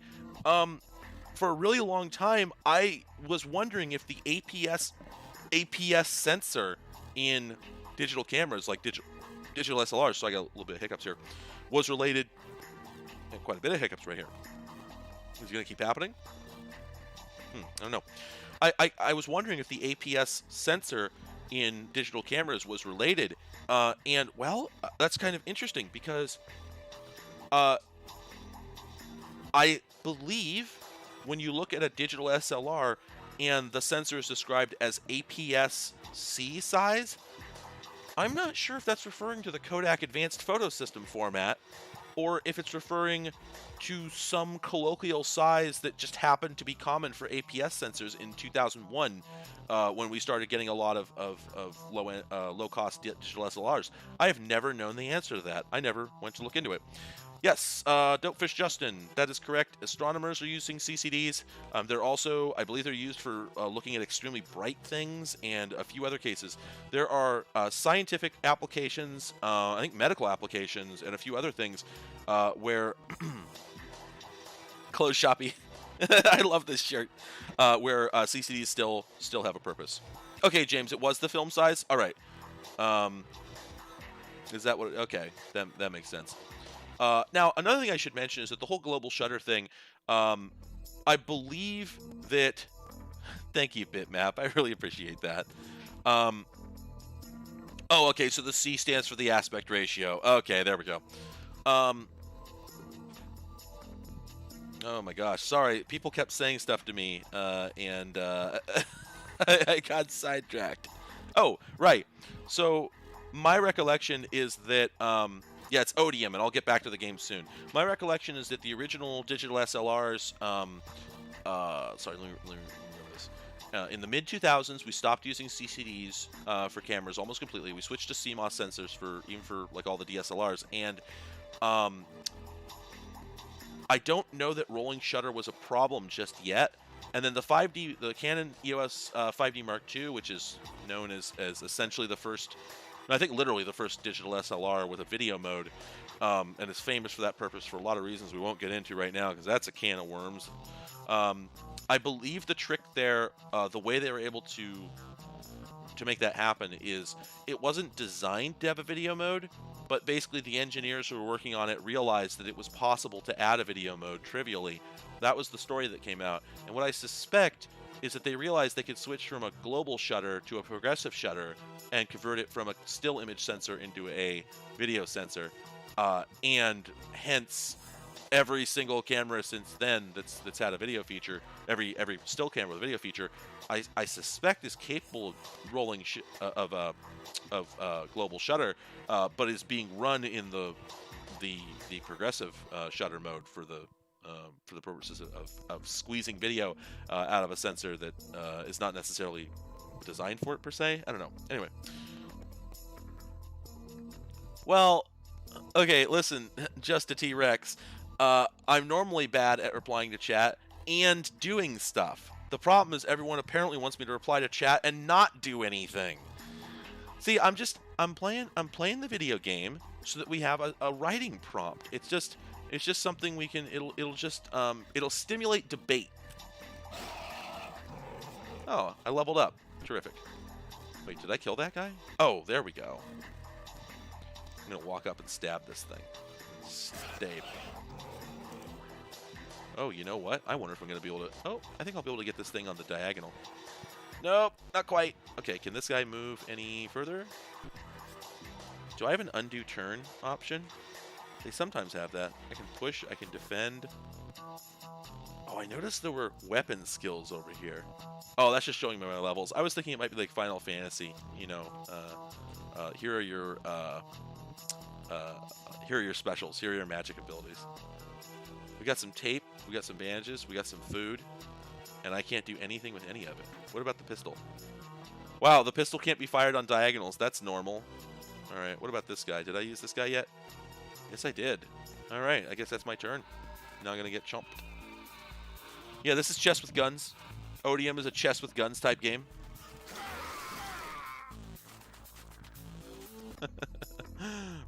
Did I win? Oh, don't tell me. Oh, actually, okay, I can pop that thing from here. This should do him in. Oh my gosh, he has 10 health and I did 9 damage. I'm gonna go down and stab him then. Stave. There we go. I won. Yes, the pistol should be able to fire on diagonals. I don't think it's a topic of debate. I think it's just a fact. Wait, is there another enemy? I didn't know there was another one. Dang it, this has messed up my whole strategy. You know, here's the thing. This game doesn't have a way to see the diagonals before you reach them, right? So you just have to, like... There we go. There's an old game I used to like for the IBM personal computer and 100% compatible running Microsoft DOS called Laserlight. It was made by Pixel Painters, I believe. That was... Thank you, Facility. Thanks for dropping by. Two Sphinx. 2 of them. Can somebody make a 2 of them image? Oh, no, you won't be able to put it in chat. YouTube blocks links. Oh wow, Cyaneris, that's nuts.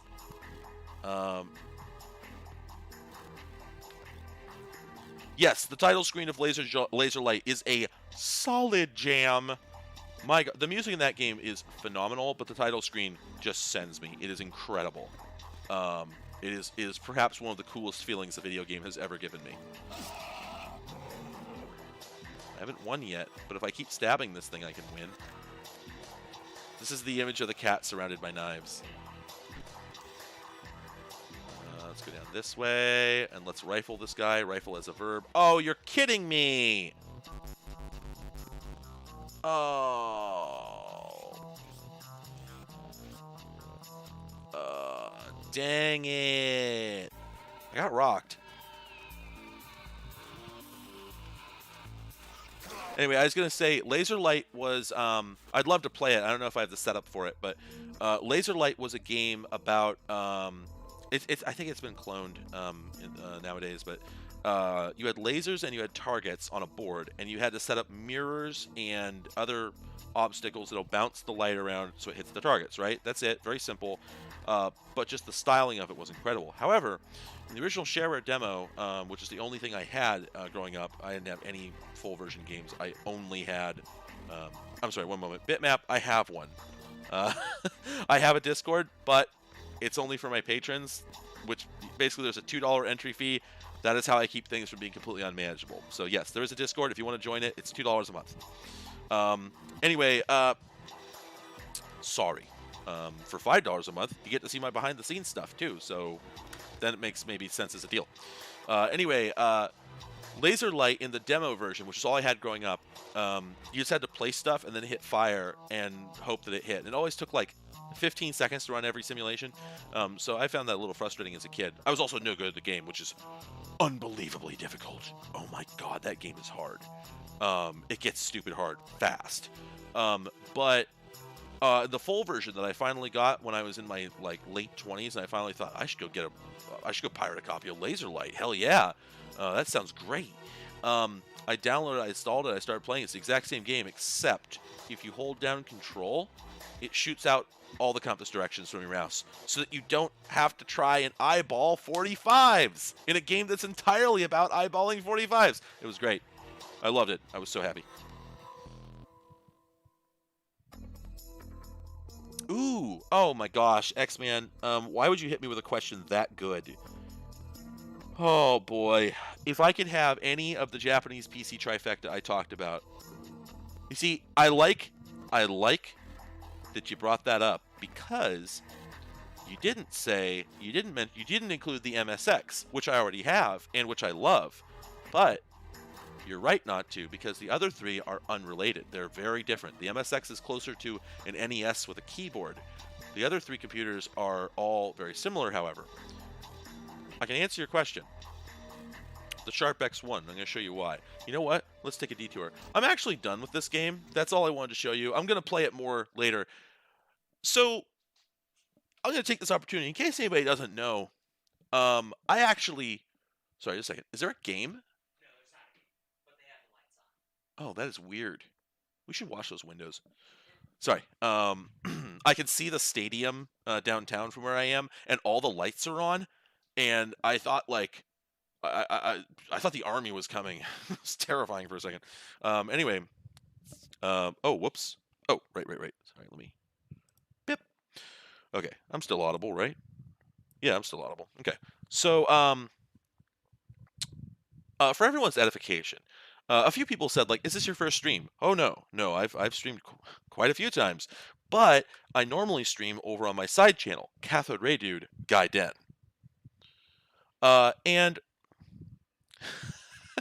yes, Brad. The way I normally do this, people find fairly impressive. I'm pretty proud of it.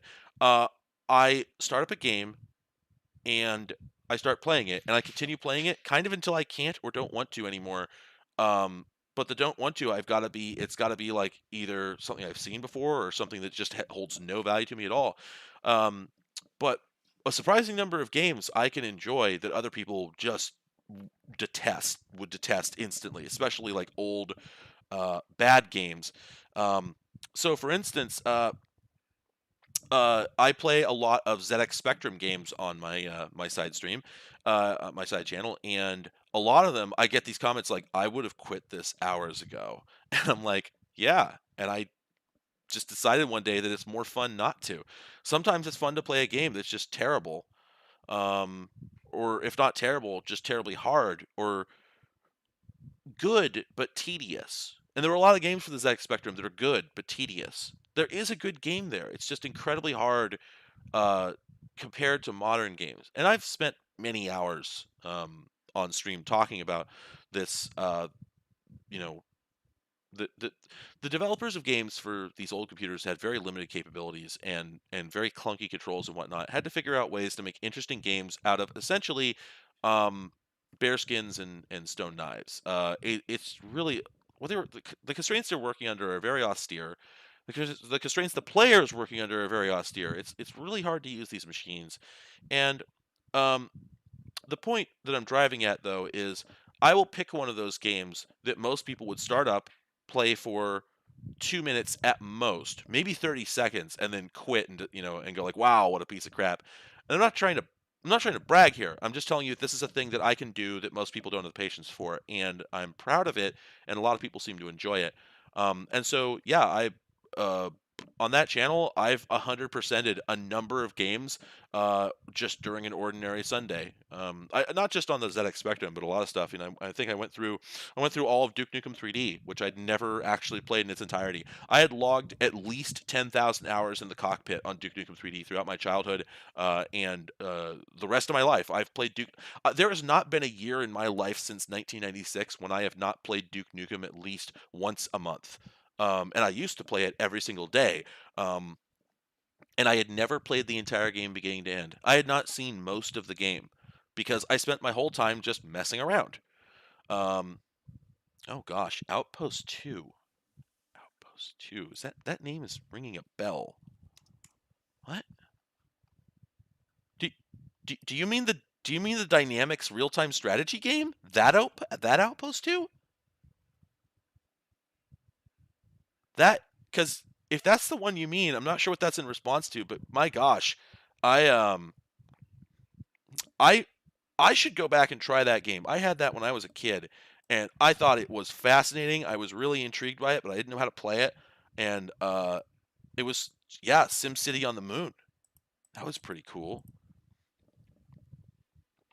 No, sorry, let me clarify that. The reason, oh, it's okay, 100, it's all good. So yeah, let me clarify that. Oh wait, oh gosh, you know what I just discovered? I've been having Daria adjust my camera throughout the stream. I can reach it with my feet because it's a tripod. Huh? So that's why it keeps moving.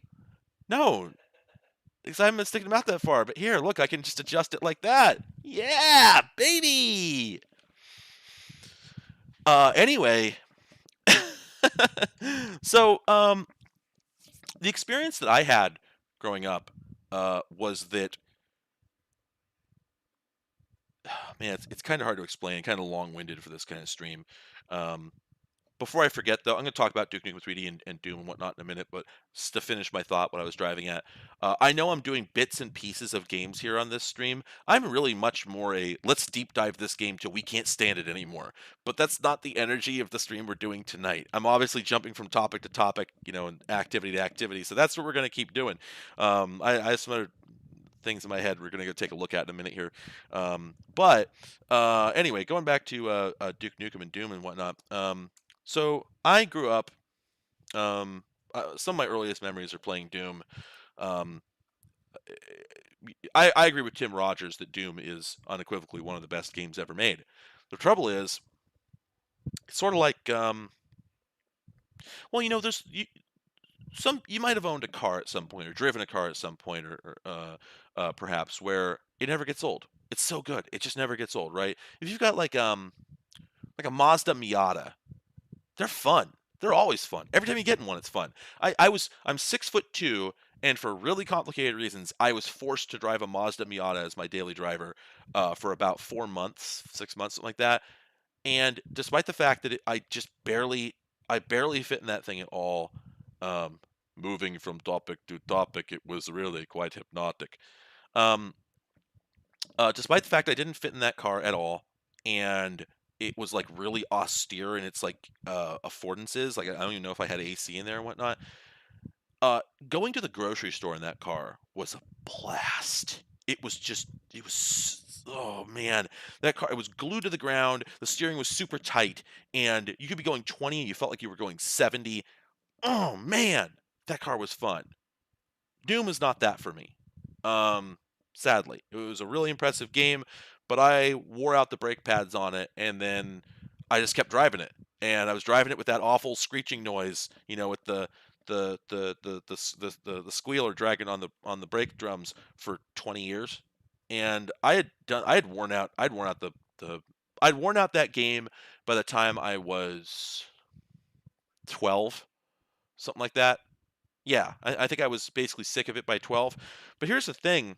I had internet when a lot of people didn't, and I had high-speed internet before almost anyone did, for reasons having to do with my dad's job. He worked for a company that basically provided it, and so I was able to get ADSL before most people even knew what it was, and I had dial-up that I could use, unlimited dial-up for years and years before that.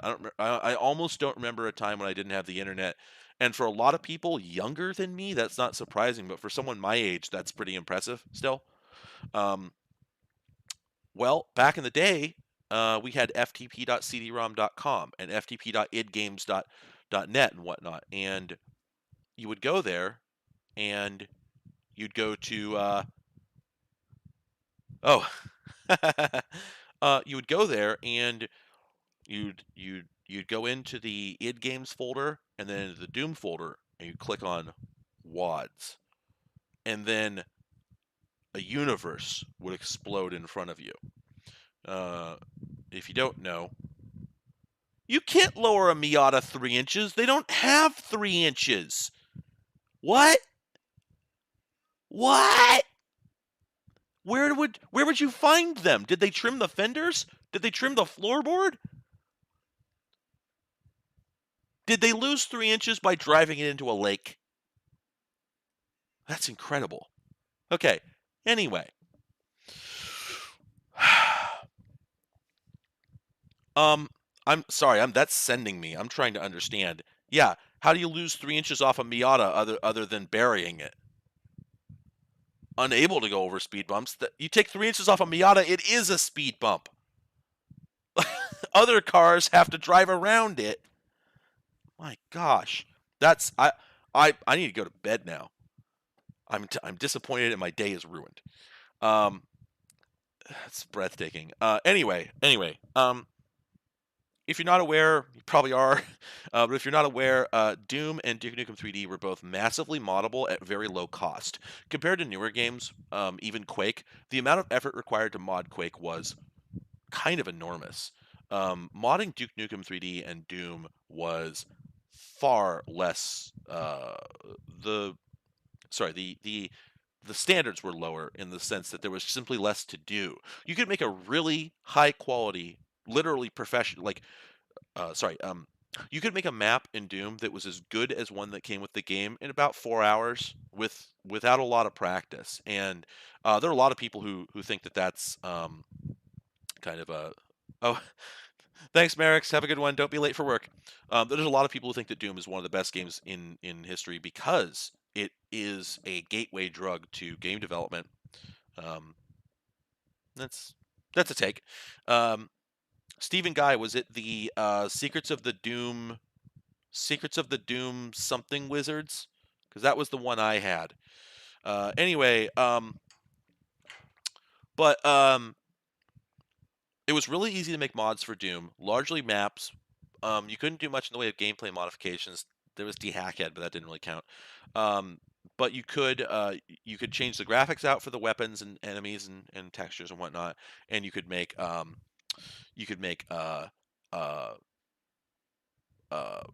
custom maps all you wanted. So there were millions, and there were millions really fast. There were just by the time I was conscious of this, I was dialing up on a 14.4 modem and going to ftp.cdrom.com and going into the id games folder, and there were so many WADs I couldn't even conceive of it. And so, in addition to that, there were cheat codes, right? And I was a cheat code kid.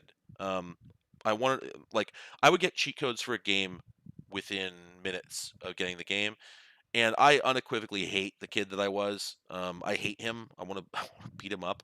I was so miserable. I didn't enjoy anything. I would take a game and immediately I would get it, rip it open, pour all the fun out, and then get into its awful corpse and live in there for years.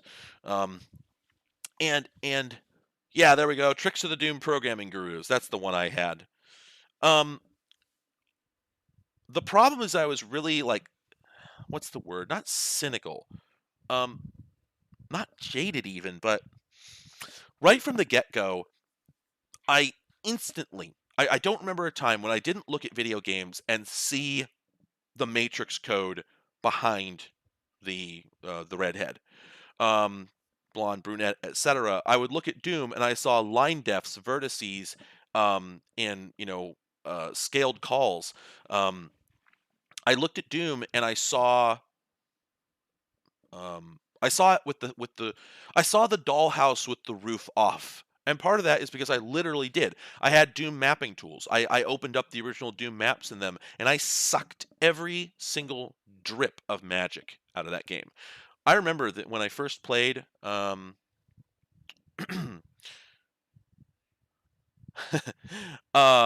remember when I first played Doom, I was maybe 6. I gotta do the math and see if that. Yeah, that makes sense. I think I was about 6, and I remember playing Doom, and on the second or third level, I think it was the third level, yeah. On the third level, I remember there's a moment where you can hit a switch that opens a door into this sort of labyrinthine section behind the entrance door of the map.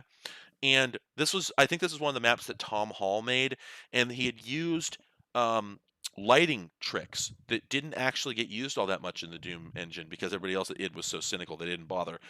Where when the door opens, there's these two great bright fluorescent lights on either side of the doorway, and that light shines out into this utterly dark labyrinth, and you can't see what's in the distance other than these flickering lights.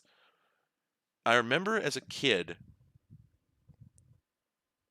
being initially I was terrified of this game, and I do remember discovering that door had opened, and I didn't realize it had opened. I knew I started there. I'd wandered around the level doing stuff, and I came back and it was open.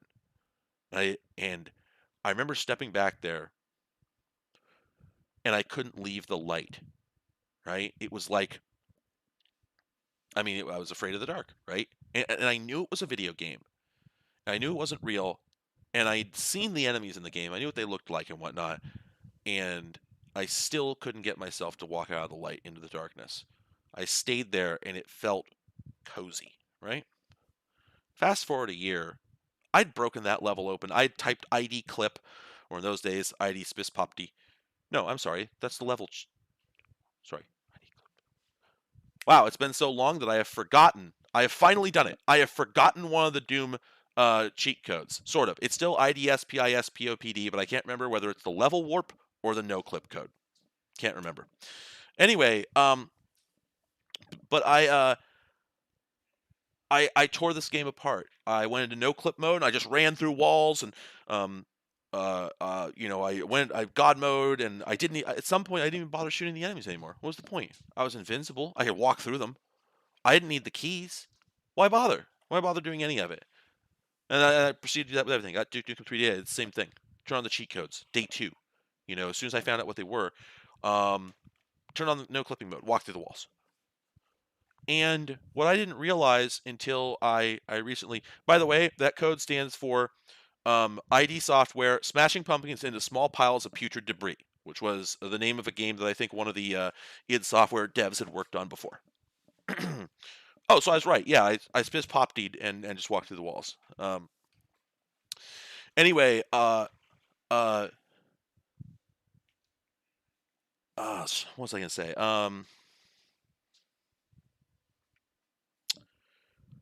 I can show you this room. I will go find it for you. I don't have Do I have Doom on here? Oh, you know what? I have Doom on this machine and it'll run on this machine.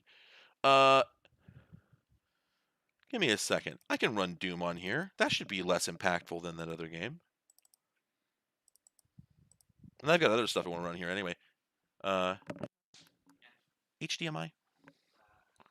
We need the big cable again? Sorry. Yeah, GZ Doom. I do have it on here. Just let you know we have about an hour and 5 minutes left. Okay, cool. Yeah, Stephen Guy, for what it's worth, you should know, don't quote me on this, you may have to look it up to confirm, but I believe that Sandy Peterson's been called out several times by John Romero for saying things that John Romero asserts are incorrect. Basically, he has stated that people did things they didn't do, and the people worked on levels they didn't work on, and basically it seems like maybe he doesn't remember things the right way, or maybe he's making things up. It's kind of a bummer. To be honest, look, I don't know either of the men, but John Romero seems a little more trustworthy to me, and he's called him out publicly several times. So I'm not sure if you should pay attention to anything that's in any of those. Anyway, but so yeah, my approach to playing games was to ruin them. I would start the game, I'd ruin it immediately.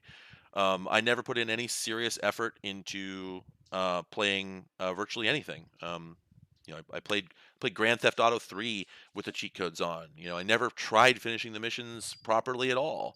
I played Duke Nukem 3D with the cheat codes on. I played everything with the cheat codes on, and I modded it as quickly as possible. I started modding it, tearing it apart, changing it, and I didn't. Thanks, man. I never. The first time I finished a video game, I was 23. I had played thousands of video games at that point. I had never made a serious effort to finish a single one, because every single one was just a pile of polygons to me, and I was so cynical about it. I would just everything was something to tear apart and to tear down. The idea that it was meant to be a cohesive narrative never. I knew it, but I didn't care. I was so I would say I was disrespectful of it, and I was miserable. I wasn't happy at all. I didn't enjoy any of it. Sometime in my 20s, somebody forced me. It was a long story. Somebody forced me to sit down and play through one game. They literally we 100%ed it in one sitting. We sat there and I kept getting frustrated and giving up, which is what I used to do when I was a kid. I would get frustrated and give up, and they just kept telling me like, you know how to do this, and like you know how to do this, and you're defeating yourself. And they said the right words, and I realized they were right. And I suddenly got a lot better at games that day, just like that. I stopped getting mad and started actually going like, well, how can I actually beat this boss correctly instead of immediately resorting to cheats. And I just kind of changed on that day. And so I went on to uh, I revisited a couple games, but not that many of them. It took a long time before I ever went back and tried anything seriously. And even after that, it took me a while to start applying that because I loved it. I really enjoyed it. For the first time, I enjoyed a game, and I felt what people feel when they finish games. That because I had been given a sheet of cheat codes for Doom when I was 7, it ruined all video games for me because I never had the opportunity to find out organically what it was like, what the feeling was like of actually finishing a game correctly, of actually achieving anything. I was cheated out of that, ironically, by discovering cheat codes and never learning that there was something that taking it seriously had some value to it.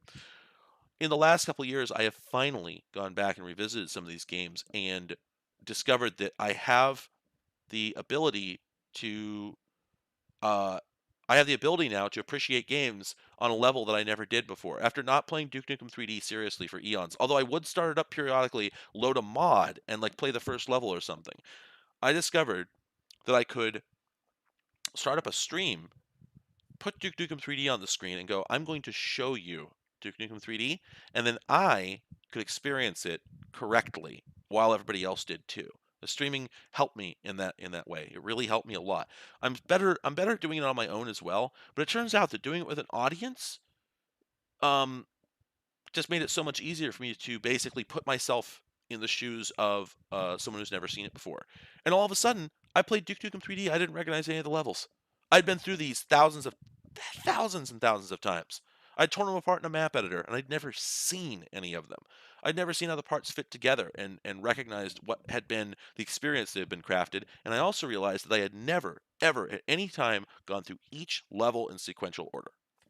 And um, so yeah, I played Duke Nukem 3D recently. It took me, I don't know, 3 hours. I finished the whole game. I think in less than 3 hours. Uh, which is something I couldn't have done when I was 12, when that game was still relatively new. Um, I've gotten so much better at games now, but I was also playing a source port with a mouse and keyboard, and that changes the metrics as well. Um, and I still like actually experiencing it for the first time was amazing. So yeah, that's my experience with Duke Nukem 3D. That's why That's why I'd never finished the game, because by the time I got to Duke Nukem 3D, I was ruined. I was cheating in that game before I'd ever seen the third level. And as a kid, I was utterly unwilling. I would just run into rooms, and if I got gunned down, instead of thinking the next time maybe I should back out after shooting the first guy, so he comes to the door and like bait him and be careful and look for health pickups, I would just run in, get killed, and go, okay, time to cheat. Yeah, Pierre Luc, you're right. That is how I felt. It was an addiction. Not nearly to the degree that any serious addiction affects people, but it's the same, concept that my solution to not being able to cope with my feelings about the game was this effectively self-harmful diversion into behavior that I thought I enjoyed but didn't actually. Take that as a parable if you want. All right, Merrick's, have a good one. Portal is a really good game to start on, honestly. It's a good game. All right, let's do a screen share. Let's do a screen share so we can collaborate. All right.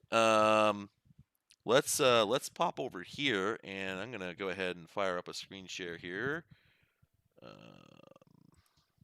Go display capture.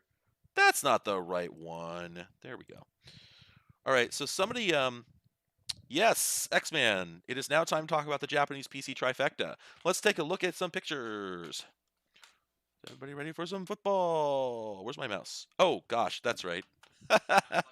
No. I had Yeah, I had KVM syndrome. I turned to this monitor and I reached over and grabbed that mouse, as one does. All right. So let's take a look at the NEC PC 8801. Oh, you know what? I'm sorry. I forgot to. I gotta shrink this guy down.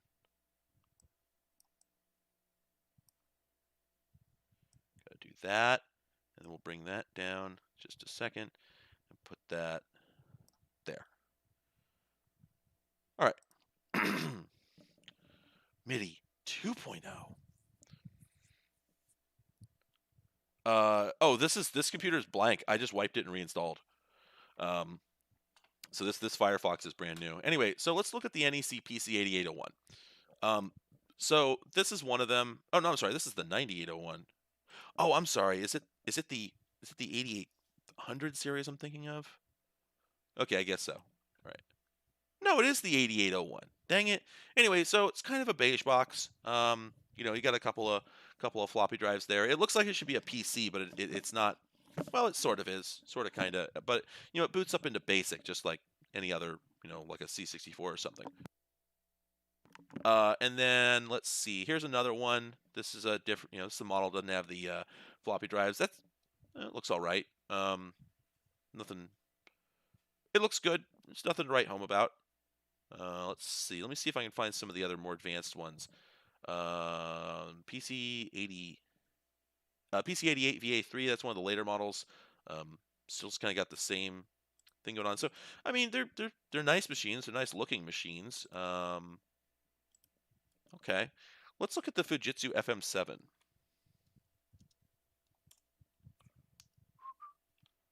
Thanks, Tom. Have a good one. So here is the, oh, I accidentally typed in FM78, but we can actually, that gives me an opportunity to look at a couple other things here from Fujitsu. So this guy here, oh no, here we go. This is one of the FM7s. This says FM New 7. I'm not sure if that's the one I'm thinking of, but anyway. So yeah, this is a nice looking machine. You know, it's a keyboard wedge, as I call them, where the keyboard's integrated with the rest of the computer. Let's see, they made other FM7s. I'm trying to remember quite what those looked like. Like they made variants of the FM7. Oh, you know what? I had a erroneous 8 in there. That's probably the problem. Here we go. Okay, so yeah, here's an FM77 AV. All right, that thing looks pretty chill. All right, 24 kilohertz computers. I can't remember. That it seems to be clicking. I believe so. By the way, I wanted to pop over here for a second because I actually pulled up this picture, but this here is based on a completely different machine. This is the FM Towns. This is one of the FM Towns Marty systems, which is I'm sorry, I'm not sure if this is a Marty. This is an FM Towns system, and it's just beautiful. I love this thing. This has been a beige whale for me for eons. I would absolutely love one of these things. It's got like the energy of an MSX, with the design of a compact Mac. Yes. Tech 49 FPV. If they were green screen PCs, they could be an IBM 5150, like the original IBM PC with a green MDA monitor, right? So they could be one of those. Or another common thing you'd see in school, depending on your era, but I think these are kind of universal. The original Apple II, actually, yeah, the original Apple II, that had a green monitor on it. Oh, wow, Firefox is absolutely crawling. Are we being destroyed by more hardware tap out energy? But yeah, so there's the Apple II there. These are really common. These are all throughout schools. Made a lot of different monitors. Sometimes you see them with the floppy drives on them. Mid-90s. In the mid-90s, my school had all Apple IIs. One of my faves is these guys, actually. The Apple IIc with the little baby monitor on it. Those were cool. I've always wanted one of these. Oh gosh, I completely forgot. Thank you, Daria. Yeah, there's a link in chat there. I actually wrote I wrote an entire guide to emulating and appreciating the FM Towns. I completely forgot that I did that. Yeah, this guy right here. The FM Towns was like a mid to late 90s proprietary computer system from Fujitsu that ran this wild, completely custom GUI operating system, and I wrote this extremely in-depth exploration of the whole thing. It's not really worth your time, but it's pretty cool. Anyway, Matthew Reese, I think we got about another hour. Yep, I'm going to be ending in exactly 1 hour, and I have no ending ceremony planned. So, anyway, but let's go back to the question, the trifecta of Japanese computers. So here's the Fujitsu FM7, and you know they're neat. Now let's look at the Sharp X1.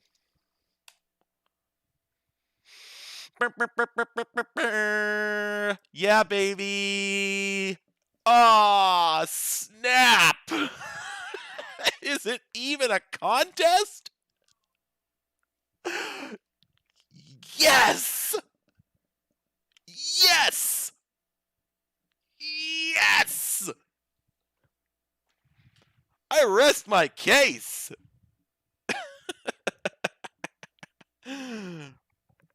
Mox. I mean, that's it.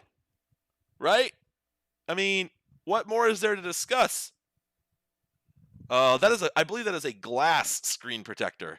That's a thing they used to do. A lot of Japanese televisions, maybe some American ones. I don't remember. But yeah, a lot of televisions used to have a glass sheet over the glass sheet of plate glass over the actual monitor. They look really good. But yeah,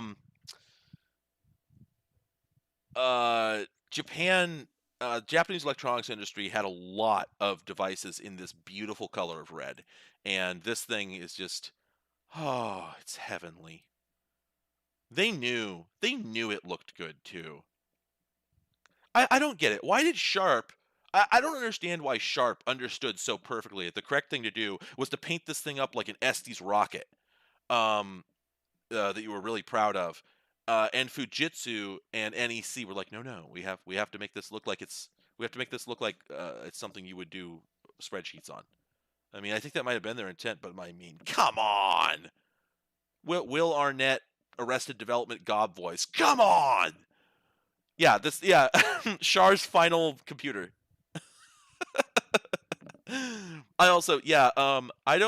I think that's just an abstract image. I don't believe the pyramid and the cylinder in the back are also Sharp products, but if they are, I do want them. Yeah, the shade of this thing like shows up differently in different pictures, but they're all beautiful. There is a white one. I don't know why, but there is. Give me just a second.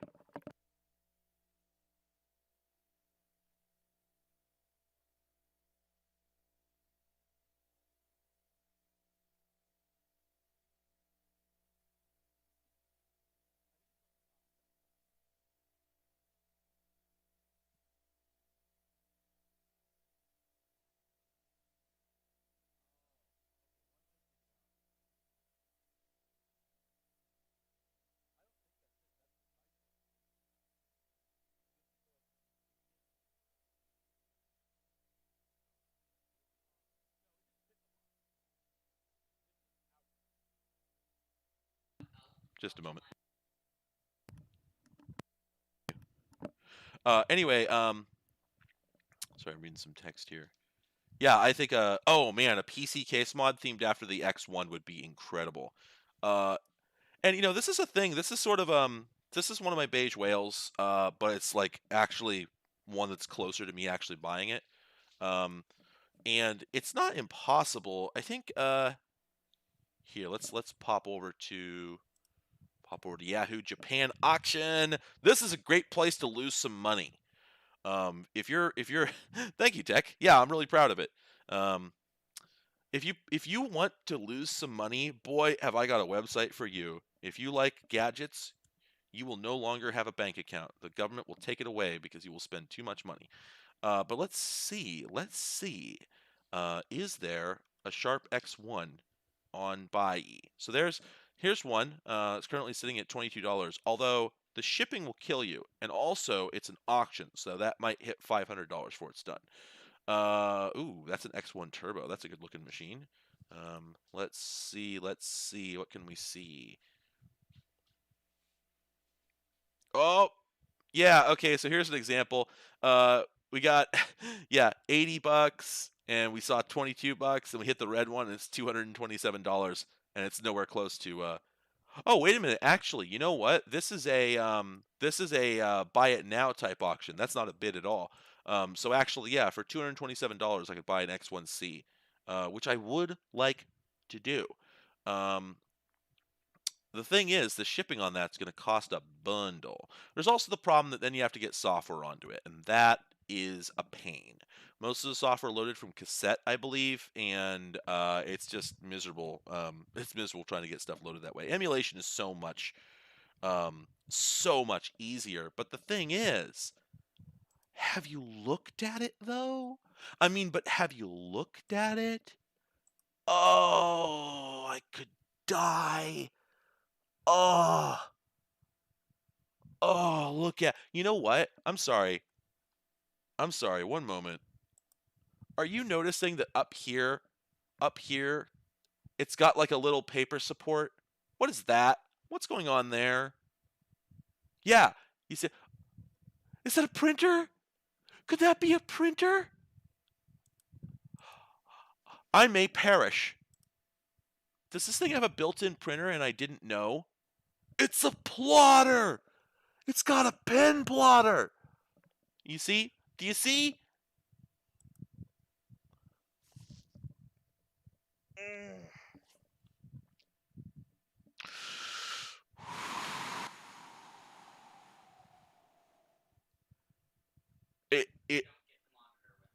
It's perfect. It's perfect. And yeah, the problem with this listing, and here's the thing. Let's talk brass tacks here. Yeah, a Comp Geek has the right of it. If somebody wanted to donate and earmark it for me to buy this, it would be more than $227 because two reasons. One, shipping from Yahoo Japan auctions, Japan in general, is ludicrous. This would probably be upwards of $100 in shipping. And the other problem is, let's just go back and refresh our memory. What does the Sharp X1 look like? What does the Sharp X1 look like? Well, this isn't the picture I wanted. None of these are the picture I wanted. There we go. Let's get in here and let's take it apart. All right? So we got, well, that's pretty good. And that's pretty good. Oh, and that's really good. And that's going to cost a fortune and will arrive here broken. That's what it's like. So yeah, it's yeah, and Bai charges some as well. I mean, it's just, oh man. I'll have one someday. I'm sure I'll have one someday. I won't rest until I have one, but it's not gonna happen soon. However, let's see if anybody has the monitor. I doubt it. Okay, that didn't work, but I don't think that'll work either. We might try TV, but the problem is I think I'd probably have to look for a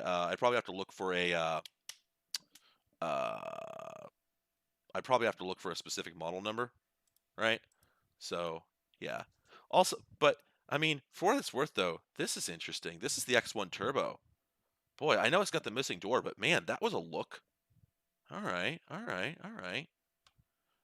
And then I also found this one. This is a Sharp X1 Twin. Oh, it's a twin. Oh, you know what? That's got a is that a does that have a PC engine in it?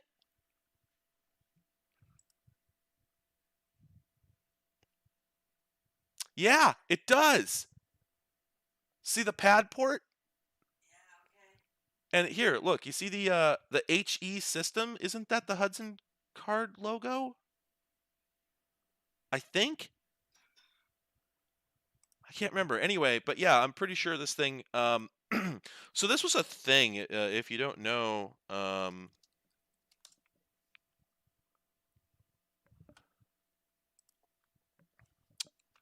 so Sharp has a track record. They have a criminal record of producing things called Twin. This is the Sharp Twin Famicom. Do we have two of these, or just one? I just have the one. Just one. So this is the Sharp Twin Famicom is a Nintendo Famicom with an integrated um, FTS.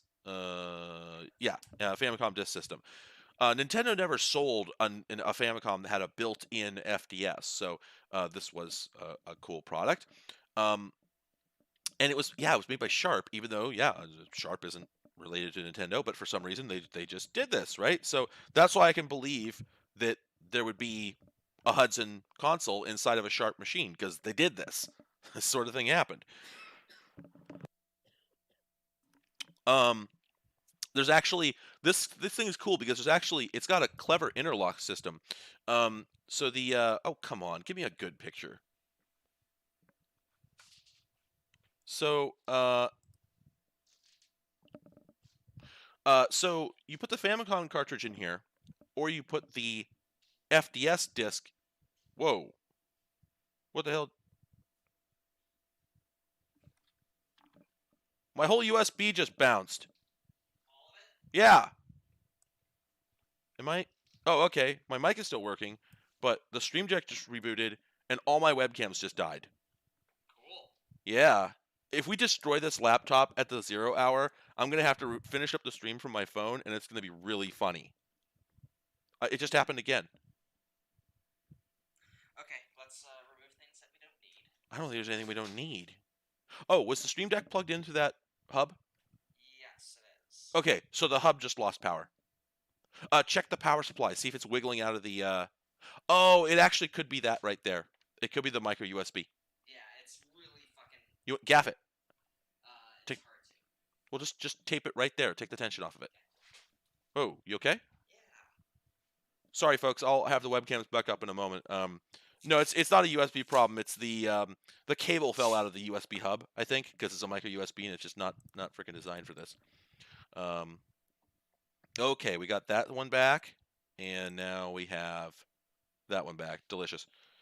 Okay. Anyway, so what I was gonna say is thank you. Ooh, you know what? So for the space here, when I moved into the new studio, which, oh, by the way, I need to try and give you all like a tour, because I know a lot of you aren't patrons, so you haven't seen the whole place, because I've only put that on Patreon. So I'm gonna probably take a quick whip around with the camera just so you get an idea of what I've got here, because it wasn't really clear from the pictures I posted publicly, for good reason. I was gonna do a reveal, but I think for the amount that you've given me, you deserve a reveal.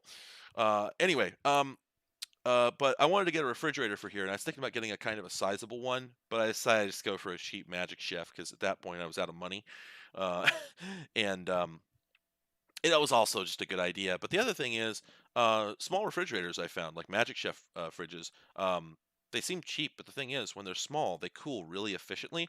I have not had a drink in years out of my fridge at home that is as cold as the ones that come out of this Magic Chef. And I have two refrigerators at home. They're both brand new. It's a long story as to why that happened. And neither one of them gets this cold. They get safe cold, but Connor, I actually don't know that number because PayPal broke. Or no, I'm sorry. PayPal cut off my donation release. Sorry. PayPal stopped letting me like accept new donations into my proper balance and started putting all my new money on hold. And supposedly I'm going to get it in 7 days. So I hit $4,000, and now I have another $2,600 on hold. And then there's like $700 or $800 sitting in the YouTube revenue that I don't know how much of that I'm going to get. And then there's I don't know what else. I don't actually know what the number is, but it's somewhere north of $7,000. Oh, that's good. Just a second.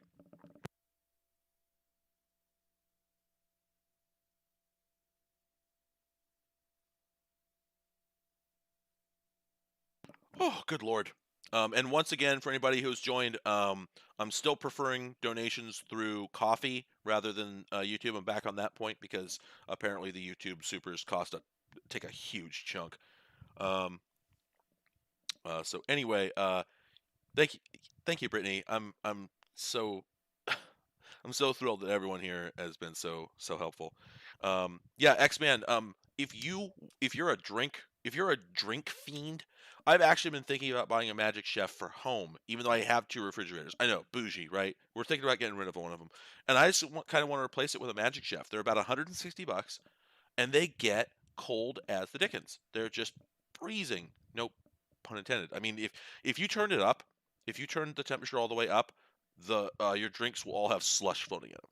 So if you're a beer drinker, get yourself a Magic Chef or something like that. It's worth it.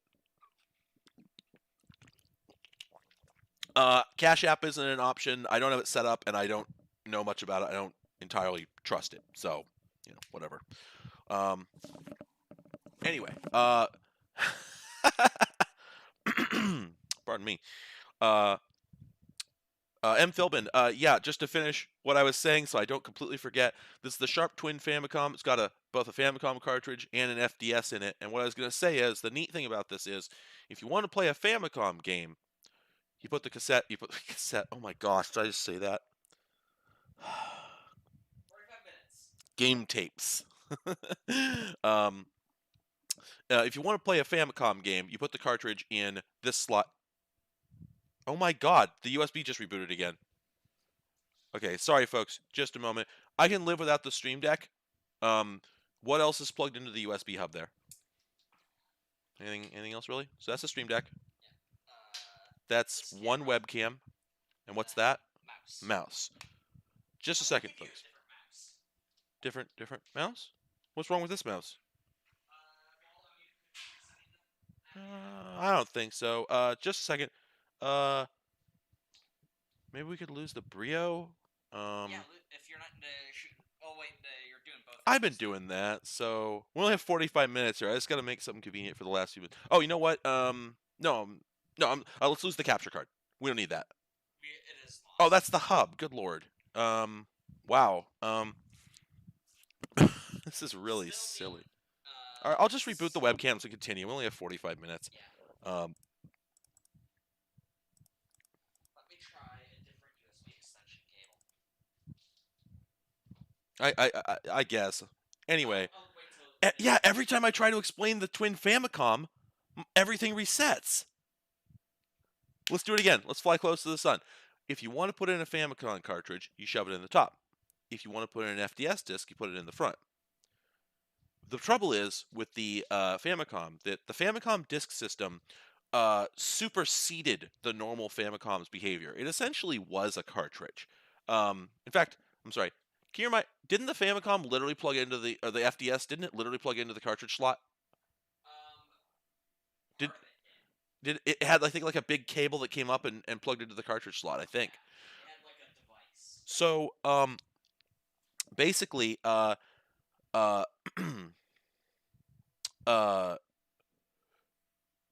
you could if you wanted to put a cartridge in here, if you wanted to play an FDS game, it had to override the cartridge slot.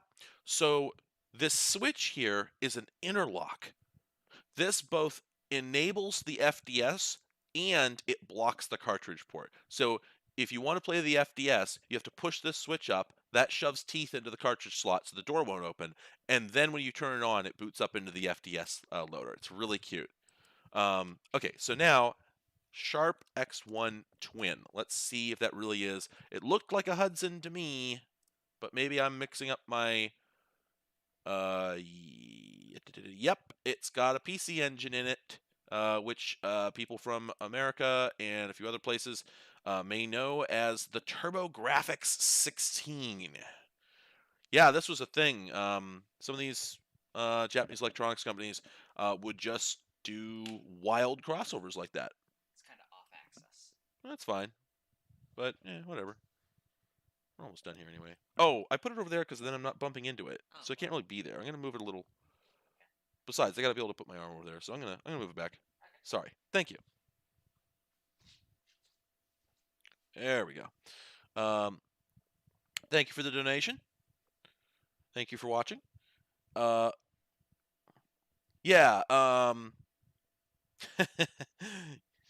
Yeah, I think the external port on the bottom of the NES never got used by anything, and the yeah, I don't think the Famicom had it at all. So let's see. What was the other thing I was going to show you? You know, real quick, I copied over some X1 games, and I think it'd be neat to show you what they looked like.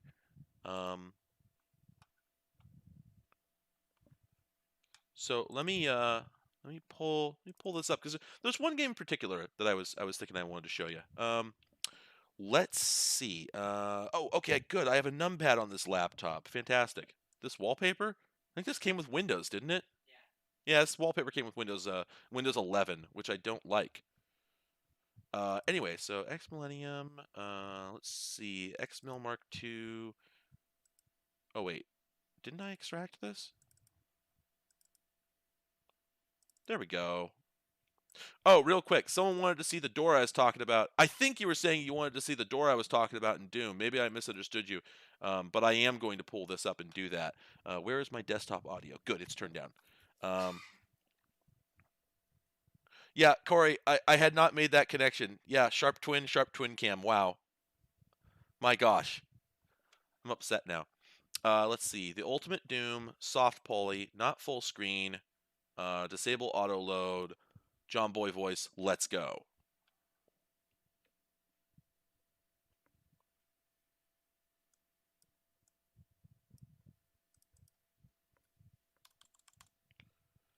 Okay, I'm going to speed run the first 2 levels of Doom. I'm getting a lot of bonks here. This is not a very good speed run. Oh, wait, what? I have alt bound to jump? Why would I have done that?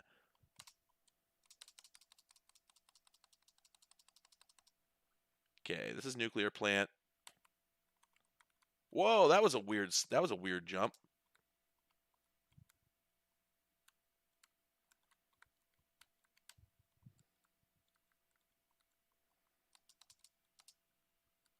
That's a bonk. That's a reset.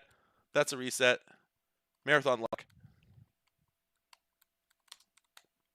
Oh, sorry, there's no audio, is there? One moment. I know you want audio.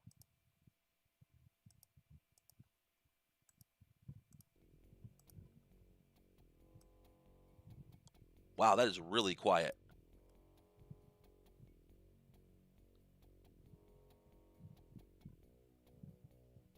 Dang. It could be this level, but I don't think it is. Oh, wow. Oh, yeah, I'm really loving those saves. Those look great. I know you know what it sounds like, but hey, you know how it is. Anyway, let's see. Is it? Gosh, I don't think it's this level. I'm pretty sure it's the 3rd one. But, oh, this is it. Right here. Yeah. On the lower difficulty levels, those guys aren't there. And so you're just standing here, and there's just darkness. And, like, I think I did see the imp, and I think maybe I killed him, and then I was just terrified to go any further. And, yeah, it was just... Now, of course, you know, this is how it is. But, strange source port. This is Jeezy Doom. This is the, this is the source port. That's kind of where it all began.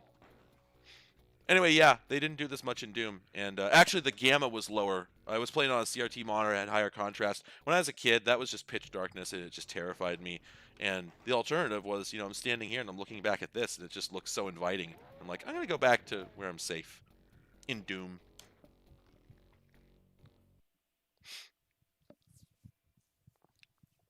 Yeah, GC Doom is based on Z Doom, which is one of the that's one of the oh, I'm sorry. If you're referring to the HUD, that's yeah, there's an option turned on for that for alternate hub. Anyway, let's so yeah, I just wanted to make that real quick because someone asked about it. So for the X1, let's see. I haven't done this in a while. I gotta see if I remember how to run the emulator because of course it's all in Japanese. Well, this one's partially translated, so we might be okay. Did that have? I'm sorry. Did that say Intel inside? Dang it! I missed it again. Oh no! it said Zilog inside. Okay, that's a joke about the Z80 processor. All right. Anyway, let's see. Now the thing is, I'm not sure I think I have to run this in quote unquote full screen. And that crashed it. Oh, but you know what? What am I doing? I'll just switch from a display capture to a window capture. And it won't work very well for you, but it'll work for me. No, sorry, the other way around. It won't work very well for me, but it'll work really well for you. um, Stephen Guy, that's an interesting point. Because I'm actually writing a narrative right now about how it's related to the fact that FPS motion evolution on PCs started out with nobody using the mouse. And how there were no FPS specific controllers, so people just play with the keyboard and they just turned left and right like tank controls, and how that related to how things proceeded into the future with regards to the development of FPS specific game controllers. Because I'm doing a whole video, I've got a bunch of these things, and how there was a period in the late 90s when a bunch of game hardware vendors were trying to figure out a way to get somebody a controller that made sense for playing an FPS that had both motion and turning, strafing, looking up and down. Before the DualShock had been invented, or at least before anybody had figured out how to clone it for the PC. But anyway, the point is that an awful lot of people didn't strafe in Doom. I didn't when I was growing up. And it was kind of a big. I did get a space orb. Yeah, I did get a space orb. I did. I got a lot better at Doom once I taught myself to start strafing. Anyway, let's see. So yeah, so this is an emulator for the Sharp X1. It's called X Millennium. And I'm going to go find. Now, I'm going to make a comment about this. A thing about Japanese home computers, there's been back and forth on this. Some people think this is an element of sort of like preconceptions that aren't fair, but it's not true. Japanese home computers have an enormous number of porn games. This is a fact. Anyone who tells you otherwise is full of it. Whether those games are just porn or are something deeper is irrelevant. The fact of the matter is, if you are trying to stream these games, you are running the risk of having naked anime ladies on your screen. There is no way to predict it. There is no way to weasel this out before you actually play the game. I'm not making any kind of judgment on Japanese culture. I don't know what the hell I'm talking about, so I literally couldn't. The one thing is, from what has been explained to me from people who do know something about, what was going on at that time, basically that these computers were sold. They weren't for kids. They were sold. They weren't like the Famicom, which was meant to be a toy that parents bought for their children. They were sold to young or old adult men for the most part, and the expectation that has been suggested to me, and I have no idea whether this is an accurate way to state it, but was basically that no one was going to have a problem with this sort of thing, so it wasn't really worth calling out on the box. If you were going to play like an RPG and the RPG happened to have some naked women in it once in a while, that wasn't something you needed to mention. And it wasn't in the box art or anything, and it wasn't something that you need to recategorize the game. And what this means is that titles like there are games from pardon me. Sorry. There are games from companies who you wouldn't think of, like Square, for instance, and Enix before they merged. Both released games for the PC-88, and at least one, I think both of those companies released games that just randomly have naked women in them. And I'm not talking like, oh my God, the webcam just crashed again. Don't worry about it, I got it. I'm not talking about a little, a suggestion. I'm talking straight on, full blown, the whole thing, right? Sometimes explicit sex, and it's just all over the place. There's no way to predict it. So streaming these games is difficult because streaming these games is difficult because you just don't ever know when that's going to show up. But the safe options are things like are basically things like arcade games, right? Where it'll be fine, right? For instance, Excite Bike came out for the Sharp X1. That's not going to have any naked anime women in it. You could actually, I could tell you, having done the work, that you can rely on that. You don't need to worry about that. not just because I did check out Excitebike specifically, but also because I've just gone through thousands of titles at this point. Whoa. For these systems, and I found that the ones that look like arcade games are usually safe.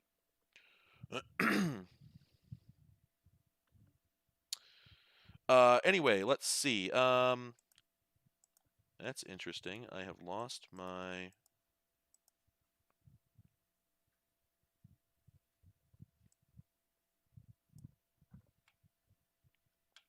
Sorry, I'm trying to figure out my sound situation. Once again, we've had an endless series of problems with sound in this stream. My God.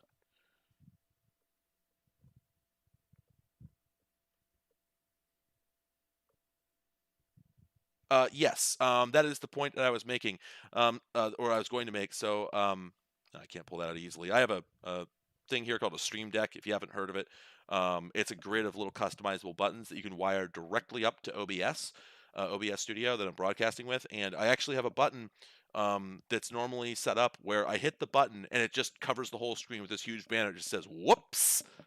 Here, actually, I have the whoops. Whoops. When I was doing on Twitch and a little bit on my side channel, I was going through games for these platforms. I would just have my finger on that button at all times. Yeah, it's the Elgato. And I don't know if I got reported or something. I think I don't know if it would have done any good. But the point, is I just wanted to make the effort that, like, look, I'm not trying to, that's not what I'm trying to show, on my channel here, right? That's not what we're here for. I think that people archiving and investigating that aspect of these games is interesting, but it's just not something I can, spend my time doing and take risks with. So anyway, it does mean that it's really hard for me to, like, go through these thoroughly. But I do have a few that are safe. And I just wanted to show you, let's see, do I have... Let me go to the cool folder here. I just have a couple games here that I can load up that I think are pretty cool and kind of representative of the platform. We all know what Excitebike is, I would think.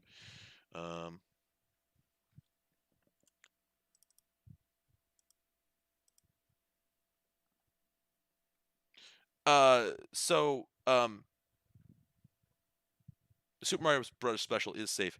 Kangaroo, so this platform is not capable of displaying colors other than red, green, blue, and the combinations of those colors. It literally can't. It's not possible. So you cannot make Excitebike look like it does on the NES, because the